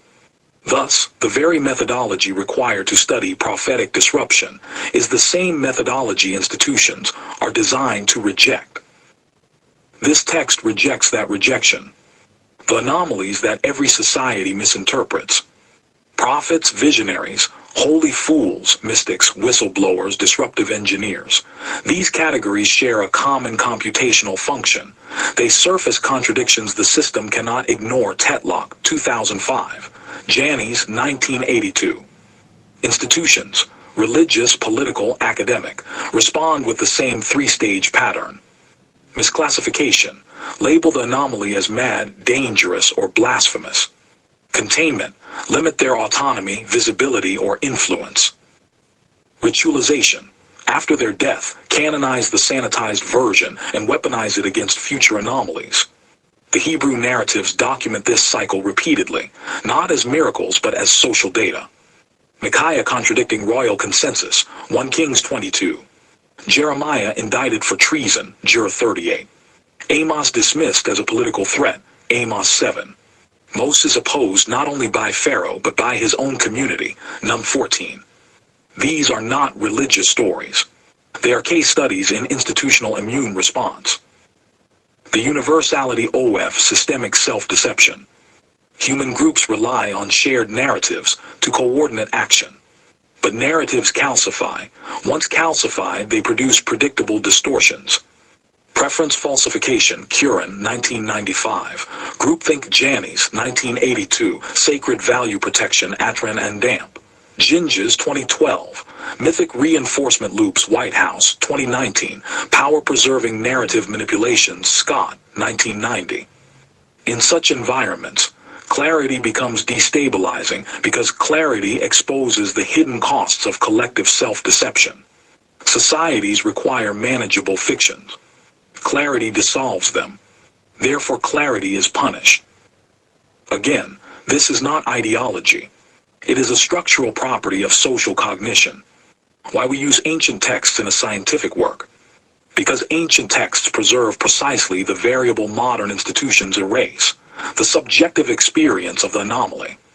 Modern bureaucracies record the institutional perspective, who was disciplined, why, and under what statute. Ancient texts record the moment of collision between the individual and the collective hallucination. They preserve the felt sense of clarity, dread, and inevitability. They preserve the experience of being correct too early. They preserve the tension between truth and power in language raw enough to analyze. And they preserve, with astonishing reliability, the universal failure modes we can now test against contemporary data. We use them because they contain information no modern dataset captures, and because ignoring this information due to disciplinary taboo is itself a ritualized distortion we intend to expose. This publication therefore proceeds from a single premise. Societies fail not because they lack truth, but because they suppress the people who can perceive it. This thesis is not moral, mystical, or ideological. It is empirical. It is modeled in evolutionary biology, anthropology, political psychology, cognitive science, and historical pattern analysis. Where ancient texts and modern data converge, we treat the convergence as evidence. Where they diverge, we treat the divergence as a diagnostic signal.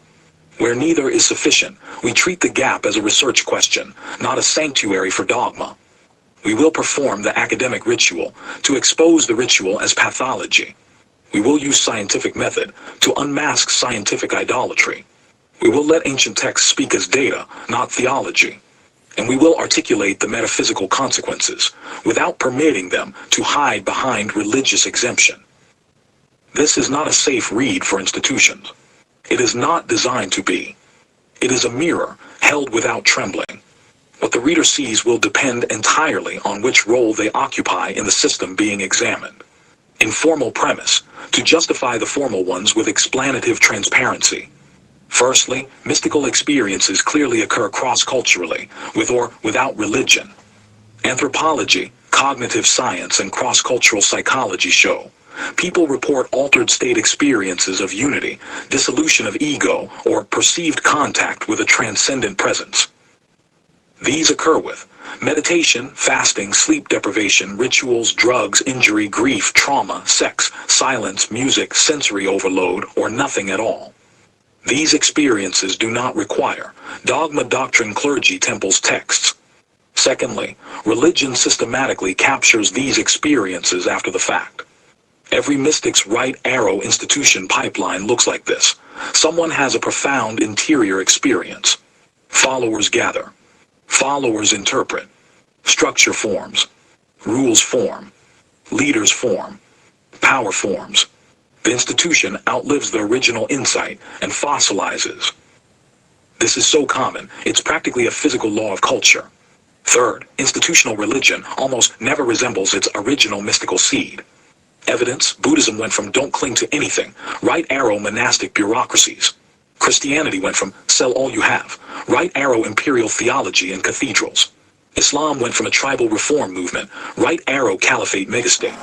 Judaism went from anti-idolatry prophets, right arrow priestly caste, right arrow rabbinic legal system. The pattern is universal. Yes, we are staying very superficial thus far. Generality without specific case study in order to form the formal inquiry. Interpretive analysis demands we ask, is religion ever a spiritual path? Implicated in the claim, if it is, it's in spite of the religion, not because of it. This aligns with three major interpretive traditions. 1. The mystics across all faiths, they all say the same thing. Religion points at the moon, but becomes obsessed with the finger. Institutions block the immediacy of the divine. Rituals are training wheels at best, distractions at worst. Spiritual truth is direct, unmediated, experiential. 2. The prophets in the Hebrew Bible, again and again. God doesn't want your rituals, he wants your transformation. Ritual is portrayed as secondary, corruptible, often outright offensive, when used as a substitute for moral or existential integrity. 3. Secular sociological models. Religion excels at hierarchy, in-group cohesion, boundary maintenance, resource control, myth-making, coercive social norms. It is terrible at cultivating independent thought, direct spiritual experience, personal transformation, decentralization, intellectual freedom. Everything checks out. Philosophical turn. If genuine spiritual insight happens outside or in opposition to institutions, what does that imply about the divine? Remember the quiet parts said out loud. Here's the next implication then. The divine, if real, seems to be radically indifferent to religion. Possibility, the divine is the structure of existence itself. No beliefs required. No rituals required. No institutions required. A thing that is can't require anything artificial to be accessed. Religion becomes, at best, a symbolic language, a cultural scaffold. And at worst, a distorting filter, a parasite, a power structure blocking direct perception. Possibility B, the divine is consciousness scaled up beyond individuality. A being greater than the totality of existence, a paradox, or maybe not, that is potentially conscious. If that's true, then, the divine is not dependent on human authority structures. No ritual could constrain it. No priest could mediate it. No institution could monopolize it. Religion becomes a cultural misinterpretation of metaphysics. Possibility C, the divine is a human projection. Then religion is an organizational tool, an emotional technology, a cultural memory system, a power lever. Either way, religion isn't the divine. It's the social reaction to people wanting to manage the idea of the divine. In all three models, the fact that holds is religion is unnecessary for access to the divine and often obstructive. The structural punchline: if mystical experience precedes religion, religion fossilizes insight into coercion institutions, inevitably distort the original message prophets, and mystics always critique the institution and believers often defend the institution over the insight. Then the logical conclusion is, religion exists to manage humans, not to connect them to the divine. And the divine, if real, bypasses religion entirely. Which means the ancient Hebrew stance is not radical. It's consistent. It's religion that's the historical anomaly, not spirituality. The paradox OF the one who can't be reproduced. Across cultures, across millennia, there are flashes of something real, call it insight, awakening, enlightenment, union, ego death, divine intimacy, whatever lens fits. These flashes often occur to one person, sometimes a handful, and everyone around them recognizes it as qualitatively different. These moments spark movements. The movements turn into institutions. The institutions outlive the spark, but they never reproduce the original phenomenon. This is not an opinion. This is a documented sociological pattern. We are examining something rare, explosive, and unteachable, like lightning striking a dry hillside. Raw evidence, a cross-traditional failure rate. Christianity, millions of believers, billions of worshippers, 2,000 years of theology, 0 additional Jesuses, not kind of like Jesus, not close enough, none. Buddhism, thousands of monasteries, centuries of meditation technique refinement. Nobody reaches Gautama's level in a way that transforms world history. Zoroastrianism, Zarathustra is a singularity. After him, priests, myths, liturgies, but no second Zarathustra. Islam, Sufi saints, mystics, poets, yes, but no second Muhammad, no second Quran. The charisma is non-replicable. Judaism, no second Moses, no second Isaiah. After the prophets come rabbis, brilliant but not transcendent in the same way. Hinduism, avatars come, then stop coming. The gurus who claim enlightenment, influential, yes, but they don't reshape the entire metaphysical landscape like Krishna or Shankara. Secular parallel we see the same in Einstein, Da Vinci, Tesla, Mozart, Rumi, Layazi. These are singularity points, not products of schools. The pattern appears universal. Why can't IT be reproduced? Thought experiment. There are 3 plausible models. Model of the phenomenon is real and rare. Meaning, something genuinely anomalous happens. A consciousness breakthrough. A state of being the average human psyche simply cannot sustain. A permanent reconfiguration of perception. If real, then, it arises spontaneously. It cannot be taught. Institutions are irrelevant to it. Ritual doesn't cause it. Dogma actively prevents it. This model is friendly to mysticism, non-dualism, panpsychist ideas. Divine is direct, not mediated concepts. Model B. It's a kind of extreme human cognitive capacity, usually blocked by culture and survival priorities. Meaning, rare neurological wiring plus immense introspective discipline equals breakthrough. The person becomes anomalous because their neurologically unusual institutions cannot reproduce genetic outliers and cannot replicate trauma, solitude, or environmental conditions that created the original master. This model fits people like Siddhartha Jesus, if interpreted as a mystic, not a miracle worker, Layazi, Rumi, Meister, Eckhart. Institutions are trying to manufacture lightning with a committee and a handbook. Model C, the institutions purposely suppress anyone who gets too close. Because a true awakened individual destabilizes the hierarchy. They don't obey. They don't reinforce power structures. They make priests obsolete. Their existence is anti-institutional by nature. This isn't conspiratorial, it's structural. Institutions protect themselves. Genuine insight threatens the machine, so the machine filters it out. Only the controllable, diluted versions survive. The real thing is important, something anomalous that humans instantly recognize. It ripples shockwaves across millennia. There is always a clarity, a presence, a gravity, a psychological luminosity, a coherence of being, a kind of unshakable inner freedom when someone like that appears. Everyone knows. Even their enemies know. And this is key. Institutions form precisely because people recognize the anomaly. But institutions are incapable of producing the anomaly. They can only fossilize it. Lightning, right arrow, forest fire, right arrow, ash, right arrow, museum, right arrow, doctrine, right arrow, franchise. The core insight. The masters appear naturally. The disciples appear institutionally. The institution is built by the disciples precisely because they can't become masters. The ones who get it don't create religions. The ones who don't get it create religions. And they create them to preserve, explain, systematize, and ultimately control something they never truly understood. That's why no school produces another Buddha. No church produces another Christ. No lineage produces another prophet. No monastery produces another laity. The institutions are built by the incapable to enshrine what the capable embodied, while preventing anyone else from embodying it. This is not cynicism. This is an observable anthropological pattern.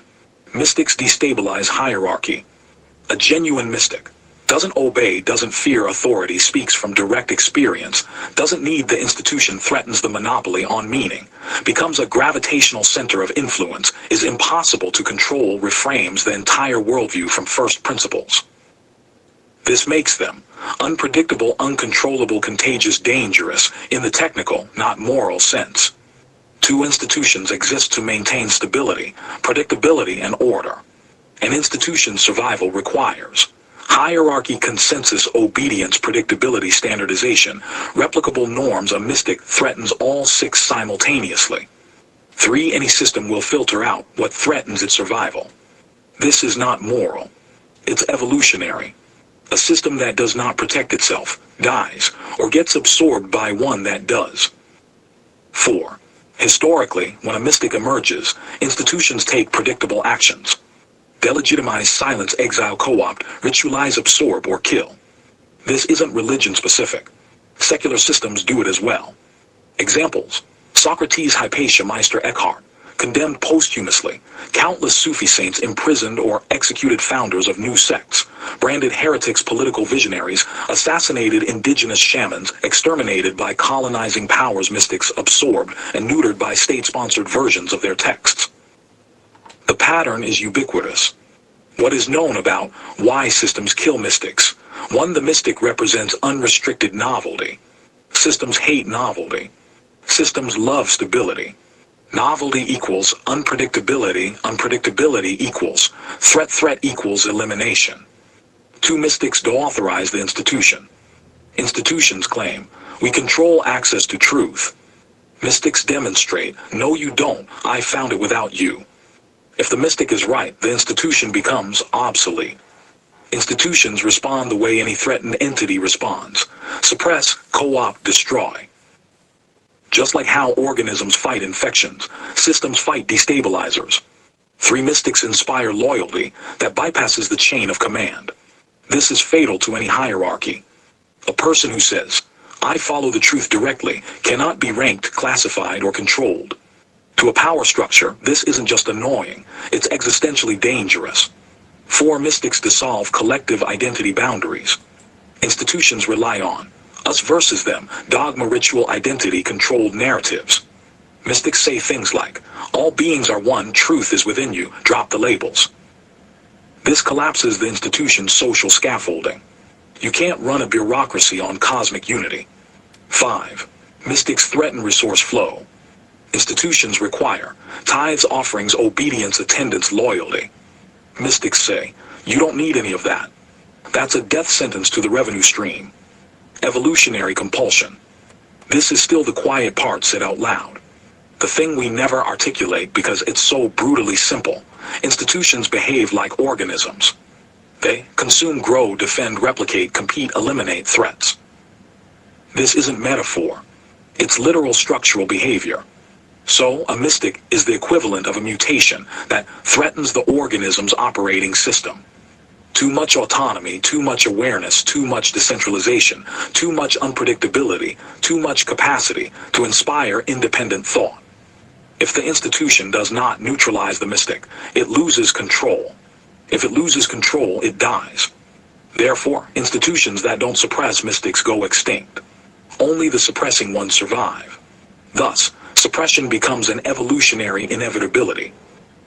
Natural selection of institutions, right arrow, the ones that survive, right arrow, are the ones that kill or assimilate their mystics. This is why institutions canonize the mystic after death, sterilize their teachings, reframe them as supporting the doctrine, weaponize their legacy, and eliminate anyone who replicates the original fire, because the fire is the threat. The ashes are safe. This articulates one of the most taboo truths in human history. Movements are founded by mystics. Institutions are built by disciples. Institutions survive by eliminating future mystics. The original flame ignites the structure. The structure entombs the flame. Then the structure survives and calls itself the flame. But these observations are far from a scientific standard. Can we institutionally examine this to a fair degree of proper rigor, given that even this institution is such a systemic structure, and this inquiry could potentially position ourselves in the role of the prophet? A standard such traditions generally agree carries cosmic consequences and deadly penalties. So let's tread carefully and acknowledge just whose kingdom we are currently dwelling within. Systems are evolutionarily compelled to destroy mystics. Not because mystics are bad, but because institutions can only survive without them. Across civilizations, we see rare individuals described as unusually insightful, unusually destabilizing, unusually compelling, and often unimitatable. We've already listed some.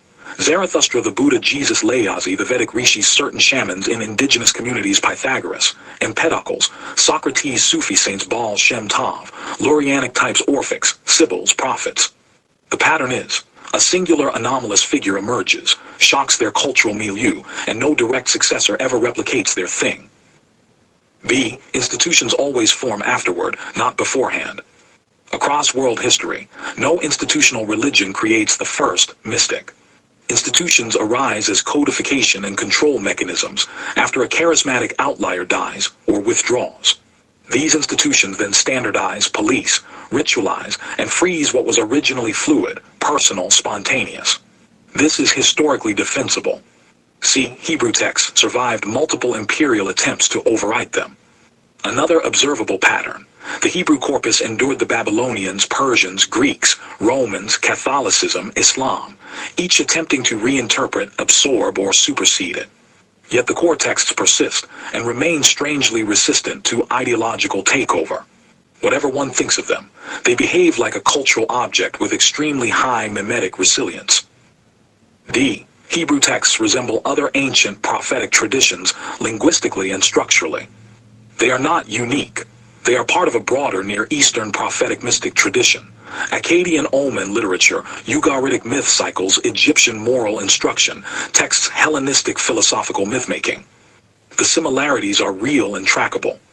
That's the evidence-level foundation.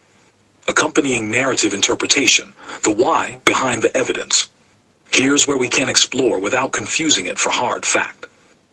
Interpretation, mystics equals evolutionary anomalies. Humans are a hypersocial species, and hypersocial species rely on conformity, consensus, predictable behavior, suppression of destabilizing novelty. So a rare human whose cognition does not sync with the group, who identifies deeper patterns, refuses hierarchy, sees through social illusions, doesn't respond normally to dominance games, or can access extreme intuitive states, is simultaneously valuable. They produce breakthroughs, dangerous. They destabilize social equilibrium. This leads to a paradox. The tribe needs them, but the tribe also wants them dead. Not out of conscious malice, but as an adaptive pressure. Social stability rewards the taming, domesticating, ritualizing of the mystic's message. Social anxiety rewards removing the mystic personally, exile, imprisonment, execution, or posthumous neutralization via dogma. On this view, the mystic outlier is anti-evolutionary, or at least anti-tribal. They represent Excessive pattern recognition, excessive integrative cognition, atypical emotional wiring, disruptive spiritual insight, and an inability to be controlled by the usual dominance hierarchies. Evolution tolerates them just enough to harvest the innovation, then crushes them or fossilizes them into safe doctrine. That's the interpretation, not evidence, but it fits the motifs. Interpretation B. Hebrew texts endure because they encode anti-institutional mysticism inside institutional language, especially the older strata like Job, Ecclesiastes, early prophetic material, some of Deuteronomy and parts of Genesis. Contain passages that are strangely introspective, anti-power, anti-royalty, suspicious of priests, suspicious of institutions, radically anti-idolatry, in the broader sense of don't confuse representation for reality. And they do this from within a supposedly institutional priestly corpus. This makes them hard to co-opt, hard to sterilize, hard to repurpose, weirdly self-defensive, as if someone wrote a system immune to being turned into a system. This is not historically proven, it's interpretive, but it does explain the mimetic resilience human history observes. Interpretation C. The recurring pattern, mystic right arrow institution, right arrow fossilization, implies something about the divine. As out detractors love to point out, the clearest definition in the not-religious texts define the divine as the state of existence and the radical idea that the universe itself, or something beyond it, is conscious. This maps cleanly to some strains of Kabbalah Vedanta, certain Gnostic texts, panpsychism, modern physics-inspired metaphysics. In this model, divine equals consciousness embedded in or identical to existence. Mystics glimpse this directly. Institutions fossilize the glimpse into ritual, hierarchy, and static doctrine. Each attempt to replicate the mystic yields only institutional power, not mystical insight. Thus, the real thing cannot be systematized, franchised, or reproduced again.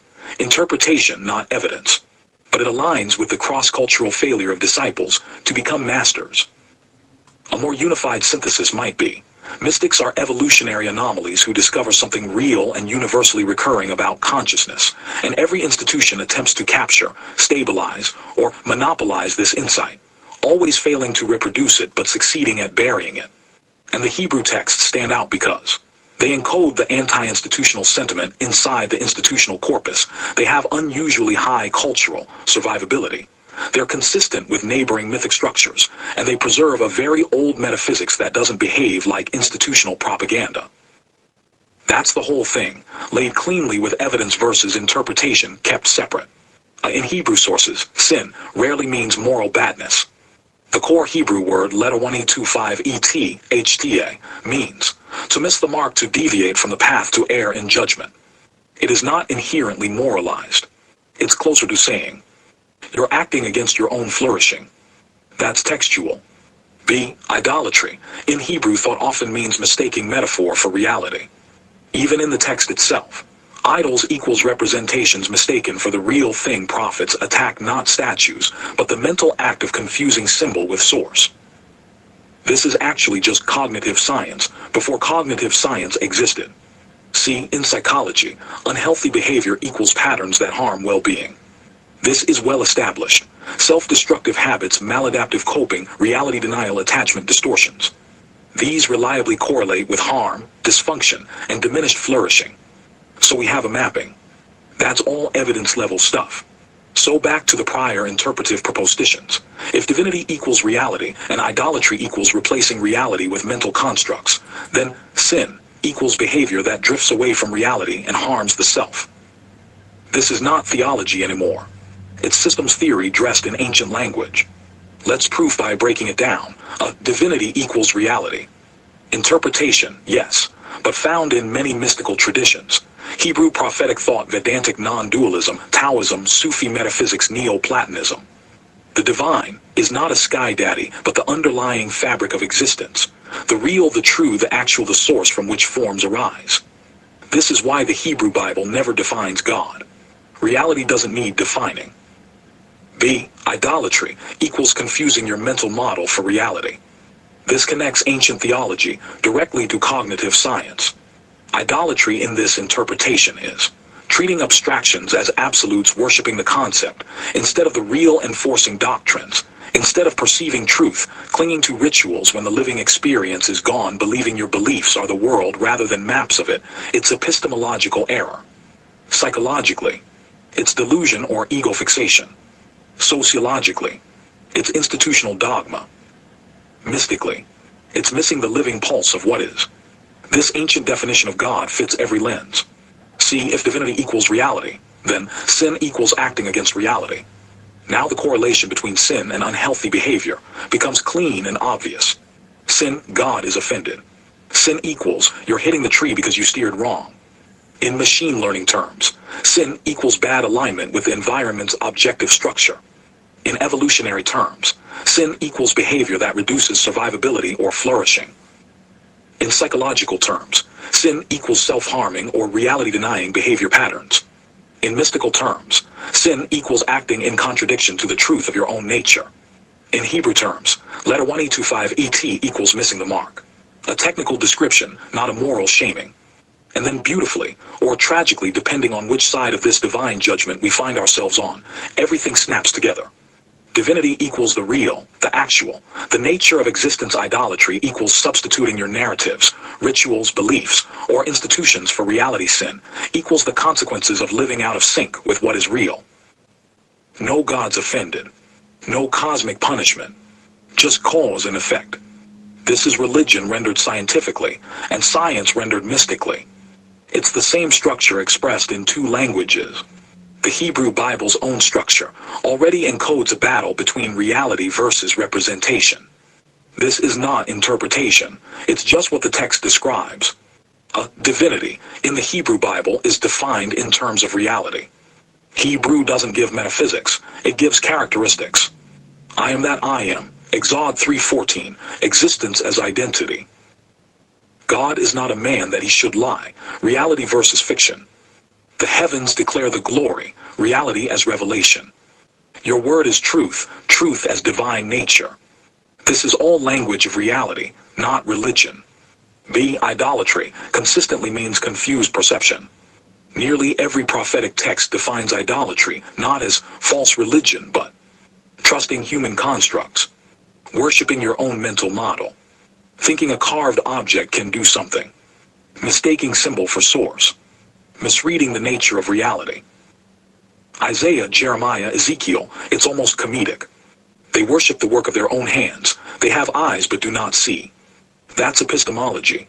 C. Sin is described as self-harm. Hebrew uses terms like letter 1E25 ET to miss the mark. Avon, twistedness, distortion. Pasha, breaking relationship. But what's fascinating is, prophets describe sin primarily by its consequences. You destroy yourselves. Your injustice returns upon your own head. You drink poison and call it sweet. You walk into nets you made. The pattern is internal, behavioral, and systemic, not divine punishment. D. The prophets attack religious ritual more than anything else. This is unambiguous. I despise your feasts. I desire mercy, not sacrifice. Your Sabbaths are a burden to me. Stop bringing meaningless offerings. What does God require? To do justice, love mercy, walk humbly. The thing modern religion treats as central, rituals, the Hebrew Bible routinely calls worthless or offensive when done without alignment to reality, justice, humility, truth, compassion. This is devastating evidence against ritual-based religion. Not Judaism, no really. It's really not. How the Hebrew Bible's worldview maps almost perfectly onto the model thus far articulated. If divinity equals reality, the Bible's claims suddenly stop sounding primitive. I am that I am equals existence truth as divine nature, walking in God's ways, equals behaving in alignment with reality's structure fool, equals one who lives contrary to how the world works. The Bible looks less like primitive religion and more like early moral phenomenology. B. If idolatry equals representation replacing reality, religion becomes the core problem. This explains why prophets attack priests, why rituals are mocked, why idols are ridiculed, why kings are scolded, why false prophets proliferate, why the heart is deceitful, why the covenant is relational, not cultic. Under this lens, religion is the failure mode of spirituality, not its culmination. See, if sin equals self-destructive misalignment, then divine judgment equals natural consequence. This is exactly how the Hebrew Bible frames it. You become like the idols you worship, blind, deaf, rigid. Your society's collapse under injustice, your oppression, creates revolt, your arrogance blinds you, your delusions rot you from within. Over and over, God says, you have done this to yourselves. This is indistinguishable from a systems theory model. Why religions fail, according to the Hebrew Bible itself. Here we move from evidence to interpretation with evidence. The Hebrew Bible says religions fail because 1. People prefer the idol representation over the real thing. It's easier to perform rituals, follow rules, obey authorities, than to confront truth, justice, humility, inner transformation realities demands. 2. Power structures weaponize representation. Priests, kings, and institutions. Control, ritual, control, interpretation, turn symbol into authority, replace living insight with codified doctrine, turn fluid experience into rigid system. This is exactly the prophet's complaint. 3. Humans absolutize the culturally familiar. Religion becomes identity, tribe, power, economy, narrative reinforcement. Truth becomes secondary. This is a recurrent biblical theme. 4. Mystics destabilize power, so systems suppress them. This aligns with the earlier proposition of, why do the disciples never become the masters? Because institutions are designed to prevent it. They domesticate the founder, canonize him, brand him, monetize him, weaponize him, and suppress anyone who reproduces his disruptive clarity. Jesus, Jeremiah, Amos, John the Baptist, virtually every prophet, all were hated by their own religious systems. This isn't anti-religious interpretation. It's literally what the text says. Comparing the only model that fits all the lenses to the Hebrew Bible, the result is the text supports a reality-based, anti-idolatry, anti-ritual, anti-institutional spirituality. The text repeatedly warns that systems will corrupt it. Religions then did exactly what the text describes. The mismatch is between the Bible and its own religions. The only God you'd be a fool to deny is reality itself. Not a deity with an ego. Not a religion's mascot. But the structure of existence, which doesn't care if you believe in it, because it will break you just the same if you act against it. This is the moment where theology stops being supernatural science, stops being cold spirituality, stops being mystical indulgence, and the Hebrew Bible stops looking primitive. Everything collapses into a single, elegant principle. Let's break it down with precision, because the definition needs to be solid, capable of empirical testing, and objectively consistent with the known and accepted principles of reality itself, in order to be correct. Raw evidence, the Hebrew Bible already frames it this way: a fool, K.H. Kessel, equals one who ignores the nature of reality. In Hebrew wisdom literature, the fool isn't immoral. He's misaligned with the structure of existence. Ignores consequences, denies cause and effect, lives in delusion, replaces reality with fantasy. That's pretty much the same universal line. To deny God is to deny reality. B. The fear of the Lord equals recognition of reality's structure, not religious piety. The word fear, yura, is awe, not terror. It means, wake up, pay attention, align yourself with the truth of the world. Not religion, not worship, not belief, just perceptual alignment. See, the prophets say harm comes not from God's anger, but from people's delusion. The formula is everywhere. You have destroyed yourselves. Your own ways have trapped you. You stumble over your own lies. Again, sin equals harm from misalignment. Interpretation, a God you'd be foolish not to believe in. And now the twist that was never hidden and always in plain sight. Because human ancestors from as far back into history as mankind can currently look back to had already rendered a definition of God that does not require supernaturalism, does not demand belief, does not impose rituals, does not resemble religion, cannot be institutionalized, cannot be weaponized. God as reality structure, sin as misalignment, idolatry as confusing symbol for actual. Once you define it this way, the whole drama of human flourishing and human collapse suddenly becomes readable without superstition. Denying this God is like denying gravity, denying your psychological biases, denying that actions have consequences, denying that self-deception harms you, denying that distorted perception creates suffering. You don't get punished. You simply get consequences. B. Belief is irrelevant. Reality doesn't need your belief. It just is. C. Religion becomes optional and often counterproductive. Because if you mistake theology for truth, ritual for alignment doctrine, for perception tradition for reality, you're committing idolatry in the biblical sense.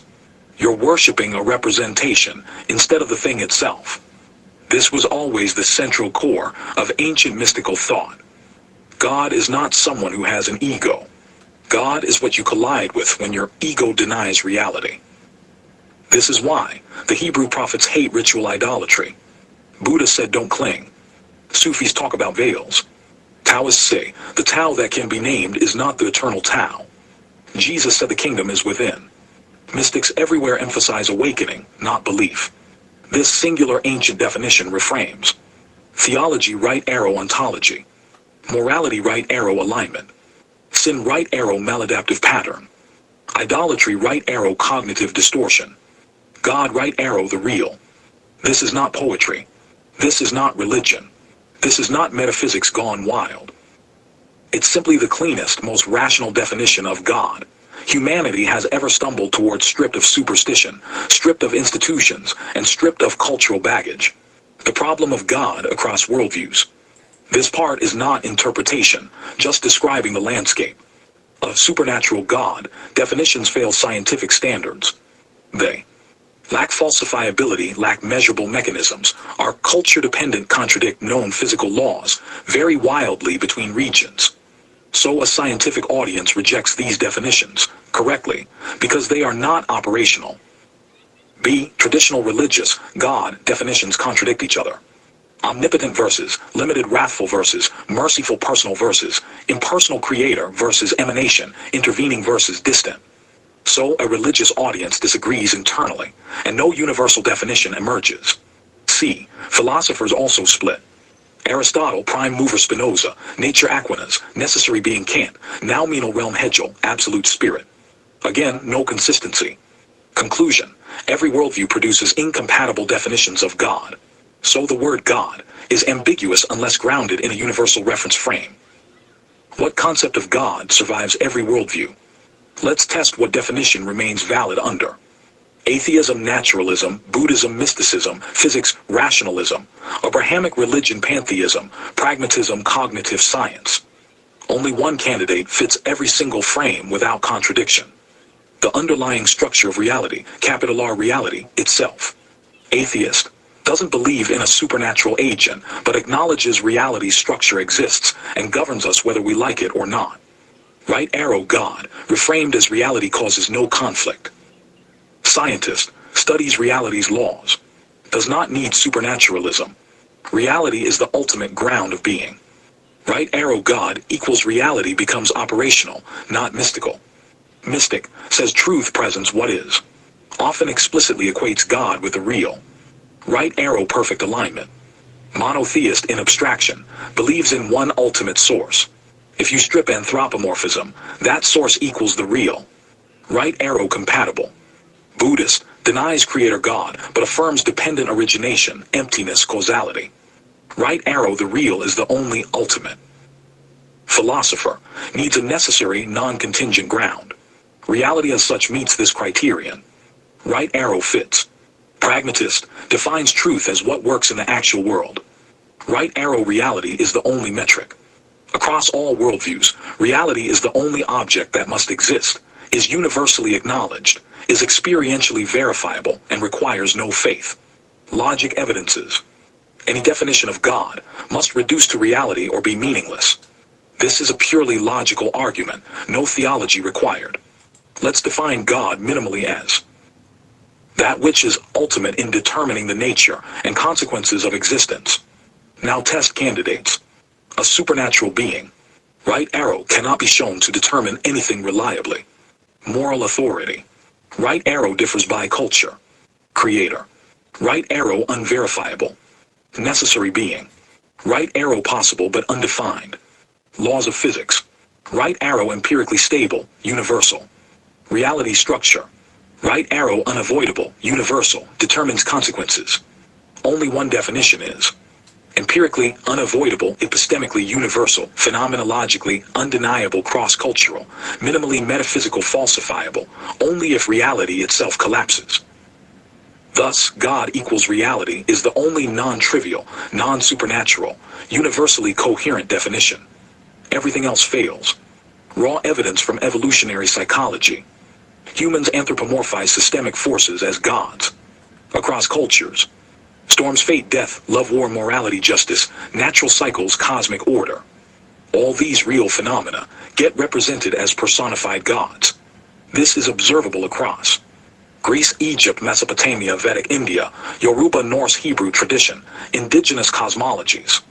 The pattern is universal. Humans personify the forces and structure of reality. So historically, God equals our projection onto reality's deep structure. The projection varies, but the underlying referent does not. Thus, the object remains reality. The interpretation becomes religion. O you unrepentant sinners! Why then have scientists and religious people both resisted God equals reality? They resist for opposite but perfectly predictable reasons. Scientists think you're smuggling supernaturalism under scientific language. Solution: this definition removes supernaturalism entirely. Religious people think you're demoting God to something impersonal. Solution: religious scriptures already equate God with truth, being, reality, cause, and existence, long before anthropomorphic images crept in. The objection dissolves because we can universally demonstrate this definition is not cheating. It is the logical intersection of all human worldviews. Bullseye final result: a definition of divine that requires no faith, no religion, no supernaturalism. The divine equals the objective structure of existence that you cannot break without breaking yourself. This definition works for scientists, works for mystics, works for philosophers, works for Hebrew scripture, works for atheists, works for anyone honest about reality. It is the only definition that is universal, non-contradictory, operational, experientially verifiable, independent of dogma. And most importantly, it turns God into the single most rational, empirical, and unavoidable concept in the human vocabulary. And so, after enduring all this thought experimenting to demonstrate and establish sound definitions to communicate with, we can finally begin this dissertation bridging comparative scriptural analysis, cognitive anthropology, and the philosophy of objective reality.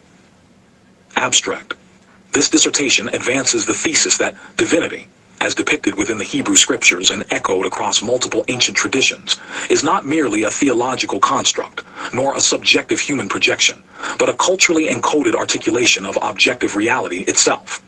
The study examines the hypothesis that early civilizations used mythopoetic frameworks to encode insights about human cognition, morality, social stability, and experiential encounter with the real, the unfalsifiable substrate of existence, in ways that preceded modern scientific and psychological vocabulary.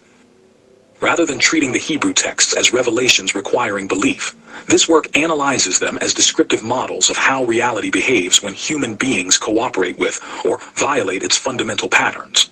In this framework, sin corresponds to maladaptation to reality, God corresponds to reality's irreducible structure, idolatry is the substitution of representation for reality, and wisdom is adaptiveness to the real.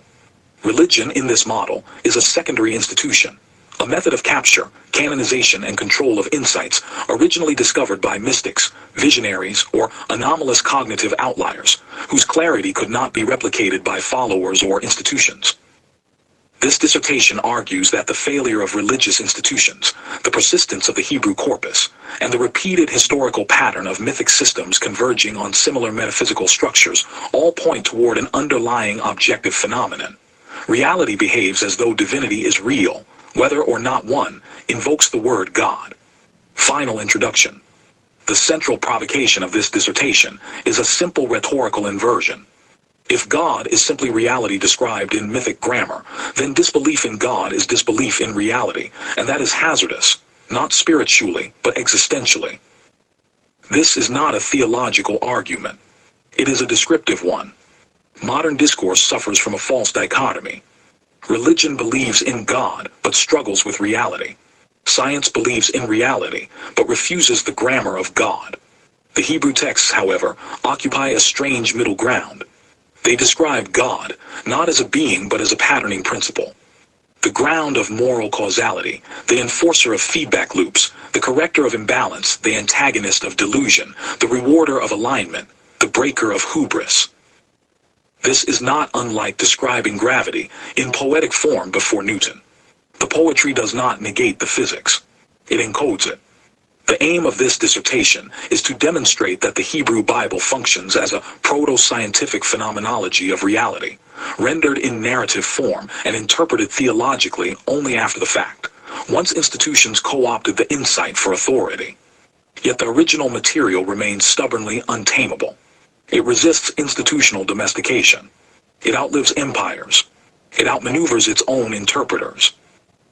This resilience is not theological, it is diagnostic.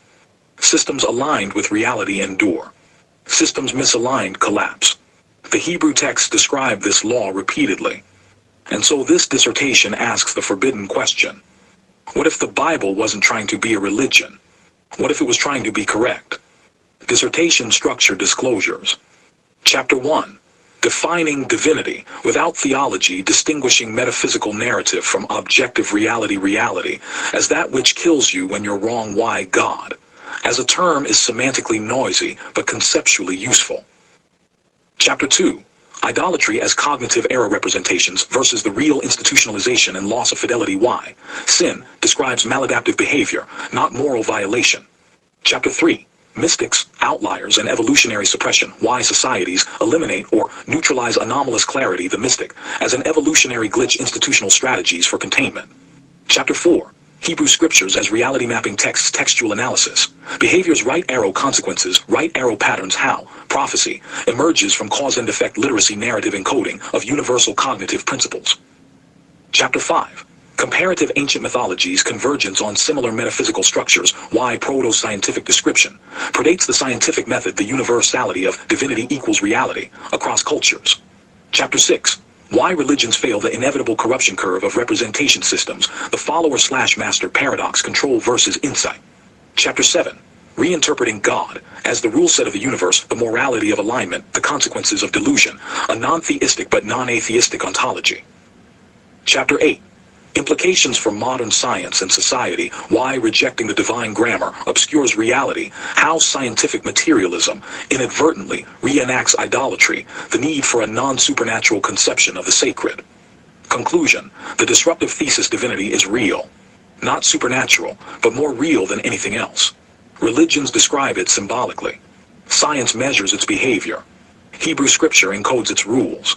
Denying it is self-harm. Defining divinity without theology. 1.1 Introduction. Stripping away the theological cloak. The concept of God has historically been shrouded in ritual, anthropomorphism, and supernatural narrative. Theology, in its institutional forms, has attempted to codify, regulate, and standardize the experience of divinity. Yet this codification introduces a paradox. If divinity is systematically mediated, it is no longer an encounter with the real, but with the interpretation of the real. To investigate divinity in a manner compatible with empirical observation and cross-cultural analysis, we must separate metaphysical narrative from objective reality. We propose the working hypothesis. Divinity equals objective reality. This definition does not imply supernaturalism, sentience, or intention in the traditional sense. Instead, it recognizes reality itself as the only truly unavoidable reference point, the ultimate determinant of consequences, the ground of existence, and the constant that persists regardless of human belief or perception. 1.2. Distinguishing metaphysical narrative from objective reality. Human cultures naturally personify the forces and structures of reality. Storms, life, death, moral cause and effect, and cosmic order all become anthropomorphized in myth. This personification gives rise to theological constructs, gods who love, punish, command, and reward. While these constructs may serve practical social purposes, coordinating behavior, enforcing norms, preserving knowledge, they are representations, not reality itself. Evidence of representation. Cross-cultural mythologies independently attribute agency to natural phenomena. Hebrew scripture consistently critiques idolatry as mistaking symbols for reality, Isaiah 44, 9-20.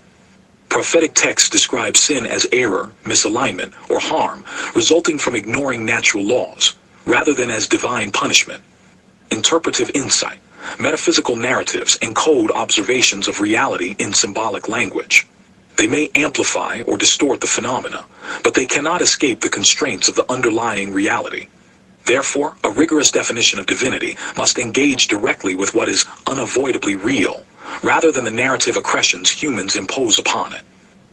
1.3 Reality as that which kills you when you're wrong. A practical, empirical definition of reality emerges when considering consequences. Reality is revealed in the differential outcomes of action. Fail to navigate gravity correctly, right arrow fall. Misinterpret cause and effect, right arrow collapse in your ventures. Neglect biological imperatives, right arrow disease or death. Ignore social feedback loops, right arrow ostracism or failure. Proposition. Reality is self-enforcing. It imposes consequences independently of belief. From this perspective, reality functions as the ultimate arbiter. In the language of Hebrew scripture, ignoring the patterns of the world produces sin, not because a deity is offended, but because misalignment generates predictable harm. Reality does not negotiate, forgive, or punish. It simply is, and our survival depends on respecting it. This framing allows for a divine principle to exist, without invoking supernatural agency. God equals reality as determinant of consequence. Sin equals maladaptive behavior, misaligned with reality. Idolatry equals mistaking representation for determinant. This is a radical inversion of classical theology. It treats the divine not as a personal or moral agent, but as the operational structure of existence itself, the immutable grammar of cause and effect. 1.4 Why God is semantically noisy but conceptually useful. Despite the philosophical clarity of divinity equals reality, the term God persists across cultures for several reasons. Cognitive economy. Humans naturally encode complex realities as agents. Using a single term, God, allows them to abstract and reason about the ultimate source of consequence. Communicative convenience. Across time and language, a symbol or name unifies disparate understandings under a common referent. Narrative potency. Myths and scripture are stories. God operates as shorthand for the patterns and constraints governing existence. Semantic noise. Anthropomorphism. Cultural overlays. Supernatural attribution. Ritual enforcement. Conceptual signal.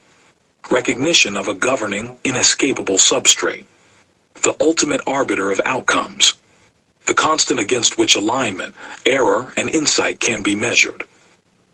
Thus, God remains a useful heuristic for describing reality's irreducible structure, while theologians have historically conflated the symbol with the referent, generating centuries of institutional idolatry. 1.5 Conclusion. By defining divinity without theology, we strip away ritual, dogma, and supernatural assumptions. Identify reality itself as the unavoidable, governing substrate of existence. Reinterpret traditional theological vocabulary, sin, idolatry, wisdom. Establish a foundation for understanding the Hebrew scriptures as proto-phenomenological documentation of human interaction with reality, rather than merely as a collection of religious prescriptions. API's history and experience with the transliteration of alternate folkloric and mythic texts also hold largely to these principles and propositions incidentally, though that isn't something we can rightly call evidence. And so at long last we find ourselves at the beginning of the beginning, just as in the beginning if assertions hold true, so on with testing validity. Title: Treatise Manifesto Dissertation of Divine Reality, as previously advertised in Proto-Hebraic texts. Structural model. 1. The model begins with three entities: a social or ecological system, a set of behaviors within that system, and a candidate rule extracted from textual or cultural material. 2. The candidate rule is interpreted as a hypothesized regularity that links certain behaviors to specific outcomes. Outcome variables can include survival, cooperation, stability, or any measurable system-level result. 3. To evaluate the rule, the system is examined in 3 passes. First, we look for consistent patterns across different contexts. Second, we check whether the outcomes associated with the rule occur independently of belief or interpretive framing. Third, we observe whether planned changes in behavior that follow the rule reliably change outcomes. 4, if the rule consistently predicts outcomes across contexts, across belief states, and across interventions, it is tentatively admitted into the set of structural realities that this project calls divinity. 5, if it fails at any of these checkpoints. For example, if the effect disappears when beliefs are controlled for, or if it works only in a single narrow environment, or if it does not respond to interventions, the rule is rejected as non-divine. 6, each candidate rule is evaluated independently, and only those with empirical stability are grouped together to form the inferred structure that we term the causal architecture of reality.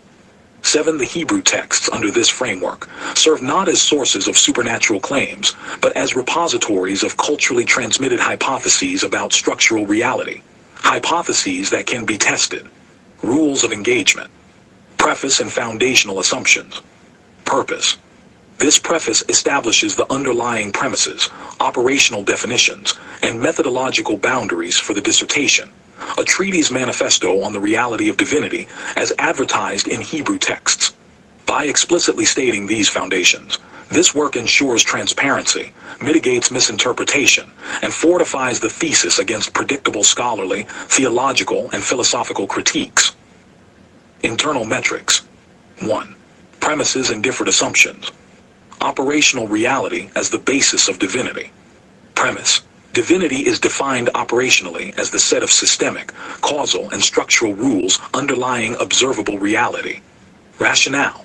This avoids reliance on supernatural or theological claims while preserving the functional significance of divinity. Differed critique. The redefinition may be seen as semantic evasion. The preface clarifies that God is treated as a placeholder for patterns whose violation produces predictable, empirically observable consequences. Scriptural encoding of operational heuristics. Premise. Hebrew texts encode rules and heuristics for adaptive alignment with reality, independent of ritual or dogma. Rationale. Exegesis, cognitive anthropology, and historical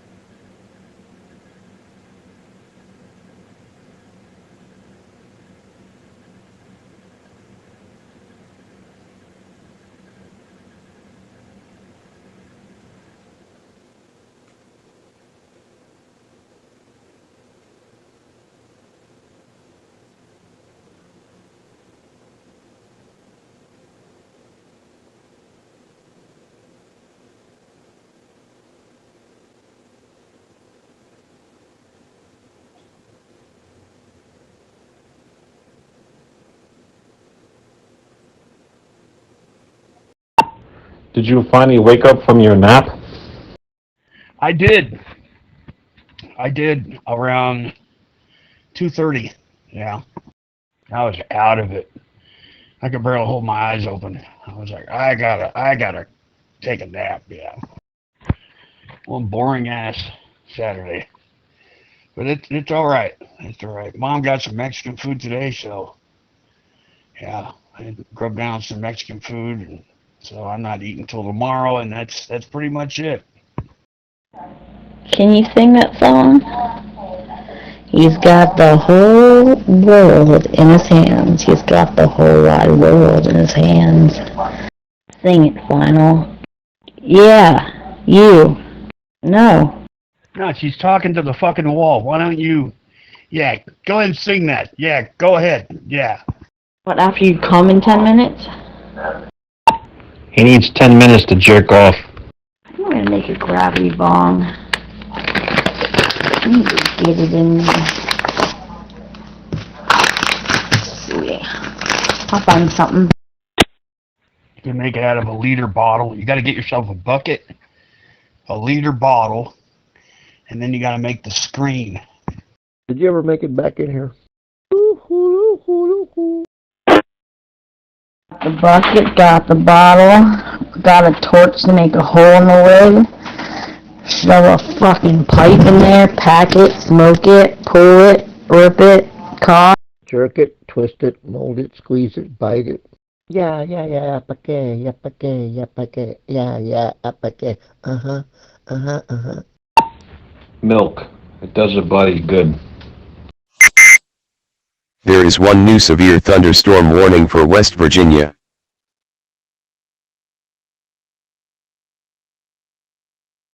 Bugs Bunny to Earth. Bugs Bunny to Earth. The soldier, where did you go to? Oh, yeah. Oh, God, I got to fast till tomorrow. Can only drink water, tea, coffee. Might get a cup of coffee here in a couple hours. I don't know, see what happens. Are you getting an enema? No, why would you talk like that? Just for the fun of it. Colonoscopy? I mean, you're not Jewish or Roman Catholics, or you're not even religious, so why are you fasting? Because it helps my body heal and digest food. And it's funny you mentioned colonoscopy because I've had two. Yeah, I've had two. Yeah. Eat more fish. Orange juice is very acidic. It'll eat up the little butterflies in your stomach. Take some Alka-Seltzer. It'll knock down the gas from the bad bacteria. You've probably got some flies in your food. You got some worms in there. You know, if you eat at restaurants, you're always going to pick up bad food. If you eat at home, you'll always be nice and healthy like me. You know, when I cook hamburger meat from the grocery store, I break it into little bitty pieces with my knife and my spatula. I take a real good look at it. Then toss some eggs on top of it and some Worcestershire sauce. My problem is I live in a neighborhood that's got maybe 60 Mexican restaurants, about 200 fish food places. I got about 3 McDonald's, 5 Whataburgers, all within 5 or 6 blocks. Heaven knows, if you go down Military Drive where I live, I've got about 30 car washes. I don't understand why that is, because, no, we're the city of San Antonio, we got to conserve water. Let's build another $25 million car wash. They're all being done by the same company, BlackRock. You like the Black Rock? Did you say something? I think I had you on block, because you're annoying. Joey's having the Black Rock, he said. That's a corporation that kills people. Just like drunks and pedophilia that want to run the country. As you can see, it was very unsuccessful. Crap, I'm out of milk duds. Oh, I found one more, yay. I had 3 or 4 of these before I go to bed at night. Getting into a bad habit. I'm going to go buy about 40 boxes of this crap. Do your milk duds got worms? No, I got an x-ray machine. And I got a 32K camera that can zoom in and see the live boogers on your hair. I was talking to a soldier, and he was talking about all the people getting shot up and killed in Texas, and I go, I don't think so. And we're going to show him some of the things that are in my neighborhood. Like most ignorant people, you believe what you hear and read on the media. The media is clearly not your friend. They want to give you a football game. They want to give you soccer. They want to give you naked dancing girls. And then the big beer commercials pop up and go, you need this because we got this. Okay, PayPal. Can you answer me a question? You can go to any golf course in the United States. You pick one. Anyone. You will not find a single cross at a golf course. Not one. Are you calling me PayPal? No, I just said, hey, PayPal. But the name fits. Now, you'll see a lot of holes in the ground, that's for sure. Hey, you weren't telling me why you're fasting. Are you trying to lose weight? He's trying to lose weight so he can fit his dick inside all the holes at the golf course. Pacey, how the fuck did you know that? Jesus Christ. Yeah, you're right. You're right. He only needs a size B cup. Quick, tell me what size the golf ball is. Is it an English or millimeters? Or micromillimeters? Fuck, I don't know, man. Jesus Christ. No, I want to lose about 20 pounds. I'm like 6'1" and 220. 218, 220. Yeah. Well, I'll tell you what works for me. Don't drink a lot of water. Go walking between 6:30 and 7:30, nice and slow around the neighborhood. That's when your body's the most tired. Do not drink cold water. Drink warm water. Right. Yeah, exactly. Yeah, because it causes your gut to tighten up. That's what it is. First thing in the morning, yeah. Yep, and then get you a nice, beautiful blonde and bang her brains out for about 8 hours. Yeah, exactly. Yep. Works for me. People say, why are you so tall and thin? Ask me what I'm doing. Then they look at me real funny and walk away. Well, intermittent fasting. I'm not one of these people that, well, it's like, I'm not going to eat for 5 days. It's like bullshit. But it's like, intermittent fasting, 12, 13, 14 hours, stuff like that. I honestly gained about 3 pounds this summer because I started eating a Whataburger. And the bread that they have is not real bread. They call it potato bread. All I know is it's bad for you. So I went back to my double meat cheeseburgers, and I lost about 6 pounds. Because there's not enough food there to feed a mosquito. But their French fries really, really suck. I go to Bud Jones down the street, and they got a brisket with mashed potatoes and sweet corn and a big tea for like $8. I go to Rockies, they got enchiladas for $4.99. I can get enchiladas in this town all day long. So $1 more, I get the chicken. I get the chicken enchiladas. She ain't coming home. You can keep your dreams in your life and your mind. She don't find her niggas from the girl. Don't slide in the ditch. When you see her out in public, you try to. They trying to run your little game. They try to show my baby a couple of. I hate to tell you, my nigga. Don't tell them that it's old. Don't tell them that it's over. My baby's over. Don't tell them that it's over. Don't tell them that it's over. My baby. Tell them you don't find your real country boy. Don't tell them that it's over. Don't tell them that it's over. Don't tell them that it's over. My baby. Yeah, yeah.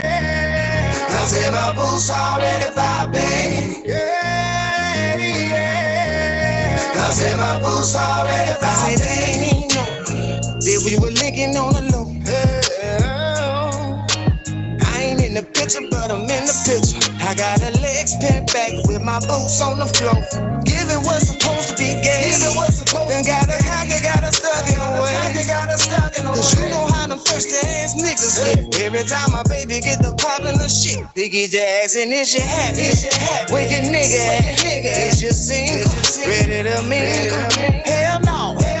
Oh no. That ain't how this finna go. You better shut up, stop playing with me. Big Daddy standing on business. If they tryna fill my boots, they better come on with it. So you can keep it lies in your mind. She done found a nigga from the club. Don't slide in the DM. When you see how you love, then you try to. They tryna run your little game. They tryna show my baby the color. I hate to tell you, my nigga. Don't tell them that it's over. Don't tell them that my boots already poppin'. It's over. Don't tell them that it's over. Don't tell them that my boots already poppin'. Tell them you don't found your real country boy. Don't tell them that it's over. Don't tell them that it's over. Don't tell them that. They stole my friend's car 2 days ago. Bought it at the auction about 7 years ago. Paid about $8,500 for it. Car was worth $32,000. Had a busted windshield, broken door. So he bought the door pick and pull, put a new windshield in it for like $35. He drove for the last 7 or 8 years. And yesterday he left the keys in it. Somebody drove off with it.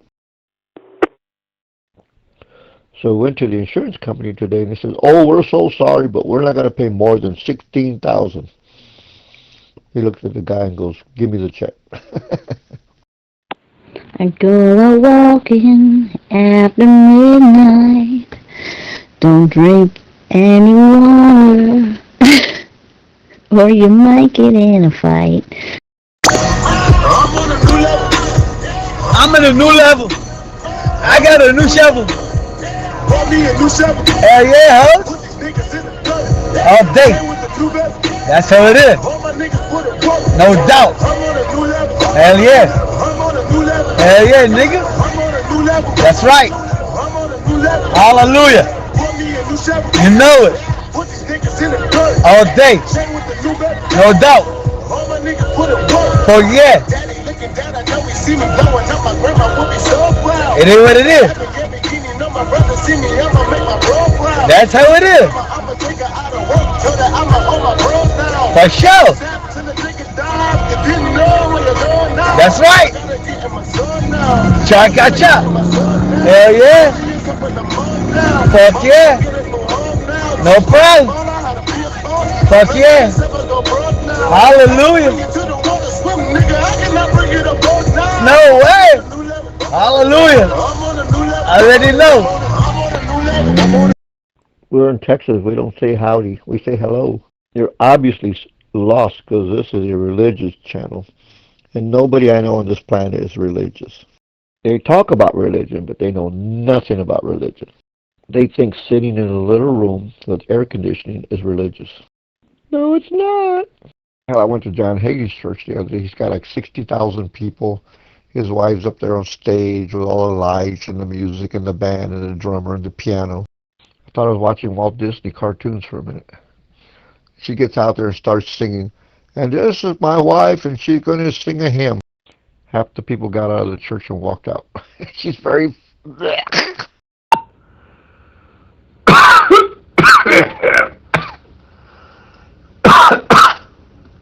It's got COVID. Which instrument did you play then? I don't play any instruments. My grandfather was an orchestra leader. Any more questions, FBI spy? You know, half my family's in the FBI. The worst thing he did was try to get Kobe. His daughter is the best fucking lawyer money can buy. I use his daughter quite a bit. Every time somebody sues me, I go, I don't think so. Because Trump tried to sue her dad. Now Trump has to testify in court. And that's the one thing he doesn't want to do, because if he lies, guess what? He goes to jail again. And then Patel has to testify. And then that wannabe president, the gay president we have in there, the guy with all the hairs, and he says, "Oh yeah, I was wearing dresses because I was in a seniority." You ever notice that Giuliani was wearing dresses and Patel was wearing dresses and just about everybody around him was wearing dresses?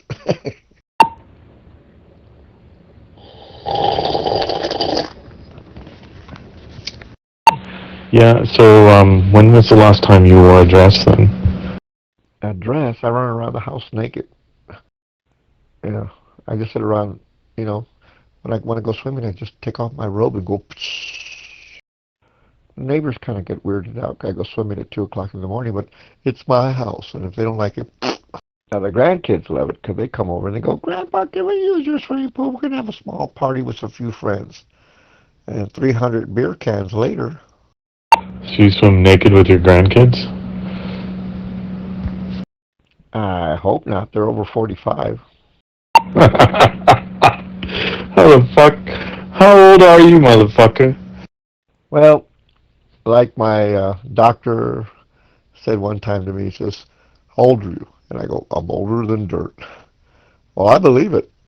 Let's put it this way. You're lucky I'm an American and not Chinese.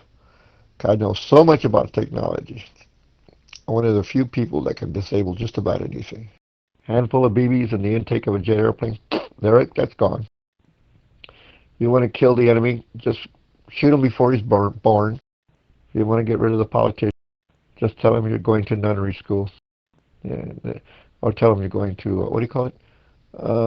Oh, go ahead. Oh, blah, blah, blah, blah, blah, biting my tongue. Tell them you're studying to become a preacher. They're going to go, oh, he's a broke bastard. And they walk away real quick. They go to Luby's and have a big steak. And Elon Musk is not going to Mars. He's scamming everybody. He knows nothing about rockets. I know rockets the way you know your toilet paper. They're very simple machines that are prone to failure. Keep up, fat boy! Keep up! And I'll fucking destroy you. Your job, your home, your family life, everything. Keep up. The Navy's got the new railgun on their boats on some of the frigates, and he can hit a ship 850 miles away. And that's why it's moving. A jet airplane they can knock out of the skies about 600 miles away. And if you're between that and the target, they can still hit the target. It'll go through you like you're not even there. No money. But it's all for nothing. The real technology is not the missiles and the bombs and the chemicals. It's knowing what I know about people. People are so easy to kill. Very hard to bring back. But I've been buying a lot of stock in some of these Alaskan companies. And they'll sell you stock if you go to Robin Hood. I've been buying some of these gold companies that are mining, building roads. I've been buying some of the bonds over there. Let's see, a country that's got all the world's gold, I don't think would ever go belly up. But the United States, maybe. Warren Buffett sold 89 billion with a B. He sold $89 billion of his stocks and cashed out. He thinks the market's going to fall when Trump gets thrown in jail. And since a lot of his friends are Republicans, he wants to get out so they won't borrow money from him. Then he's going to take that money and loan them to get out of jail. Did I say that? Yes, I did. I'll repeat myself. When the Republicans get thrown in jail, they're going to call the Warren Buffett and say, will you loan me some money? He's going to go, sure, 24% interest. Okay. Oh, well, it's coming up at 11 o'clock. Soldier, I guess, crashed out with the kids. He probably over there praying and he fell asleep because he got a sugar low. I know he's got a real bad case of diabetes. If he only would stop smoking, he might live to be, 29, 39, around there. All my friends that smoke, they all die very young. Very young. My sister died at 32. She got hit by a train. I'll tell you a trade secret. If you're in New York City, you don't need a gun. Take a little baseball bat about 8 inches long, fill it full of BBs, copper BBs. Uh-oh. That's my other phone. Somebody's looking for me. Let's see who it is. Oh, it's Mr. Stanford University. Wow, what does he want? My neighbor called me and said the mafia was after him. I said, the Mexican mafia? And he goes, no, my ex-wife. She is Italian. It's T-minus 11 minutes and counting. We're lighting the liquid oxygen now. We're going to put 800 million gallons of methyl alcohol mixed with liquid oxygen and burn all the fucking air that we breathe. And yet, Elon Musk will probably be dead in 8 years. He'll probably have an overdose on the crack and the speed and the marijuana and the CBD brain enhancer he's taking. So after he burns up all the air in Texas and the cattle and the chickens and all the birds stop dropping dead by the ocean, not to mention the fishies and the sharks, then it says, oh no, we shouldn't have let him build a rocket base. And that's why he left California, because he didn't pay his taxes. Oops. That's the same reason he left New York City, because he didn't pay his taxes. Oops. Did I say that? It's called doxing, right? All right, anyway, I don't care, because I don't have his stock. Nope, no sirree, Bob. I got lots of Union Pacific stock, because if the war does break out, it'll triple in value. Yay! My number one stock has always been Coca-Cola. Okie doke. Tell this poor, lost, demented soul there is no God, and he's wasting his fucking time on a piece of cardboard. He needs to go out and get a new wife, and then he'll die a happy man. Okie doke. Bye. Don't waste your time breathing on your own Coca-Cola. Hasta luego.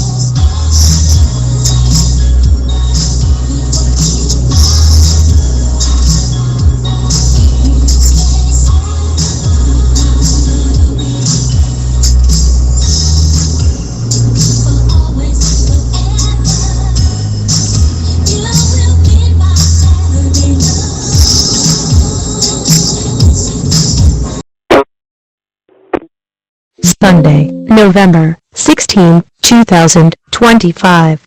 Time is 12 a.m.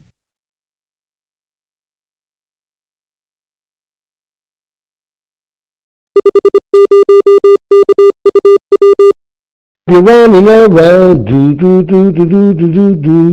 Stick your bum in your finger, do. I really confused my mom today.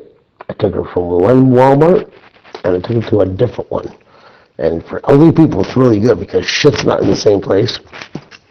And it's funny because she thinks it's way bigger, but it's not. It's actually a smaller Walmart. Just the way they move everything around. She's like, well, look at this. Oh, my, it's just different. It's another way they set up a Walmart, right? And it's good because if they're elderly, it gets them to not memorize shit where everything is. They have to think about what they want in that way. And it's pretty cool. I like doing this.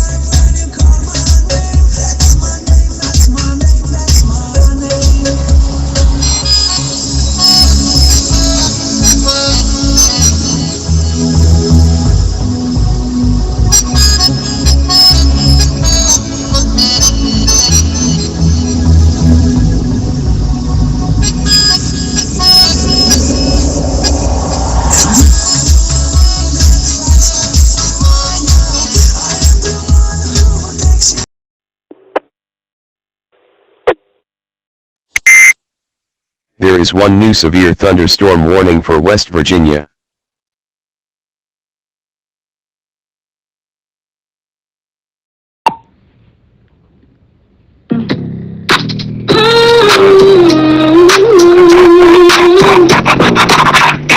Bitch, give me top, then she wipe it off. Like a rocket, they gon' pop it off. Two college girls, they gon' pop it off.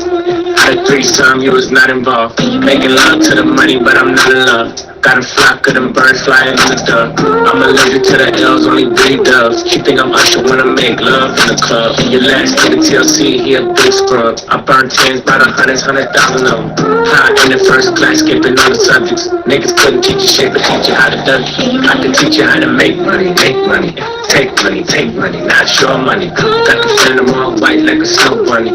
And I heard a nigga telling up his nose running. Bitch, give me top, then she wipe it off.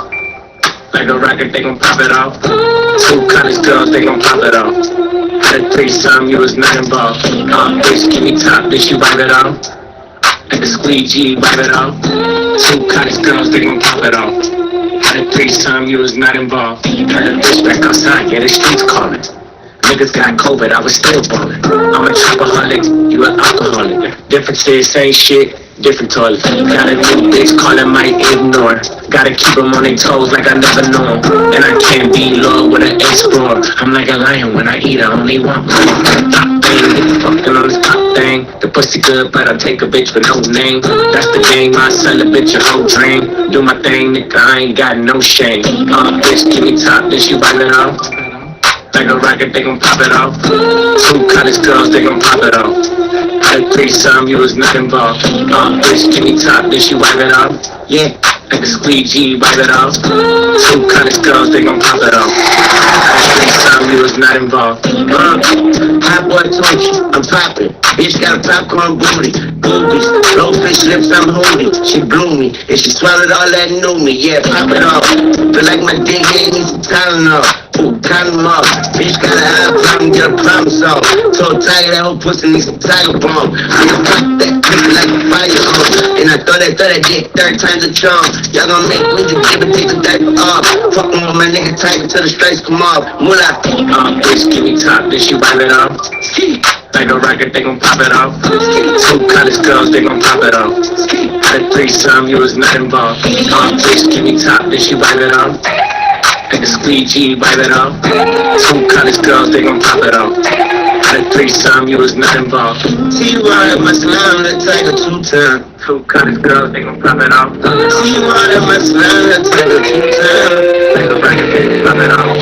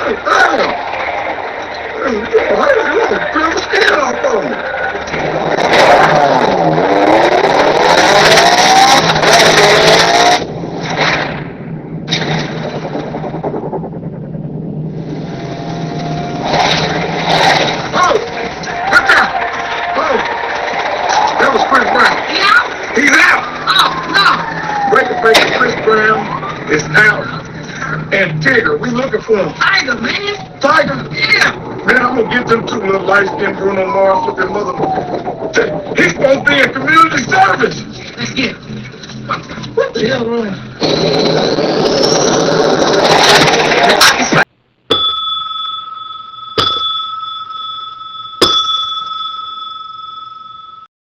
Om Mani Padme Om.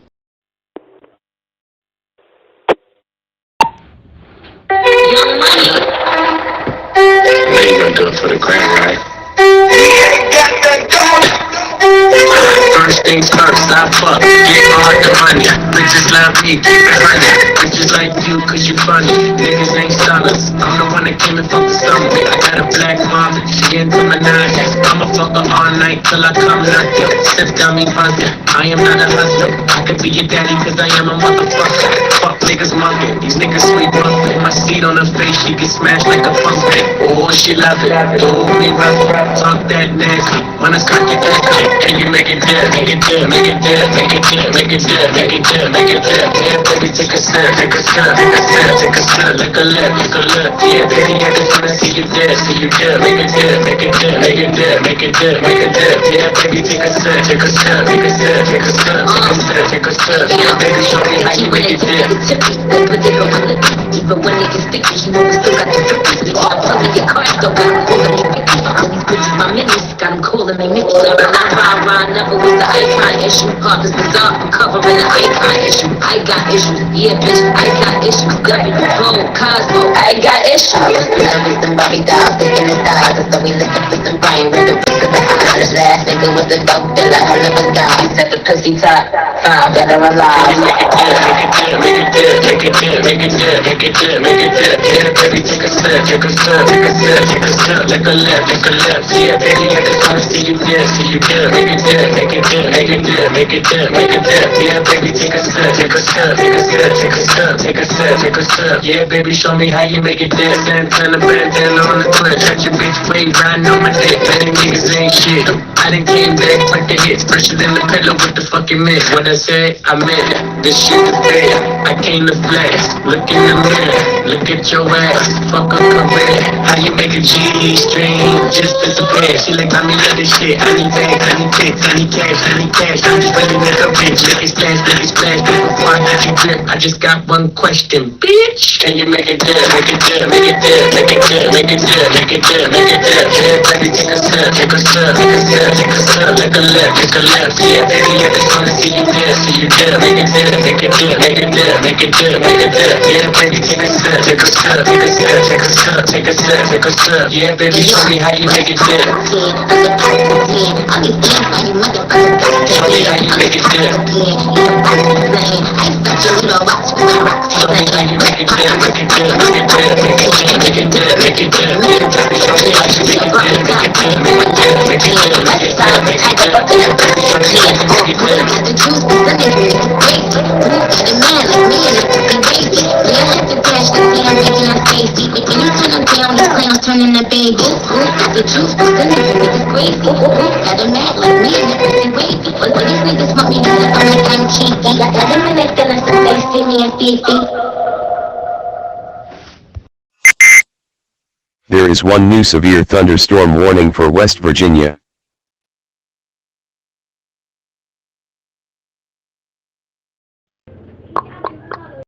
Hey everybody. Time's up. On a little bit of my nerve. I don't realize, but I'm accusing my friend of being retarded. He doesn't find buttons that has been there for the last 15 years in that game. Like the button suddenly disappeared. He needs help in a menu. Oh, you're gonna click reset. Well, where is reset? What the fuck? But before that, there was other menus he needed to click. But so he's all confused. I'm like, okay, good. Look, reset. Just reset. Ooh, where is reset? No. What?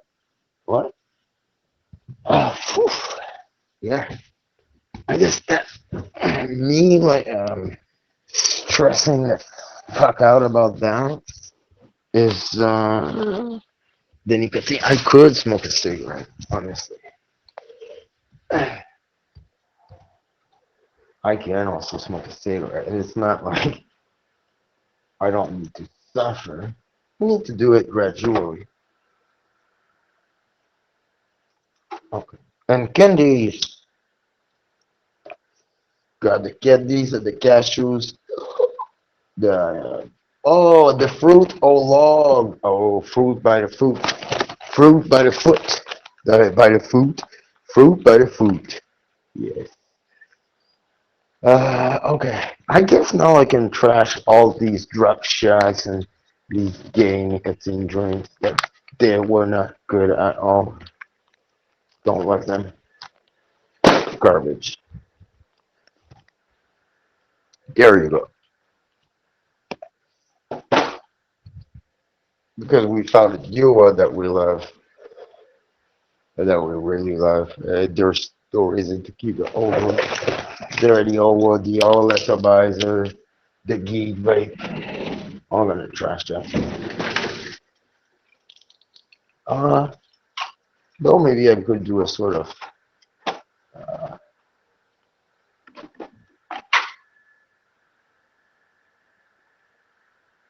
I feel like I could do a sort of trading.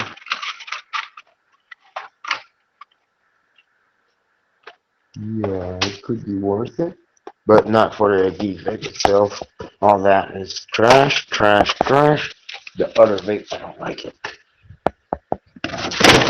Oh, hey, Kennel. Yeah, sorry, this is Crocus. I just smoked the joint. I'm a little bit high.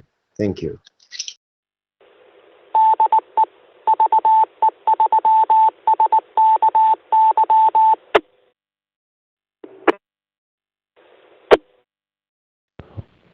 Fruit by the foot.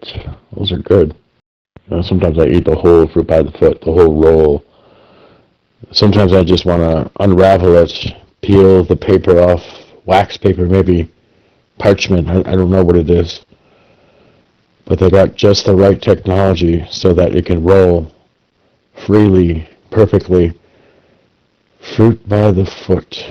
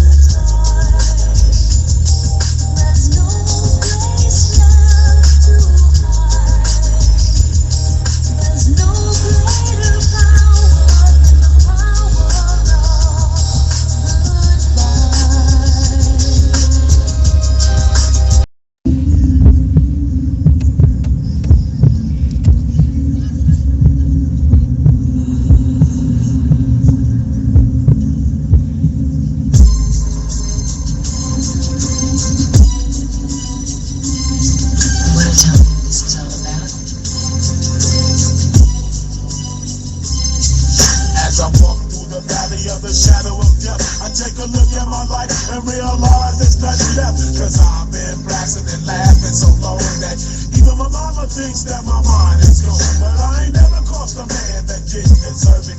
Me be treated like a punk, you know that's unheard of. You better watch how you're talking and where you're walking, or you and your homies might be lying to chalk.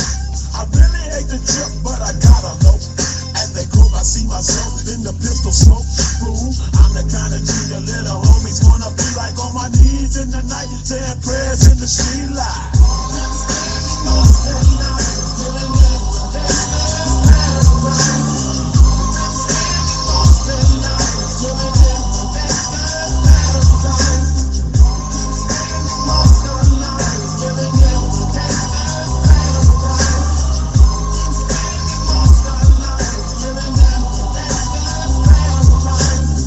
Situation, they got me pacing.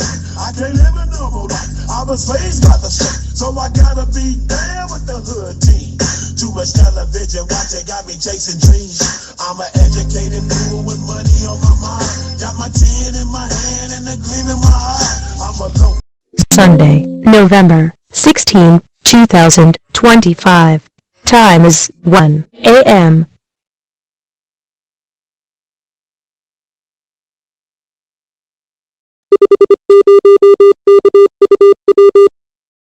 Oh my lord, that sugar-coated poison is wild in Solo. Fuck me, god damn it. Whew. Those Brits. Whew.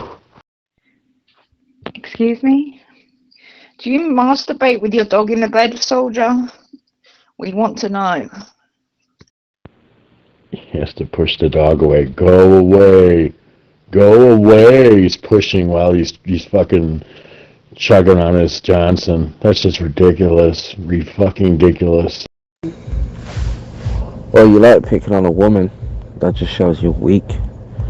You're a coward. What are you talking about, bro? We're talking about soldier, dipshit. Go back to bed. Fuckhead. Soldier's not even awake, is he? I think it's coffee time. The soldier's not even on the fucking show. What are you talking about? I think she's on about you. Definitely not. Wacko's my new daddy. The daddy that can play half the plane flight. Don't you feel smart, telephone tough guy? I don't feel smart. I know I'm smart. What do you mean? Don't you feel smart? Or what does that even fucking mean? Wacko! Mary. Hey, Mary. Do we get your approval? I got the approval of Soldier. I mean, sorry, not Soldier. I haven't got the approval for Soldier. I got the approval for Wacko. Didn't get the approval for Timmy. Thank the Lord. What's up, MJ? What's up, you beautiful people? How are you?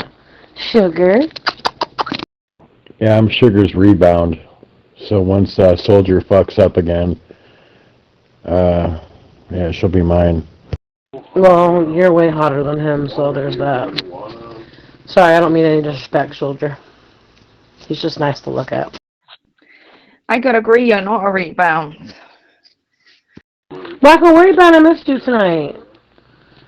I was in Tanya's. I was missing you. I asked about you like 3 times. She's like, oh, he was on, but he ain't come back. And now I know. I found you. Tag, you're in. Who's Tanya? Oh, it's from a person from another app. Oh, okay. Is it CB? Is it Cantina? Where is it? No, we have some friends on TikTok.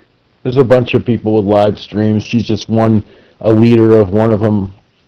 Mary knows her too. I love her. She's great. She's so sweet. Oh yeah? Is she as sweet as me? No, I'm joking. It's smoking time. I am a sweet woman though. When I want to be, but I can also be your worst nightmare as well. No, you're always been sweet to me, so I don't care what you do to anybody else. There's that. She's always been sweet to you, but you don't care about what she says to other people. That's quite a bold statement, Mary. People are trying to say I'm boring now. Maybe I am, but this is still my journey. I wouldn't say you're boring. I think you're the best version of you, because you're polite and you engage, and you know there's certain people out there that just fucking they bottle it all up. So you've changed. I've witnessed that. You have.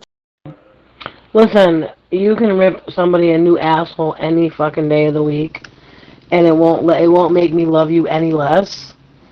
Like I said, you've always been sweet to me. So how you treat other people, I do not give a shit. Yeah, but why are you gonna catch feelings? Some of us come on Zello for that. You know, I'll be having a shit day. I want to vent on Zello. I'll log in and abuse someone. Makes me feel better. Like what's wrong with bullying? Why don't you like bullying? Because, listen, bullying to a certain extent is a you problem. That's a you problem. You know what I mean? Hurt people hurt people. Let that sink in a little bit.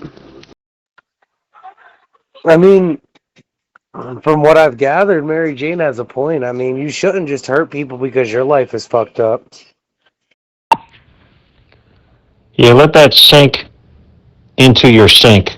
Bullying is lame.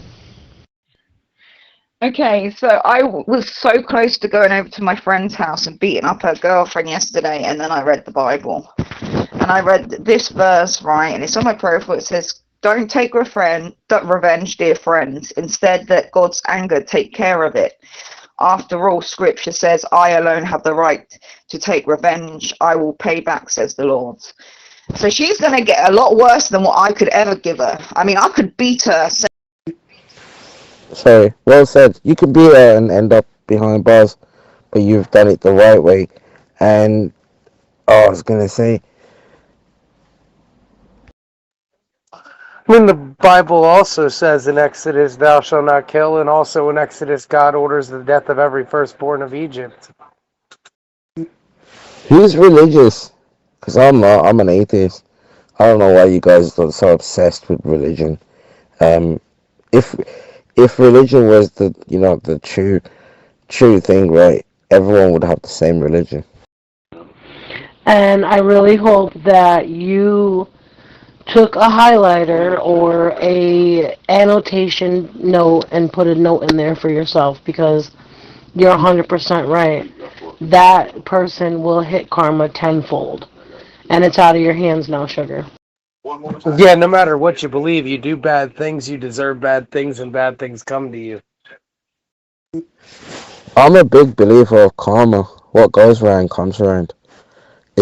You need positive energy, but when I said I was having a bad day, it doesn't mean I've got a shit life.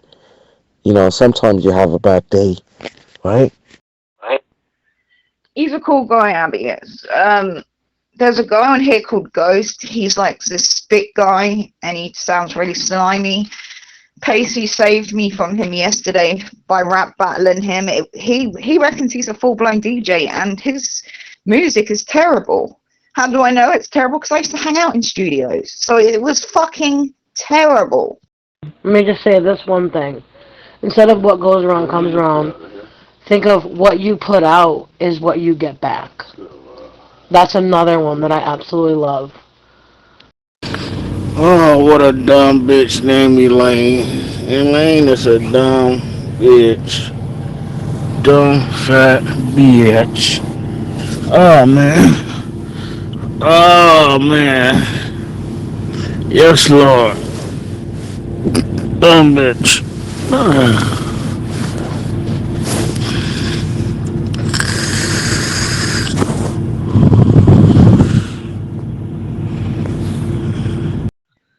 Well, my mate slapped her one anyway.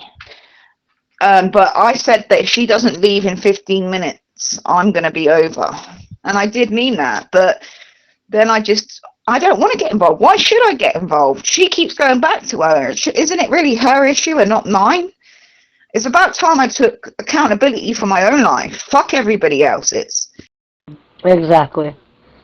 Exactly, honey. And that's what it is, accountability. Because you know what? At the end of the day, she's not taking. They're not taking care of you. They're not taking care of your household. They're not taking care of anything for you, mentally, physically, emotionally. I know. It's just fucked up that I've known her 10 years, you know? It's getting very close to walking away. I love when you talk Bible, Poison. Just want to take you against a soda machine and fuck you right against it while your ass pushes the buttons and a fucking Diet Coke dispenses. Oh, wait a minute. Wait a minute. Wait, I've never heard you talk like that. Wait a second. Whoa there, buddy. Hand necklace and all? Like straight up hand necklace. Should I take my cross off though if you're gonna do something like this? That's the $1 million question. I'm holding it right now. We've already agreed to knife play. I'm gonna squat him in some stiletto stripper heels with a knife against his throat. Whew. Listen, I'm not gonna say I don't love it because I love it. All of it. I'm a kinky bitch when I'm with someone. It's all about being adventurous, right? Not too adventurous. I would never share my man. Are you fucking nuts? I'll kill a bitch. But yeah, I'm definitely adventurous, freaky. So after you give it a fuck over her life, right, what are you going to do after that? Are you going to hug her and tell her that you love her, or are you going to make excuses and get out of there? Which one? He's willing to wait till marriage for me. I've never been married before. I'm waiting for the right guy. And there's been a lot of fucking tools. And I think Wacko is marrying me before we fuck, but when we fuck, we're going to fuck like animals. I just want you to know I had to go back and listen to that key up, and I'll probably have to listen to that key up again and again and again. Mary, you're coming across as someone that's, we call him the fridge. He wants sugar, not you. So, I don't know why you're getting in the way. That's okay. I listen, I'm all for it. But you truly do not understand how it is to actually hear a man say something like that when I read books like that on a daily basis. So yeah, please, definitely do it, sugar. Oh yeah? You've never lived it though, girl. I told him already, I got restraints a lot. I've got dress up, I've got restraints. You know, they're just waiting for the right man to go in them, you know? Yeah, telephone tough guy. Let that sink into your sink. Did you just say I never lived it? Ooh, sugar. Ooh, sugar. Every day, all day. It is a new adventure. Dude, that's kind of Pacey, just get off my dick. That's kind of disrespectful, dude. Like, you got a man in the background and you're telling another man that you find him really attractive, and what he said about sugar, you got turned on from that? Because he wants sugar, not you. Hell no. And hey, sugar, we know there's one guy that just recently left Zello that, has no problem sharing his woman. Okay, see, the thing that you don't know is you're talking at me like you know me. Like you know mine and Wacko's relationship. Like you know mine and Sugar's relationship. You don't. you just don't. You don't get it. No! Yeah, tough guy. Don't try to understand their relationship. Their relationship is their problem. Their relationship is their relationship. Why are you in the middle? Why are you digging so deep into their relationship with each other? Like, is there anything better you have to do? Like, do you have a job? Good evening, Sugar. Good evening, Jay. How you guys doing tonight? What's going on in this crazy place tonight? What up, Rosie? Did Danny beat the kids today? Hell fucking no, man. Don't fucking talk to me, Rosie. I don't give a shit if you got that shining star. I'll shove it right up your cunt, bitch. I will fuck you up verbally. Don't ever talk to me again. Okay, Rosie, you will not be blocking Sugar. Okay? You will not be doing that. And the other girl with the dude in the background, and she's flirting. Like, have some fucking decency about you. Like, you're just acting like a fucking whore.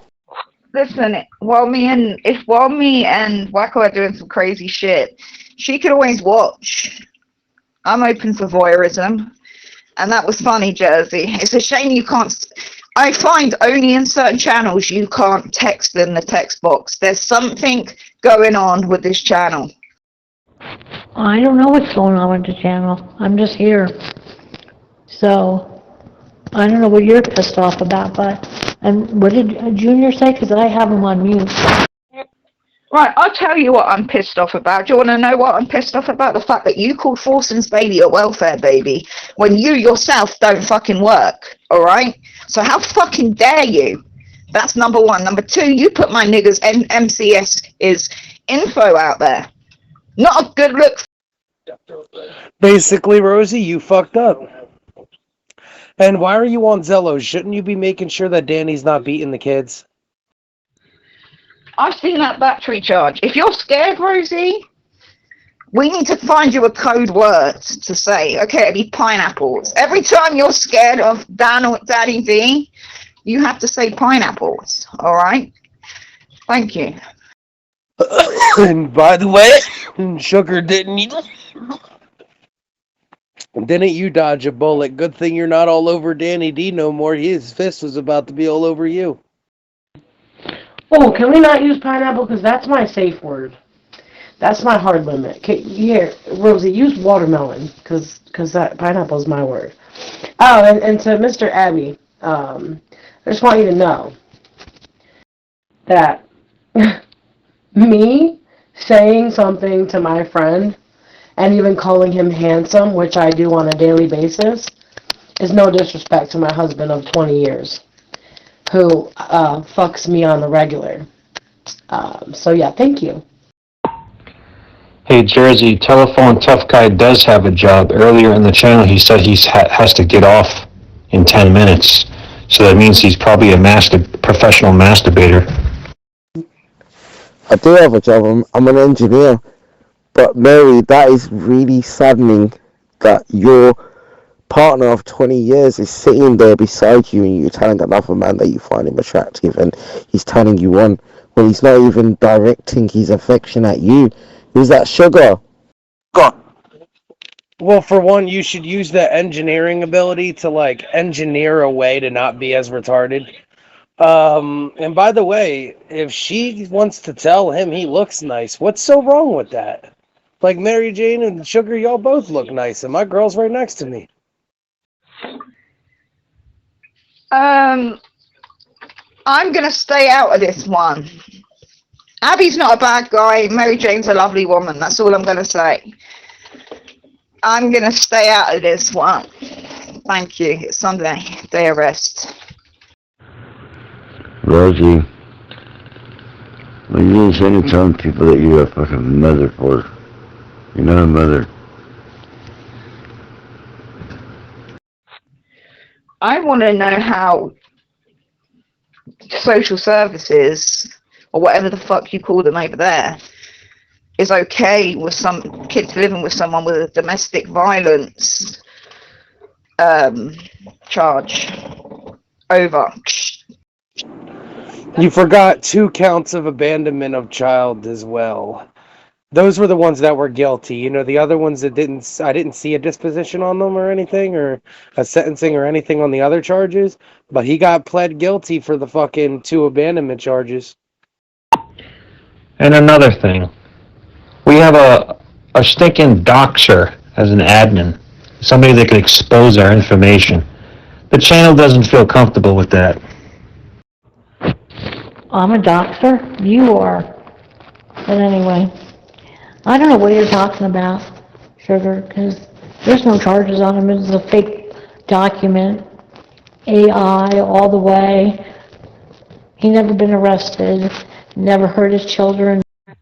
Listen, I'm very close friends with the people that leaked the conversation. I'm the one that was there when it was first shown, you dickheads. Alright, I only had to stay hush-hush about it for a little while. I'm disgusted. Am I going to look much into it now? Because you probably deserve your ass beaten anyway. Whoa, Rosie, she told you not to talk to her. You fat fucking Captain Crunch looking bitch. I'd have slit your fucking neck with a goddamn piece of pottery and beat you over the head with a fucking bottle of number 2% fucking milk. You're a fucking fat piece, fucking fat prick. Your life's over, fat boy. Your life is over. You lose your job, your house, everything. Hello, everybody. How's everybody doing? Wacko, that was hot. I might as well dig myself a little fucking lower into that hole, right? Piss everybody off. Yeah, no, Rosie, I just want you to know that, By the way, that is not my name, you silly fucker. Ha ha ha ha ha. Rosie rang the fucking English government on me. She won't play with me now because I've got your exact fucking address and you know it, and your fucking real phone number, bitch. Your most recent one. So fuck around and find out, bitch. well, what I was gonna say is that I was passed along Danny's first and last name, and I did my own search, and it's not AI, sweetheart, and it was well before you had got with him, and that's all. So, yeah, I'm just joshing with Mary, trying to get a reaction out of her. But, Rosie, I've heard a lot of shit about you, and it's not good, There's a collective of people that have the same opinion about you.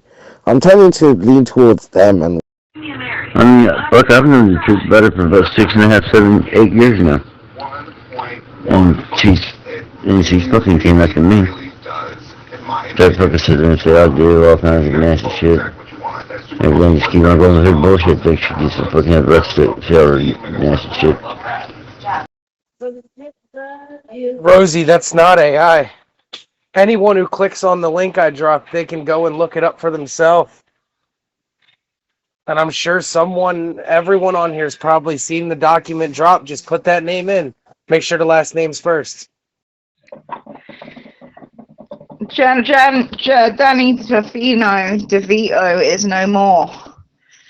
Okay? He's a fucking woman-beating sack of shit. He beat up Gru, his ex-girlfriend, his ex-wife.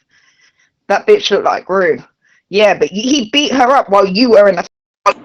Sugar, you got it mixed up too. The battery charge with his ex-wife is a second...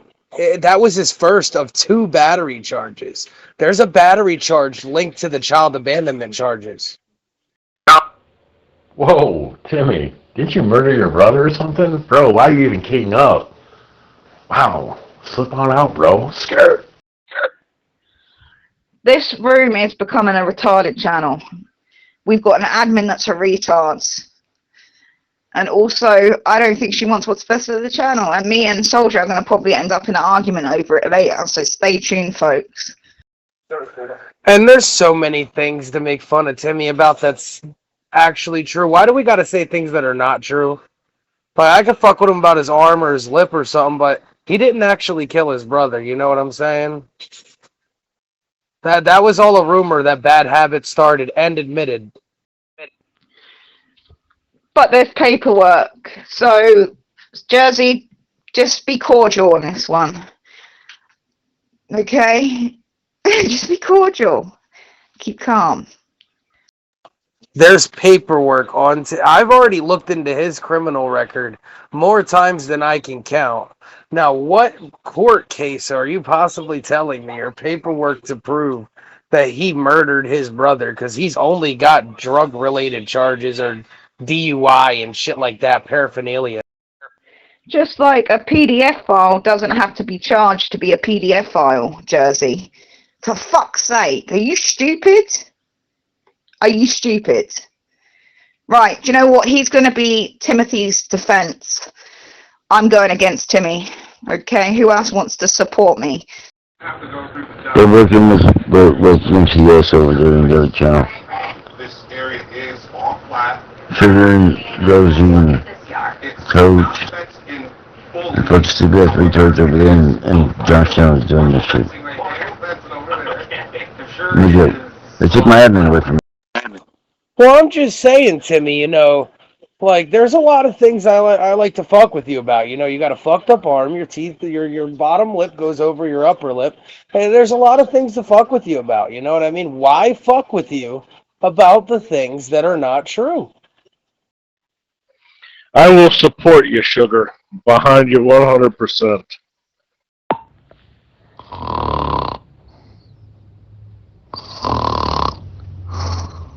Timmy, don't kill me!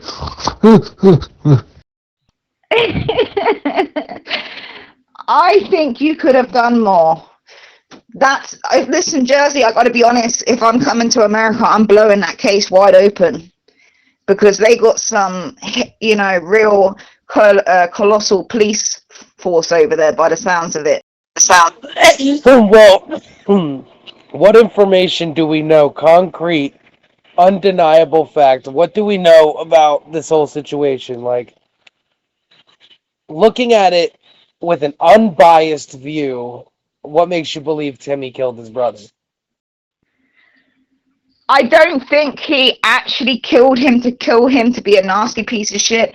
I think he was too weak that day to ask for help. And now he is responsible for the murder of not only his brother, his cousin also, who would only be my age today. Because I pretty much down there right there in the back of the boat there with the Oklahoma State Troopers when they found my brother. I was over there. So if I was murdered my brother, then I would have already been in prison. But you play the perfect, look at me, I'm retarded. You don't look like you're capable of something to do like that. That's why I think you got away with it. But you won't pull the fucking wool over my eyes, Timothy. I ain't gonna let a fucking murderer just walk away right there. Stupid. I was in a different state, man. They fucking told me my brother did. Oh, he's got an alibi. Just like any criminal. Listen here, buddy boy. I'm with Sugar on this one because I've been getting nightmares of you killing me. And I want to appreciate that. Look at it like this, Jersey. He inherited all those guitars, right? And then we know he actually is a very good guy at spotting the weather. He didn't warn his brother that a freak storm came up and capsized that boat. And You're very good for this because Kingpin himself has been to Lake Eufaula, okay? So this is great that he's on my side. It is a very big lake. What were you doing out there at 3 o'clock in the morning, high on drugs, not even going into the road for help, flagging stuff? oh, even if he wasn't there, Sugar, why didn't he warn his brother? He's good at the weather shit. A freak storm comes along when they're out in the middle of the lake and the boat goes under. You think Timmy would have been all over that shit? Hey, bro, don't go. There's a big storm. And then he inherited. Okay, so I get what you guys are. You got to remember, I feel a certain way because the guy that died, his cousin, was actually being my age today. It's very, very tragic that these people lost their lives. And I did hear from what I heard is what they had to be, one of them had to be taken out by them fishhook things.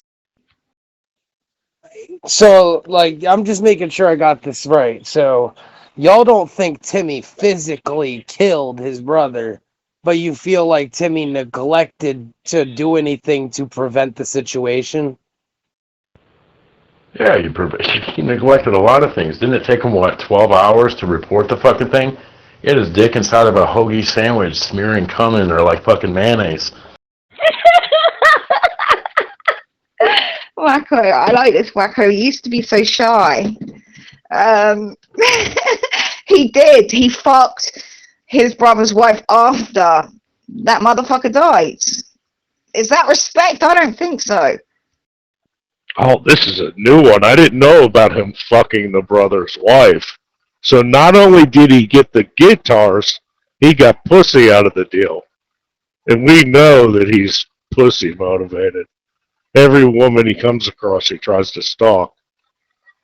I'm good at hell. I didn't know my fucking brother was out camping, you stupid dumb motherfuckers. You said you called me a murderer? Go to hell.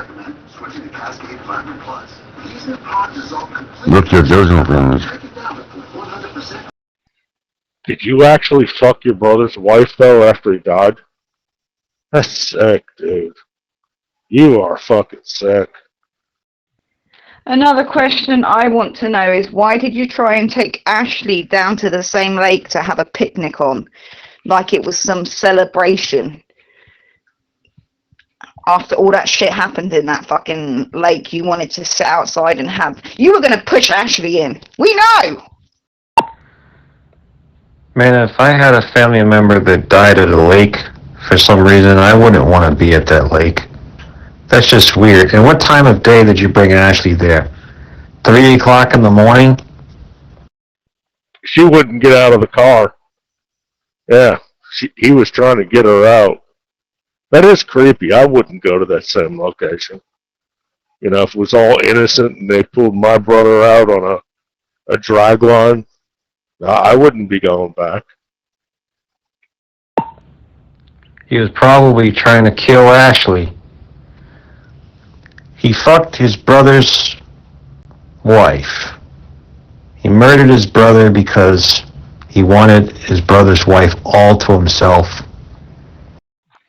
Okay, but we need to go back to Exhibit A, the news article.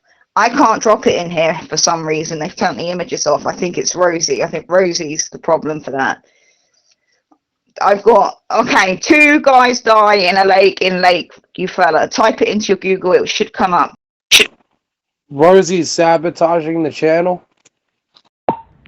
So we hire a bad admin and we get rid of a good admin. Okay. She's a doxer, man. She's sabotaging the channel and putting us in danger. Soldier, I'm sorry, but we're all going to have to leave your channel now. Don't worry, guys. There's other channels for us to meet in. We shouldn't be in this unsafe channel. Yeah, check out Bass Pro Talk. Repeat, Bass Pro Talk. I am still umming and ahhing about the channel business. Shall I resurrect the gas chamber? For all these cunts that don't want to stay in line, we send them straight to the gas chamber, tell them that they're taking a shower. Why don't you just go to Godless Heathens? Do you know what? That channel was popping. I've owned 2 channels in my time. Only the Strong Survive and the gas chamber was for Ronan, actually, to be honest. And it worked, because we have the abortion clinic for cars. I think you should open your own channel, Sugar, and call it Just Only the Strong. But just as an experiment, see how it goes. My best project had to have been Demon's Gate. I'm thinking, do you know what? Me and Tina were talking about it yesterday. I don't know. I'm thinking about it. Sugar, like, you remember the shit we used to do in Demon's Gate back when I made that shit? Well, there you go. Imagine if you got Tina as an admin, you never have to worry about the channel. You'll have the crown, but she'll look after it for you.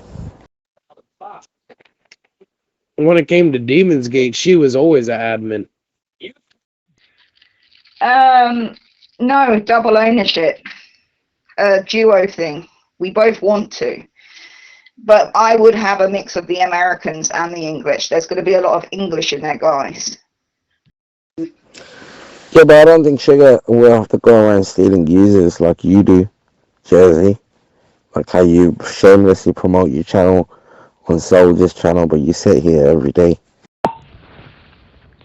Soldier doesn't have a problem with channel promoting. Alright, you idiot. Yeah, he doesn't because he's just a forgiving person, but I have a problem with it.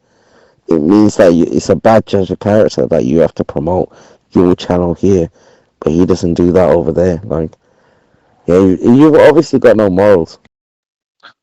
Well, actually, if you really want to get down to it, last year, when I invited all my contacts and tripled his room's numbers, that's when he told me I was always free to advertise my rooms in his rooms.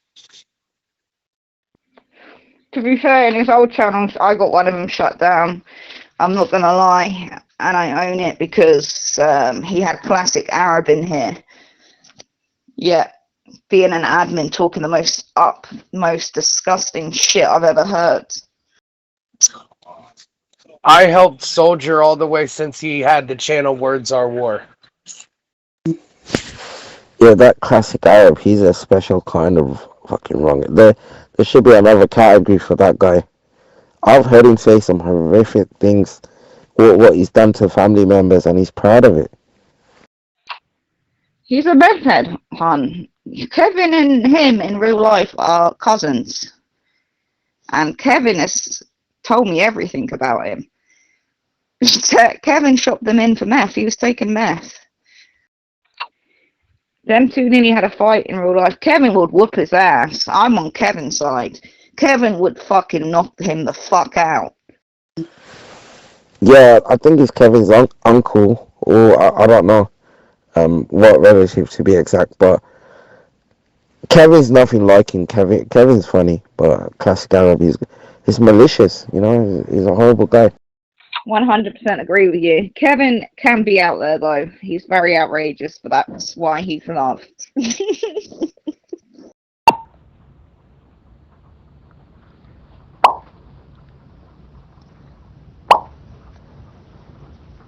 Sunday, November 16, 2025. Time is 2 a.m.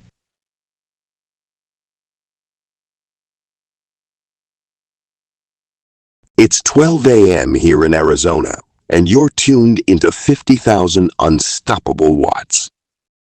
50,000 unstoppable watts!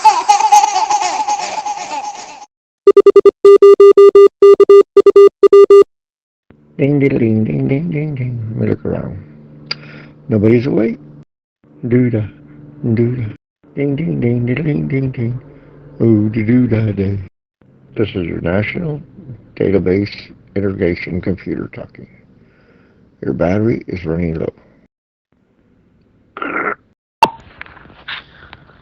I'm awake. A1 hot sauce dog. But you're nobody. Oh, yeah? Yeah. Yeah? Yeah. Let me describe you. You live in an apartment. You got a girlfriend named Sue. She's about 180 pounds. Big titty. And you're a little guy with a small pecker. Oh, yeah? Is that what you think? Doesn't matter what I think, it's what you believe in. I believe ISIS going to prison. Yes, I do. But see, like I explained to you guys, I'm not from this thing you call dirt, better known as Earth. Soon my ride will be by here, and I gotta go. 180,000 feet per second. So it's been nice knowing you human beings, as you call yourself. Beans, that's a good description of what you are. Little brown beans. Oh yeah? Colonel. Yeah. I planted the hearing devices under his bed like you told me to. And? Well, sir, he's getting laid 12 times a day. And one of them's your wife. bitch. Oh well. Guess I have to go to the golf course and make love with the Asian woman. She's got a big hairy pussy. Oh yeah? I love you long time, Joe. Gee, I want a boom boom. Can you answer me one stupid question? Why is it every time you're porking a woman, they always go, oh my God, oh my God. How come they don't go, Allah, Allah fregada? Nobody's going to Mars. Nobody. Nobody's going to have the internet in 5 years. Because I'm working on a device that'll intermittently transmit voice commands to a computer. The voice commands will be impregnated by your brain. They'll put a little needle behind the back part of your neck, and you'll be able to pick up the internet for free. Pretty soon it's going to say, I am the most beautiful woman in the world. Make love with me. And you're going to go, oh yeah? Oh, look, it's Jesse crying. Did someone get you banned, Jesse? Good morning. Anyone about this morning? M3GCA? Sunday, November 16, 2025. Time is 3 a.m.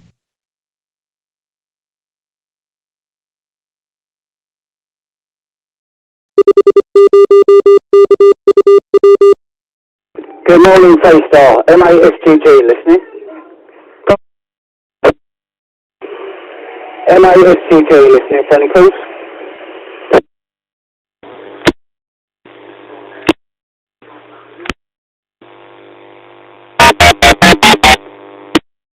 Sunday, November 16, 2025.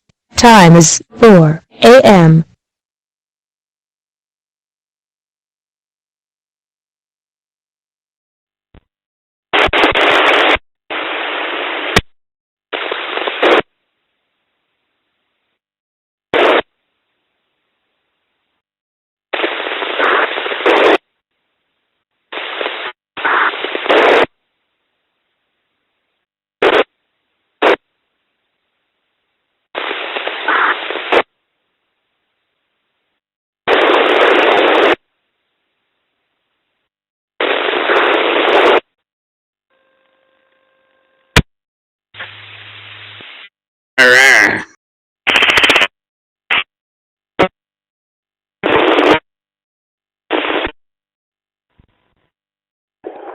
MASTG listening, friendly calls.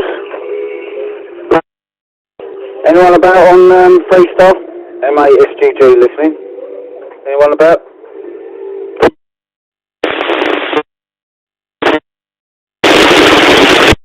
Yeah. Yeah.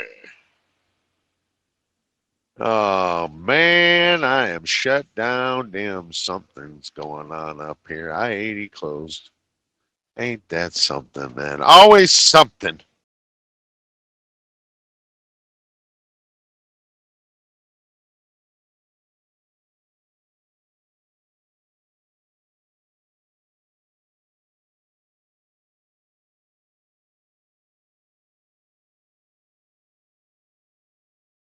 Good morning, that's for Joe. What's going on, people? Good morning, Tazzy Wazzy. Yes, I know, I moved my finger down a little bit because I'm on my little tablet there, so I'm not going to prick my finger with the nail. I'm going to go further down on it. I'm going down on it. Get down on it? That's right, yeah. How are you doing this morning there, Mr. Taz? What is going on your way today? Nothing now. I'm just sitting here looking like a dickhead. Basically, someone from CV Chat made their own CV Chat. It would be a little like somebody, you know, who was a major YouTube creator deciding to make their own YouTube. No, I get that. Yeah. I thought it was something like that, but yeah, well, why? What's the program? Do you know anything about it? Other than him just, telling you that there is something, or did he give you any specifics? I'm just curious, just to be up to speed. Like I said, if it's just about trolling or whatever, I ain't gonna go around there. But I mean, if I did anything, I probably would go there to listen. But I probably wouldn't. I wouldn't throw my hat in there because I don't like abuse. No, I don't believe he ever actually did throw me a link or anything. He offered to, or he said, if I want or whatever, but I didn't say anything, and I don't think I have that particular handle of his in my contacts anyway, so never got there, but he was just revealing that it was a thing. Yeah, I mean, I've seen a few around. There was this one, like I said earlier. I told him yesterday. There's this other one that I found called Buzz. I think it's out of. I want to. Well, it says because I looked it up. It says it's out of Singapore, but probably has connections to China. You know how that is. Anytime you see China, think. I mean, anytime you see Singapore, you think China. But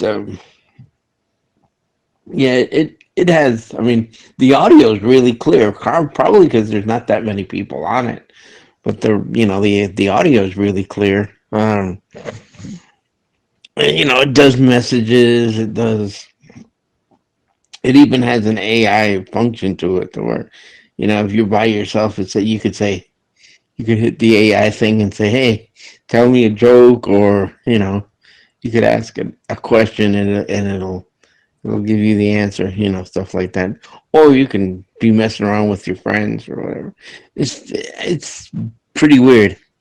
I'm not sure what else there is with it. The only other person I know that uses it, well, because he's in Asia, is Cliff. I've been an old friend of Cliff's for, oh good lord, before Zello, actually, because he used to live in my neighborhood, and then he moved to Vegas, and now he moved to where is it? China or no, the Philippines. I'm sorry, he moved to the Philippines, so that's where he is. But he's one of the few people that I know that actually use that thing. But yeah, I went back and I listened to some of your messages on what was it, on Kara's channel there. Pretty interesting. What was that? The next piece of your your dysentery, or I was going to say dysentery, but Yes, it's part of that dysentery, and I'm still crapping it out right now, as a matter of fact. I keep trying to leave it alone, saying that's enough, that's good enough, and I'm still at it. I'm sorry. You come up with some pretty wise stuff, but it was just a mental Freudian slip, I think. Plus, both words are very similar. Dysentery and dysentery. That's funny. Anyway, yeah. So, well, I did what I do best. I sat here and I watched Abbott and Costello Meet the Monsters when I woke up this morning as a celebration for my tune. Yeah, that's one of my favorite movies. It's got a little bit of monsters in it. It's got humor in it. It's got harebrained nuttiness. And what's ironic about it is when they got the original script for that, neither one of those two guys liked it. They said, "What is this crap? My kid could write better crap than this."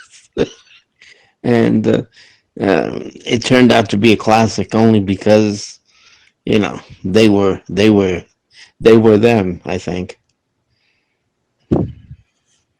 That means that they could literally have done anything and probably been good at it. Dear, oh dear. Oh, it's always something, man. Get up just to come to this. It's like, why?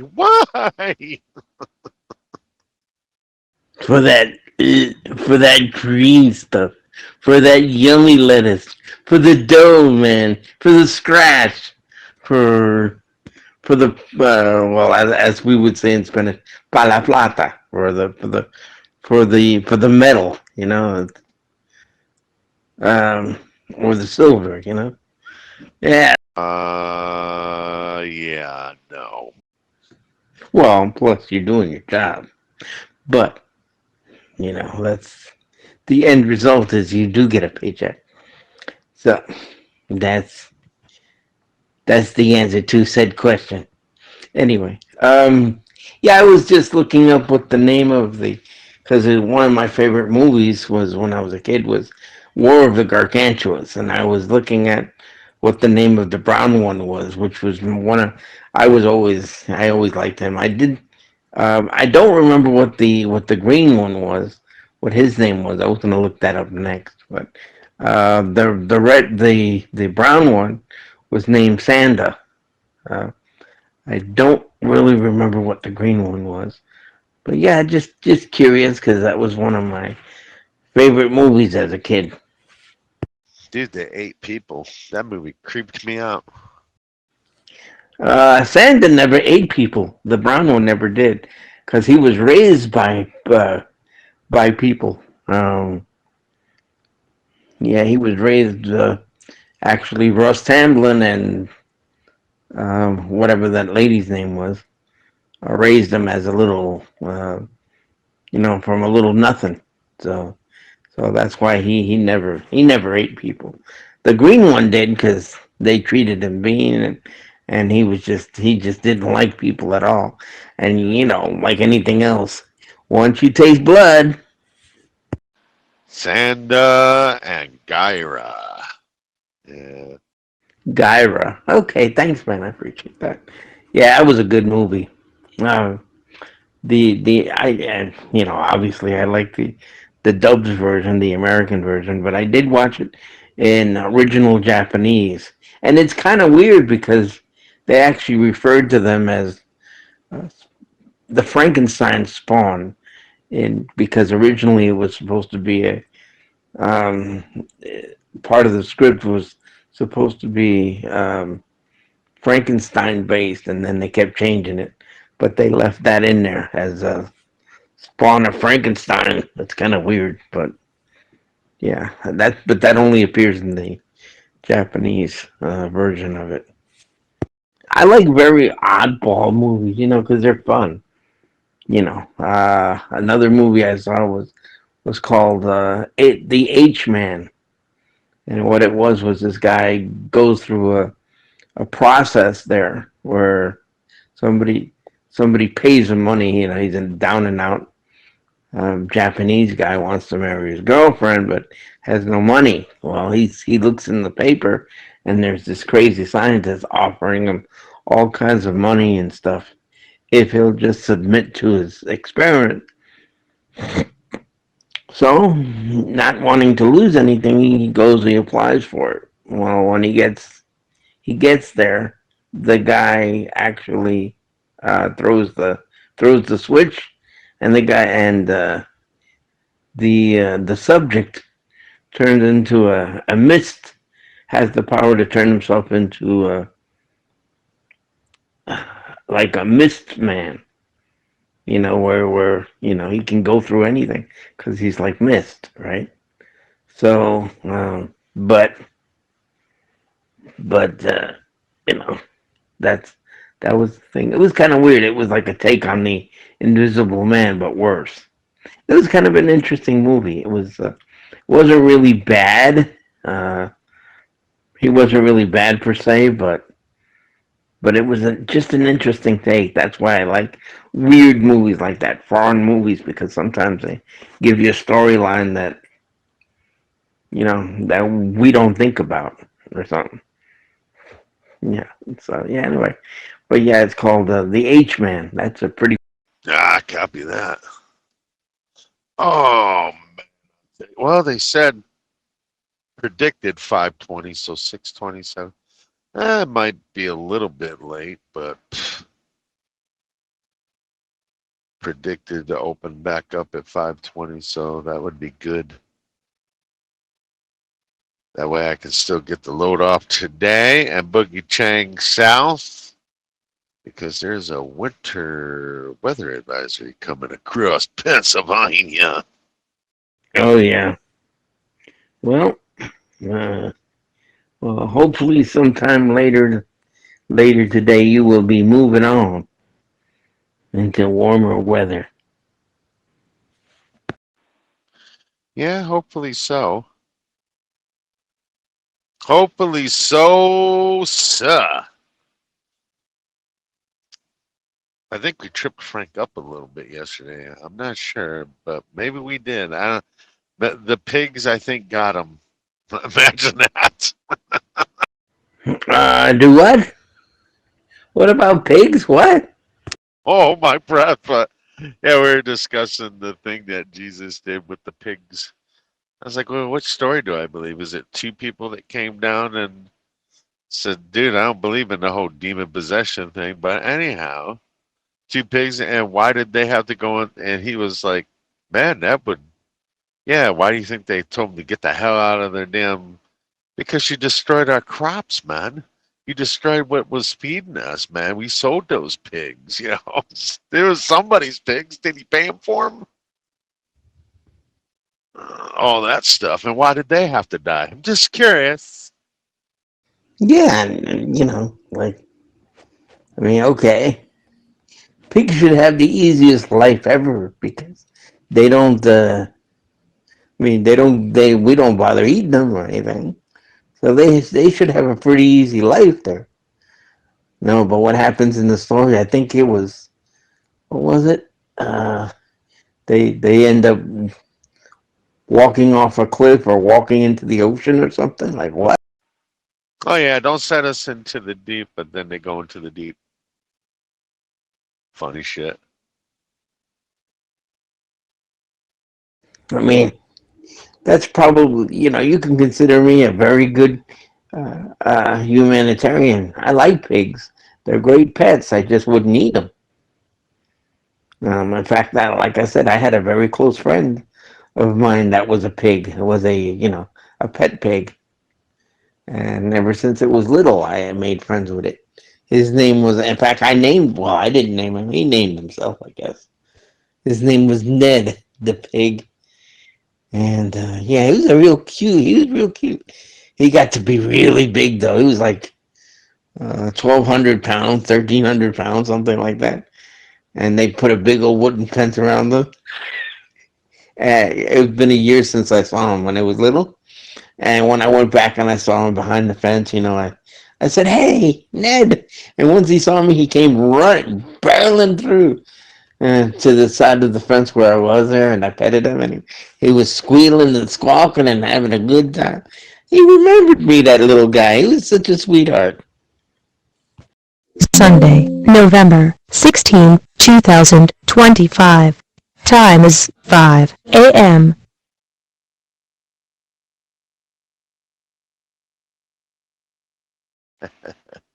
I'll huff and I'll puff and I'll blow your house down. Well, what ended up happening there was because originally they bought him because he was supposed to be an eating pig, right? For my sister-in-law and them. Well, she put him on my lap and I got to pet him and all that, and he fell asleep and all that. And when he woke up, I asked him what his name was. And in my head, I heard his name. Oh, what'd you say, Ned? Yeah. I'm like, oh, okay. So I asked my sister-in-law, she said, hey, I had no name. His name Bacon, I guess. Oh, okay. So he just told me his name. His name's Ned. Well, anyway, everybody named him Ned, everything, and he was, they were trying to breed him. Then they tried to breed him, and stuff like that. Then he got so big because they just kept feeding him and being friendly with him. He got so big that they couldn't, they didn't have the heart to slaughter him, so they sold him to a neighbor, and the neighbor ended up having kids, and they used the pig to kind of ride on like a horse. Because he was big, man. He was no little thing, and they were riding around the farm and stuff. I don't know what else happened. I think that in one of those floods here in Florida that he ended up getting like trench foot or something like that, because I heard he passed somehow. But anyway, but yeah, that was the story of me and Mr. Ned. He was a really, really cool pig, man. He was friendly and everything. Oh, a pig is a pig, of course, of course. His name is Mr. Ned. Yeah, that's right. You know, now I didn't understand before that how somebody could have a pig as a pet, like Arnold, right? But then after having an experience, I could totally see it. Yeah, the only problem is, boy, you gotta control how they eat, because if not, they'll get huge real quick, like he sure did. Yeah, but he was a cool guy, man. I liked him. Um, anyway, yeah, so it was almost natural that I literally swore off swine, because I wouldn't want to eat my buddy. I said, look, man, we have an agreement. I don't eat you, you don't eat me. Copy that. Well, I probably did. Sherry has called me. What was it, yesterday? Yeah, yesterday. Or no, day before yesterday. Remember Callie, the cat that we got? She's just like a lovable cat, but she was an outside cat. Always staying in the garage. Yeah, dude, she got ran over, man. Hit. My son and his fiance found her. He said it looked like someone purposely. I was like, well, how do you know that? Well, tire tracks. I'm like, really? On the main road there. I was like, oh, that sucks, man. He was crying. I'm like, oh, well. I was like, yeah. Oh. I don't know what to do when, even though he's my son, I was kind of heartbroken for him, but when men cry, I just go, I don't know what to do. Yeah, I know. Yeah, I kind of hope that wasn't what happened with Ginger there. That happened with one of our other cats that we had, with Nellie. She was always around us, and she took off. And one day when my sister was coming home, they found her on the side there, right next to my neighbors. Was trying, I guess Nellie was trying to make it home and just couldn't do it. And found her there, and brought, took her to the vet, but it was already too late there. So we ended up burying her in the yard there, in the backyard. So yeah, it happens, man. That's and the thing is, cats are beautiful, man. I love cats. I mean, I love dogs too, so but yeah, cats are pretty cool. They're just, I'm so sorry. Yeah, my condolences. Nah, it's all right, dude. I was just letting you know. It was like the whole cat thing. Yeah, she was a good cat, dude. She was clean and lovable, but she didn't like any other cats. So that was Sherry's cat, so she was upset. Yeah. I was like, well, outside cats, man. It's like, that's the reason why we keep our two that we got inside. They will never see outside, ever. It's in a windowsill. That's as far as it goes. Yeah, I know it's crazy. Yeah. Well, anyway, yeah, you could send my to your missus there about your kitty cat, or her kitty cat rather. I know how that is. Um, yeah, that's one thing that life teaches me. There, the longer you live, the more you're gonna lose, in the sense of connections and family and animals and all this stuff. So as much as we don't like it, we get used to dealing with tragedy. It's like, oh, I'm sorry, that kind of thing, because that everything lives, and eventually it dies. But it's what you do while it's here. That's the thing. But it's not quite as comforting as like, oh, I'm so sorry. But yeah, that's as I get older, I'm getting a little bit more. What do you call it? I got a little bit harder skin with it now because I'm getting older, and I'm starting to see it more often. So it doesn't quite as devastate me like it did when I was younger. It still hurts. It always hurts, but it doesn't devastate me. But yeah, speaking of which, though, like the other day, man, I was going through my songs and I did I inadvertently, how when you play a song on my phone, the next one in line comes up. Well, I was playing a song, and in the lineup, the the next song down on the list was my Cleo song, my dedication for her. After 1 year. So I was like, oh, I heard that, man, and I'm still made me cry. Just can't, 'cause, I miss the dog, and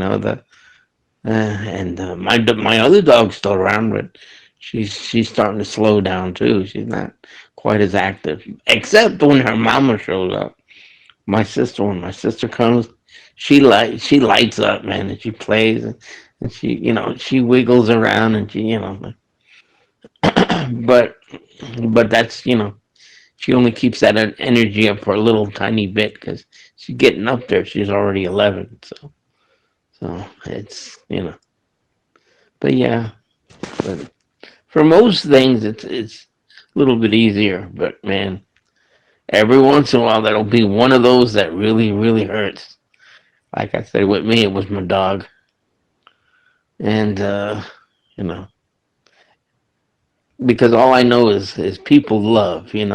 I don't really think of love a person or love a pet or love. I just know that I love. So when you lose something like that, it hurts. Yeah. Que sara, sara, sara. Yeah. Oh, man. It needs to open now. Damn it.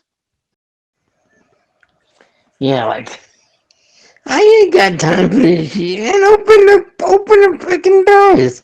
You figure they'd have like a rear door, that would stay open while the store itself is closed to, that way they could restock and clean up and all that. But the back door, they should have like a service door where it stays open for deliveries and stuff like that. Yeah, I guess. Not about where I'm delivering to. Oh, they still be there. They might be a little upset because I'm running late, but there's nothing I can do about it. Nothing I can do about it, man. And the road is shut down. This is where I sit, guys. So you don't have to like it. I definitely don't like it. Whatever. Yeah, I know it. Yeah, I'm not. Well, hopefully it stays. The weather is nice today. Um, it's kind of like all over the place. One day it's cold, one day it's hot, one day it's cold. The only times that it really bothers, like right now in the mornings, like 3, 4, 5 in the morning, it's darn cold. And then it starts warming up, 6, 7, 8, it starts warming up. So, yeah, but man, right now, 3, 4, 5 o'clock, man, that's like, I guess at its lowest. So it's pretty darn cold. How cold is it? It's 50 here. Probably pretty close to it. Let me go check. 56 degrees, huh? I didn't check the humidity. Probably not that. Probably not that high. I would say about 48%, something like that. As long as it stays, away from the 80s and 90s percent, humidity is not that bad. It's only when it gets high. I don't care. It could be 50 degrees, but if the humidity's like 80%, man, you're going to be colder than, phew, because you feel it. The freaking thing just made me a liar. I checked on the humidity. I was like, as long as that's probably like 60% or something. Like, because it's 56. But yeah, well, I might have the heater on. I don't know, but it's 88% humidity, and usually when it's that high like that, I feel it more. But yeah, I'm feeling pretty good at the moment. Can't complain too much. 80%. Yeah, it's pretty high. Yeah. Yeah, it's pretty high, but for some reason I don't feel it right now. But then again, it's like, and believe it or not, making a little bit of a difference, because it was like 52 the other day, and about the same humidity, man. And I was over there with a blanket, a comforter, everything covering me up, man. It was cold, so just like 4 or 5 points higher or lower makes a big difference, especially with these leaky ass windows we got. Yeah, partial vapor, partial pressure, or saturation vapor pressure. Again, maybe that's why you're not. It's only partial. Perhaps. Yeah, yeah, maybe that's it. There's something to it, because there are times it's like 50 whatever, and it's like, and I could really feel it, and then the other times I don't. So it must be like the barometric pressure or whatever. Yeah, let me look that up. That'd be interesting. Give me a sec. Yep, that's what it is. That's what it is. Anyway, it's it's the barometric pressure. It says humidity can add to a little bit, but the main culprit is BP, barometric pressure. So it says, keep your joints warm. Use compression socks. You might want to uptake your magnesium, because low magnesium makes you a little bit more sensitive to the changes.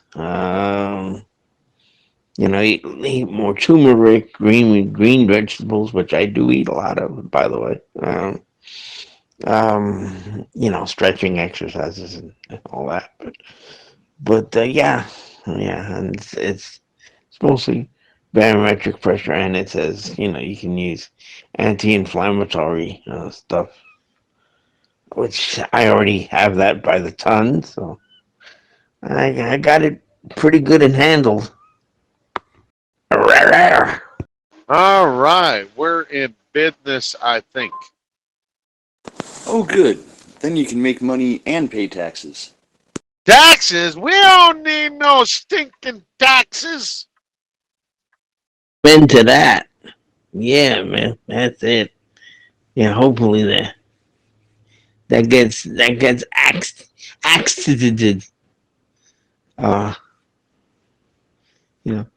deleted from our payment plan there in the coming year, hopefully.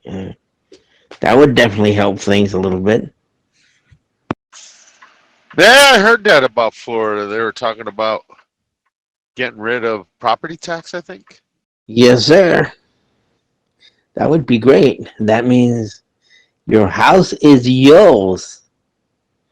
Or at least you own the marker for your house, or whichever you want to call it. But yeah, that would be groovy, all right, and out of sight. Yeah, more or less, except they're just going to take the money from somewhere else. But it is nice to, put your principles in check. God, always the Debbie Downer. Can't you just let us have our eye? I'm only kidding, DJ. Yeah, come on, man. Let me sit here on top of the mountain for a little while before you send me back down into the darnable valley again. What's wrong with you?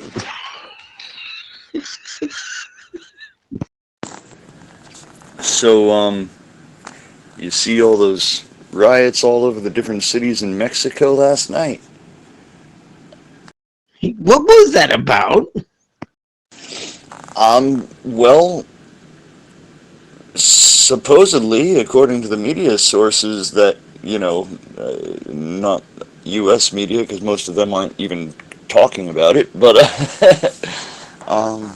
they're saying it's basically that they want the current, what do they call it? Prime Minister, President, whatever, their leadership to step down. They're accusing them of being corrupt and in bed with the cartels, basically, because a whole bunch of different mayors were assassinated recently, and people are kind of, and it's young men mostly in the crowd, which is a pattern we're seeing repeating. That's exactly how it happened. Where was that they burned down Parliament over in Europe? It was the same thing. It was all the young men, right? And that's the same thing in Mexico now. So we're seeing this trend popping off all over the place, and they basically, the government defaulted to fault code settings. I mean, they were down to police using riot shields and making a modern phalanx, like the Roman phalanx. I mean, that's how much. I mean, Mexico built walls around their their capital institutions and stuff. We finally got Mexico to pay for a wall, but their people tore it down pretty quickly. Yeah, what's funny about it was the last prime minister I heard that they had was, which would probably make for a reason why most of the rioters were men, because I think the last one was a lady. I think, if I remember right. Yeah, I believe it is a lady. Yeah. No. Yeah. So, see, the thing is, and I've always said this. Men, we're kind of ham-handed with stuff, and granted, we don't always make the best decisions, and all that, but we let people know what's going on because we just can't keep our mouth shut, right? Women, on the other hand, and this will be backed up by the good book there, women are sneaky. They know what. They plan. They don't always let you know what they got going on, and that's But I think that's where the tradition of the whole woman scorn is. Don't get a woman scorn. Women quietly get even with you in the most crazy ways, kind of thing. Now that may be stereotypical, or that may be an urban legend, but it seems to make sense. Yes, females tend to believe that you should never go for the kill when you can go for the pain. Yeah. So, well, this won't be the first revolution there. Don't know what happened. Did they get it under control, or they still rioting over there? 'Cause same thing happened in Sri Lanka quite a few years ago, where they just had enough and they stormed their capital. Or was that Helsinki? One of those places. I don't know why people give so much praise on Mexico. It's such a freaking damn lawless society, man. Well, yeah, that's because there are people in our society that they have a veneer of civilized actions, right? But down deep, they have a lawless streak in them. So because I know people that go to Mexico because they love the idea of they feel like they're being freed from something when all they're doing is they're stroking their lawlessness. They have the wanderlust of wanting to be lawless, like out on the plains, and all that kind of stuff. So that's why, because they just want to be rebels. Um, so that's what it is. Unfortunately, Mexico is the prime example of letting a society go completely off the rails. I've never seen it where it even closely resembles the U.S. It's always been that way. Well, what I was appreciating about it is the things happening in the various cities in Mexico last night, probably still happening right now, I don't know. These were the exact identical things that we were told happened in our capital back on January 6th a couple years back, if you recall. That's exactly what we were told was happening there, except it's happening for real in Mexico. Well, yeah, there's so much shit. There's so much shit, so much corruption going on over there that finally, so it's just basically it's illegalized mafia over there, so it's not too far before someone else wants to take somebody else down. If you remember old Chicago, the lead guy is leading the whole thing for a while, and then his one of his understudies, hitmen, decide, oh, that's it. He's getting too old. He don't know what he's doing, or and he's beginning to slip. So it's my time to take over, and they'll have a changeover of leadership in a pretty violent way. But no society has been able to master that the way the Mexicans have. They've had centuries to do it, where they've been doing it as long as we've been a nation. They've been doing it, because even if you watch like the old cowboy movies, they talk about the wild frontier and stuff. Even when it was even when Mexico owned part of this place here, like California and stuff like that, it was like that there. It was like that in California. It's kind of weird how it's returning to what it once was. It's getting to be, so it never really left it, even though it's one of the prettiest places and pretty diverse type place. It's still very lawless over there. Yep, Mexico, California, same crap. Oh, the land of the rancheros. Yeah, it's got to be hard, man. I can't even imagine. It's got to be hard living over there, because you piss the wrong person off, you get sent off to some, a slave house, in the middle of nowhere, and nobody else sees you again,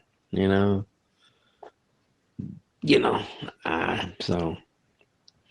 And Where, California or Florida, or California or Mexico? Which one? Aren't they both the same? Yes. that's exactly what I was gonna say. Like there ain't that much difference, other than it's close. It's one's closer to here than the other one, But yeah, they had, in fact, they did. They found a whole bunch of those slave houses on our side in California, right, where people would just come on in and all that. Of course, you'll always find places like that buried in the woods, stuff like that. But yeah, but Mexico, there's no, they're a little bit more out in the open with it. Because I don't know if they ever, because I do remember watching the history of slavery and all that, and it's pretty fascinating, because we by far are not the first people to do that. We're kind of like the last people to do that. And I mean, the Muslims are 100 times worse about that stuff than we were. Nobody. Well, they don't really take care of their slaves, right? Not properly. Look, if you gotta have slaves because you are who you are. This is what you need to do. You're not doing it. Yeah, but then then afterwards, everybody started signing these these pledges or these chapters. Hey, we're gonna abolish it. We're gonna abolish it. We're gonna most there's one or two places I think like I think one of the last places was like in the Middle East. They were like the last people to really come on board with that because it was so entrenched in their culture that just I think it was like 1971, something like that. But I don't know about Mexico. I have to look that up if they actually signed any kind of agreement, because who knows, they may still have it over there. And even though someplace signs on to it, it doesn't mean that it doesn't happen secretly. It just means that on paper the law says you're not allowed to have them. Hold on, let me look that up. Only be a couple minutes late.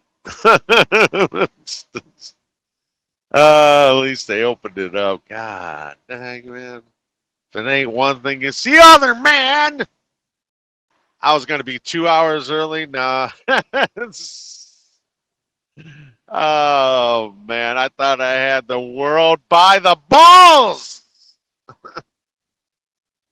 You mean those big, voluminous, glowing blue balls swinging from side to side in the cold, frigid temperatures of up north? You think you thought you had those under control? Shame on you. Did you say voluminous or illuminous? Well, I said voluminous, but illuminous would actually work. Early morning. Copy that. This little light of mine, I'm gonna let it shine. Swing. Swing low, sweet cherry. I know, I'm just a crazy guy. I know. But yeah, I looked it up. It was surprisingly, they said, at least it's documented, they supposedly signed on charter in 1824, thereby not too far before we did. I think we did it in like 65, 1865, 1863, something like that. So, yeah.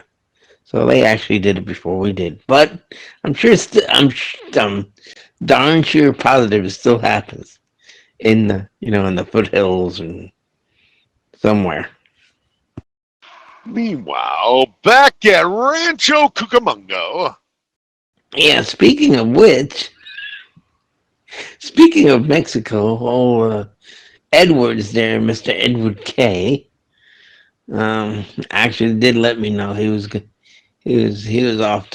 getting ready to take his yearly trip over there. He goes over there quite often, to Mexico,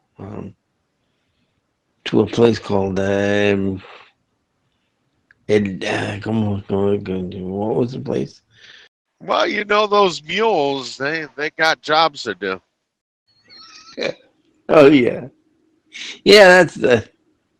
I never thought of it. Yeah, he is in Canada. Yeah, like here, swallow this. We're only kidding, Mr. Efforts. He's good-hearted. I just can't remember what he said. He said it was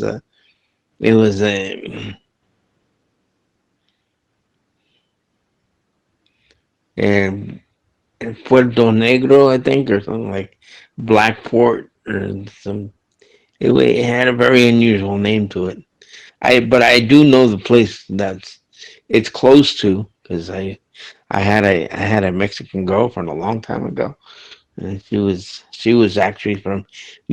Called it the Hidden Village, whatever that means.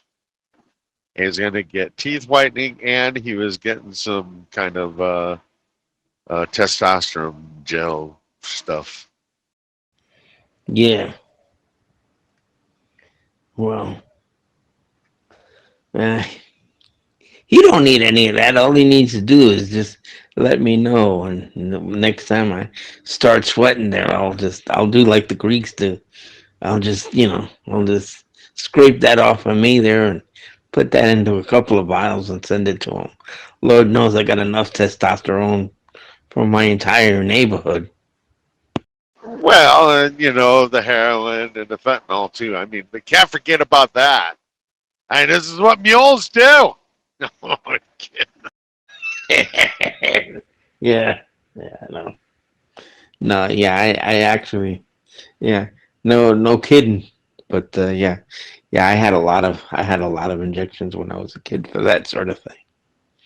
So even at this age, I have to occasionally take a blood test to check the T cell count, make sure that everything's going okay. Because my levels were really high when I was, because they didn't really know they just started